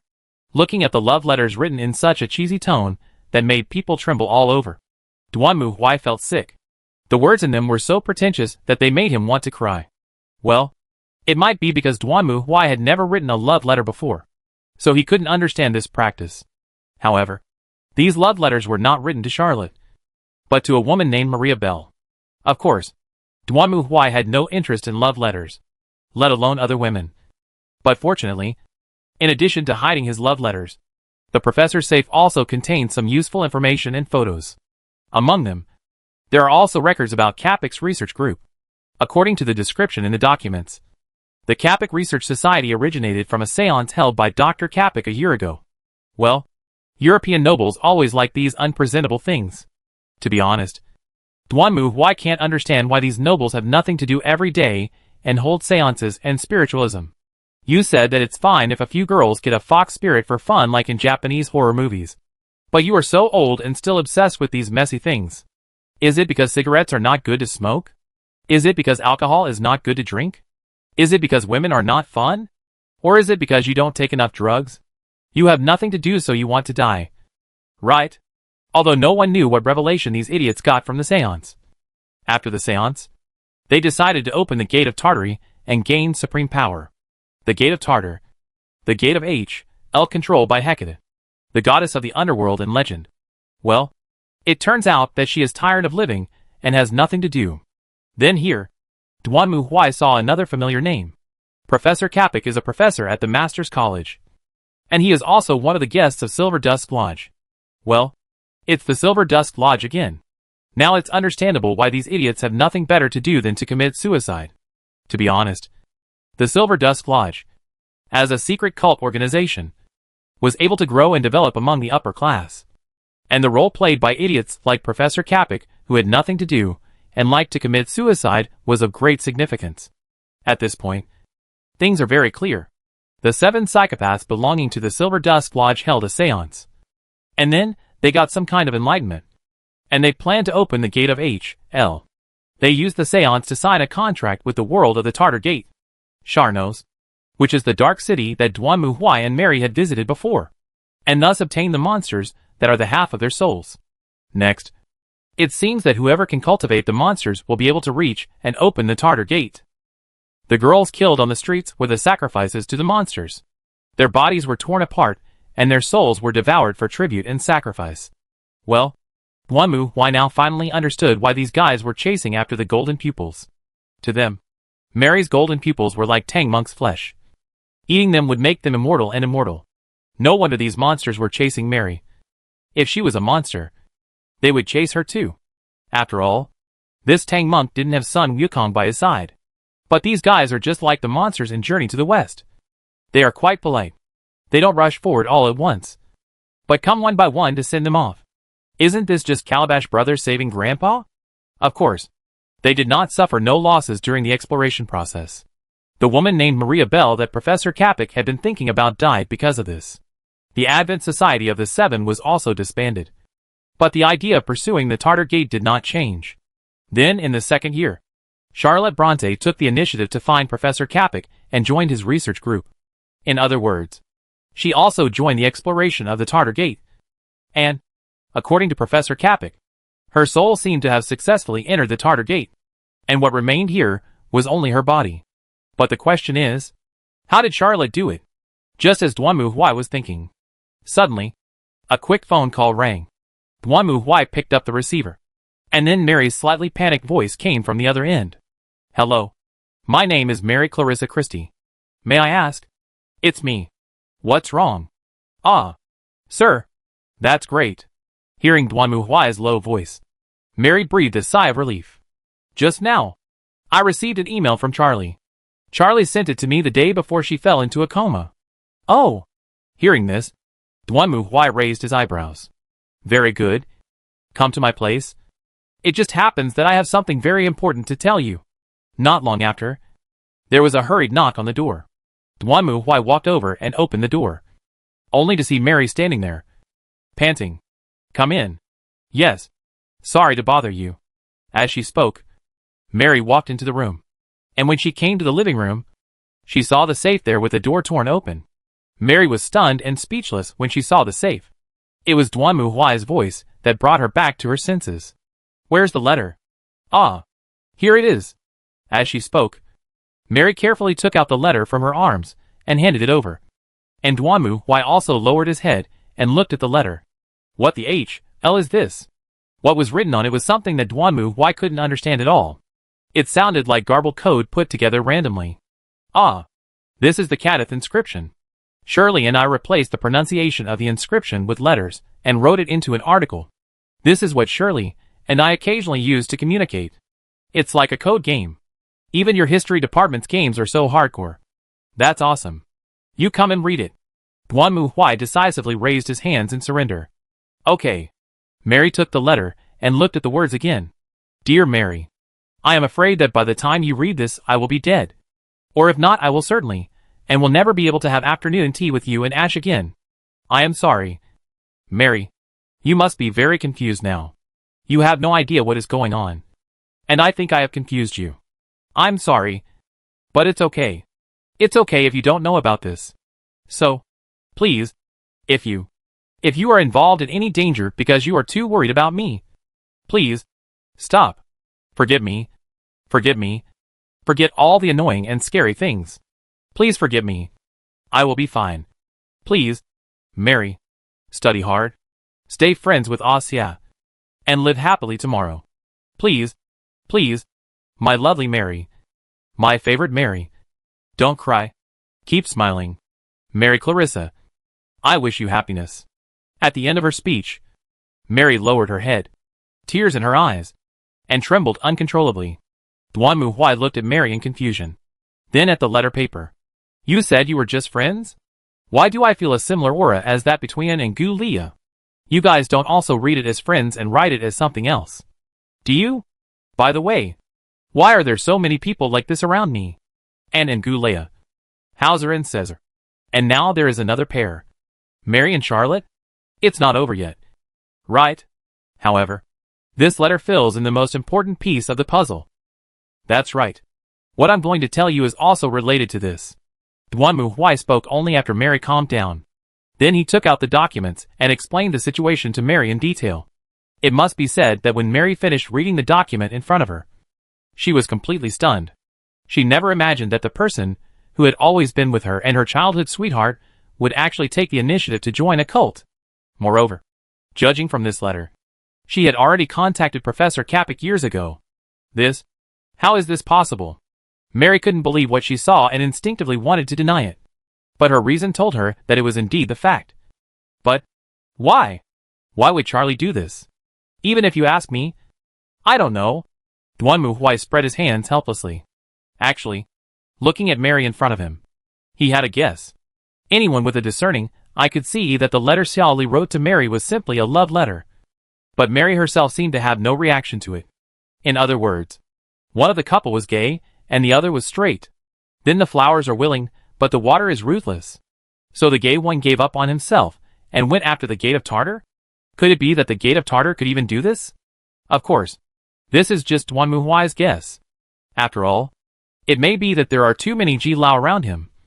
So everyone looks like a Ji Lao to him. Or maybe they are just friends. Perhaps. Fortunately, although she was greatly stimulated, Mary still maintained her ladylike demeanor and quickly calmed down. But she tightly grasped the letter paper and documents in her hands, and could not say anything for a while. Duanmu Huai also winked at Lorena, who immediately brought Mary a cup of black tea. In fact, according to reason, Duanmu Huai does not need to reveal all these. But he never does such a thing. To be honest, in the game, Duanmu Huai often encounters a situation where he investigates a certain truth and then is asked whether to tell the person involved. At this time, Duanmu Huai basically chooses to tell. The reason is very simple. After all, this is someone else's business. No matter what the truth is, whether the other party commits suicide in despair or cheers up after knowing the truth, it is his own choice. Duanmu Huai would not do such a thing as deceiving the other party with the idea of doing good for the other party. What kind of gentle lies and cruel truths are not what he should decide. As the saying goes, don't advise others to do good without experiencing their suffering. Similarly, in the whole thing, you are just a spectator, not an eyewitness. Why do you have to influence other people's lives according to your own ideas? Just like now, Duanmu Huai could have concealed part of the content and only told Mary about the Silver Dusk Hut and the Gate of Tartary. But he still directly told Charlotte about the connection between her and the cult organization. The reason was that it was not him who was friends with Charlotte. So it was Mary's business to decide what to do. And he was not qualified to make decisions for her. Thanks. After taking a sip of black tea, Mary seemed to calm down a lot. Sorry. I'm in a mess. I think I should go back and think about it. It's okay. I understand. Well, I'm sorry. I'm being rude. As she spoke, Mary stood up. And as if to change the subject, she looked directly at the safe in the living room. Excuse me. Could this safe belong to Professor Kapik? Yes. How did you get it back? That's how I carried it back. I don't know why. But Mary felt that these words were particularly convincing when they came from Duanmu Huai's mouth. Excuse me. What are you going to do with this safe? Just find a random place to throw it away. You can't give it back. Right? Or do you want it? Is there anyone who buys scrap metal here? I appreciate your kindness. Chapter 524 The Girl's Determination. It can be seen that this incident was a big blow to Mary. When she came to Duanmu Huai's house again the next day, she still looked exhausted. But the girl's expression at this moment was quite decisive. I have decided. Sir, no matter what, I will wake up Xiao Li. So you mean, you are not going to give up? Xiao Li has clearly written in the letter that this is her choice. As a friend, shouldn't you respect her choice? Putting down the teacup in his hand, Duanmu Huai narrowed his eyes and stared at Mary, who shook her head vigorously. It is precisely because we are good friends that I will not let her leave so easily. I must bring her back. Because this is our agreement. We have agreed that no matter what happens to Xiao Li, I will definitely bring her back. Well, courage is commendable. Hearing Mary's answer, Duanmu Huai nodded. Then he stared at Mary and suddenly asked, "By the way, about the reason why Xiao Li did this. You really can't think of it at all? Huh?" Hearing this, Mary was stunned for a moment, and then shook her head in confusion. "Not at all. We have always been together. I can't imagine anything that would make Xiao Li become like this. It's confirmed. Mary is probably straight. But it's hard to say about the one called Xiao Li. Duanmu Huai now wants to recommend an anime to Mary, the name of which is Kanazuki's. Well, those who understand will understand. But before that, he still has something to say." "Really? But I must remind you that the people who participated in that research meeting all have strange monsters. And they even killed people everywhere in the middle of the night and sacrificed them to try to open the Tartar Gate, since Dr. Kapik believes that Miss Charlotte has reached the Tartar Gate. Then, you should understand what I mean." Hearing this, Mary's expression suddenly became extremely stiff, and Duanmu Huai stared at her and spoke word by word. "Do you want to bet on this possibility? Bet on the possibility that your friend is not a murderer." At this moment, Mary's hands and feet suddenly became cold. She remembered at this time that indeed, according to the documents she had seen, those people needed to be sacrificed to open the Gate of Tartar. Since Xiao Li had entered the Gate of Tartar, did it mean that she had also done those legendary weird murders in the Foggy City before? Indeed. Think about it carefully. On the night when Xiao Li was unconscious, didn't she want to tell me about the weird murders at the beginning? But later she said it was a joke and fooled it away. Now it seems, did she really do it? Xiao Li, who was always gentle and calm, and sometimes a little childish, would kill people? Mary didn't believe it. But did she not want to believe it? Or was she unwilling to believe it? Or did she dare not believe it? Mary herself couldn't tell. She lowered her head and held her skirt tightly with both hands. At this moment, Mary only felt a chill all over her body. As Duanmu Huai said, did she want to bet on this possibility? Xiao Li didn't kill anyone. Did she reach the Gate of Tartary by other means? No. Mary shook her head and then strengthened her belief. She believed in Xiao Li.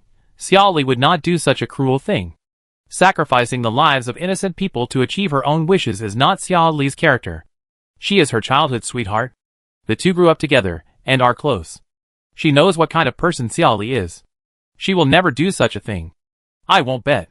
Mary raised her head and looked at Duanmu Huai, saying word by word, because I know that Xiao Li is not such a person. She will never do such a thing. Well, I hope you are right. Duanmu Huai shrugged his shoulders. But looking at his appearance, Mary couldn't help but get nervous again. Sir, if you meet these people, what will you do? Of course, kill them. Duanmu Huai gave a faint answer. This group of people use the evil art of summoning spirits to associate with demons and harm innocent people. They are heretics. As a judge, I will kill them as soon as I see them. Judge? Yes, I am an investigator. But I am also a judge of the court of inquiry. Investigator is my hobby, and judge is my profession. Do you have any questions? Mary hesitated and shook her head. It must be said that when Duanmu Huai said he wanted to kill people, the murderous tone really scared her. But Mary didn't dare to say that Duanmu Huai was wrong. No matter what these people wanted to do, they killed so many people, which was a bad thing in itself and should be punished. But, for a delicate young lady, killing is still too far away for her. Very good.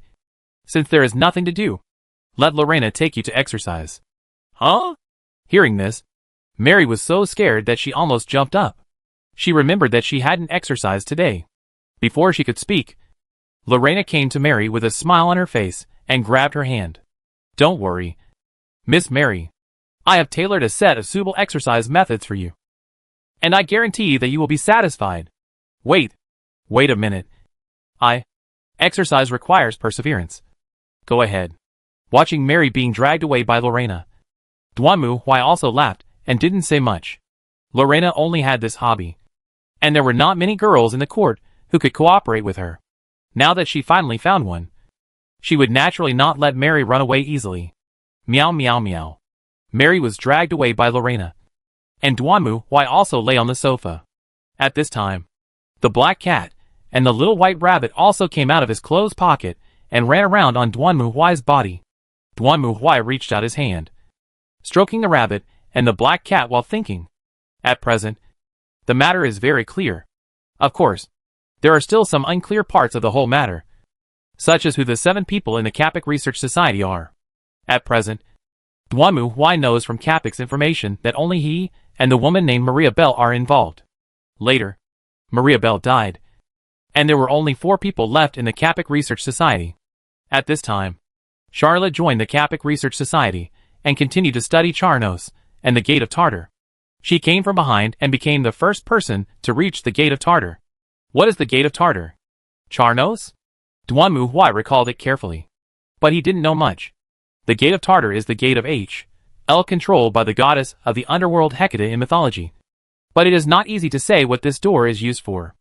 Not to mention that in this world of demons, who knows if there are a bunch of outer gods and the old ones hidden behind the door. Anyway, we will know when the time comes. While Duanmu Huai was caressing cats and rabbits, Mary started exercising again. This time, Lorena did not ask her to run 5 kilometers. But this series of exercises also made Mary very tired. Miss Lorena. After a round of training, Mary finally had some free time to rest. So she rested while looking at Lorena beside her. Although this lady was a little too enthusiastic about exercise, she was still a very kind person. So Mary didn't hate her. Excuse me. What exactly is the tribunal? Ah. The tribunal is the organization of the night. As a pilgrim priest, Lorena is one of the people who has been with Duanmu Huai for the longest time. Naturally, she is very familiar with the nature of the tribunal. When Mary asked about it, she explained it to her. Of course, Lorena didn't say those weird things. But even so, it was strange enough for Mary. A mysterious organization that travels between stars, destroys all existences that dare to threaten humans, and even does not let go of gods? To be honest, if Mary hadn't experienced what happened before, she would have thought this was some fairy tale. So, however, just as Mary was about to ask more about Duanmu Huai, she suddenly felt a strange chill. She was very familiar with this feeling. It was the same that night. It seemed like something was staring at her. Could it be that?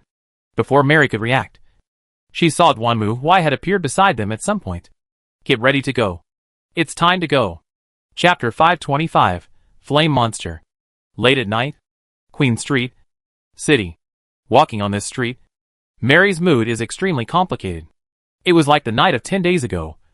She went home with Xiao Li and passed by here. But Mary still didn't understand why Charlie wanted to pursue the Tartar Gate.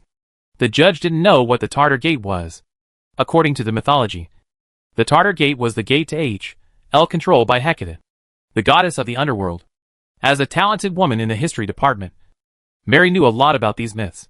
But she still didn't understand why Xiao Li did this. Does Xiao Li want to resurrect? But everyone we know is safe. I haven't heard of who died. Or was Charlie sick? But generally speaking, if someone is sick, they should go to the hospital first. Or at least tell themselves an yeah. Why did she take the initiative to find an outsider like Professor Capic? Mary is puzzled. She couldn't understand Xiao Li's approach at all. In her heart, Xiao Li and Axie were the closest friends. The 3 of them almost said nothing and talked about it. Duanmu Huai also talked about this question when he was talking to her. Chopek was a PhD in mechanics and sociology.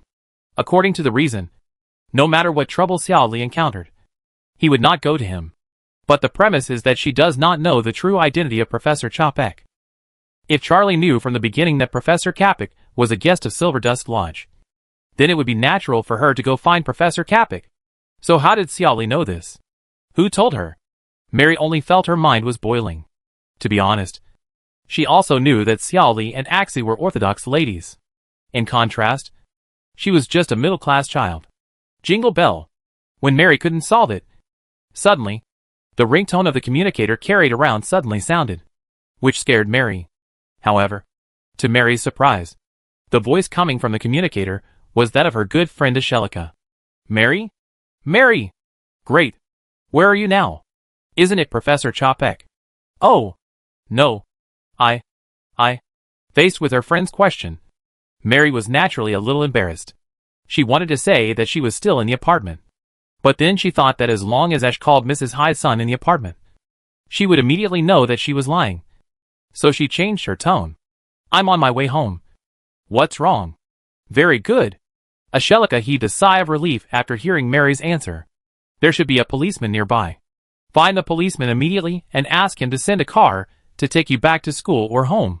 Remember? Never go out. What happened? Yeah? Mary also became uneasy when she heard her friend's voice, so nervous. I heard that someone was murdered again tonight. The murderer is in the city area. The police have completely blocked off the area, Mary. However, before Angelica could finish her words, her communication became intermittent as if it was disturbed. But for Mary, this was enough. Another person was killed. Who did it this time? Was it someone from Dr. Kapik's research group? As for the police, Mary looked around. It was the same as 10 days ago. It was dead silent. Only the light of gas lamps lit up the darkness on both sides of the street. No one was visible. But this time, Mary was not as nervous and uneasy as she was then, because she knew that Duanmu Huai and Lorena were hiding not far away, protecting her. The call from Asia indicated that someone had been killed. So, would he be the next one? Call, as if to verify Mary's guess. A strange heat emerged from behind Mary. Mary clenched her fists, then slowly turned her head. Then, she saw a horrible monster standing on the street not far behind her, staring at it viciously. It looked like a human, but also like a gecko, with flames burning all over its body. What frightened Mary even more was the bright red eyes that seemed to be made of blood. This monster, with bright red eyes all over its body, just stared at Mary, not hiding the greed and desire in its eyes. Golden eyes, give me golden eyes. Like the steel giant before, this fire monster also let out a terrifying roar. But this time, Mary did not choose to escape. She stared at the fire monster and clenched her teeth. I will never give it to you. If you want it, come and get it yourself. After saying this, Mary turned around and ran deep into the street, and the fire monster roared and chased after her. Just like that, a chase begins again. Of course, this scene was also seen by Duanmu Huai and Lorena. TSK. This golden pupil is really awesome. Looking at Mary, who was running away, Duanmu Huai couldn't help but sigh. Mary might not have noticed that when she turned around and ran. The flames on the flame monster burst out and rushed towards Mary. However, the flames that could even burn the asphalt ground dissipated the moment they touched Mary. And Mary herself seemed to feel nothing. Duanmu Huai also saw the body of the victim, which was burned to charcoal. It was obvious that this was the ability of the fire monster. However, this time the fire monster wanted to use the same trick again, but failed again. So it could only chase on its 4 legs. How should I put it? These golden eyes are really the nemesis of these monsters. Seeing this, Duanmu Huai nodded secretly. Fortunately, the players in the game did not discover the ability of the golden pupil. Otherwise they would be crazy. You know, unless the real world is eroded to a certain stage. The evil gods in the subspace can only harm people through various magic and evil spells. With the golden pupil, these magic and evil spells can be directly resisted, making them completely ineffective. If the players knew that there was such an ability, they would really go crazy to grab it. After all, as long as you have the golden eyes, you won't care about the 4 evil gods at all. And you can even fight against Yudnia. It's just a pity that the one who has the golden eyes now is not him. But Mary, what can I say about this young lady? She has a strong will, but she is just an ordinary person after all. Duanmu Huai is also considering whether to pull her into the tribunal. In fact, in terms of the strength of the golden eyes, there is no problem for Mary to join the Inquisition. Although she has little combat power, the golden eyes themselves can ensure that Mary will not be harmed by magic or evil spells. If you want to kill her, you can only rely on physical attacks. However, the Inquisition has a lot of means to resist physical attacks. But compared to others, Mary is too ordinary. This is not a derogatory term. Every one of those who have joined the Inquisition have experienced many bloody battles. Even Shueli ran away from Raccoon City, which was full of zombies. If we must say, only Mary Rose and Hui Nadwo have never experienced any crisis. But they are just non-staff members of the tribunal. Their main responsibility is to help Duanmu Huai manage Venus Island. They are not responsible for fighting, but are more responsible for playing volleyball on the beach in swimsuits. As for what kind of volleyball to play, that depends on personal preference. But this Mary Clarissa Christie is different. With the power of her golden eyes, Duanmu Huai will definitely keep her in the front line in the future. After all, the golden eyes can see through all illusions. This means that monsters, like the treacherous and cunning pink demon are basically killed by Mary. No matter what they look like, Mary can see through the entities of these monsters at a glance. It can be seen that this must be useful in combat. But the question is, does Mary have this idea herself? Duanmu Huai looked at Mary and shook his head slightly. In his opinion, this girl was not like Xueli, who had experienced the biochemical crisis and was therefore mentally strong and had lofty aspirations. For Mary, although she was strong and brave, she was still a little girl. If she and her friends had not been involved in this incident, Mary would probably not have wanted to take any action. And it was very dangerous to fight against the evil god's followers on the front line. If Mary herself did not have this idea and he still took her with him, it would be like sending her to her death. Not to mention that if something goes wrong and the evil god gets the golden eyes, it would be a complete loss of both the wife and the army. Let's see. If it were someone else, Duanmu Huai might have given up directly. But the golden eye was too powerful. It could be said that it was omnipotent. And judging from Mary's performance, the golden eye didn't seem to have any side effects.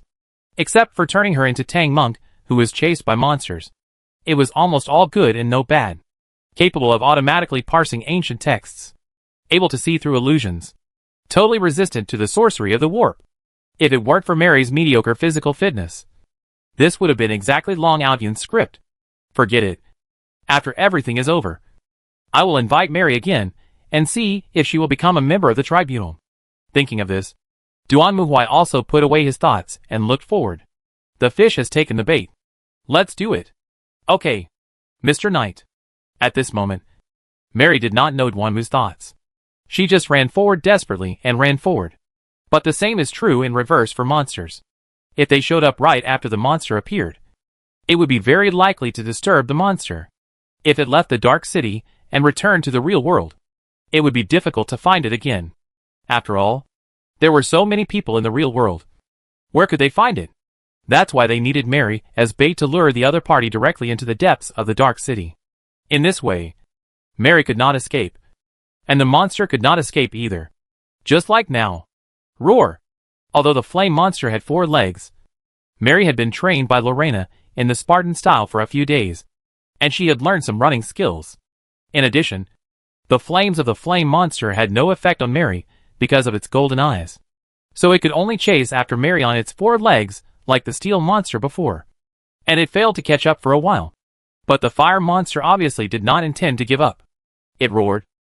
And the next moment several hounds, also burning with flames, split out from its body.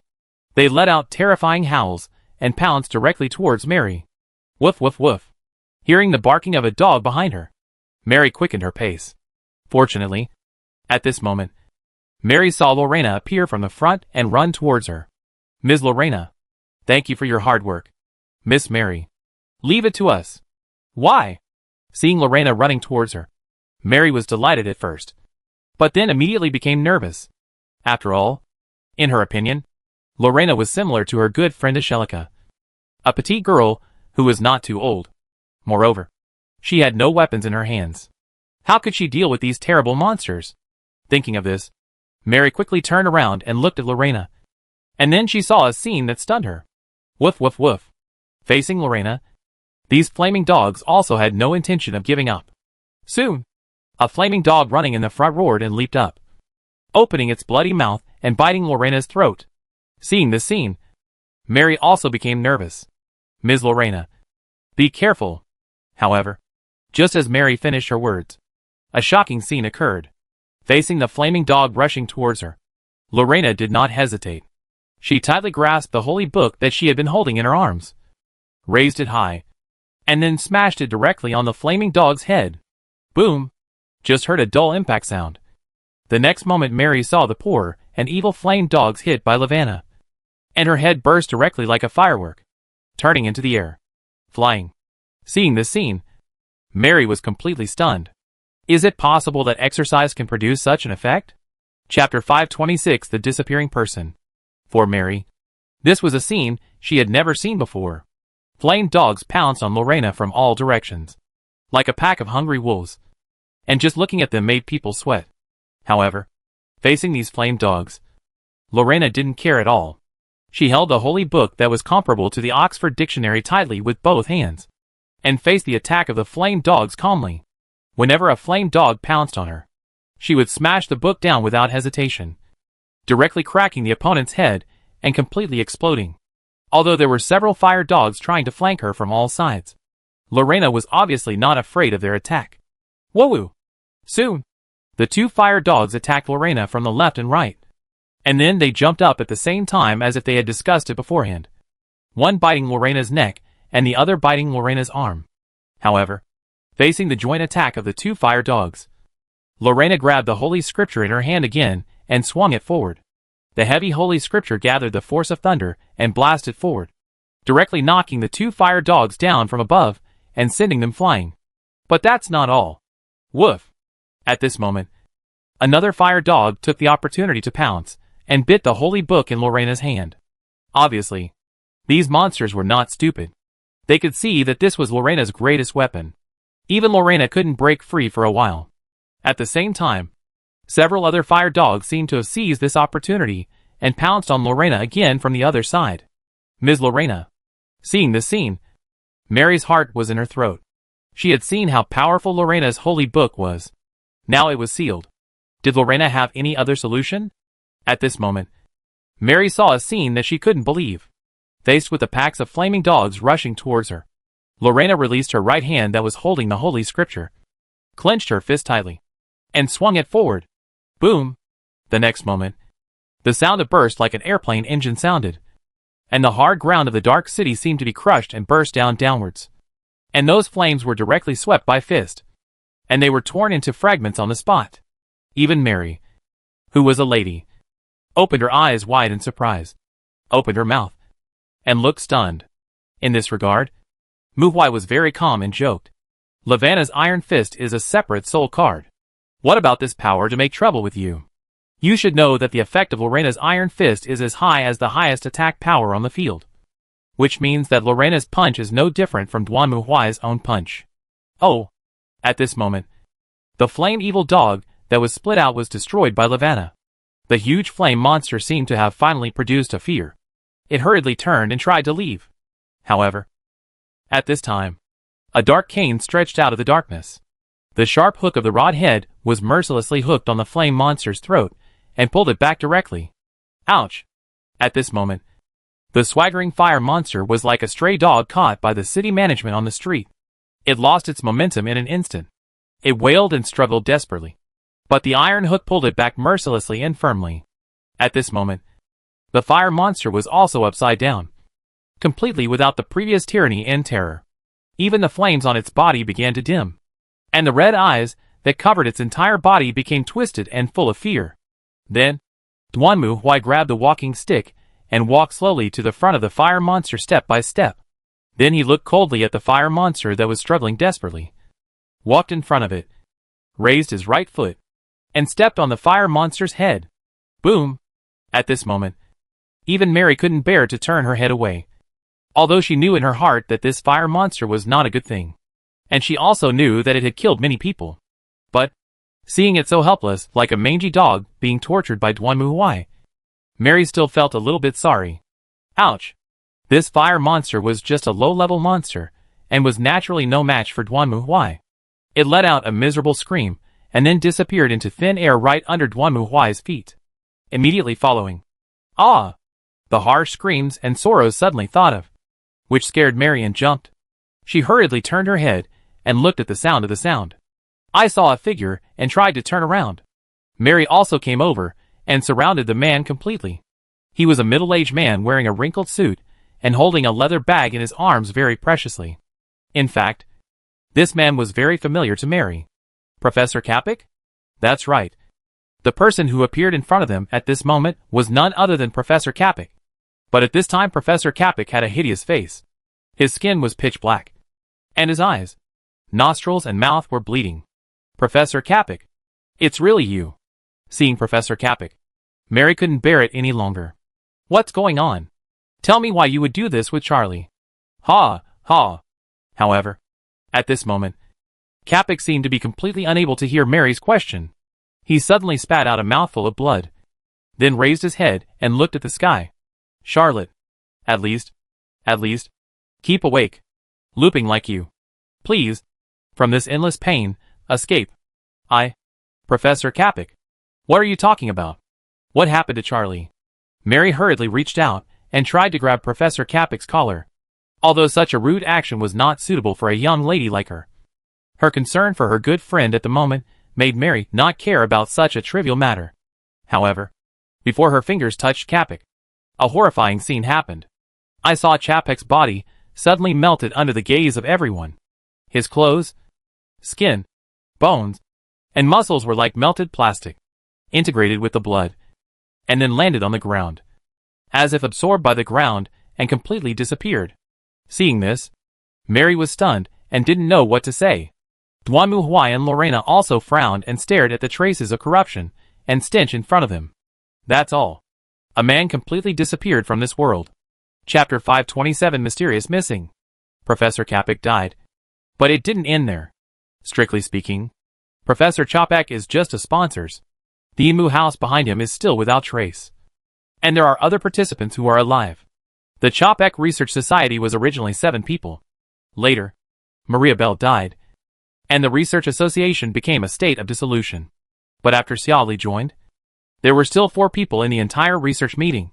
After that, Duanmu Huai packed up Professor Kapik's information and handed it to Sheriff Lestrade along with clues and information, which temporarily ended this series of serial killings. Sheriff Lestrade was somewhat relieved, although he did not see the body. Since Duanmu Huai said so, it meant that similar serial killings should not occur again in the streets of Fog City in the future. The police could also breathe a sigh of relief. Regarding the investigation of the Silver Dusk Lodge, Sheriff Lestrade has also made a promise. But he also hinted to Duanmu Huai that it is very difficult to investigate this organization. The reason is very simple. The Silver Dusk Lodge is an organization of the nature of a private club for the upper class. These are fine when separated, but it is very deadly when put together. Not to mention that there is not enough evidence to prove that this series of murders was planned by the Silver Dusk Lodge. Even if it can be proved, it is probably difficult to catch them. Duanmu Huai didn't care about this. He was kidding. The Inquisition wanted to kill people. So why would it care about you? What upper class or nobles? If you are a heretic who has anything to do with the evil god, I will kill you even if you are the queen. Just like in Mouth. As long as you can't find evidence that I did it, then I can do whatever I want. Right? So he just nodded superficially to Inspector Lestrade's advice. And of course, he didn't take it to heart at all. Of course, Lestrade was also curious. How did you steal Professor Kapik's safe? The theft in Kapik's office was a big amusement for the police station. After all, they had never seen such a thief before. When Duanmu Huai submitted the report, he had to clearly state the source of his report. This was also a tacit understanding between the investigator and the official. You helped me solve the case, and I helped you get rid of the crime. Now that there is solid evidence that Professor Kapik was responsible for these serial murders, the crime of theft can naturally be offset. But Lestrade was also very curious. After all, the on-site identification results basically gave no clues. How did Duanmu Huai do it? Oh, that thing isn't heavy. I'm a clumsy person. As you can see, I can't do the job of breaking into doors and picking locks. So I just carried it back and smashed it. If it were someone else, Sheriff Lestrade would definitely think he was lying. But looking at Duanmu Huai in front of him, he suddenly felt that his words were so credible. Well, if you don't want to talk about it, then don't talk about it. Lestrade shook his head and put the matter behind him. He didn't plan to consider whether what Duanmu Huai said was true. If it was true, then his worldview would be shattered. If it was false, it would just be a joke. It had nothing to do with him anyway. Right? So far, the case has been closed temporarily. We will have to wait and see. If nothing similar happens in the next few months, then the serial murders will be over. Although there are still some conspiracies planned by the Silver Twilight Cottage. For the police, as long as there are no more similar situations, then everything will be fine. Logically speaking, Duanmu Huai could leave Fog City and return to Arkham now. But after thinking about it, he decided to stay. After all, there seemed to be more things going on in Fog City than in Arkham. And he had a bunch of Michigan University students and teachers there competing with him for business. There was no Sherlock Holmes here, so he couldn't have someone competing with him for business. In the next half month, Duanmu Huai was leisurely. As for Mary, She gradually adapted to this rhythm of life. She would exercise with Lavanna every morning and evening. And she would visit Xiaoli after school. But soon, Mary brought a piece of news to Duanmu Huai. You mean? Something happened in Shu College? Yes. Mary looked a little uneasy. But she quickly told Duanmu Huai what had happened. But to put it simply, this was not something Mary experienced, but something she heard about from her good friend Angelica. According to Angelica, just a few days ago, in the bulletin board near the mathematics building, such a notice suddenly appeared, which was cut from the letters cut from the newspaper, and then formed a sentence. Arrogant knight, you will be killed and left with the dead tonight. At that time, everyone thought it was just a prank by someone and didn't take it seriously. But the next day, a boy from the mathematics department really disappeared. Because most of the boys of the mathematics department, everyone did not take this kind of thing, but only thought that the boy was going home because he went home after all. Not to mention that the strange notice letter did not include any name. So many people did not associate this with the idea at first. However, a week later, another warning letter appeared on the bulletin board. And the next day, another student did not come to school. This time everyone found out that things were wrong. Some people were disturbed in the mathematics department.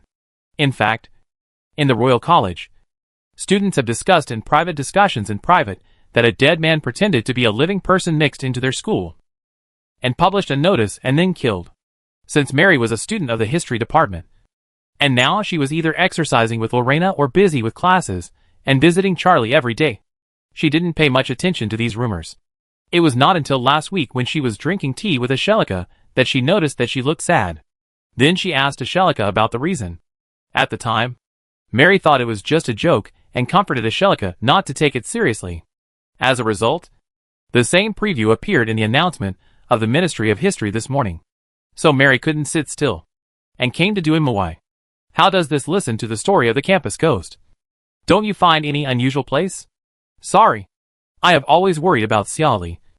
I didn't care too much, and I didn't encounter any particularly strange people or things in the schoolhouse. This is why Mary has never noticed that there is a problem. In addition, the history and mathematics department in different buildings.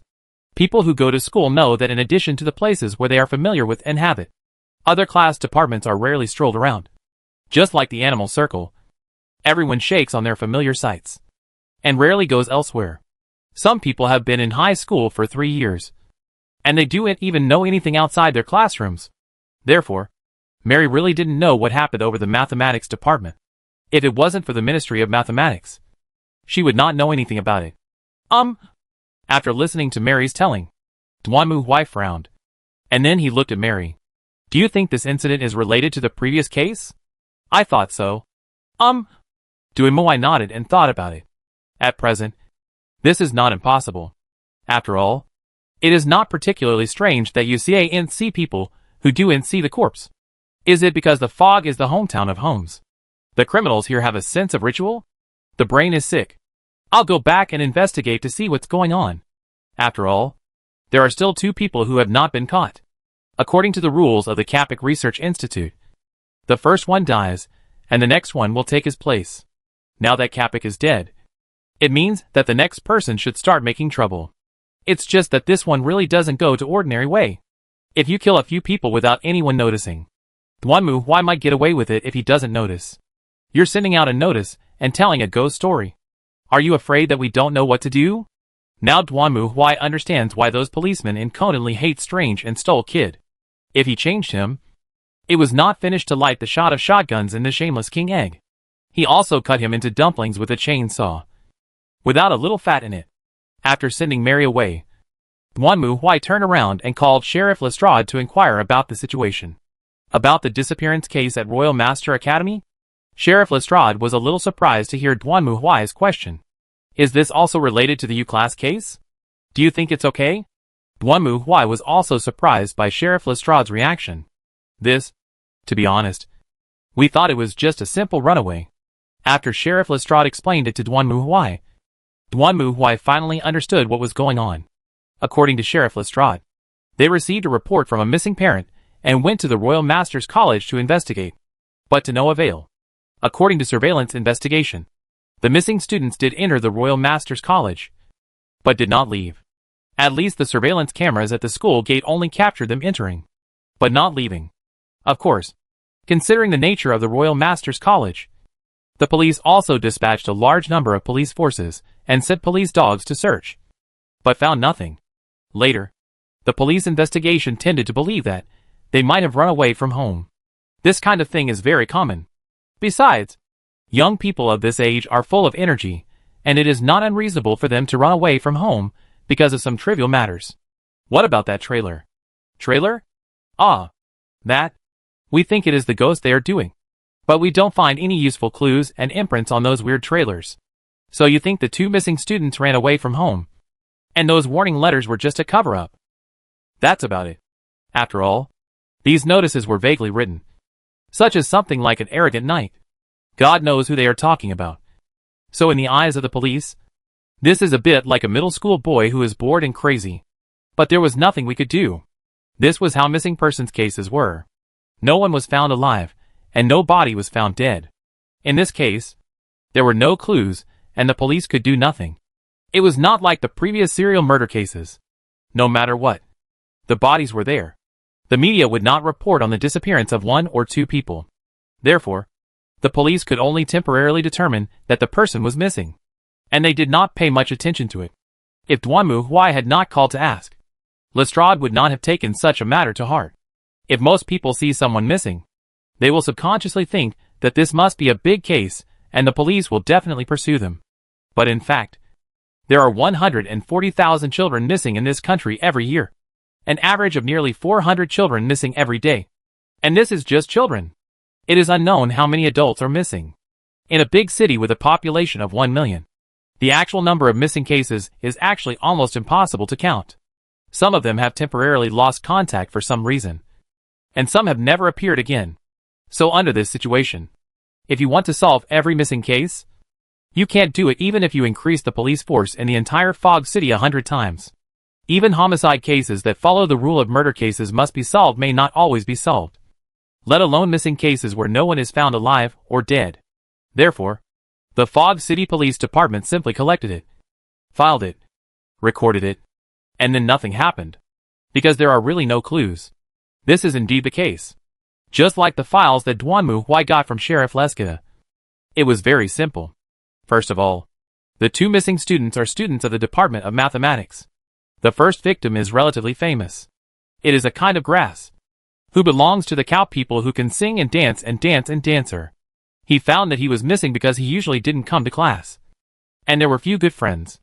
All in all, apart from this, the only thing they have in common is that they are both top students in the Department of Mathematics, and are also members of the Research Society. As mentioned before, only those students who are recognized as masters or bachelors by professors are eligible to join the Research Society and become one of the great and glorious scientific researchers. These 2 people were naturally no exception. After class, they would go to the research group to do their work, and then they would not leave school to go home until almost 11 or 12 o'clock. Then the problem is here. All surveillance cameras captured the 2 people entering the Master's College, but did not capture them leaving. According to police records, on the night of their disappearance, students and teachers from other research groups also stated that they did attend the research group, completed their tasks, and then left to go home. In other words, if the testimony of the Research Institute is correct, then the 2 people disappeared between leaving the Research Institute and leaving the school. So, after reading the case file, Duanmu Huai thought for a while, and then made a decision. Wait until the evening. Go to the Royal Master College. Chapter 528 Midnight Shadow. No matter where it is, the campus at night will give people a weird feeling. The Royal College of Mathematics is no exception. How should I put it?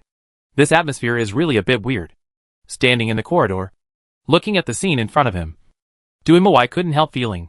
Schools, hospitals, and amusement parks. This kind of place often becomes a set of horror movies.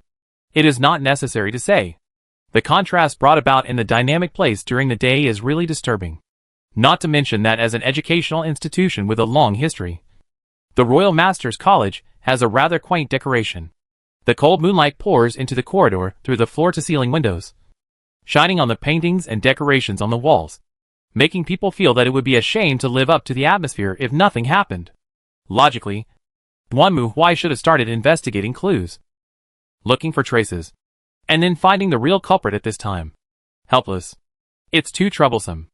And there are too few clues. Therefore, Duanmu Huai simply comes hard. That's right. There's no need to investigate, search, or think. He just needs to wait in the master's college. According to these two situations, the other party is likely to start Sherinos in the master's college, and then suck the two unlucky eggs into the dark city of darkness and kill them. As for those idiots, notice, who loves.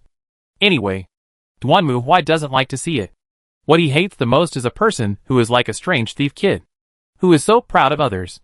Although he does not know who the idiot is, Duanmu Huai can be sure that when he finds him, he must give him the most hate Emirates of Euler. The Riddlers are no good. They are all bastards under the guise of the treacherous trickster. Right now it is late at night. Ordinary students have returned home from school long ago. Only some laboratories and discussion rooms are still on. Inside, you can see several students and teachers gathered together to discuss various scientific research topics. Of course, for Duanmu Huai, he can't understand such books, so he just watched the laboratory on all floors. The main thing is to see if anyone discusses the topic similar to evil gods, but unfortunately, so Duanmu Huai's only interest immediately turned into a beauty from these people. But unfortunately, there was none. This is not to say that there are no beautiful girls in the master's college. There are still beautiful girls like Mary. But after all, the fog is conservative. Normal ladies, who are normal late at night, will not swim outside at night. Very normal. On the first night, Duanmu Huai did not gain any harvest. The next night, Duanmu Huai did not. So he had to use his ultimate move. When fishing, you still need bait. You want me to be responsible for luring the enemy? When Mary heard Duanmu Huai's request on the communicator, she was stunned for a moment and then nodded. That's no problem. But my curfew is very strict. If I don't come back all night, you don't need to be so troublesome. You go back first, and then I will go to your room to find you and bring you to school. Mary was a little hesitant when faced with Duanmu Huai's words. As a lady, it was obviously impolite to invite a man into her room late at night. But she still nodded.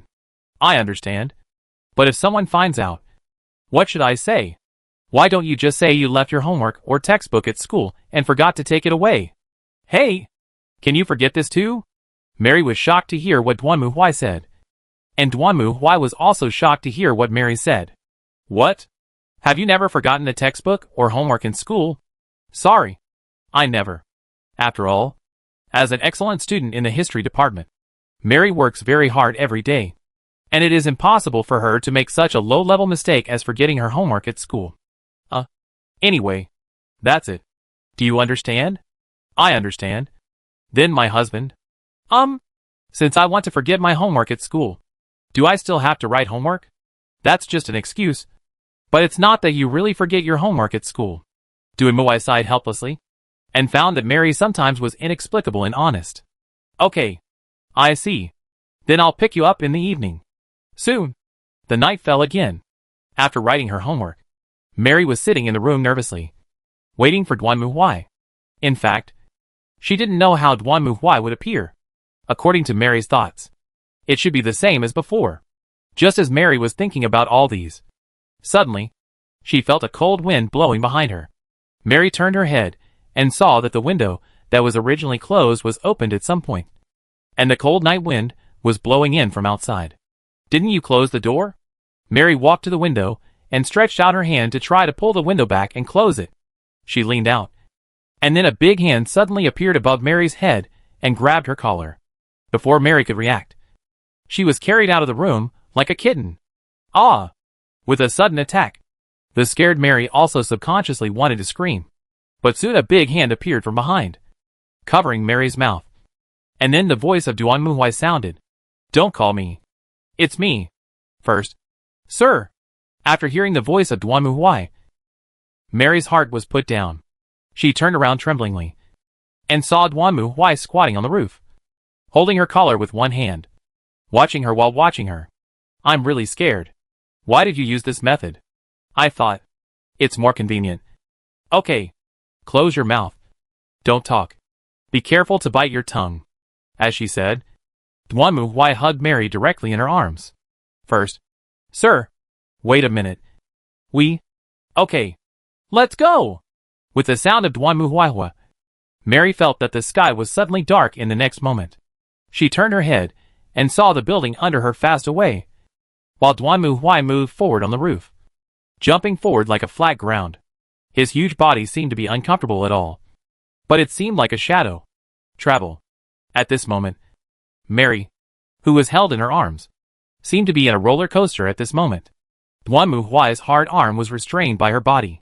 She could only stare at her eyes, and stare at the night view and earth that flipped up and down in front of her eyes. She seemed to be involved in the waves, rotating in Lee's eyes. When Duanmu Huai took Mary to the Royal College, Mary was almost unstable. Woo! It is uncomfortable. I left from Duanmu Huai's arms. Mary now feels like being drunk. It feels like the ground is like waves, and the world in front of her eyes is twisted. Mary closed her eyes and took a deep breath. Then she turned her head and looked behind her. Really? Sir? You? However, Mary's words stopped before finishing speaking. The reason is very simple. At this moment, there is no one. Duanmu Huai's extremely tall body seemed to have disappeared at this moment. Mary was stunned for a moment. Then she looked around and finally breathed a sigh of relief. Really? Sir? What's the use of hiding behind the lamp column? Looking at Duanmu Huai behind the lamps hiding behind him, Mary was a little speechless. Just now, she didn't see it at first glance. It was too dark around. But Duanmu Huai's body was too huge. Don't worry about it. Just go your way, and I'll follow you. But, okay. Hearing Duanmu Huai's speech, Mary really wanted to vomit it. It doesn't make sense to discover that he was found behind him. However, since Duanmu Huai said so, Mary had to do so. So, where should I go now? Turn around everywhere. Just go anywhere. Alright. Chapter 529. For Mary, the school at night is also a strange and disturbing place. After all, even she had never stayed in the master's college so late. Mary felt like a child who had done something wrong. She was carefully passing through the gate and the atrium. But at this moment, suddenly, a voice appeared. It's so rare to see you so late. Mary Clarissa? Ah. When she heard this sound, Mary was also startled. She turned her head and looked at the fountain in the atrium. I saw a blonde-eye, handsome face, and a luxurious young man with a smile on him. I really didn't expect to see you at this time. Is the talented girl of the Ministry of History finally seen? Heinz Beck. Mary had a headache looking at the young man in front of her. Of course, she knew the man in front of her. He was also a student of the Master's College. But Mary didn't have much contact with him. She just didn't expect that he would say hello to her. However, Mary also smiled quickly and talked to the other party with the same attitude as always. Guyan. Classmate Heinz. I just accidentally forgotten the subject in school. I didn't participate in any research meeting. After all, I am not so good. It's hard to say. Miss Mary Clarissa, you have attracted more attention than what you think. I have read your dissertation. It is really an interesting issue about the inspection of the relics of Northern Katas. If it is me, it will only associate this with Borch's Qing back to Europa. When she heard the other party's speech, Mary sighed slightly. And then she quietly looked at the side. I saw Duanmu Huai still standing behind a street lamp pillar, and Heinz Beck seemed to have never noticed his existence at all. Although he had seen the same thing in Xiao Li's house before, Mary still felt a little strange. But Heinz didn't find this at all, but still said to Mary very enthusiastically, your papers are not aimed at the common point of Katas and Europa, but for different points. This is a very good and excellent angle. Thank you. To be honest, Mary was a little caught off guard by Heinz's sudden praise. After all, it was her first paper, and the professor's evaluation was not high at the time. So Mary had never expected Heinz to say this.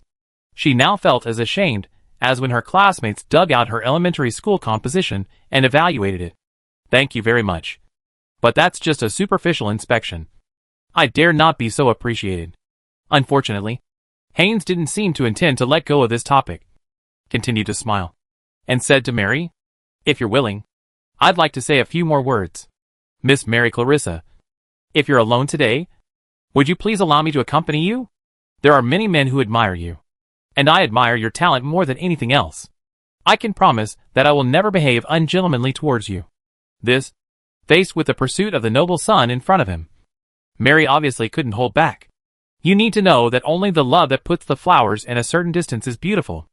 I am not the kind of man who will hold everything on the palm. At this point, please rest assured. How about it? This. Mary blinked, obviously stunned. Heinz Beck was a well-known figure in the Master's College. On the one hand, he was born into a German noble family. Young, handsome, and talented. He was indeed very popular among the girls in the Master's College. And it was also heard that a daughter of a noble had invited him. But he did not expect that he would come to invite himself. Of course, Mary is not the kind of girl who does not want. In fact, she also received a letter and dinner invitation from other men. Of course, because she was not interested in this kind of thing. She refused. But why does Heinz invite himself? And this time?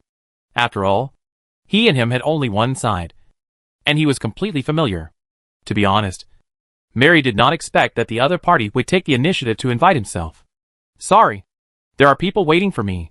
So, while saying, Mary quietly looked at Duanmu Locust standing under the streetlights not far away. Well, that's not really a lie. I see. Heinz followed Mary's gaze, not knowing whether he saw Duanmu Huai standing there.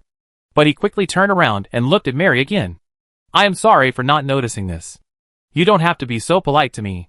You just need to stay as radiant as ever. Beautiful Miss Mary. I will continue to wait for the next opportunity. Just like the Knight of the Lake who is eager to date the beautiful Guinevere. There will be a next time. Mary was completely numb when facing Heinz Beck's words. However, the other party seemed to be completely unaware of Mary's stiff body and expression, and continued to speak. It's a pity. But I still want to communicate with you for a while. But I always want to know you. Especially about your talents. How about it? Even if there are only 5 minutes. Is there any time now? No. To be honest, Mary felt a little strange about Heinz. Although she knew Heinz, she was not familiar with him, and they were just nodding acquaintances. But now Heinz was not as gentlemanly as usual. Normally, since she had already rejected him, Heinz should not keep pestering her. However, Heinz did not seem to give up at all. Although his words and deeds were very elegant, he was not moved at all when Mary was in trouble. Suddenly, another voice inserted between the two. It is easy to stop. Heinz Baker, you make this lady difficult. With this sound, a young gentleman holding a cane and wearing a hat came from the side.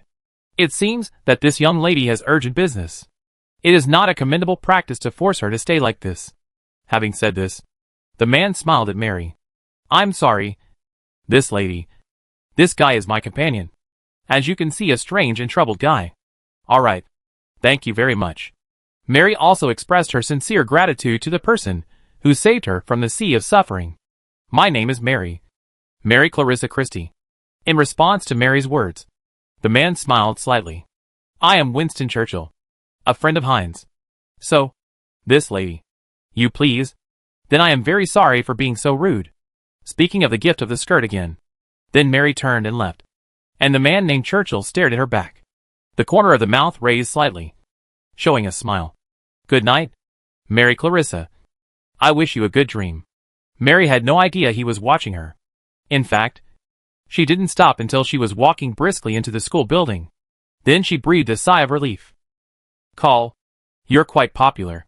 At this time, Duanmu Huai's voice emerged from behind Mary. Woo. It's too much, Mr. Duanmu.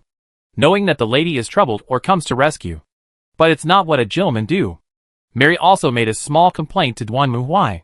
To be honest, I didn't expect that you would be entangled with that kind of man for so long. You just need to say something in one sentence. And then turn your head directly and run. Okay? That won't do. Mary shook her head. My mother once taught me that no matter what the men want to say, listen carefully to what he said is the lady's way. And this is also polite. The young lady is really troublesome. But then again, speaking of this, Duanmu Huai's voice became a little distorted. You pursue girls here are so numb? You see me goosebumps. Ah ha ha ha. Facing Duanmu Huai's complaint, Mary also smiled bitterly. It was the first time she knew that this classmate Heinz was so talkative.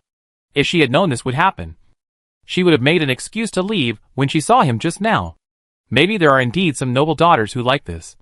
But Mary also agreed with Duanmu Huai. When she heard Hein say it just now, her mind went blank and she froze. It was really true that no man had ever said such a blunt and disgusting speech to her face. Although there are more romantic love letters in the love letters we receive, love letters are ultimately just letters, which are different from saying it face to face. Then Mary stepped onto the stairs and came to her classroom. Since this is the excuse, then she must do a full set. From this point of view, Mary is really honest. Sitting at the table, Mary was also bored. Then she suddenly thought of something and looked at Duanmu Huai. Mr. Duanmu, how would you pursue a girl? I. Hearing Mary's sudden inquiries, Duanmu Huai frowned. I haven't chased yet. Eh? Is that so? Ah. That's right. Hearing Duanmu Huai's answer, Mary was stunned for a moment, then seemed to think of something and nodded in sudden realization. Seeing Mary's appearance, Duanmu Huai was unhappy. What? Look down on me? No. No. No. I didn't mean that. Although Mary said so, the corner of her mouth couldn't help but slightly raised. It was not short time to get along with Duanmu Huai. So Mary also knew that although Duanmu Huai looked fierce, she was actually a very kind person.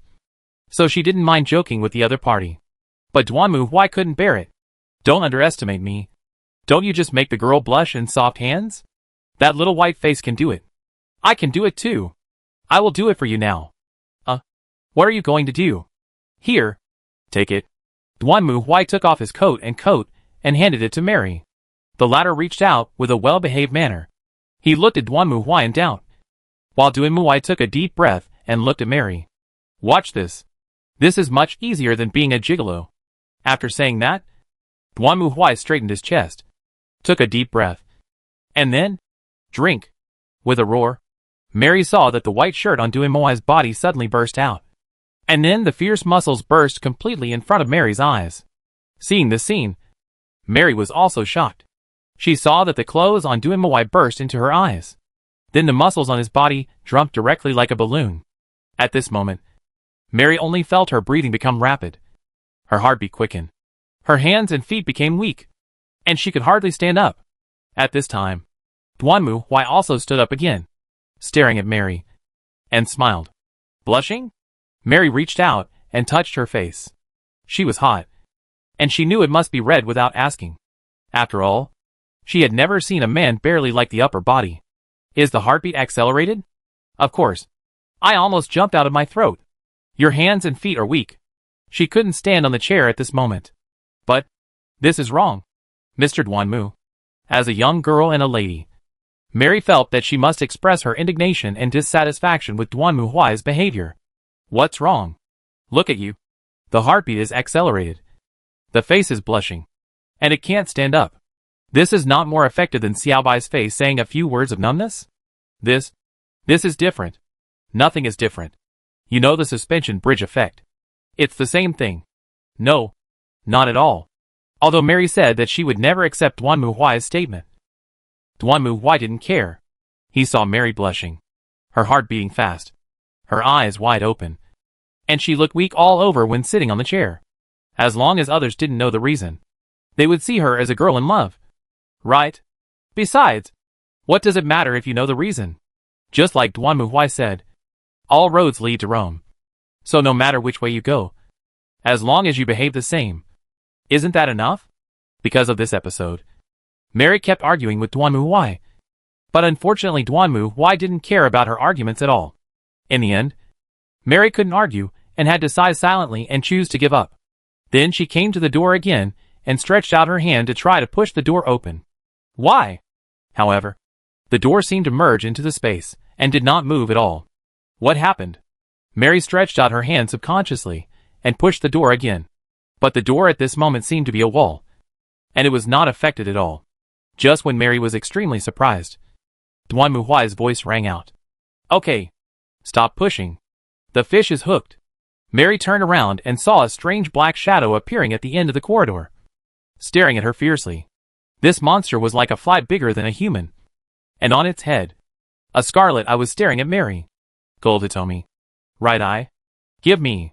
Subsequently, The monster made a mixed roar. At the same time, Duanmu Huai clenched his fist.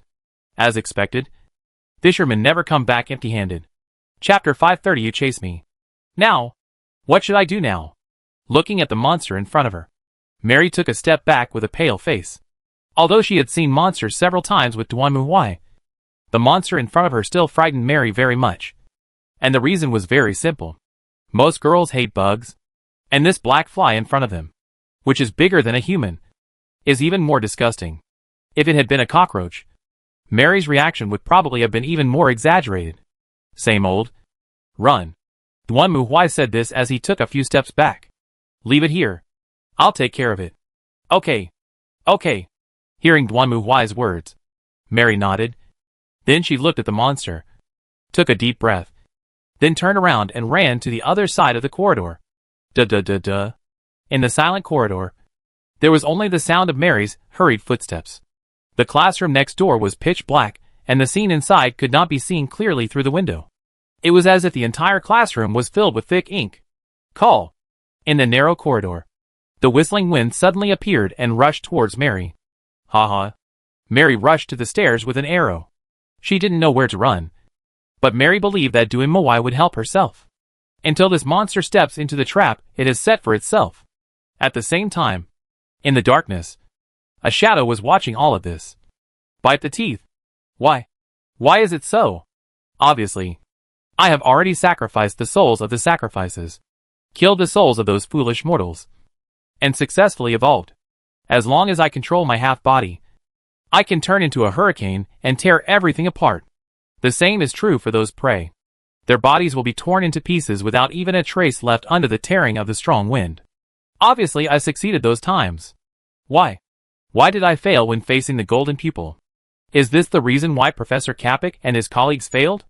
Thinking of this, there was a doubt in the eyes of the shadow.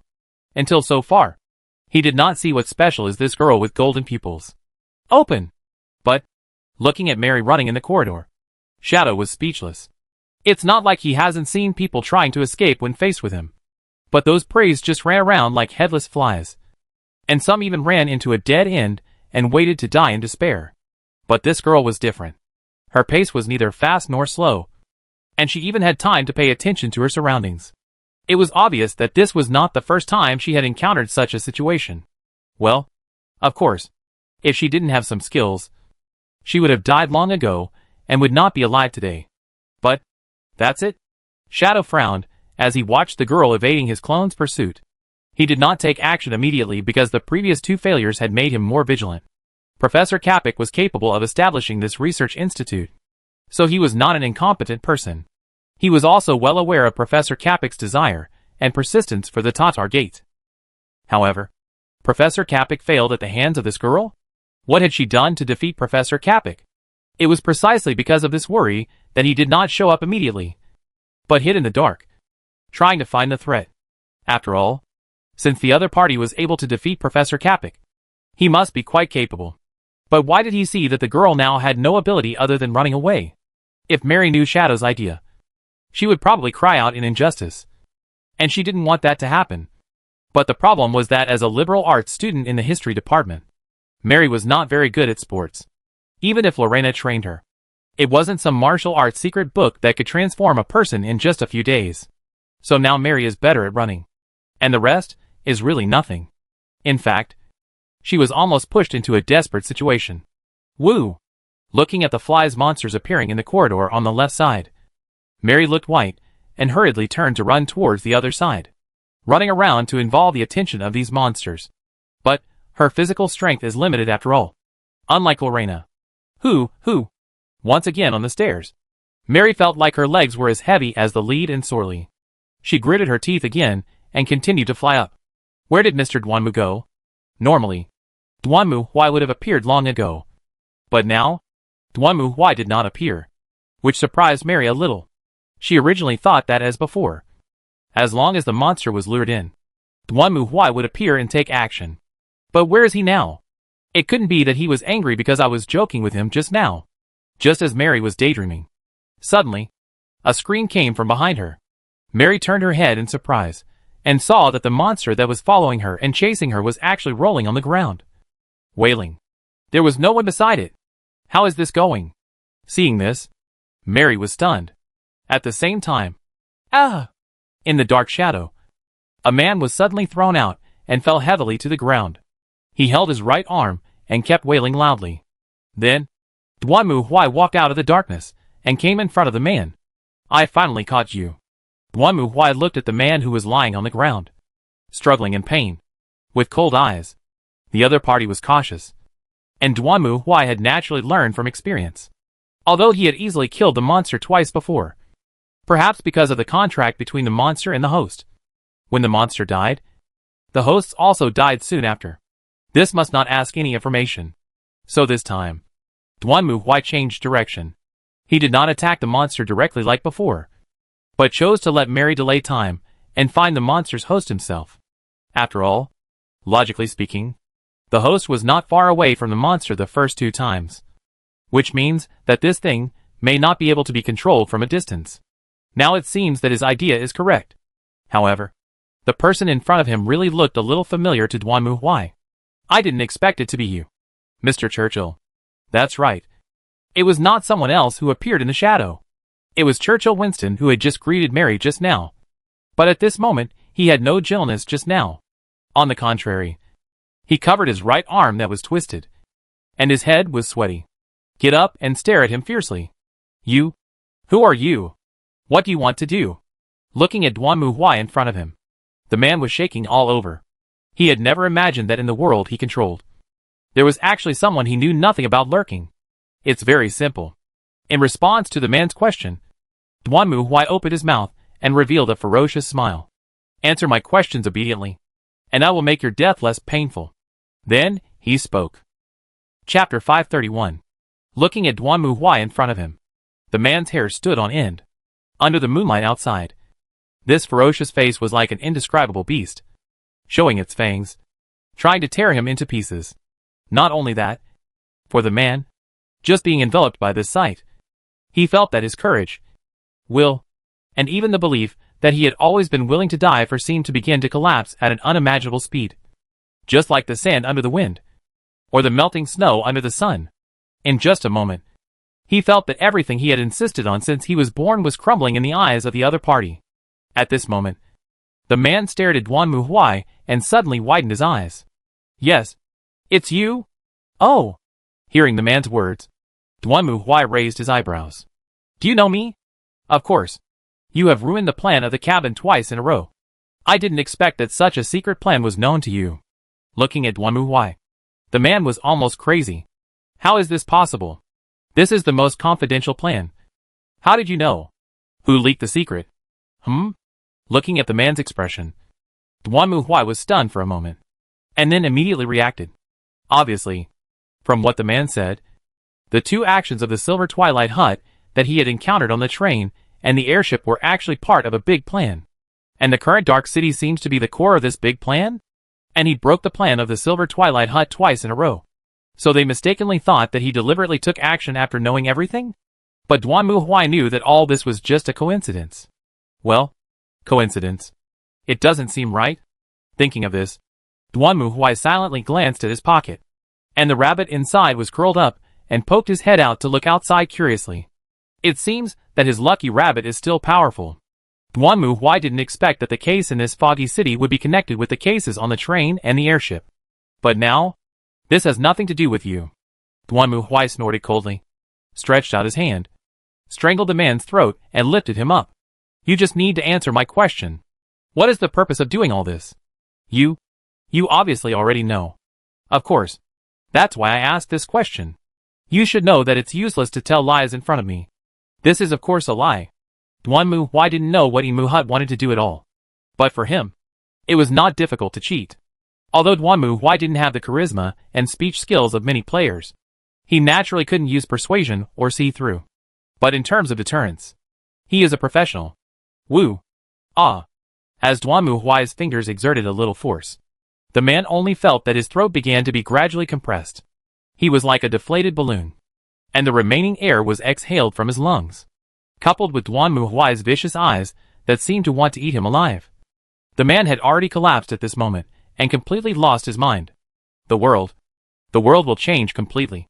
We will reshape this world. The great gods are coming. And the torch of the Tartar Gate has been lit. Speak human language. So, everything is part of the plan.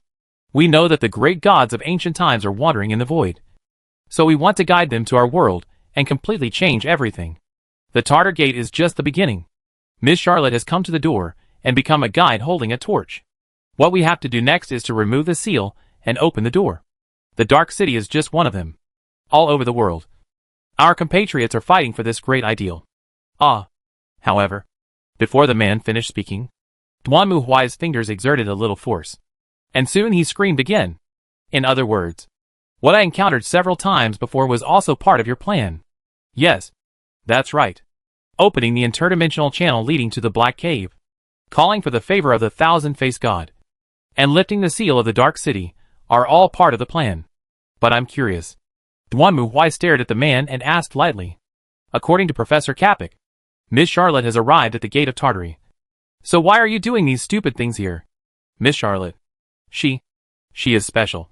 And what she desires is different from ours. When she arrives at the Gate of Tartary, she can lead the gods to come with a torch in her hand. However, if there is no contact with the seal, the Gate of Tartary will not open. So we have to help her. How many of you are there in total? And where are you? Faced with Duan Mu Huai's question, the man chose to remain silent for the first time.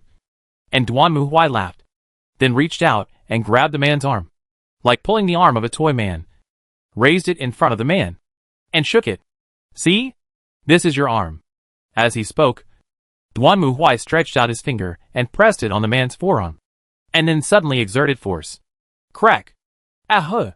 The next moment, the man's forearm suddenly broke like a toy man's arm that was bent in the opposite direction. Then Duan Mu Huai grabbed his broken and twisted arm with his backhand, pulled it hard, and pulled the man's forearm off his arm. It's not now. Duan Mu Huai threw away the broken arm in his hand and stared at the man coldly. At this moment, the man's face was pale with pain. His legs struggled instinctively, trembling, and kicked the floor desperately, as if this could relieve some of his pain. But under Duan Mu Huai's fear, the man couldn't even faint, and could only endure the pain that almost made his mind completely collapse. Answer me. How many of you are there? Where are they? No. There are only 4 of us left here. Kapik and Lorid have failed. Charlotte has reached the Gate of Tatar. And I am the last person left in the Kapik Research Society. As for where the other guests in the cabin went, I don't know. I really don't know. However, before the man finished speaking, he saw Duan Mu Huai kicking out and kicking him directly on the knee, instantly smashing the man's left knee joint. And then his twisted calf was stepped on by Duan Mu Huai, and it was torn off the thigh like a roasted leg of lamb. My patience is limited. South. Antarctica. They went to Antarctica. At this moment, the man finally couldn't help shouting. I only know this. They went to Antarctica and said they wanted to open the Gate of Tartar from there. It is said that there was a mysterious ancient civilization there a long time ago. And among the ruins there is the Gate of Tartar that truly connects to the present world. I really only know this. As for where they went in Antarctica, I really don't know. I don't know. Woo. Duan Mu Huai was not in the mood to listen to the man's plea, and once again exerted a little force with his fingers to suppress the man's voice. By the way, the last question, how did you recognize me? The guests in the cabin all know that there is a bald man with a fierce and ferocious face and a height of a monster who is blocking me. Caw. This time, before the man finished speaking, Duan Mu Huai suddenly grabbed his head and twisted it like a bottle cap, and then twisted the man's head off his neck, and the man's voice stopped abruptly. It is indeed a cult organization. Talking nonsense. What fierce and ferocious face. It is your turn to talk about it. Although the man didn't say where they went to Antarctica in the end, Duan Mu Huai knew it very well. In fact, after the man said the word Antarctica, he knew where to go to find those damn cultists. It was in the mountains and the plateau south of the Ross Sea, under the ice covered by severe cold and snow, where the city was sleeping, the place where the great existence on this planet, the old rulers and their minions slept. It is also a place where players flock to check in. However, compared with other places, going to Antarctica is obviously more troublesome and more dangerous. This was seen when Mary learned that Duan Mu Huai was going to Antarctica. Mr. Duan Mu, Are you really going to Antarctica? For now. This is the only way. Duanmu nodded. He was not worried that the man was lying. After all, in the system, Duanmu could clearly see that the man's essay and value had been directly broken by himself. And he was completely in a crazy out-of-control state. In this state, he could not keep a secret at all. Can I go too? You want to go? Yes. Because didn't Mr. Duanmu say that the Gate of Tartar is in Antarctica? Maybe. I wonder if I will see Xiaoli there. It's not easy to go to Antarctica. Can you get a permit? This, hearing Duanmu's question, Mary, who was originally extremely excited, suddenly lost her voice. As Duanmu said, Antarctica is not a place that anyone can go to casually. Not to mention that she is still a student and has no qualifications to go to Antarctica. Unless, I remember that you are a student in the history department. Right? Yes. Although she didn't know why Duanmu suddenly brought up this question. Mary nodded. Will the history department have similar excavation and collection scientific expeditions? This? Of course there will be. Mary nodded again. As Duanmu said, the history department of the Royal Masters College often goes out to inspect relics and cultural relics. In fact, there are students who have gone with them. It's just that they are all big shots who have participated in the research association. A small transparent person like Mary does not have similar qualifications and opportunities. That's fine. Duanmu snapped his fingers. Leave it to me. Duanmu certainly didn't have any connections. But he didn't need them. After all, he still had the foundation. After discussing with Mary, Duanmu returned to the room, logged into the Foundation's website, and then commissioned them to check whether the Royal Academy had plans to conduct scientific research in Antarctica. Needless to say, the intelligence strength of the Foundation was strong. And Duanmu received a reply not long after. According to the intelligence investigated by the Foundation, the Royal Academy did have plans to go to Antarctica for geological surveys. But as mentioned before, Antarctica is not a place that everyone can go to. A scientific expedition would take a long time and cost an astronomical amount. For an organization like the Royal Academy, which is directly under the royal family, to expect them to pay such a large sum of money to sponsor a group of people to go to Antarctica to dig stones is obviously unlikely. Fortunately, this kind of purely public welfare research and investigation itself is not difficult to pass the review. The only problem is money. As long as someone pays, then no problem is a problem. Just like now. Thank you very much for your support. Mr. Duanmu. Professor Palmer of the Geology Department of the Royal College of Masters had a red face. He held Duanmu's hand and shook it up and down desperately. This professor was in his early 50s. Unlike other teachers, he looked weathered. One look at his bronze skin showed that he was a person who traveled all year round. Of course, this professor himself was also a very prestigious person. He even won the royal medal. But unfortunately, the medal could not make him exchange money to go to Antarctica. But Duanmu could. I have always longed to go to Antarctica to explore and investigate the geological layers there. But unfortunately, it was not as I wished. I have never been able to go. Thanks to your support. No need to say polite words. Professor Palmer. Duanmu waved his hand and interrupted the other party's flattery. In fact, I only have 2 requirements. If you can meet them, then I can fully fund your scientific expedition plan. What requirements? The first requirement. As he spoke, Duanmu stretched out his finger. I've never been to Antarctica, so I want to go there and see the scenery there. Is that okay? Of course I can.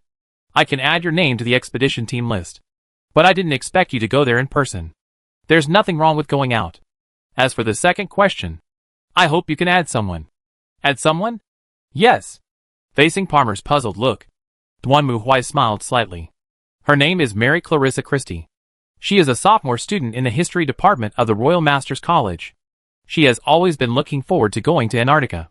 If you can invite her to join your expedition team, I will be very grateful. It must be said that Palmer was really stunned by Duanmu's request. He had heard of the name of Mary, a student, for a long time. She was indeed very smart and had good grades. However, he was not her teacher, so he didn't care too much. Generally speaking, Palmer would definitely let the students of his research institute take advantage of this opportunity. It would never be the turn of Mary, an outside student, But this was the request of the sponsor. By the way, why would this gentleman make such a request? Thinking of this, Professor Palmer seemed to have thought of something and suddenly realized it.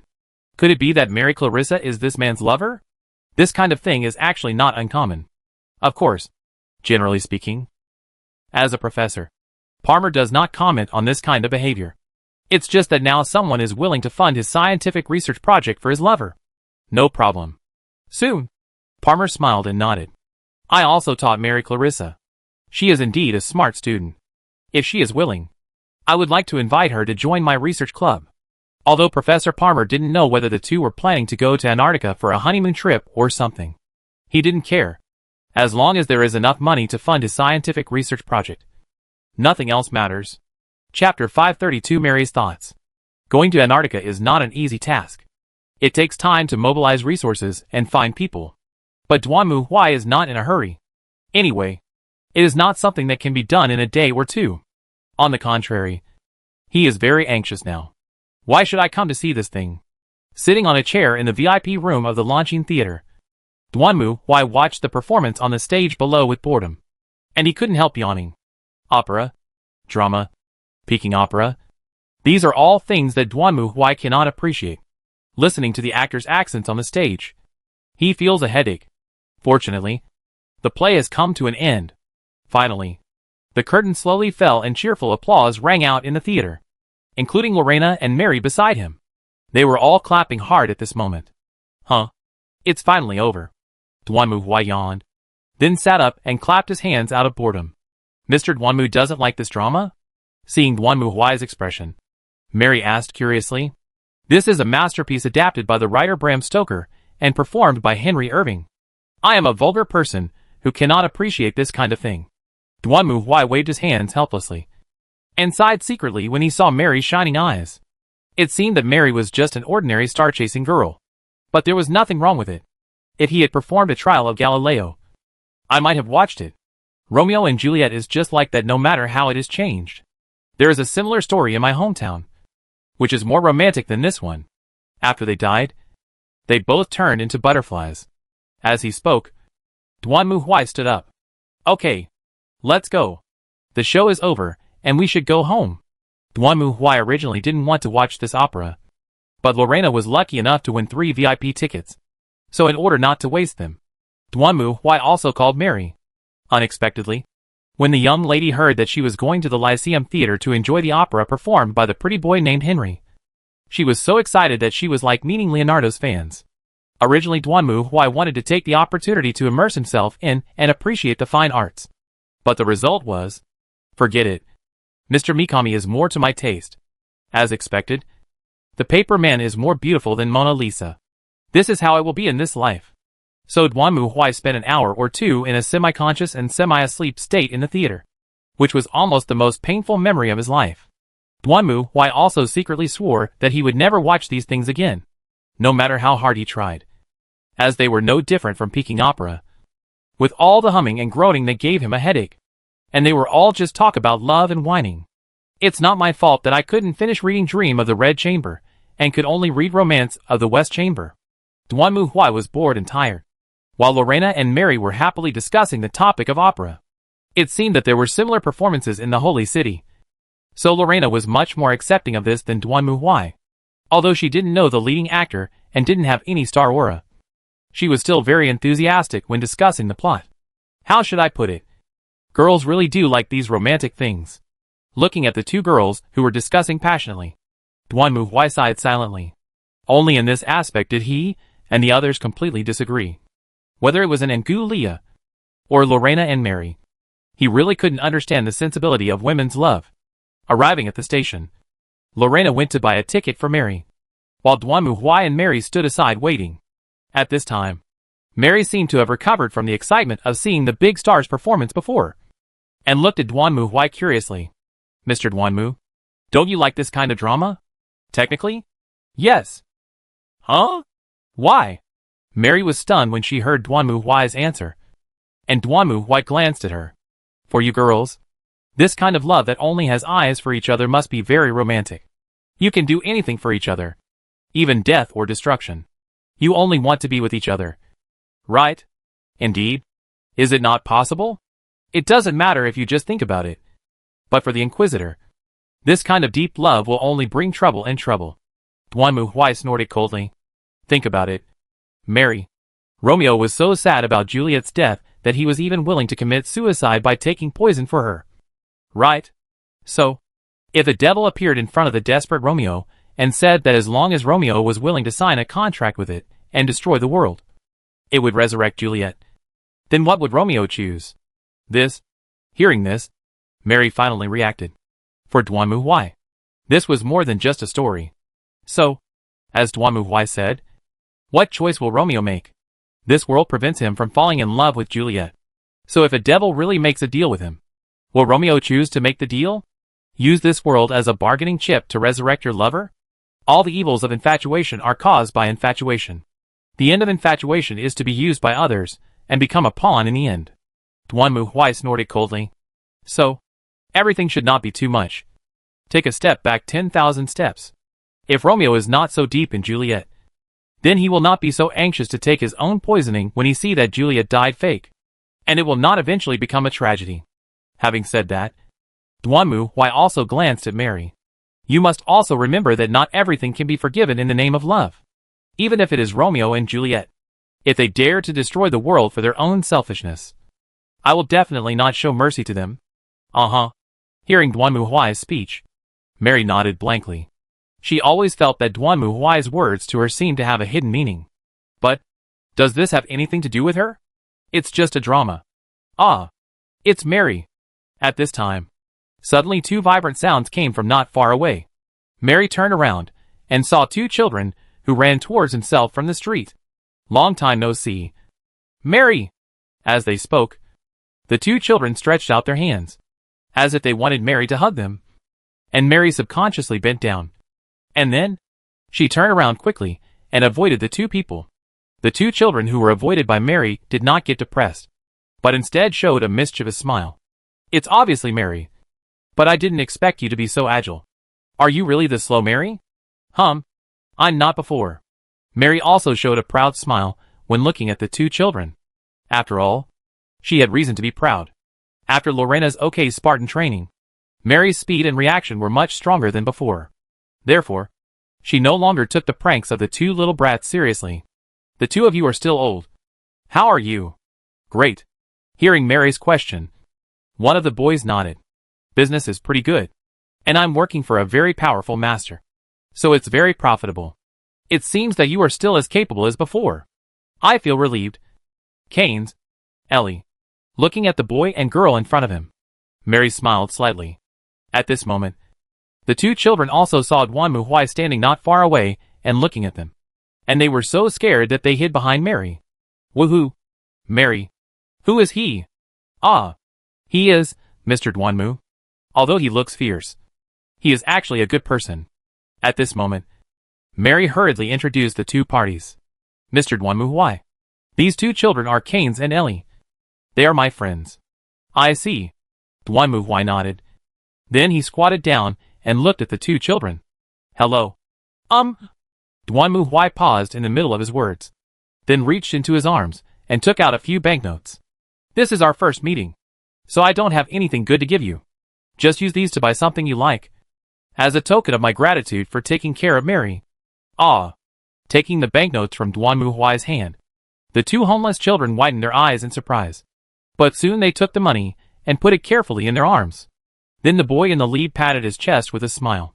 Just leave it to us, sir. We will never let Mary suffer any loss. As he spoke, he looked towards Mary. Really, Sister Mary, you have become a rich man's lover. If that's the case, you should have told me earlier. Yes. Mary is really reserved. If you had told us earlier, we would have prepared some gifts. Why? Mary blushed when she heard what the two little brats said. No. However, before she could finish her words, the two little brats turned around and ran away. Mary was speechless as she watched the two little ghosts disappear into the alley. However, Kane's words did give her a heads up. Is this the kind of relationship that Mr. Duanmu and I have in the eyes of outsiders? Thinking of this, Mary quietly glanced at Duanmu Huai. Although she usually did not go out with Duan Muhuai, she could not see him because the latter used that strange ability. Yes, if Angelica saw this, she would definitely think Mr. Duanmu was a bad guy. Thinking of Angelica, Mary also had a headache during this period because she often went to see Duan Muhuai. Angelica asked her who she was meeting and what kind of person she was, although she always interrupted and fooled him. But, oh, they probably won't meet. Thinking of this, Mary withdrew her thoughts and looked forward again. But this time, she felt her heartbeat seem to speed up a little. Maybe, just like before, he was frightened.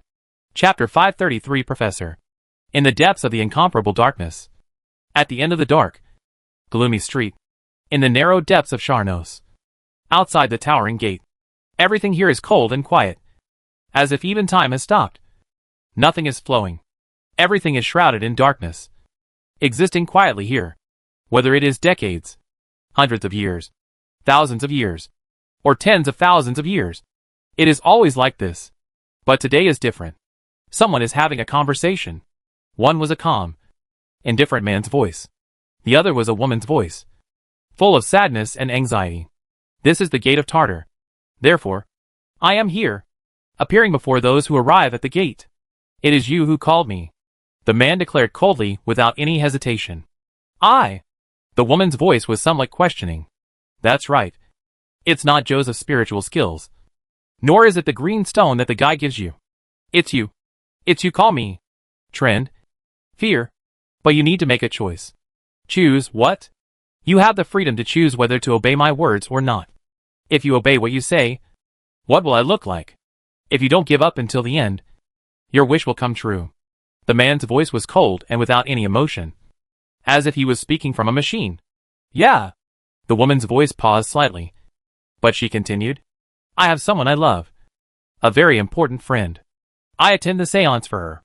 I am very scared because I love that person deeply, and she is my most important friend. If something terrible happens to her in the future, even if she survives, what about the day after that? What about the day after that? I can't accept this future. The possible future. The possibility of losing her tomorrow. I am afraid of tomorrow. Even if I am with her and have a wonderful present, I will still worry and be anxious after we separate. Maybe, when I am at home, I will suddenly receive a phone call and learn a sad news. That child is so brave and strong. But at the same time, it makes me worried. Just like that day. I almost watched her leave me forever. I don't want to continue feeling that fear and anxiety. I don't want to experience an uncertain tomorrow. I just hope to live in today and be with her forever. Really.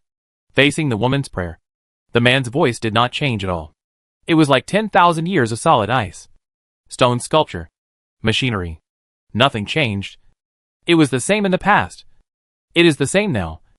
And it will be the same in the future. It seemed that this world, and even him, would not change in the slightest. Just existing here like darkness itself. Never disappearing. Then you can only make a contract with me. Contract? Yes. Faced with the man's response, the woman was silent for a moment. I just want to escape from this fear.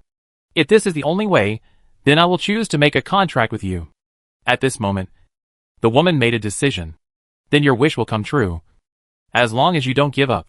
Then, darkness enveloped everything. Duan Muhuai opened his eyes. Extreme infatuation always brings disaster. And so does love. Looking at the sleeping blonde girl in front of him, Duan Muhuai spoke lightly, just as he said to Mary. The unforgettable love between Romeo and Juliet does not need to exist, let alone be appreciated. It is just the residue that will be used, twisted, and then abandoned. Any extreme feelings are unnecessary. Love is so, and hate is the same. Hope is like this and despair. After all, this is how the world is. And it is the same for humans. Only when the burning emotions are burning can the most dazzling flames bloom. But conversely, the moment the flames burst out is also when the dark shadows are the thickest. But then again, did you finally succeed? This is the ability of Duan Muhuai to awaken in the airship case. As long as you touch something, you can see it to a certain extent. Duan Muhuai's will is the leading action. After coming here, Duan Muhuai naturally thought about using this ability. For example, when Xiao Li was in a coma. After learning that Xiao Li was also a guest of the Silver Dusk Lodge and had arrived at the gate of Tartar, He also tried to use this method to find the root and beginning of everything. So Dwanmu Hwai would take time out every day to secretly come to Xiao Li's room, then reach out to touch the girl's hair and face, trying to read her past. Of course, there was no effect. But Dwanmu Hwai did not give up. Of course, one of the reasons was that Xiao Li was a beautiful girl after all. If it was a man, Dwanmu Hwai would not have such perseverance and willpower. After all, chasing a man all day long is not a good hobby. Dwanmu Hwai felt that he did not have such a hobby, since it is not done once or twice. Then the quantity is overwhelmed. As long as the number of times he comes, then there must be a chance to trigger that magical power. Thus peeping at Xiao Li's past. As long as he can read Xiao Li's past directly, then what she encounters is not a problem. However, my rabbit is still very powerful. Until today, luck finally came to visit. The dice has been thrown. The number has finally passed the judgment. And Dwanmu Hwai has finally seen the past experienced by the sleeping girl. But this guy is really... I don't know how to describe it. Looking at Xiao Li in front of him, Dwanmu Hwai was speechless. He had seen similar emotions in An and Gu Lea before. But unlike them, the girl in front of him seemed to have some deeper sadness and grief. This girl is in love with Mary. It has been like this since she was a child. Mary has always been guarding and protecting her. Perhaps because of this, the girl has a deep affection for Mary. On the surface, she takes care of Mary more than anyone else. But in fact, for her, Mary is her only inner support. Unconsciously, she began to fear. Fear of losing her best friend. Of course, from Dwanmu Hwai's perspective, this fear, well, it still makes sense. Dwanmu Hwai still remembers that when he and Mary first met, Mary jumped into the cold, polluted river without hesitation to save a drowning kitten. If he hadn't taken action at that time, Mary would have been swept away by the river. In fact, Mary has done similar things many times. Brave, active, and determined. All are of good quality. But this is not the case for those around her. This is what Charlie feared. Maybe one day, Mary will drown in the river because of something similar. Or she may be arrested or even killed for meddling in other people's affairs. After all, that's her character. Even if Charlie told her, she wouldn't listen. This is similar to an Ngu Lea, but also different from them. Although it also likes to stir up trouble, Gu Lea is not too worried about her. On the one hand, and is very strong. And on the other hand, Gu Lea is also very strong. Even if it encounters any danger, Gu Lea will take the initiative to help in. But Charlie obviously doesn't have such ability. And Mary doesn't have the same strong fighting ability as Anne. She is just an ordinary girl. So if she encounters any danger, then the consequences are naturally unimaginable. How to say it? I can only say that women are more sentimental than men. If Dwanmu Hwai faced this kind of thing, he could only say that life and death are determined by fate, and wealth is determined by God. Some people focus on health preservation for 30 years, but they can still be killed by a flower pot falling from a high altitude when walking on the street. It is meaningless to pay too much attention to such small details. But it was obvious that Charlie didn't think so. So, she made a contract. In order to face the arrival of a tomorrow when she no longer has a future. Women. I really can't understand it. Dwanmu Hwai shook his head. Maybe Lorena or Anne could understand. Perhaps? Anyway, I just can't understand it. But that doesn't matter. What's important is that through this exploration, Dwanmu Hwai finally found the mastermind behind the incident. Royal Masters College. First Professor's office. Click. Click. Click. In the silent, smoke-filled room, there was only the sound of the clock. An old man in a black windbreaker sat on a chair, smoking a pipe silently. He had white hair and an old face that seemed to be full of fatigue. After an unknown amount of time, the old man slowly turned his head and looked towards the door. I never thought that there would be guests coming to our door. Hello, Professor. Dwanmu Hwai stood in front of the door, looking at the old man indifferently. To be honest, I didn't expect that my initial reasoning was not wrong. Oh! How did Charlotte Bronte learn about Capix Research Group? And why were all the victims at the beginning students of the Master's College? At that time, I suspected that the teachers of the Master's College were suspects. Now it seems that my idea was not wrong. Having said this, Dwanmu Hwai narrowed his eyes, and an aura filled with fear and murderous intent emerged. Are you right? The owner of Silver Dust Cottage, Professor James Moriarty? He. Hearing Duanmu Huai's question, the old man chuckled. How did you learn that? From Miss Charlotte. I am really surprised. If I remember correctly, Miss Charlotte Bronte is still in a coma. That's right. But I have my own way. Duanmu Huai stared at the old man in front of him and spoke coldly. You noticed Miss Charlotte's distress and directed her to Professor Kapik's seminar. You planned all of this behind the scenes. I'm just curious. Why did you do this? Hee. In response to Duanmu Huai's question, the old man raised his head and looked out the window. I once opened the gate of Tartar. A long time ago. There, I encountered a being. A great being that existed in this world before human civilization existed. So I decided to give my body to him. To the last Dark Lord. The Old One. Who ruled this world before humans. Hearing this, Duanmu Huai raised his eyebrows, while the old man continued speaking. But, this is not all I want to do. The reason I do this is just to conduct an experiment. Between humans and the Old Ones. Who will win in the end? Can humans defeat the Old Ones? In other words, are we qualified to obtain the legacy left to us by that great being and become the ruler of this world? Or will that great being eventually return as a king and reunite this world with it? It's so boring. Duanmu Huai snorted coldly. Is this why you teamed up with the evil god and intended to bring disaster to the world? Humanity already has enough troubles. And there is no need for you to add some more boring pranks to humanity. But it's a grand, great, glorious, shattering prank that has killed so many minds and wishes and lives. Isn't it? After all, it's just a prank. Duanmu Huai clenched his cane, raised his eyebrows, and looked at the old man coldly without any emotion. Ha. It's a pity that you are a step late. They have already reached the South Pole. Who can finally open that door? However, the old man did not finish his words. Because at this moment, Duanmu Huai raised his right hand, and the cane in his hand suddenly stretched out, instantly grabbing the old man's neck, directly hooking him from the other side of the desk, and pulling him to Duanmu Huai's feet. Then Duanmu Huai raised his foot and stepped hard on the old man's face. Puff! With a slight sound, the old man's head suddenly burst like a watermelon, and his body twitched, then cracked and shattered like ceramic porcelain, and then disappeared into the air. How stupid. Duanmu Huai stared coldly at the gradually cracking and weathering debris under his feet, a hint of disgust appearing on his face. Life is already difficult enough for the human race. So why are there always idiots who want to hold their own race back? But in this way, the culprit was completely solved. And the next battlefield was Antarctica. Chapter 534 Old Acquaintance. I never thought that I would go to Antarctica. Standing at the airship field and looking at the huge airship in front of her, Mary felt that everything in front of her was not real. Suddenly, Professor Palmer from the history department invited me to attend his seminar. Suddenly, Professor Palmer said that he would go to Antarctica for an expedition next. Suddenly, he also planned to take me with him. It was not until she learned what had happened from Duanmu Huai that Mary finally understood what had happened.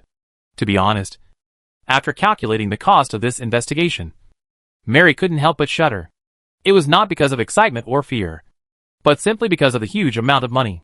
It was an astronomical figure that Mary, a middle-class woman, could never imagine in her lifetime. Not to mention, Duanmu Huai was not the kind of person who wanted to endure hardships. So their voyage was arranged to be extremely luxurious. First, they would take an airship from Fog City to Tierra del Fuego, and then take a ship from Tierra del Fuego to Antarctica. Of course, all the necessary facilities had been deployed.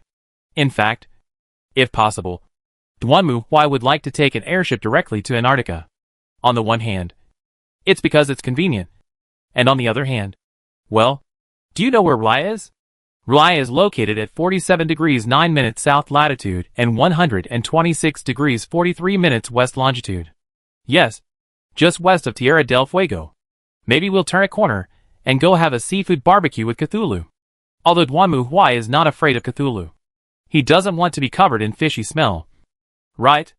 Unfortunately, given the climate conditions in Antarctica, it's easy to fly by plane, but it's a bit difficult to fly by airship. So Duanmu Huai had no choice but to take a ship from Tierra del Fuego to Antarctica, hoping that Cthulhu would not be stupid enough to come and cause trouble for him. Thank you so much, Mr. Duanmu. Professor Palmer was also very excited at the moment, and he held Duanmu Huai's hands tightly. It was good to have a sponsor who was rich and not afraid to spend money. If it was public funds, they would have to take the worst third-class cabin on the ship, not to mention the airship. After all, public funds were limited. In this kind of investigation, it was natural to spend every penny carefully. In terms of life and transportation, it was natural to save as much as possible. Duanmu was not like him, who directly chartered an airship with a wave of his hand. Such a comfortable investigation. Palmer would not be tired even if he came a few more times. Moreover, it is the best time to go to the Antarctic. Although other places are about to enter the winter at this moment, the Antarctica is just summer, and the daytime sunshine is the longest. Although the airship is no more than the aircraft, it is much faster than the ship. Although most people are jubilant, there are exceptions. For example, Lorena. Hey! It's an airship again. Won't happen again. Ms. Lorena? Why are you calling me again? Seeing this girl, who usually had a smile on her face now looking miserable, Mary asked curiously. And Miss Lorena also sighed. Because when the Cavaliers and I came to the fog by airship, a cult of cults occurred on the airship, but tiring. Hey! Murder case? After hearing this, Mary was also surprised. After all, she has only seen this kind of thing in reasoning novels. Where has you heard in reality? No. But don't worry, Miss Lorena. Mr. Duanmu has chartered this airship this time, and there are no outsiders except us. The murderer last time was the doctor on the airship. Hearing this, Mary had nothing to say. Instead, Duanmu walked over and patted Lorena on the head. Okay. Don't worry, Lorena. I promise you, everything will be fine this time.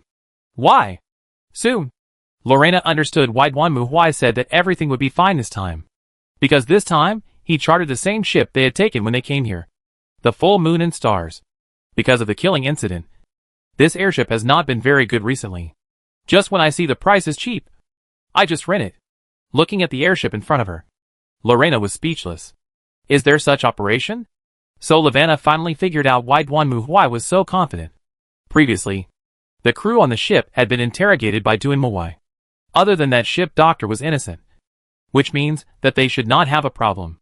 Although Lorena was helpless, Duanmu didn't care at all. He even introduced her to Mary. Look, it's right here, in this smoking room. The victim was killed here, and a strange magic circle was drawn with his blood. There are also blasphemous runes everywhere on the walls. Oh, it seems to have been cleaned up now. Hearing this, Mary's face was white. She looked at the smoking room, as if looking at the HL entrance, and even stepped back subconsciously. By the way, which one are you going to live? Please arrange me to the room away from here. Thank you. As they talked, they walked through the corridor and came to the observation deck, where the captain was waiting for them. Seeing Duanmu, the captain also showed a warm smile and bowed to Duanmu. It's been a long time since I saw it. Master, you're as always. Fortunately, you don't look good. Hey, there is no way. Faced with Duanmu's ridicule, the captain also laughed bitterly. Wandering in the cabin, ready to seize the soul of others at any time. Those who can take the takeoff Aquarius are all those who are unwilling to be wronged. And of course they are not willing to take an obscure airship. At this time, Duanmu saw the news and contacted the captain. The captain would not forget the benefactor who saved himself in the water and fire. There is no business now anyway, so it's a good thing to be able to open. Captain has decided that after the business ended, he changed his name to his name. Otherwise, he would be difficult to receive the guests in this life. Chapter 535, A Place Further Than the Universe. Fortunately, what Lorena was worried about did not happen this time. Just like there would be no sequel to Murder on the Orient Express. The airship left the foggy city and headed south, towards Tierra del Fuego. After leaving the foggy city covered by dark clouds, many people including Mary saw the clear blue sky outside for the first time, and they were naturally amazed. However, they did not have much time to spend on it. And soon, Mary began to study hard. Although Professor Palmer is an academic, he is not a fool who is completely ignorant of the ways of the world. Although he is still unclear about the relationship between Duanmu and Mary, Professor Palmer is very clear that the reason why his investigation and research was possible is due to the funding from Duanmu. And the purpose of Duanmu's funding him is for Mary. In this case, he will definitely not throw Mary aside, and he will stare at his gold owner. The kind of movie TV is all idiots for the professors, who are rich and rich people who are mighty and unable to be obscene. What about genius? Professor Palmer is certainly not an idiot. So after getting on the airship, he first restrained his students and asked them to be polite to Mary. Well, Professor Palmer didn't need to say anything nonsense. Because professions like geology and archaeology, which require people to work outside 365 days a year, are basically dominated by men. And there are very few women. Mary is the only girl joining Professor Palmer's research group. So those men are naturally excited and certainly dare not do anything wrong to Mary. Then Professor Palmer opened a small stove to Mary. There is no way. Professor Palmer's major is geological archaeology. And Mary is more discriminated with text analysis and archaeology, and does not know much about geology. As a result, Professor Palmer was surprised. Geology and geological archaeology are as important as archaeology. Mary did not study too much in geology. At first Professor Palmer still felt that it might be more laborious. But what made him not expect is that Mary seems talented in this regard. In many cases, she can guess the roughly year of the other party. And she can almost guess the other party. This also made Professor Palmer very excited, thinking that Mary was very promising in geological archaeology. In fact, this kind of invisible thing is the symbol that determines whether a person can climb to the pinnacle of career. For example, doctors. Some doctors will have a feeling. Maybe it will be better to tighten some effects. Or in scientific research. Sometimes when faced with several different choices, some people feel that this direction is more likely to work. So they choose this direction. Others don't have this feeling and can only guess randomly. But in the end, the one who has the feeling will succeed in the end. Similar things happen in every industry. Similar to a kind of intuition, feeling, and instinctive reaction. The same plant may be a weed in the eyes of ordinary people. But someone may instinctively feel that it is not right. Touch it and dig it. And wow! It is actually a new species. Talent, inspiration, instinct, intuition. No matter what. In all, people with feelings will be more effective when studying and studying. Although Professor Palmer was not a top scholar, he was also envious of this talent. Right now, he found that Mary has this talent in this area. Naturally, it is also greatly cheered. Of course, if you know Duanmu Huai, you will not feel surprised. After all, Mary has a gold pupil that can see through all things in the world. Even if you put a strange ancient cultural relic in front of her. Even if Mary has no basic knowledge, it is estimated that she can guess a rough time because of the gold pupil. Of course, if you have knowledge, you will understand it more thoroughly. Mary was not the kind of proud and complacent young lady, and she knew that it was a rare opportunity for her to be tutored by such a big professor. After all, they were on an airship, so Mary had time to receive tutoring from the professor. On weekdays in the master's college, the big professors would either concentrate on leading scientific research projects or answer questions for students. How could they possibly give you a private lesson? So Mary studied very hard and didn't relax at all. In this way, time passed day by day, and after one planet, the full moon and stars successfully arrived at Tierra del Fuego, and reunited with the icebreaker Orion waiting there, finally embarking on the last leg of the journey to Antarctica. Captain Lake of the Orion was a well-known and experienced captain in the industry. He had led expeditions and research teams from various countries to Antarctica hundreds of times, and was very familiar with the climate and ocean currents there. After loading the necessary instruments on board in Tierra del Fuego, the Orion also set out from the port and continued to sail towards the Antarctic. Duanmu Huai also found the captain and started his work. I have to say, you guys are pretty lucky. Captain Lake is a very talkative person. Even when facing Duanmu Huai, he always has a smile on his face. It has been calm recently, which is a rare window of opportunity. Before you, only one expedition team had this luck.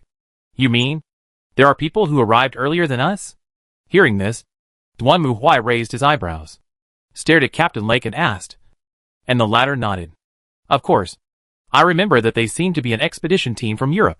At that time, they also came to me and asked me to prepare to take them to Antarctica immediately. However, the climate at that time was not very good, and I didn't want to take risks with my crew.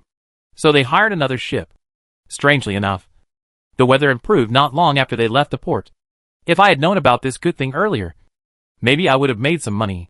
Do you know which research station they went to? The Antarctic in the 20th century is no longer like the 19th century, when anyone could go there. At present, Antarctica has been confirmed to be shared by the whole world. Many countries have established scientific research stations here, which are usually empty. They are only activated when summer comes.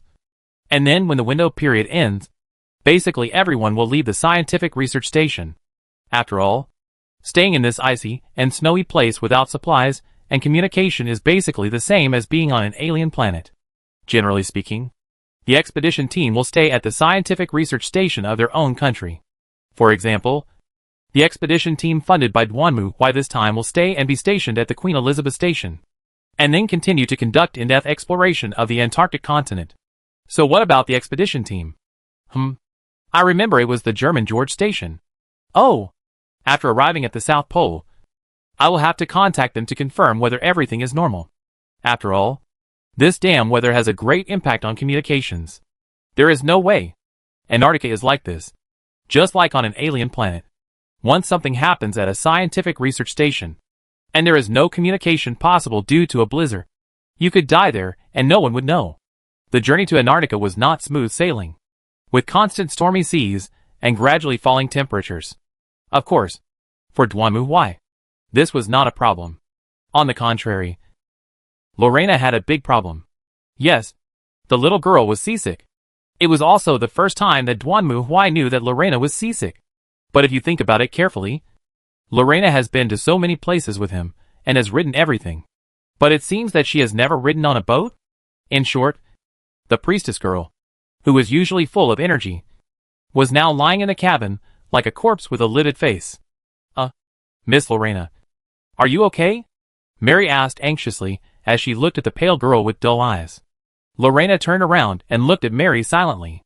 Oh, I didn't expect that riding a boat would be so uncomfortable. I was fine in the first few days.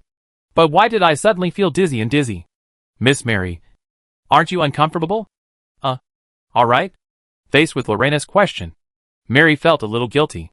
She didn't know why. But she didn't have any symptoms of seasickness at all. See, it seems I haven't exercised enough. As she spoke, Lorena struggled to get up from the bed. I'll run 100 laps on the deck right now, and it will definitely improve. Ms. Lorena, cheer up a little bit. Just as Lorena was dizzy in the cabin, Orion also crossed the last ocean current and arrived at Antarctica, the oldest and least visited place completely covered by ice and snow. Boom! The icebreaker hit a thick layer of ice. The violent impact caused the entire ship to shake. The thick ice was broken, and the icebreaker moved forward again. Inside the cabin, Captain Lake also let out a long sigh and looked at Duanmu. Well, sir, so far, everything seems to be going well. Well, that's great. Duanmu nodded and left the cabin. Then he walked to the deck and saw Professor Palmer standing there, staring at the blue sky and white clouds in front of him. It's so beautiful. The old professor sighed and turned to look at Duanmu. The real sky is indeed beautiful. To be honest, after staying in Master's College for so long, I almost forgot what color the real sky is. In fact, many students even saw the blue sky for the first time. I understand. Duanmu nodded. Of course, he had also seen the expressions of those students when they left the foggy city and saw the blue sky. Even Mary looked shocked and surprised. This was normal. If you think about it carefully, they have been living under the dim sky since they were born. Unless they go abroad, it is impossible for them to see what the real sky looks like. Perhaps in their eyes, the sky has always been that way. However, Duanmu did not come here to chat with Professor Palmer. Professor, now that we have arrived at the South Pole, there are some things I need to make clear to you first. Duanmu walked up to Professor Palmer and spoke lightly. What's up? I think you may have figured out that we came to Antarctica not to see penguins, let alone for geological archaeology. In fact, we have more important things to do. The reason we chose to go with the archaeological team is simply for convenience. But next, we will most likely do what we should do. So if you find that we are gone, please don't worry. Just concentrate on doing your own things. Hearing this, Professor Palmer frowned. Antarctica is a very dangerous place. And generally speaking, it is not allowed to act alone. Indeed, as Duanmu said, if they left without saying a word, Then Parmer might think they were missing, and might even come looking for them. But what does Duanmu mean now? Do you know why I chose to sponsor you? This? I really don't know.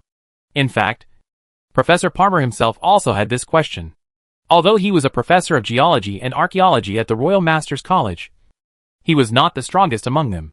There were many who were more powerful and famous than him. And there were also many who were not as good as him, but more obedient than him. So Parmer was also very curious why Duanmu chose him. I read one of your articles. Suggestions on phased excavation in geological and archaeological work. You believe that even if you come across very important relics, you should not excavate them immediately, but start from the periphery. First understand the basics and then proceed step by step. Right? That's right. Professor Parmer nodded and looked at Duanmu in confusion. That was indeed the article he wrote. But it just elaborated on some of his own practices and ideas. Why did this person like it? Then Professor Parmer, let me ask you. If you see relics that are enough to subvert the entire world and the entire history of mankind, and if you dig up these relics, you can obtain valuable knowledge and experience that ordinary people can never obtain. And you may even be remembered in history. Then will you still stick to your own way? Or will you try every possible way to get ahead? I don't know. Hearing Duanmu's question, Professor Parmer thought for a moment, then shook his head with a wry smile. After all, although I have achieved some success in my life, I have not encountered the kind of relics that are enough to subvert human history. As you said, Mr. Duanmu, I can't guarantee that I can keep a clear head in the face of such temptations. But I think that we should act cautiously in archaeological excavation work. Very good. Duanmu nodded. As Professor Parmer said, in fact, the problems encountered by humans in this world were not so serious. As a human being, I suddenly want to upgrade to become a higher dimension creature. As a human being, I suddenly want to gain the wisdom of the entire universe, and then unify the world. Or maybe they discover some ancient relics. And after testing they find that they can subvert human cognition and history. So they start digging excitedly. This is just like in a horror movie, where the protagonists go exploring and find that a place is closed off. And then, they excitedly open the sealed iron gate to let the monsters out. There was blood and debris everywhere outside, reminding you everywhere that it's dangerous here. But you still had to open the door. Who can you blame? Of course, it's your own fault. The same is true for most things about evil gods and ruins in this world. Archaeologists have dug up some remains of the old ones. And when they saw them, they realized that there were such powerful and intelligent creatures in ancient times. We must follow their path. Then I went to study excitedly. Don't you think that if they really succeed, will it be humans' turn to be in charge? Why did it disappear in the end?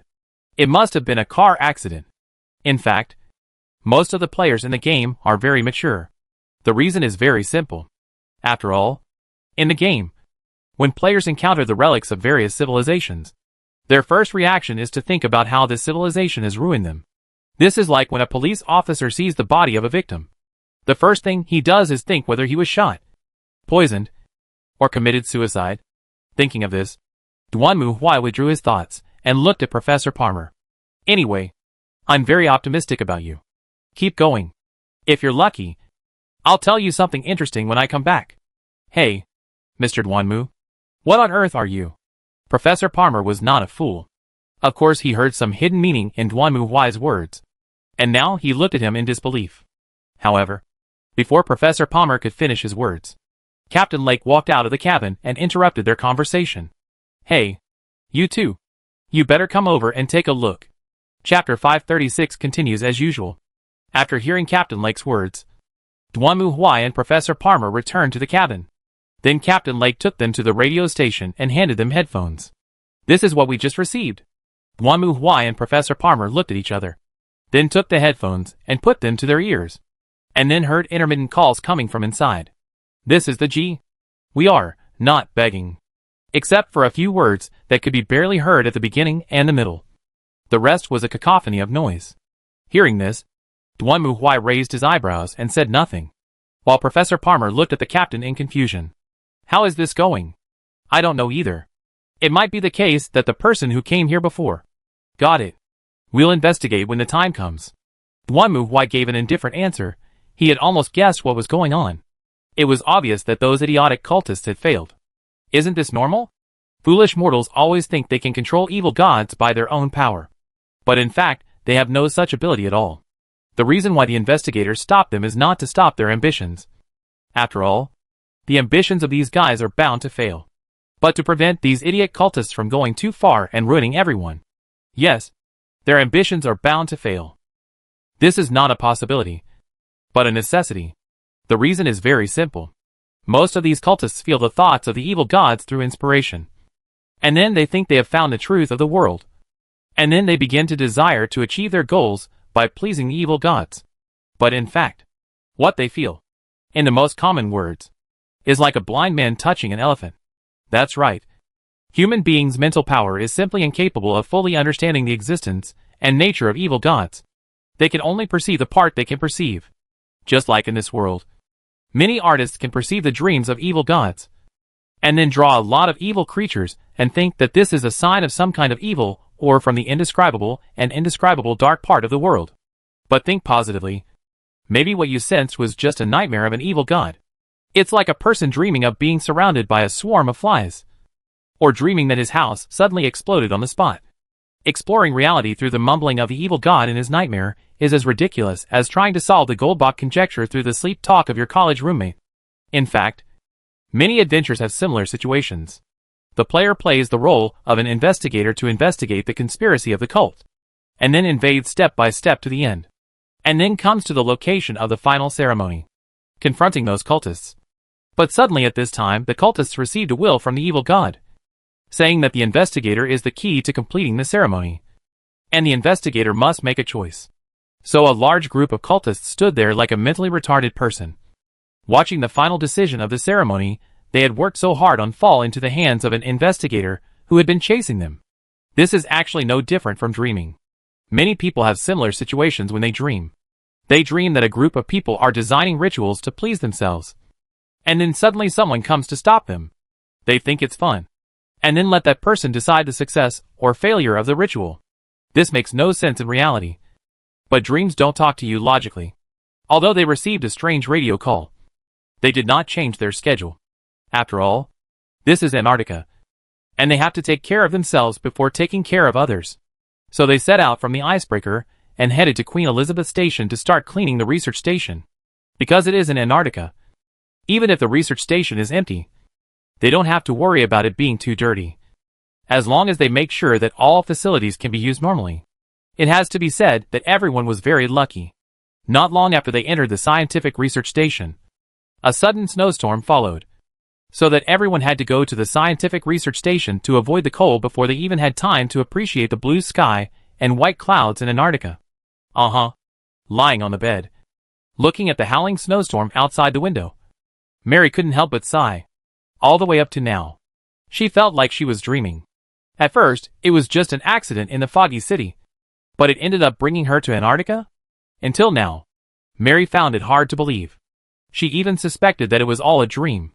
Maybe tomorrow morning, she would wake up in her warm and comfortable apartment, go to school with Ashley and Charlie, and then go to Mrs. Liz's restaurant for afternoon tea.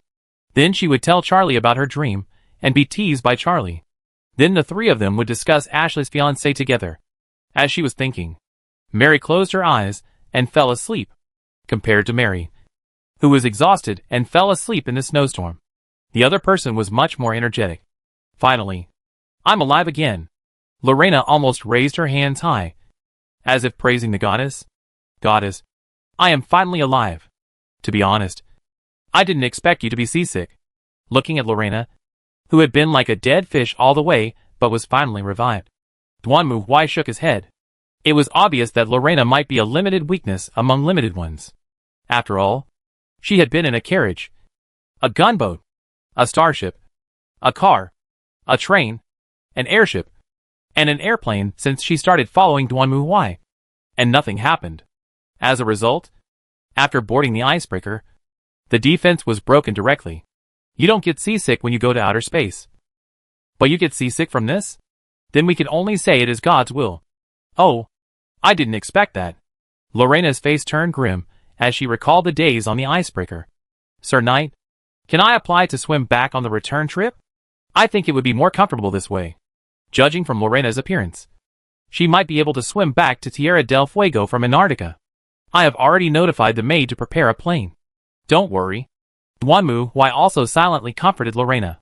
In fact, he didn't want to take the boat again. Okay. So, Sir Knight, what are you doing? Oh, I'm checking where these idiots are going. Duanmu Huai was holding a map of Antarctica and writing and drawing on it. The map marked the locations of various scientific research stations and some explored parts. Of course, this was not the point for Duanmu Huai. Duanmu Huai knew the situation here much better than Dr. Palmer and the others. First, he drew a mountain range taller than the Himalayas at 76 degrees 15 minutes south latitude and 113 degrees 10 minutes east longitude, and then drew a continuous mountain range from north to west. Hidden between these mountains is the remaining city of the ancients, one of the holy places that countless players are eager to check in but cannot obtain. And hidden under the city is the most disgusting and ugly weird race that has been sleeping for tens of millions of years. Shoggoth. Judging from the previous radio signals, the research station is located not far from the Mountains of Madness, which means that this group of cultists chose the route closest to the mountains. Now I don't know whether they were killed by the Shoggoths, or were killed by the Shoggoths, or were killed by the Shoggoths. Well, there is no other possibility anyway. It's impossible that when Duanmu Huai rushed over, these idiots and the Shoggoths were holding hands and having a bonfire party. The Queen Elizabeth station where Duanmu Huai and others were located was relatively far away, and it was obvious that they needed to be reached by plane. Of course, this was not a problem for Duanmu Huai. As long as the weather cleared up, he could directly ask the maid to fly over and take them there, if it weren't for the need for icebreakers to transport supplies. Alas, it's too late to say this now. How's Miss Mary doing? It depends. Pay attention. If the spirit of her friend is really here, I think she will definitely have some kind of reaction with Mary. Duanmu Huai looked at the map in front of him, then stretched out his hand and nodded. If that's the case, then we'll have to rely on the golden eyes to guide us. Then, he spoke. At this time, we must believe in the power of friendship. It should be friendship. Right? The cold wind is howling. The cold wind mixed with snowflakes blew against the window, and Mary closed her eyes tightly, falling into a deep sleep as usual. To her, this was just a dream as usual, but it was so different. At some point, the sound of the howling snowstorm turned into the sound of drizzling rain. When Mary came to her senses, she suddenly found herself standing on the street in the foggy city with an umbrella in her hand. There was no one here, as if she was on her way back to the apartment and suddenly came to her senses. But soon, Mary realized something was wrong. This was not the foggy city she was familiar with. This was another world, the place where she had desperately struggled and escaped. She stood at the crossroads, looking around, and all she could see was a faint mist, blocking all the scenery and buildings. But soon, Mary saw a light flashing not far away. She hurriedly quickened her pace, crossed the intersection, walked through the street, and came to the entrance of an alley. Mary. At the same time, a voice that was all too familiar sounded in her ears. Charlie? Where are you? Mary held the umbrella tightly and shouted loudly. Soon, a series of hurried footsteps sounded again. This time Mary did not hesitate at all. She followed the footsteps and almost ran over. Don't come again. Mary. Charlie's voice was broken and full of sadness. No, Charlie. Mary certainly would not stop because of her friend's stop. She just gritted her teeth and ran forward. Then, the girl passed through the thick fog in front of her. The next moment, the whistling cold wind and snowflakes came over her, making Mary stop subconsciously. When she looked forward again, she saw that she was no longer in the foggy city, but on the cliff of an extremely tall mountain. Under this cliff was a weird, twisted, and unprecedented, huge, and multidimensional city. It seems to stretch to the end of the world, as if it is the master of it all. At the same time, Charlie's voice sounded again. Don't come. Go back. Mary. No. Charlie. Where are you? However, before Mary could finish her words, the next moment, the cliff under her feet suddenly collapsed. Then Mary's eyes widened in surprise, and she sat up. Outside the window, the blizzard was still raging. Surely, staring out at the blizzard, Mary clenched her teeth. I will definitely find you. Chapter 537, Crazy Mountains. The blizzard lasted for 2 full days before it subsided again. And at the same time, the plane piloted by the maid finally appeared on the other side of the horizon. Seeing the maid finally arrive, Duan Mu Huai was relieved. Therefore, she came out in a hurry. This time, the maid only rented a light 10-seater transport plane. Although it was not big, it was enough for Duan Mu Huai and others. After arriving at the research station and completing a round of supplies, Duan Mu Huai found Dr. Palmer and told him that they were leaving the research station next. It must be said that Professor Palmer was a little surprised by Duan Mu Huai's request, even though he was mentally prepared. After all, this was Antarctica. Not to mention that Duan Mu Huai wanted to take Mary with him. To be honest, he really didn't understand what was so interesting about taking a girl like this to the depths of Antarctica. This is not some exploration of the scenery of a primeval forest. Although we did have an agreement beforehand. Dear sir, I still don't understand what you were planning to do in Antarctica this time. Professor Palmer, do you think that some things should never be excavated and should completely disappear from this world?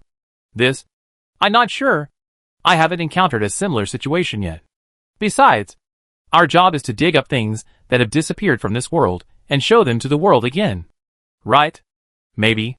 Maybe not. Of course, if it's just weathered stone, then there's nothing wrong with it. Duan Mu Huai shrugged. So you're saying there's more than just rock down there? Hee. In response to Professor Palmer's question, Duan Mu Huai laughed. Don't worry. Even if it isn't now, I assure you, it will be soon. After making a schedule, Duan Mu Huai and his team soon set off again by plane and headed deep into Antarctica. At the beginning, the climate was stable and the weather was sunny. Mary wore a thick coat and sat on a chair, looking anxiously at the white snow below. When she woke up she told Duan Mu Huai about her dream, and the latter told her that this was because Mary and Xiao Li's spirits were resonating. If so, it means that they did not go to the wrong place this time. In other words, is Shirley really here? Mary clenched her fists and stared at the snow field below. She could see a large group of penguins swaying. Under normal circumstances, she would have cheered for this. But now her face was filled with worry, tension, anticipation, and even uneasiness. However, not long after, a shadow covered the earth, and a blizzard roared up again without warning. The wind was so strong that the plane was like a small boat bobbing in the waves, swaying up and down. What should we do next? Sir? Holding the handrail beside her tightly, Mary asked anxiously. It was the first time for her to experience such a strong storm in the air. It felt as if she was about to be sucked into the whirlwind and fall to the ground. Don't worry. It's just a small matter. Why rush?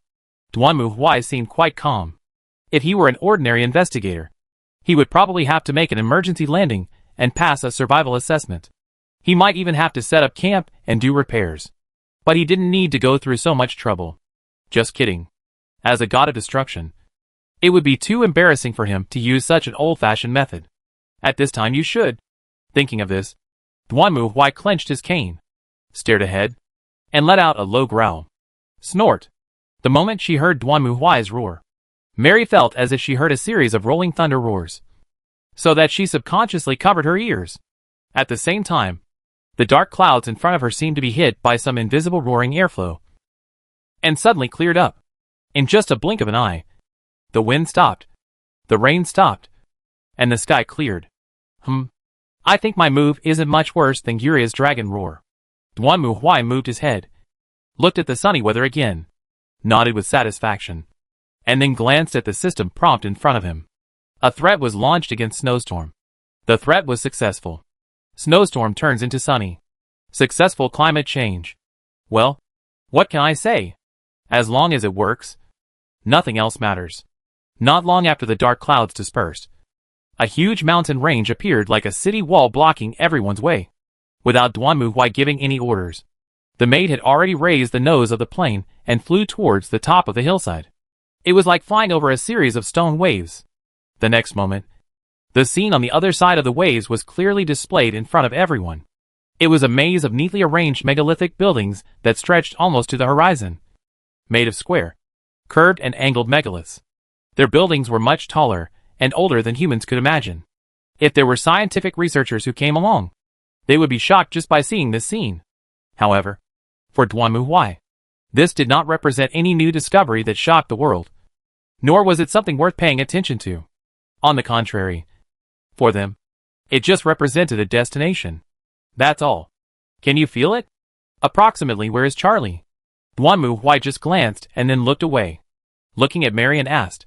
Hearing Duanmu's question, the latter came back to her senses from the shock of looking at the huge and shocking black city in front of her. Then she closed her eyes, was silent for a moment, and stretched out her hand to point forward. It should be over there. I have a feeling. Okay. Let's go. The plane flew over the mountains and entered the interior of a huge dark city. The whole city was dead silent, without a single sound. The sun shining on these strange, twisted stone buildings created phantoms that looked like twisting, disgusting living creatures. Then, the plane gradually landed in the shadows at a huge, half-collapsed entrance that looked like a huge temple. Duanmu pushed open the cabin door and strode down the plane. Mary and Lorena followed him down. Then Duanmu gave an order to the maid. Keep hovering and wait for my orders. Yes, master. After listening to Duanmu's words, the maid nodded, then started the plane again and flew back into the sky, while Mary stared blankly at the city around her, as if she was in a trance. It was not until Duanmu patted her head that the girl woke up from that strange confusion. Okay. Let's go. Oh. Okay. It must be said that walking in such a city is indeed a very strange experience. Mary held a flashlight, stepped on the snow, and looked around. Completely unfamiliar murals, completely unfamiliar buildings, and words that she had never learned, all of which gave Mary an illusion that she was now on a cold alien planet, walking in a city built by an alien race. Mary felt dizzy and lowered her head, while Duanmu reached out and patted her on the back. Don't take these things too seriously. Whatever they are just a pile of garbage now. Yes. By the way, why don't I tell you an interesting little story? Perhaps it was too boring to walk here. The only sounds in the dark ruins were footsteps and the light of flashlights. Neither Lorena nor Mary spoke, which made Duanmu feel a little bored. So he started talking. I'll tell you how the owner of this place became extinct. You'll find it interesting. Hey, Mr. Knight, do you know this? Real? As expected. After hearing Duanmu's words, they were both stunned for a moment, and then they perked up immediately. Duanmu also nodded and continued to talk to them. A long time ago, when there were no humans on this planet, a group of aliens called the Ancients came to this planet. These Ancients, how should I put it? They have thick skin and flesh. Let's put it this way. They can travel back and forth between the stars in the universe without the help of any tools. From one planet to another. So amazing? I wish I had this ability.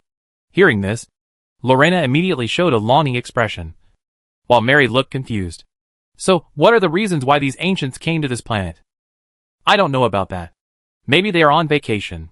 You see, it's too hot at home, so you want to find a place to escape the heat. Or it's too cold at home, so you want to find a place to spend the winter. Isn't that normal?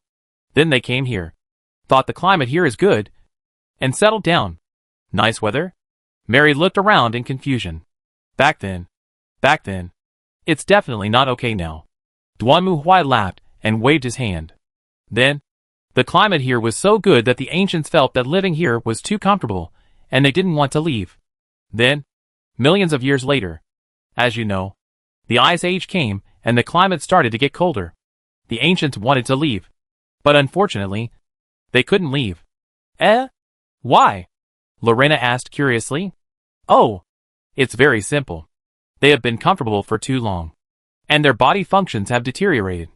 They have lost the ability to travel back and forth between the universes. This means that they can only be trapped on this planet and have no way to find other planets. So they can only stay here and starve and freeze. Finally, a little trouble happened, and they became extinct. Having said that, Duanmu spread out his hands. Born in hardship, died in comfort. How about that? Isn't it interesting? Indeed. We must not neglect exercise. Hearing this, Lavanna clenched his fist hard, nodded, and looked deeply. After all, according to him, this happened before humans were even born. How did he know? Chapter 538, Holy City of Black. For everyone, Walking in such a ruin was not a big deal. Even Mary, who was a little uneasy at the beginning, gradually calmed down after a long walk. And because of this, Mary discovered some abnormal phenomena that she had not noticed before. Mr. Duanmu, there seems to be nothing here. No. I mean, as Mary spoke, she held up a flashlight and shone it around the ground. There was nothing on the smooth floor except some dust. This was normal. But in a ruin, it was somewhat unusual. There are no remains, no decorations or anything like that. Is this normal? That's right. Mary had followed her teacher to investigate ruins before. Generally speaking, in the ruins of a large building complex like this, there would most likely be remains or even the remains of some civilized objects left by the ancestors. But this place was so clean that it looked like it had been vacuumed, with nothing left. Oh, it's not normal to put it anywhere else. But it's perfectly normal to put it here. Duanmu Huai gave the answer quickly. Huh? Why? Didn't I just say that? The ancients were unable to leave the planet because of their degeneration. Then, they encountered a little trouble and became extinct. Is it a disease? Or a plague? Neither. Duanmu Huai shook his head. It's rebellion. Rebellion? Yes.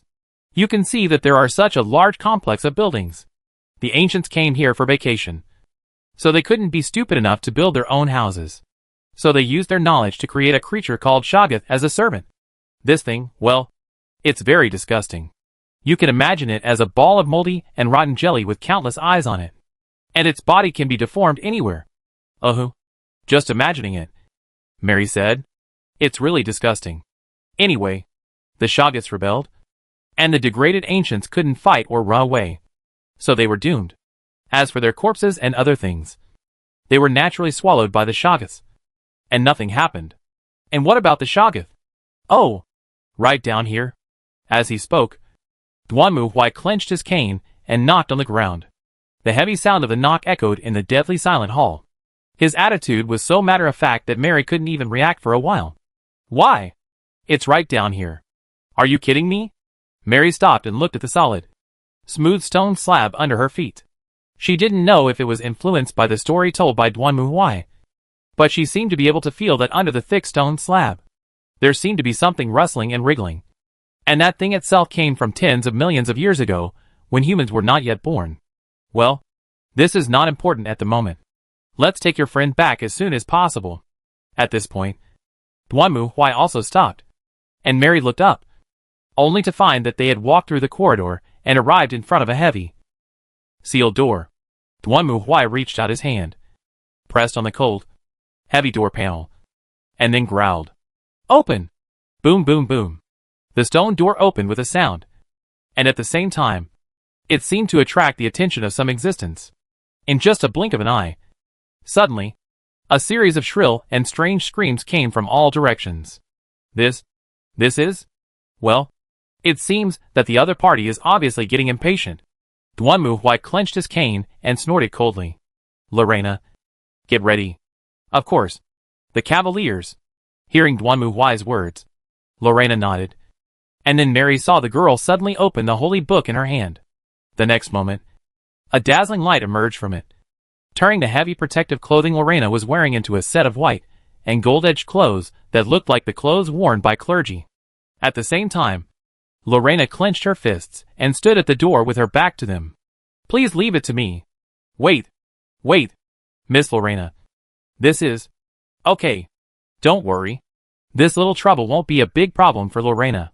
On the contrary, it will be a problem for you to stay here. Go in. Remember, you only have one goal. Don't forget it. As soon as the words fell, Duanmu Huai stretched out his hand and pushed Mary into the door. The next moment, her eyes suddenly became dark. With a loud bang, everything seemed to return to its original silence. Mr. Duanmu? Miss Lorena? Mary held the flashlight in her hand and looked around blankly. But there was only darkness in front of her. No, it's not pitch black. Mary's right eye, the golden pupil, saw through the essence of this darkness. That was stairs that spiraled upwards, seemingly leading all the way to the sky. At the same time, Duanmu Huai's voice sounded in Mary's ears again. Remember, you have only one goal. Don't forget it. That's right. I have only one goal. No matter if it's in the dark streets of the foggy city, in the icy Antarctic, or even now. Xiao Li, wait for me. I'll come to you now. Duh. The crisp footsteps echoed on the silent stairs. Mary strode upstairs. Although she didn't know where to go, she knew, very clearly, her goal. The goal she was looking for. Right here at the end. I was clearly running. And I had already run up several hundred meters of stairs. But surprisingly I didn't feel tired at all. And I wasn't out of breath. It was as if this was not reality, but a dream. Or maybe Miss Lorena's exercise worked? However, compared to the footsteps and fatigue, the oncoming darkness brought another change to the girl's mood. It is an echo and memory of the past. The scene of my mother, a master's degree holder, saying goodbye to me at the airport. That's all. Be a good child and behave yourself. Mary, I know. I'm not a child anymore. I can be alone without any problems. So Mom, just work hard over there. Take care. Mother. Ah. You too. Mary. In this way, her mother left her. She lost her father.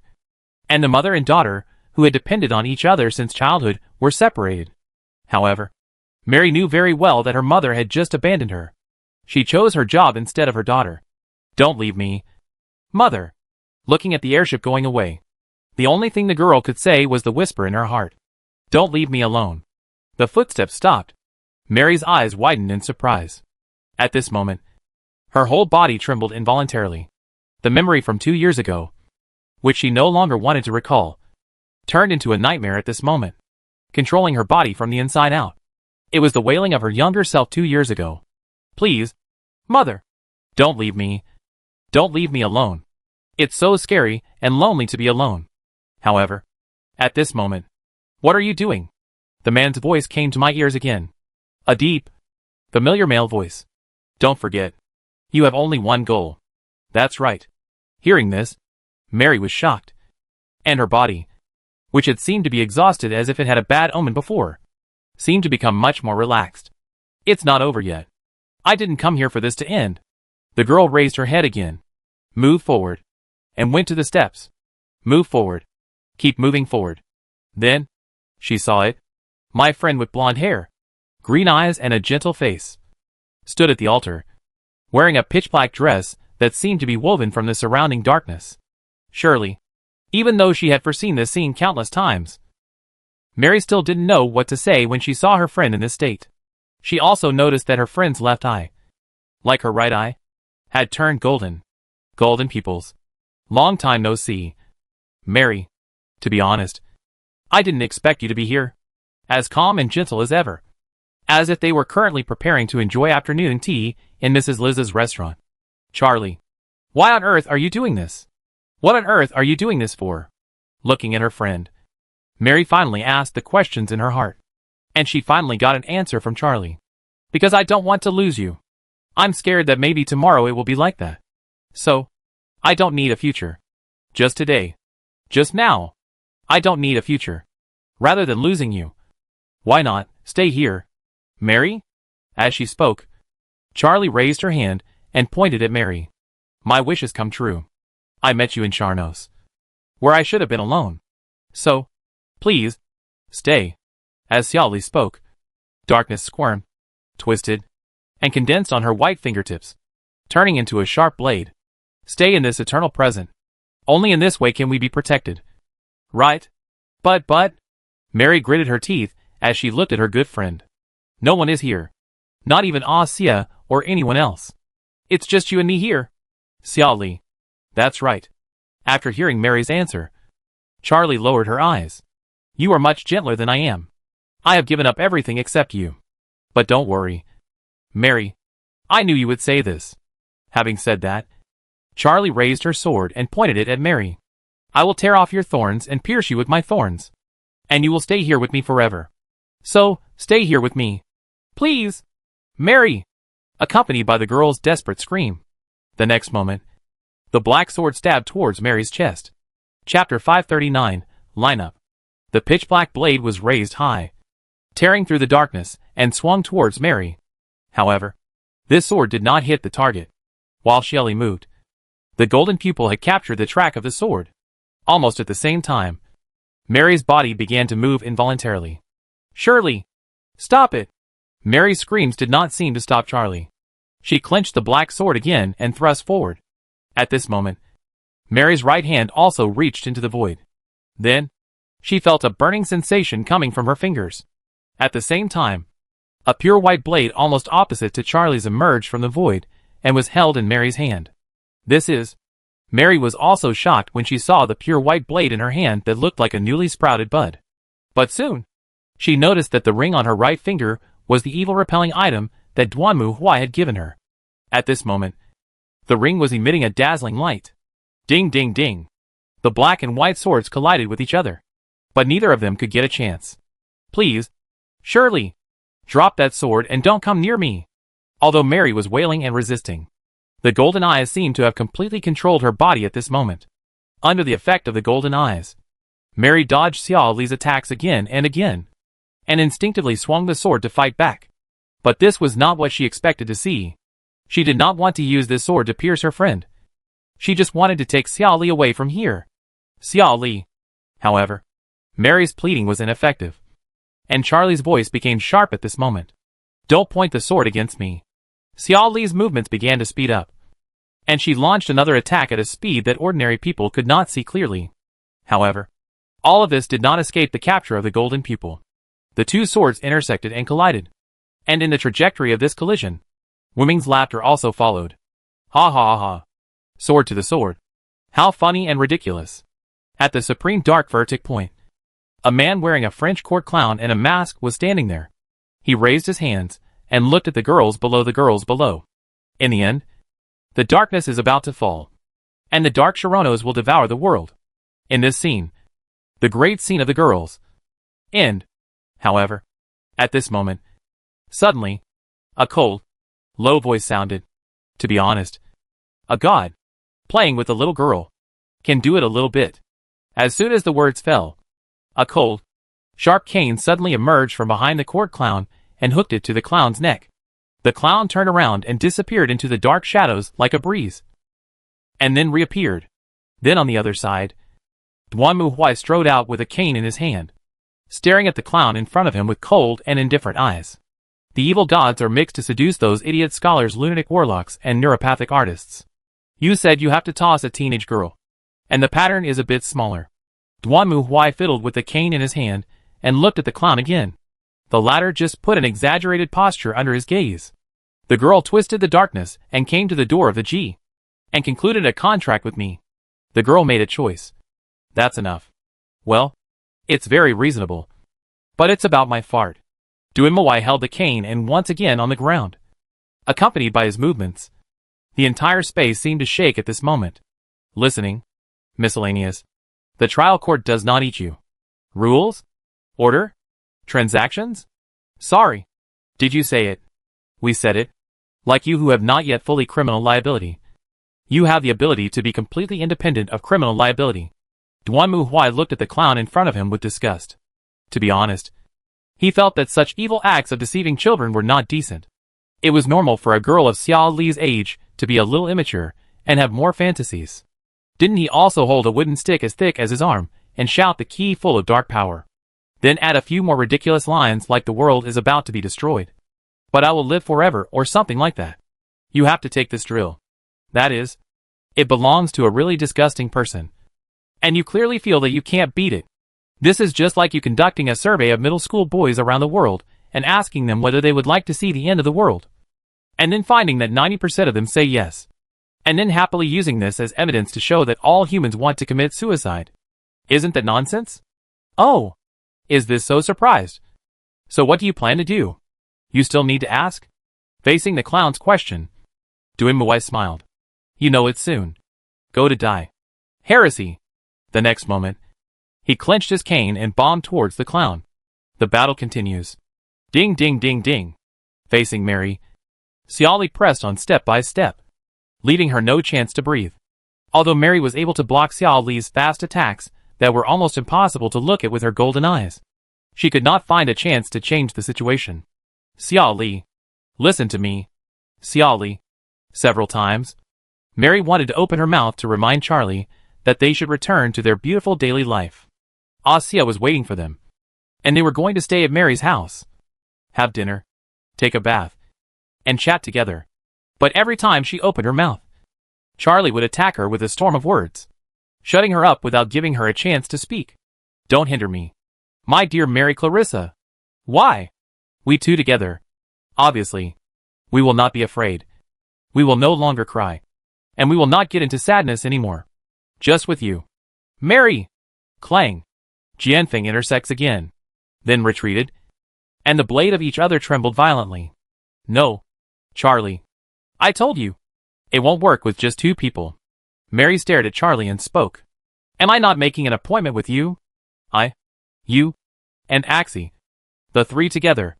However, Mary's plea did not let Xiaoli let go of her weapon. I have given up.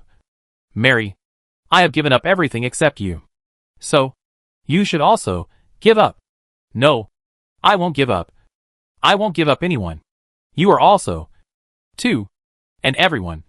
I also rely on so many people, and Mr. Duanmu. Gentlemen? Hearing this name, Xiaoli's eyes moved slightly. Mary, who is that? Why? I do know why. At this moment, Mary suddenly felt a sense of oppression from Xiaoli, which seemed to be awake. You? Where I don't know. Is it entangled by the man I don't know? Isn't it Mr. Howard? No. That? Xiaoli? Looking at Xiaoli, who bowed her head and murmured. Mary was a little panicked for a while. And at the same time, Xiaoli raised her head again and looked at Mary. Sure enough. You should stay with me. Mary. The two of us together. Stay here forever. Hey. However, before Mary returned to God, Xiaoli launched an attack again. And unlike before, the aggressiveness was like a storm. In the face of Xiaoli's attack, Mary also blocked and tried to explain. Xiaoli, wait a minute. It's not like that. Mr. Duanmu is a very good person. Ding ding ding. He has been helping me and you. It is thanks to him that I am here. Also, although Mr. Duanmu looks fierce, he is actually a very gentle person. Ding ding ding ding. Ah. In fact, you have seen it. At first, I saved the kitten in the river almost drowned. That is, he saved me. Ding ding ding ding. Originally, Mary thought that as long as she explained it clearly, Charlie would understand. However, she didn't expect that the more she talked, the more fiercely Charlie's attacks became. Why is that? If Duanmu Huai knew what Mary was thinking, he would be speechless. This is really a Cthulhu version of Camus. He must find a complete set of comics for Mary to catch up on when he goes back. Are you trying to persuade Xiaoli or to make her more violent? Fortunately, Xiaoli's offensive became violent. And it also showed that she finally showed a flaw. Clang. Finally, the black and white swords crossed and collided again. Mary raised her right hand and balanced Charlie's sword high. At this moment, her right eye clearly captured Charlie's movements. At this time, she just needed to hold the sword in her hand tightly, swing it hard at Charlie. And then, Mary. At this moment, Xiaoli seemed to realize her defeat. She looked at her friend with her emerald eyes, and a tear appeared in the corner of her eye. And at this moment, Mary also made a decision. Charlie. Looking at her good friend in front of her, Mary raised her right hand and threw the white sharp blade in her hand far away. Then she rushed over and hugged Charlie tightly in her arms. At that moment, Mary recalled the conversation she had with Charlie when they were little at the Bronte home. At that time, the two talked about a lot of things. Love, mother, school, the future, and that promise. Shirley, don't worry. It's okay. Even if there are only two of us left in the world, it will be completely fine. I will protect Shirley because I am very strong. I am strong enough to replace the prince. Even if there are boys, I will not lose to them. Even if my mother is not around, I will not cry. So it's okay. Shirley, that's right. From a young age, Xiaoli has always been afraid of something. At this time, Mary held Xiaoli's hand. As long as we are together, there is nothing to worry about. Let's do a lot of happy things together. Study together. Eat a lot of snacks together. Then, we have to grow up together and realize our dreams. Dream? That's right. To be an excellent lady. Becoming as beautiful as her mother. falling in love with His Royal Highness of the Excellent Prince, eating a lot of delicious things, getting married, and having 4 children. But, if something terrible happens, it's okay. When the time comes, Mary will take care of all the scary things. Charlie, Mary will protect you. That was a vow made between little girls. It's a deal. Charlie, I will protect you, Mary whispered, hugging the familiar, warm body tightly in her arms. The breath, hair, and body temperature of her friend seemed to be back in her hands at this moment. Why, Mary? Why, did you throw away the sword? There's no need for us to swing our swords like that. Because, we're friends. Friend. That's right. So we can't be alone here. If we are here, we can't do anything. You, me and us, yeah. We haven't had tea, haven't eaten together, and haven't gone to the theater. Right? We need to read a lot of our favorite books and chat non-stop. Okay. Xiaoli? But Mary, I have given up everything and signed a contract with him. It's okay. Xiaoli, come back. We are all together. It's more important than anything else. Mary. Hearing this, Xiaoli's body seemed to finally lose its strength. I saw that the black dress on her body began to melt gradually, and she closed her eyes. So she fell into a sleep in the arms of Mary. Boom, boom, boom, boom. The ground began to tremble. And the next moment, accompanied by a bang, a huge object fell from the sky and landed next to Mary, scaring her. She turned around and saw that Duanmu Huai had come not far behind her at some point. And under his feet was a pile of things that looked like stone statue fragments. Mr. Duanmu? This? Okay. Congratulations on getting it done. Give me the person. We should leave now. It's too late to leave. Why? Mary was stunned for a moment when she heard Duanmu Huai's words. And at this moment, Lorena also jumped up from the other side. Sir Knight? Miss Mary. There are too many of them. We can't stop them. I know. Don't worry. Duanmu Huai waved his hand and looked up at the sky. Okay. Come here and hold me tight. Why? Quick. Although she didn't know why she did this, Mary still brought the unconscious Xiaoli to Duanmu Huai's side, and he hugged them both like cats. On the other side, Lorena also lay on his shoulder familiarly. Excuse me. What exactly is this? Don't talk. Close your eyes and bite your mouth tightly. As soon as Duanmu Huai finished speaking, the next moment, Mary felt a strong impact coming from under her body, and in just a blink of an eye, it took her straight into the sky. Chapter 540, Heaven Drop. The whistling air flow flew past her ears. Mary opened her eyes in surprise and looked around. Then she was shocked to see that they were flying high into the sky without her knowing when. And it seemed that they were about to stop. First, Sir, don't worry. It's coming. At this moment, Mary saw a black dot in the distance suddenly rushing towards them from the sky. It was the plane driven by the maid. Call. The plane almost brushed past Duanmu Huai's body, and Duanmu Huai grabbed the fuselage. This was a move that ordinary people could not do at all. However, Mary, who was in Duanmu Huai's arms, only felt a huge impact force. And then her eyes blurred. And the next moment Mary was steadily placed in the plane by Duanmu Huai. What on earth is this? Mary no longer cared about what happened. She shook her head and stood up. Charlie was still unconscious beside her. And for some reason, the black dress she was wearing had completely melted. It was obvious that if she continued in this place, she would be frozen to death. Fortunately, Lorena also came over, and the two worked together to put the unconscious Charlie into the insulation bag next to them. And they finally breathed a sigh of relief. At this time, Mary took the time to look out the window and then gasped. Mary still remembered the huge stone city they had seen when they had just crossed the mountains. However, now the city seemed to be shaking rapidly, as if there had been an earthquake. Not only that, she could also see something like thick black water spreading everywhere in the city, as if it was going to swallow up the entire city. Then, that is, what? Didn't you say it? Shuggers. Duanmu Huai stood at the door of the cabin, looking down at the sticky ancient city that looked like a cesspool. From a distance, the gray, squirming, sticky pile was moving in and out of the ruins of the city. Forget it. The more I talk about it, the more disgusting it feels. It felt like a cesspool had exploded. And it was obvious that the Shoggoth had gone crazy as well. But Duanmu Huai didn't care. No matter how powerful the Shoggoth was. It couldn't fly. But its cry is creepy enough. Tech. Lily. The sharp sound, like fingernails scratching a blackboard, echoed throughout the ruins of the city. And just listening to it made one's whole body numb. Now? What should we do now? Mr. Duanmu? Mary held onto Duanmu Huai tightly, looking at the giant Shoggoths wriggling below with a pale face. You have to know how big the whole city is.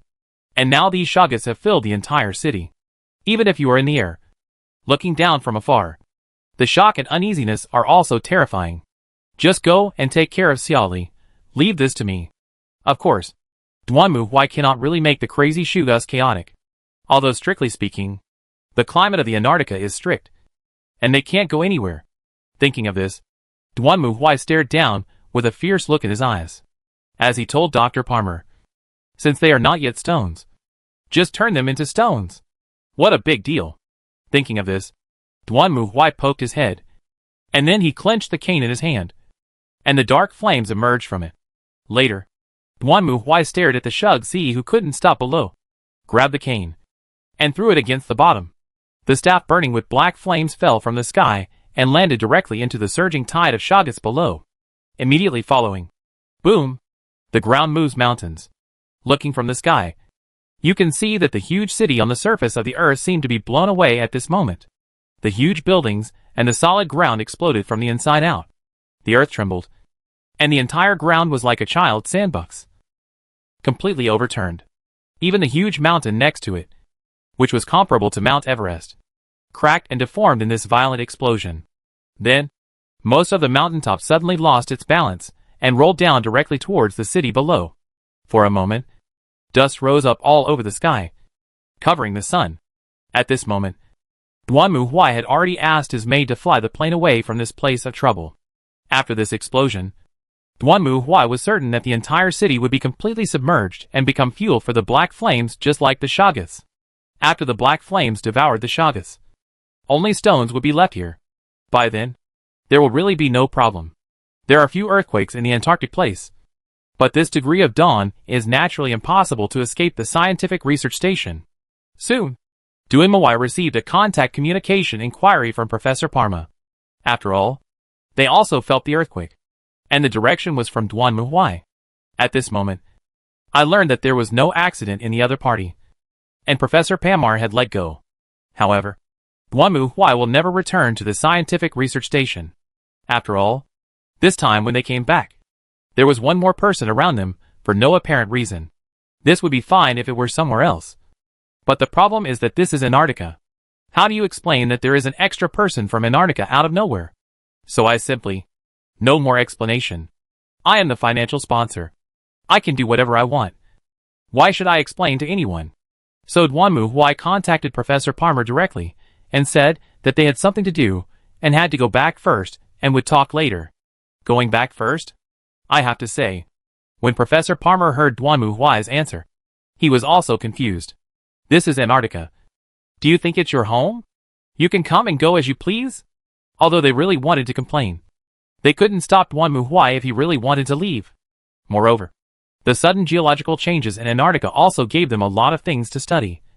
So Professor Parma didn't say much. After all, they are the financial backers, and they are the biggest. Just like that, the matter finally came to an end. After that, Duanmu Huai also led others back to the Fog City. Only then did they know that not long after they left the Fog City and headed for the South Pole, the sleeping Xiaoli suddenly disappeared.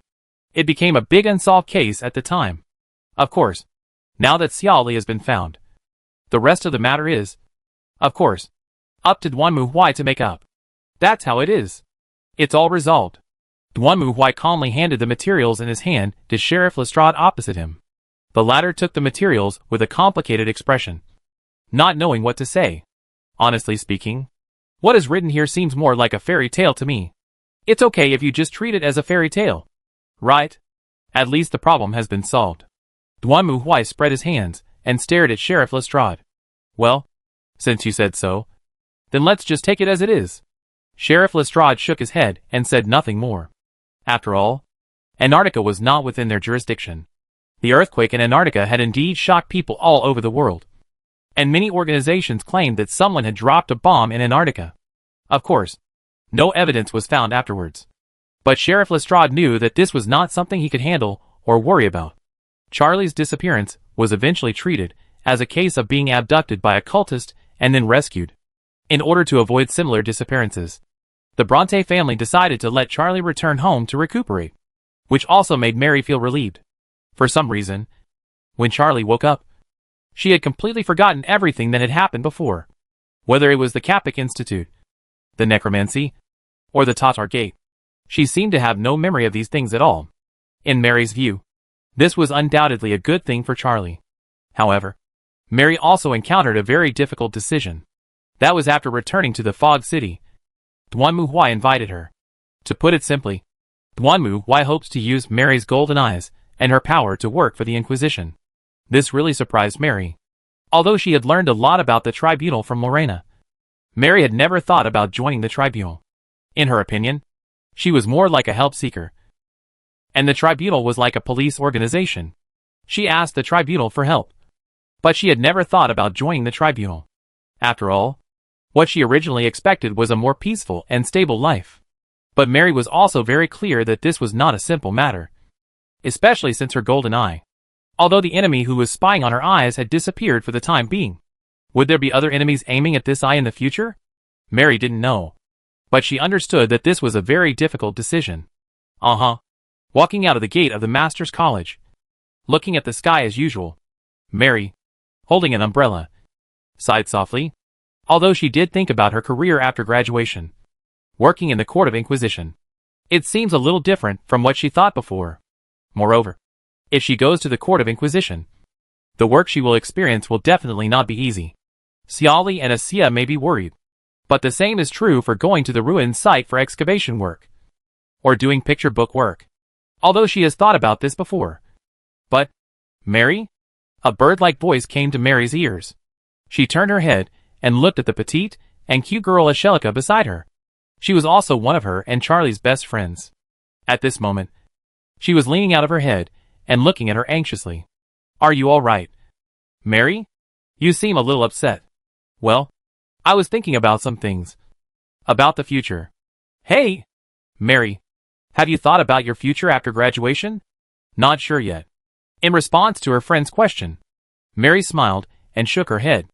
Is that so? But don't do anything too dangerous. Asia and Xiaoli will be worried. Xiaoli just woke up. By the way, do you want to go to the rest area in Xiaoli's hometown to visit her during the upcoming holidays? I want to bring Howard with me, too. Are you finally going to let Mr. Howard meet Charlie?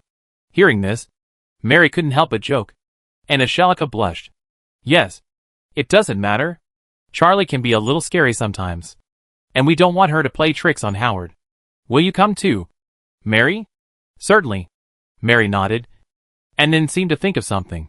Maybe I should invite him too. Mr. Duanmu?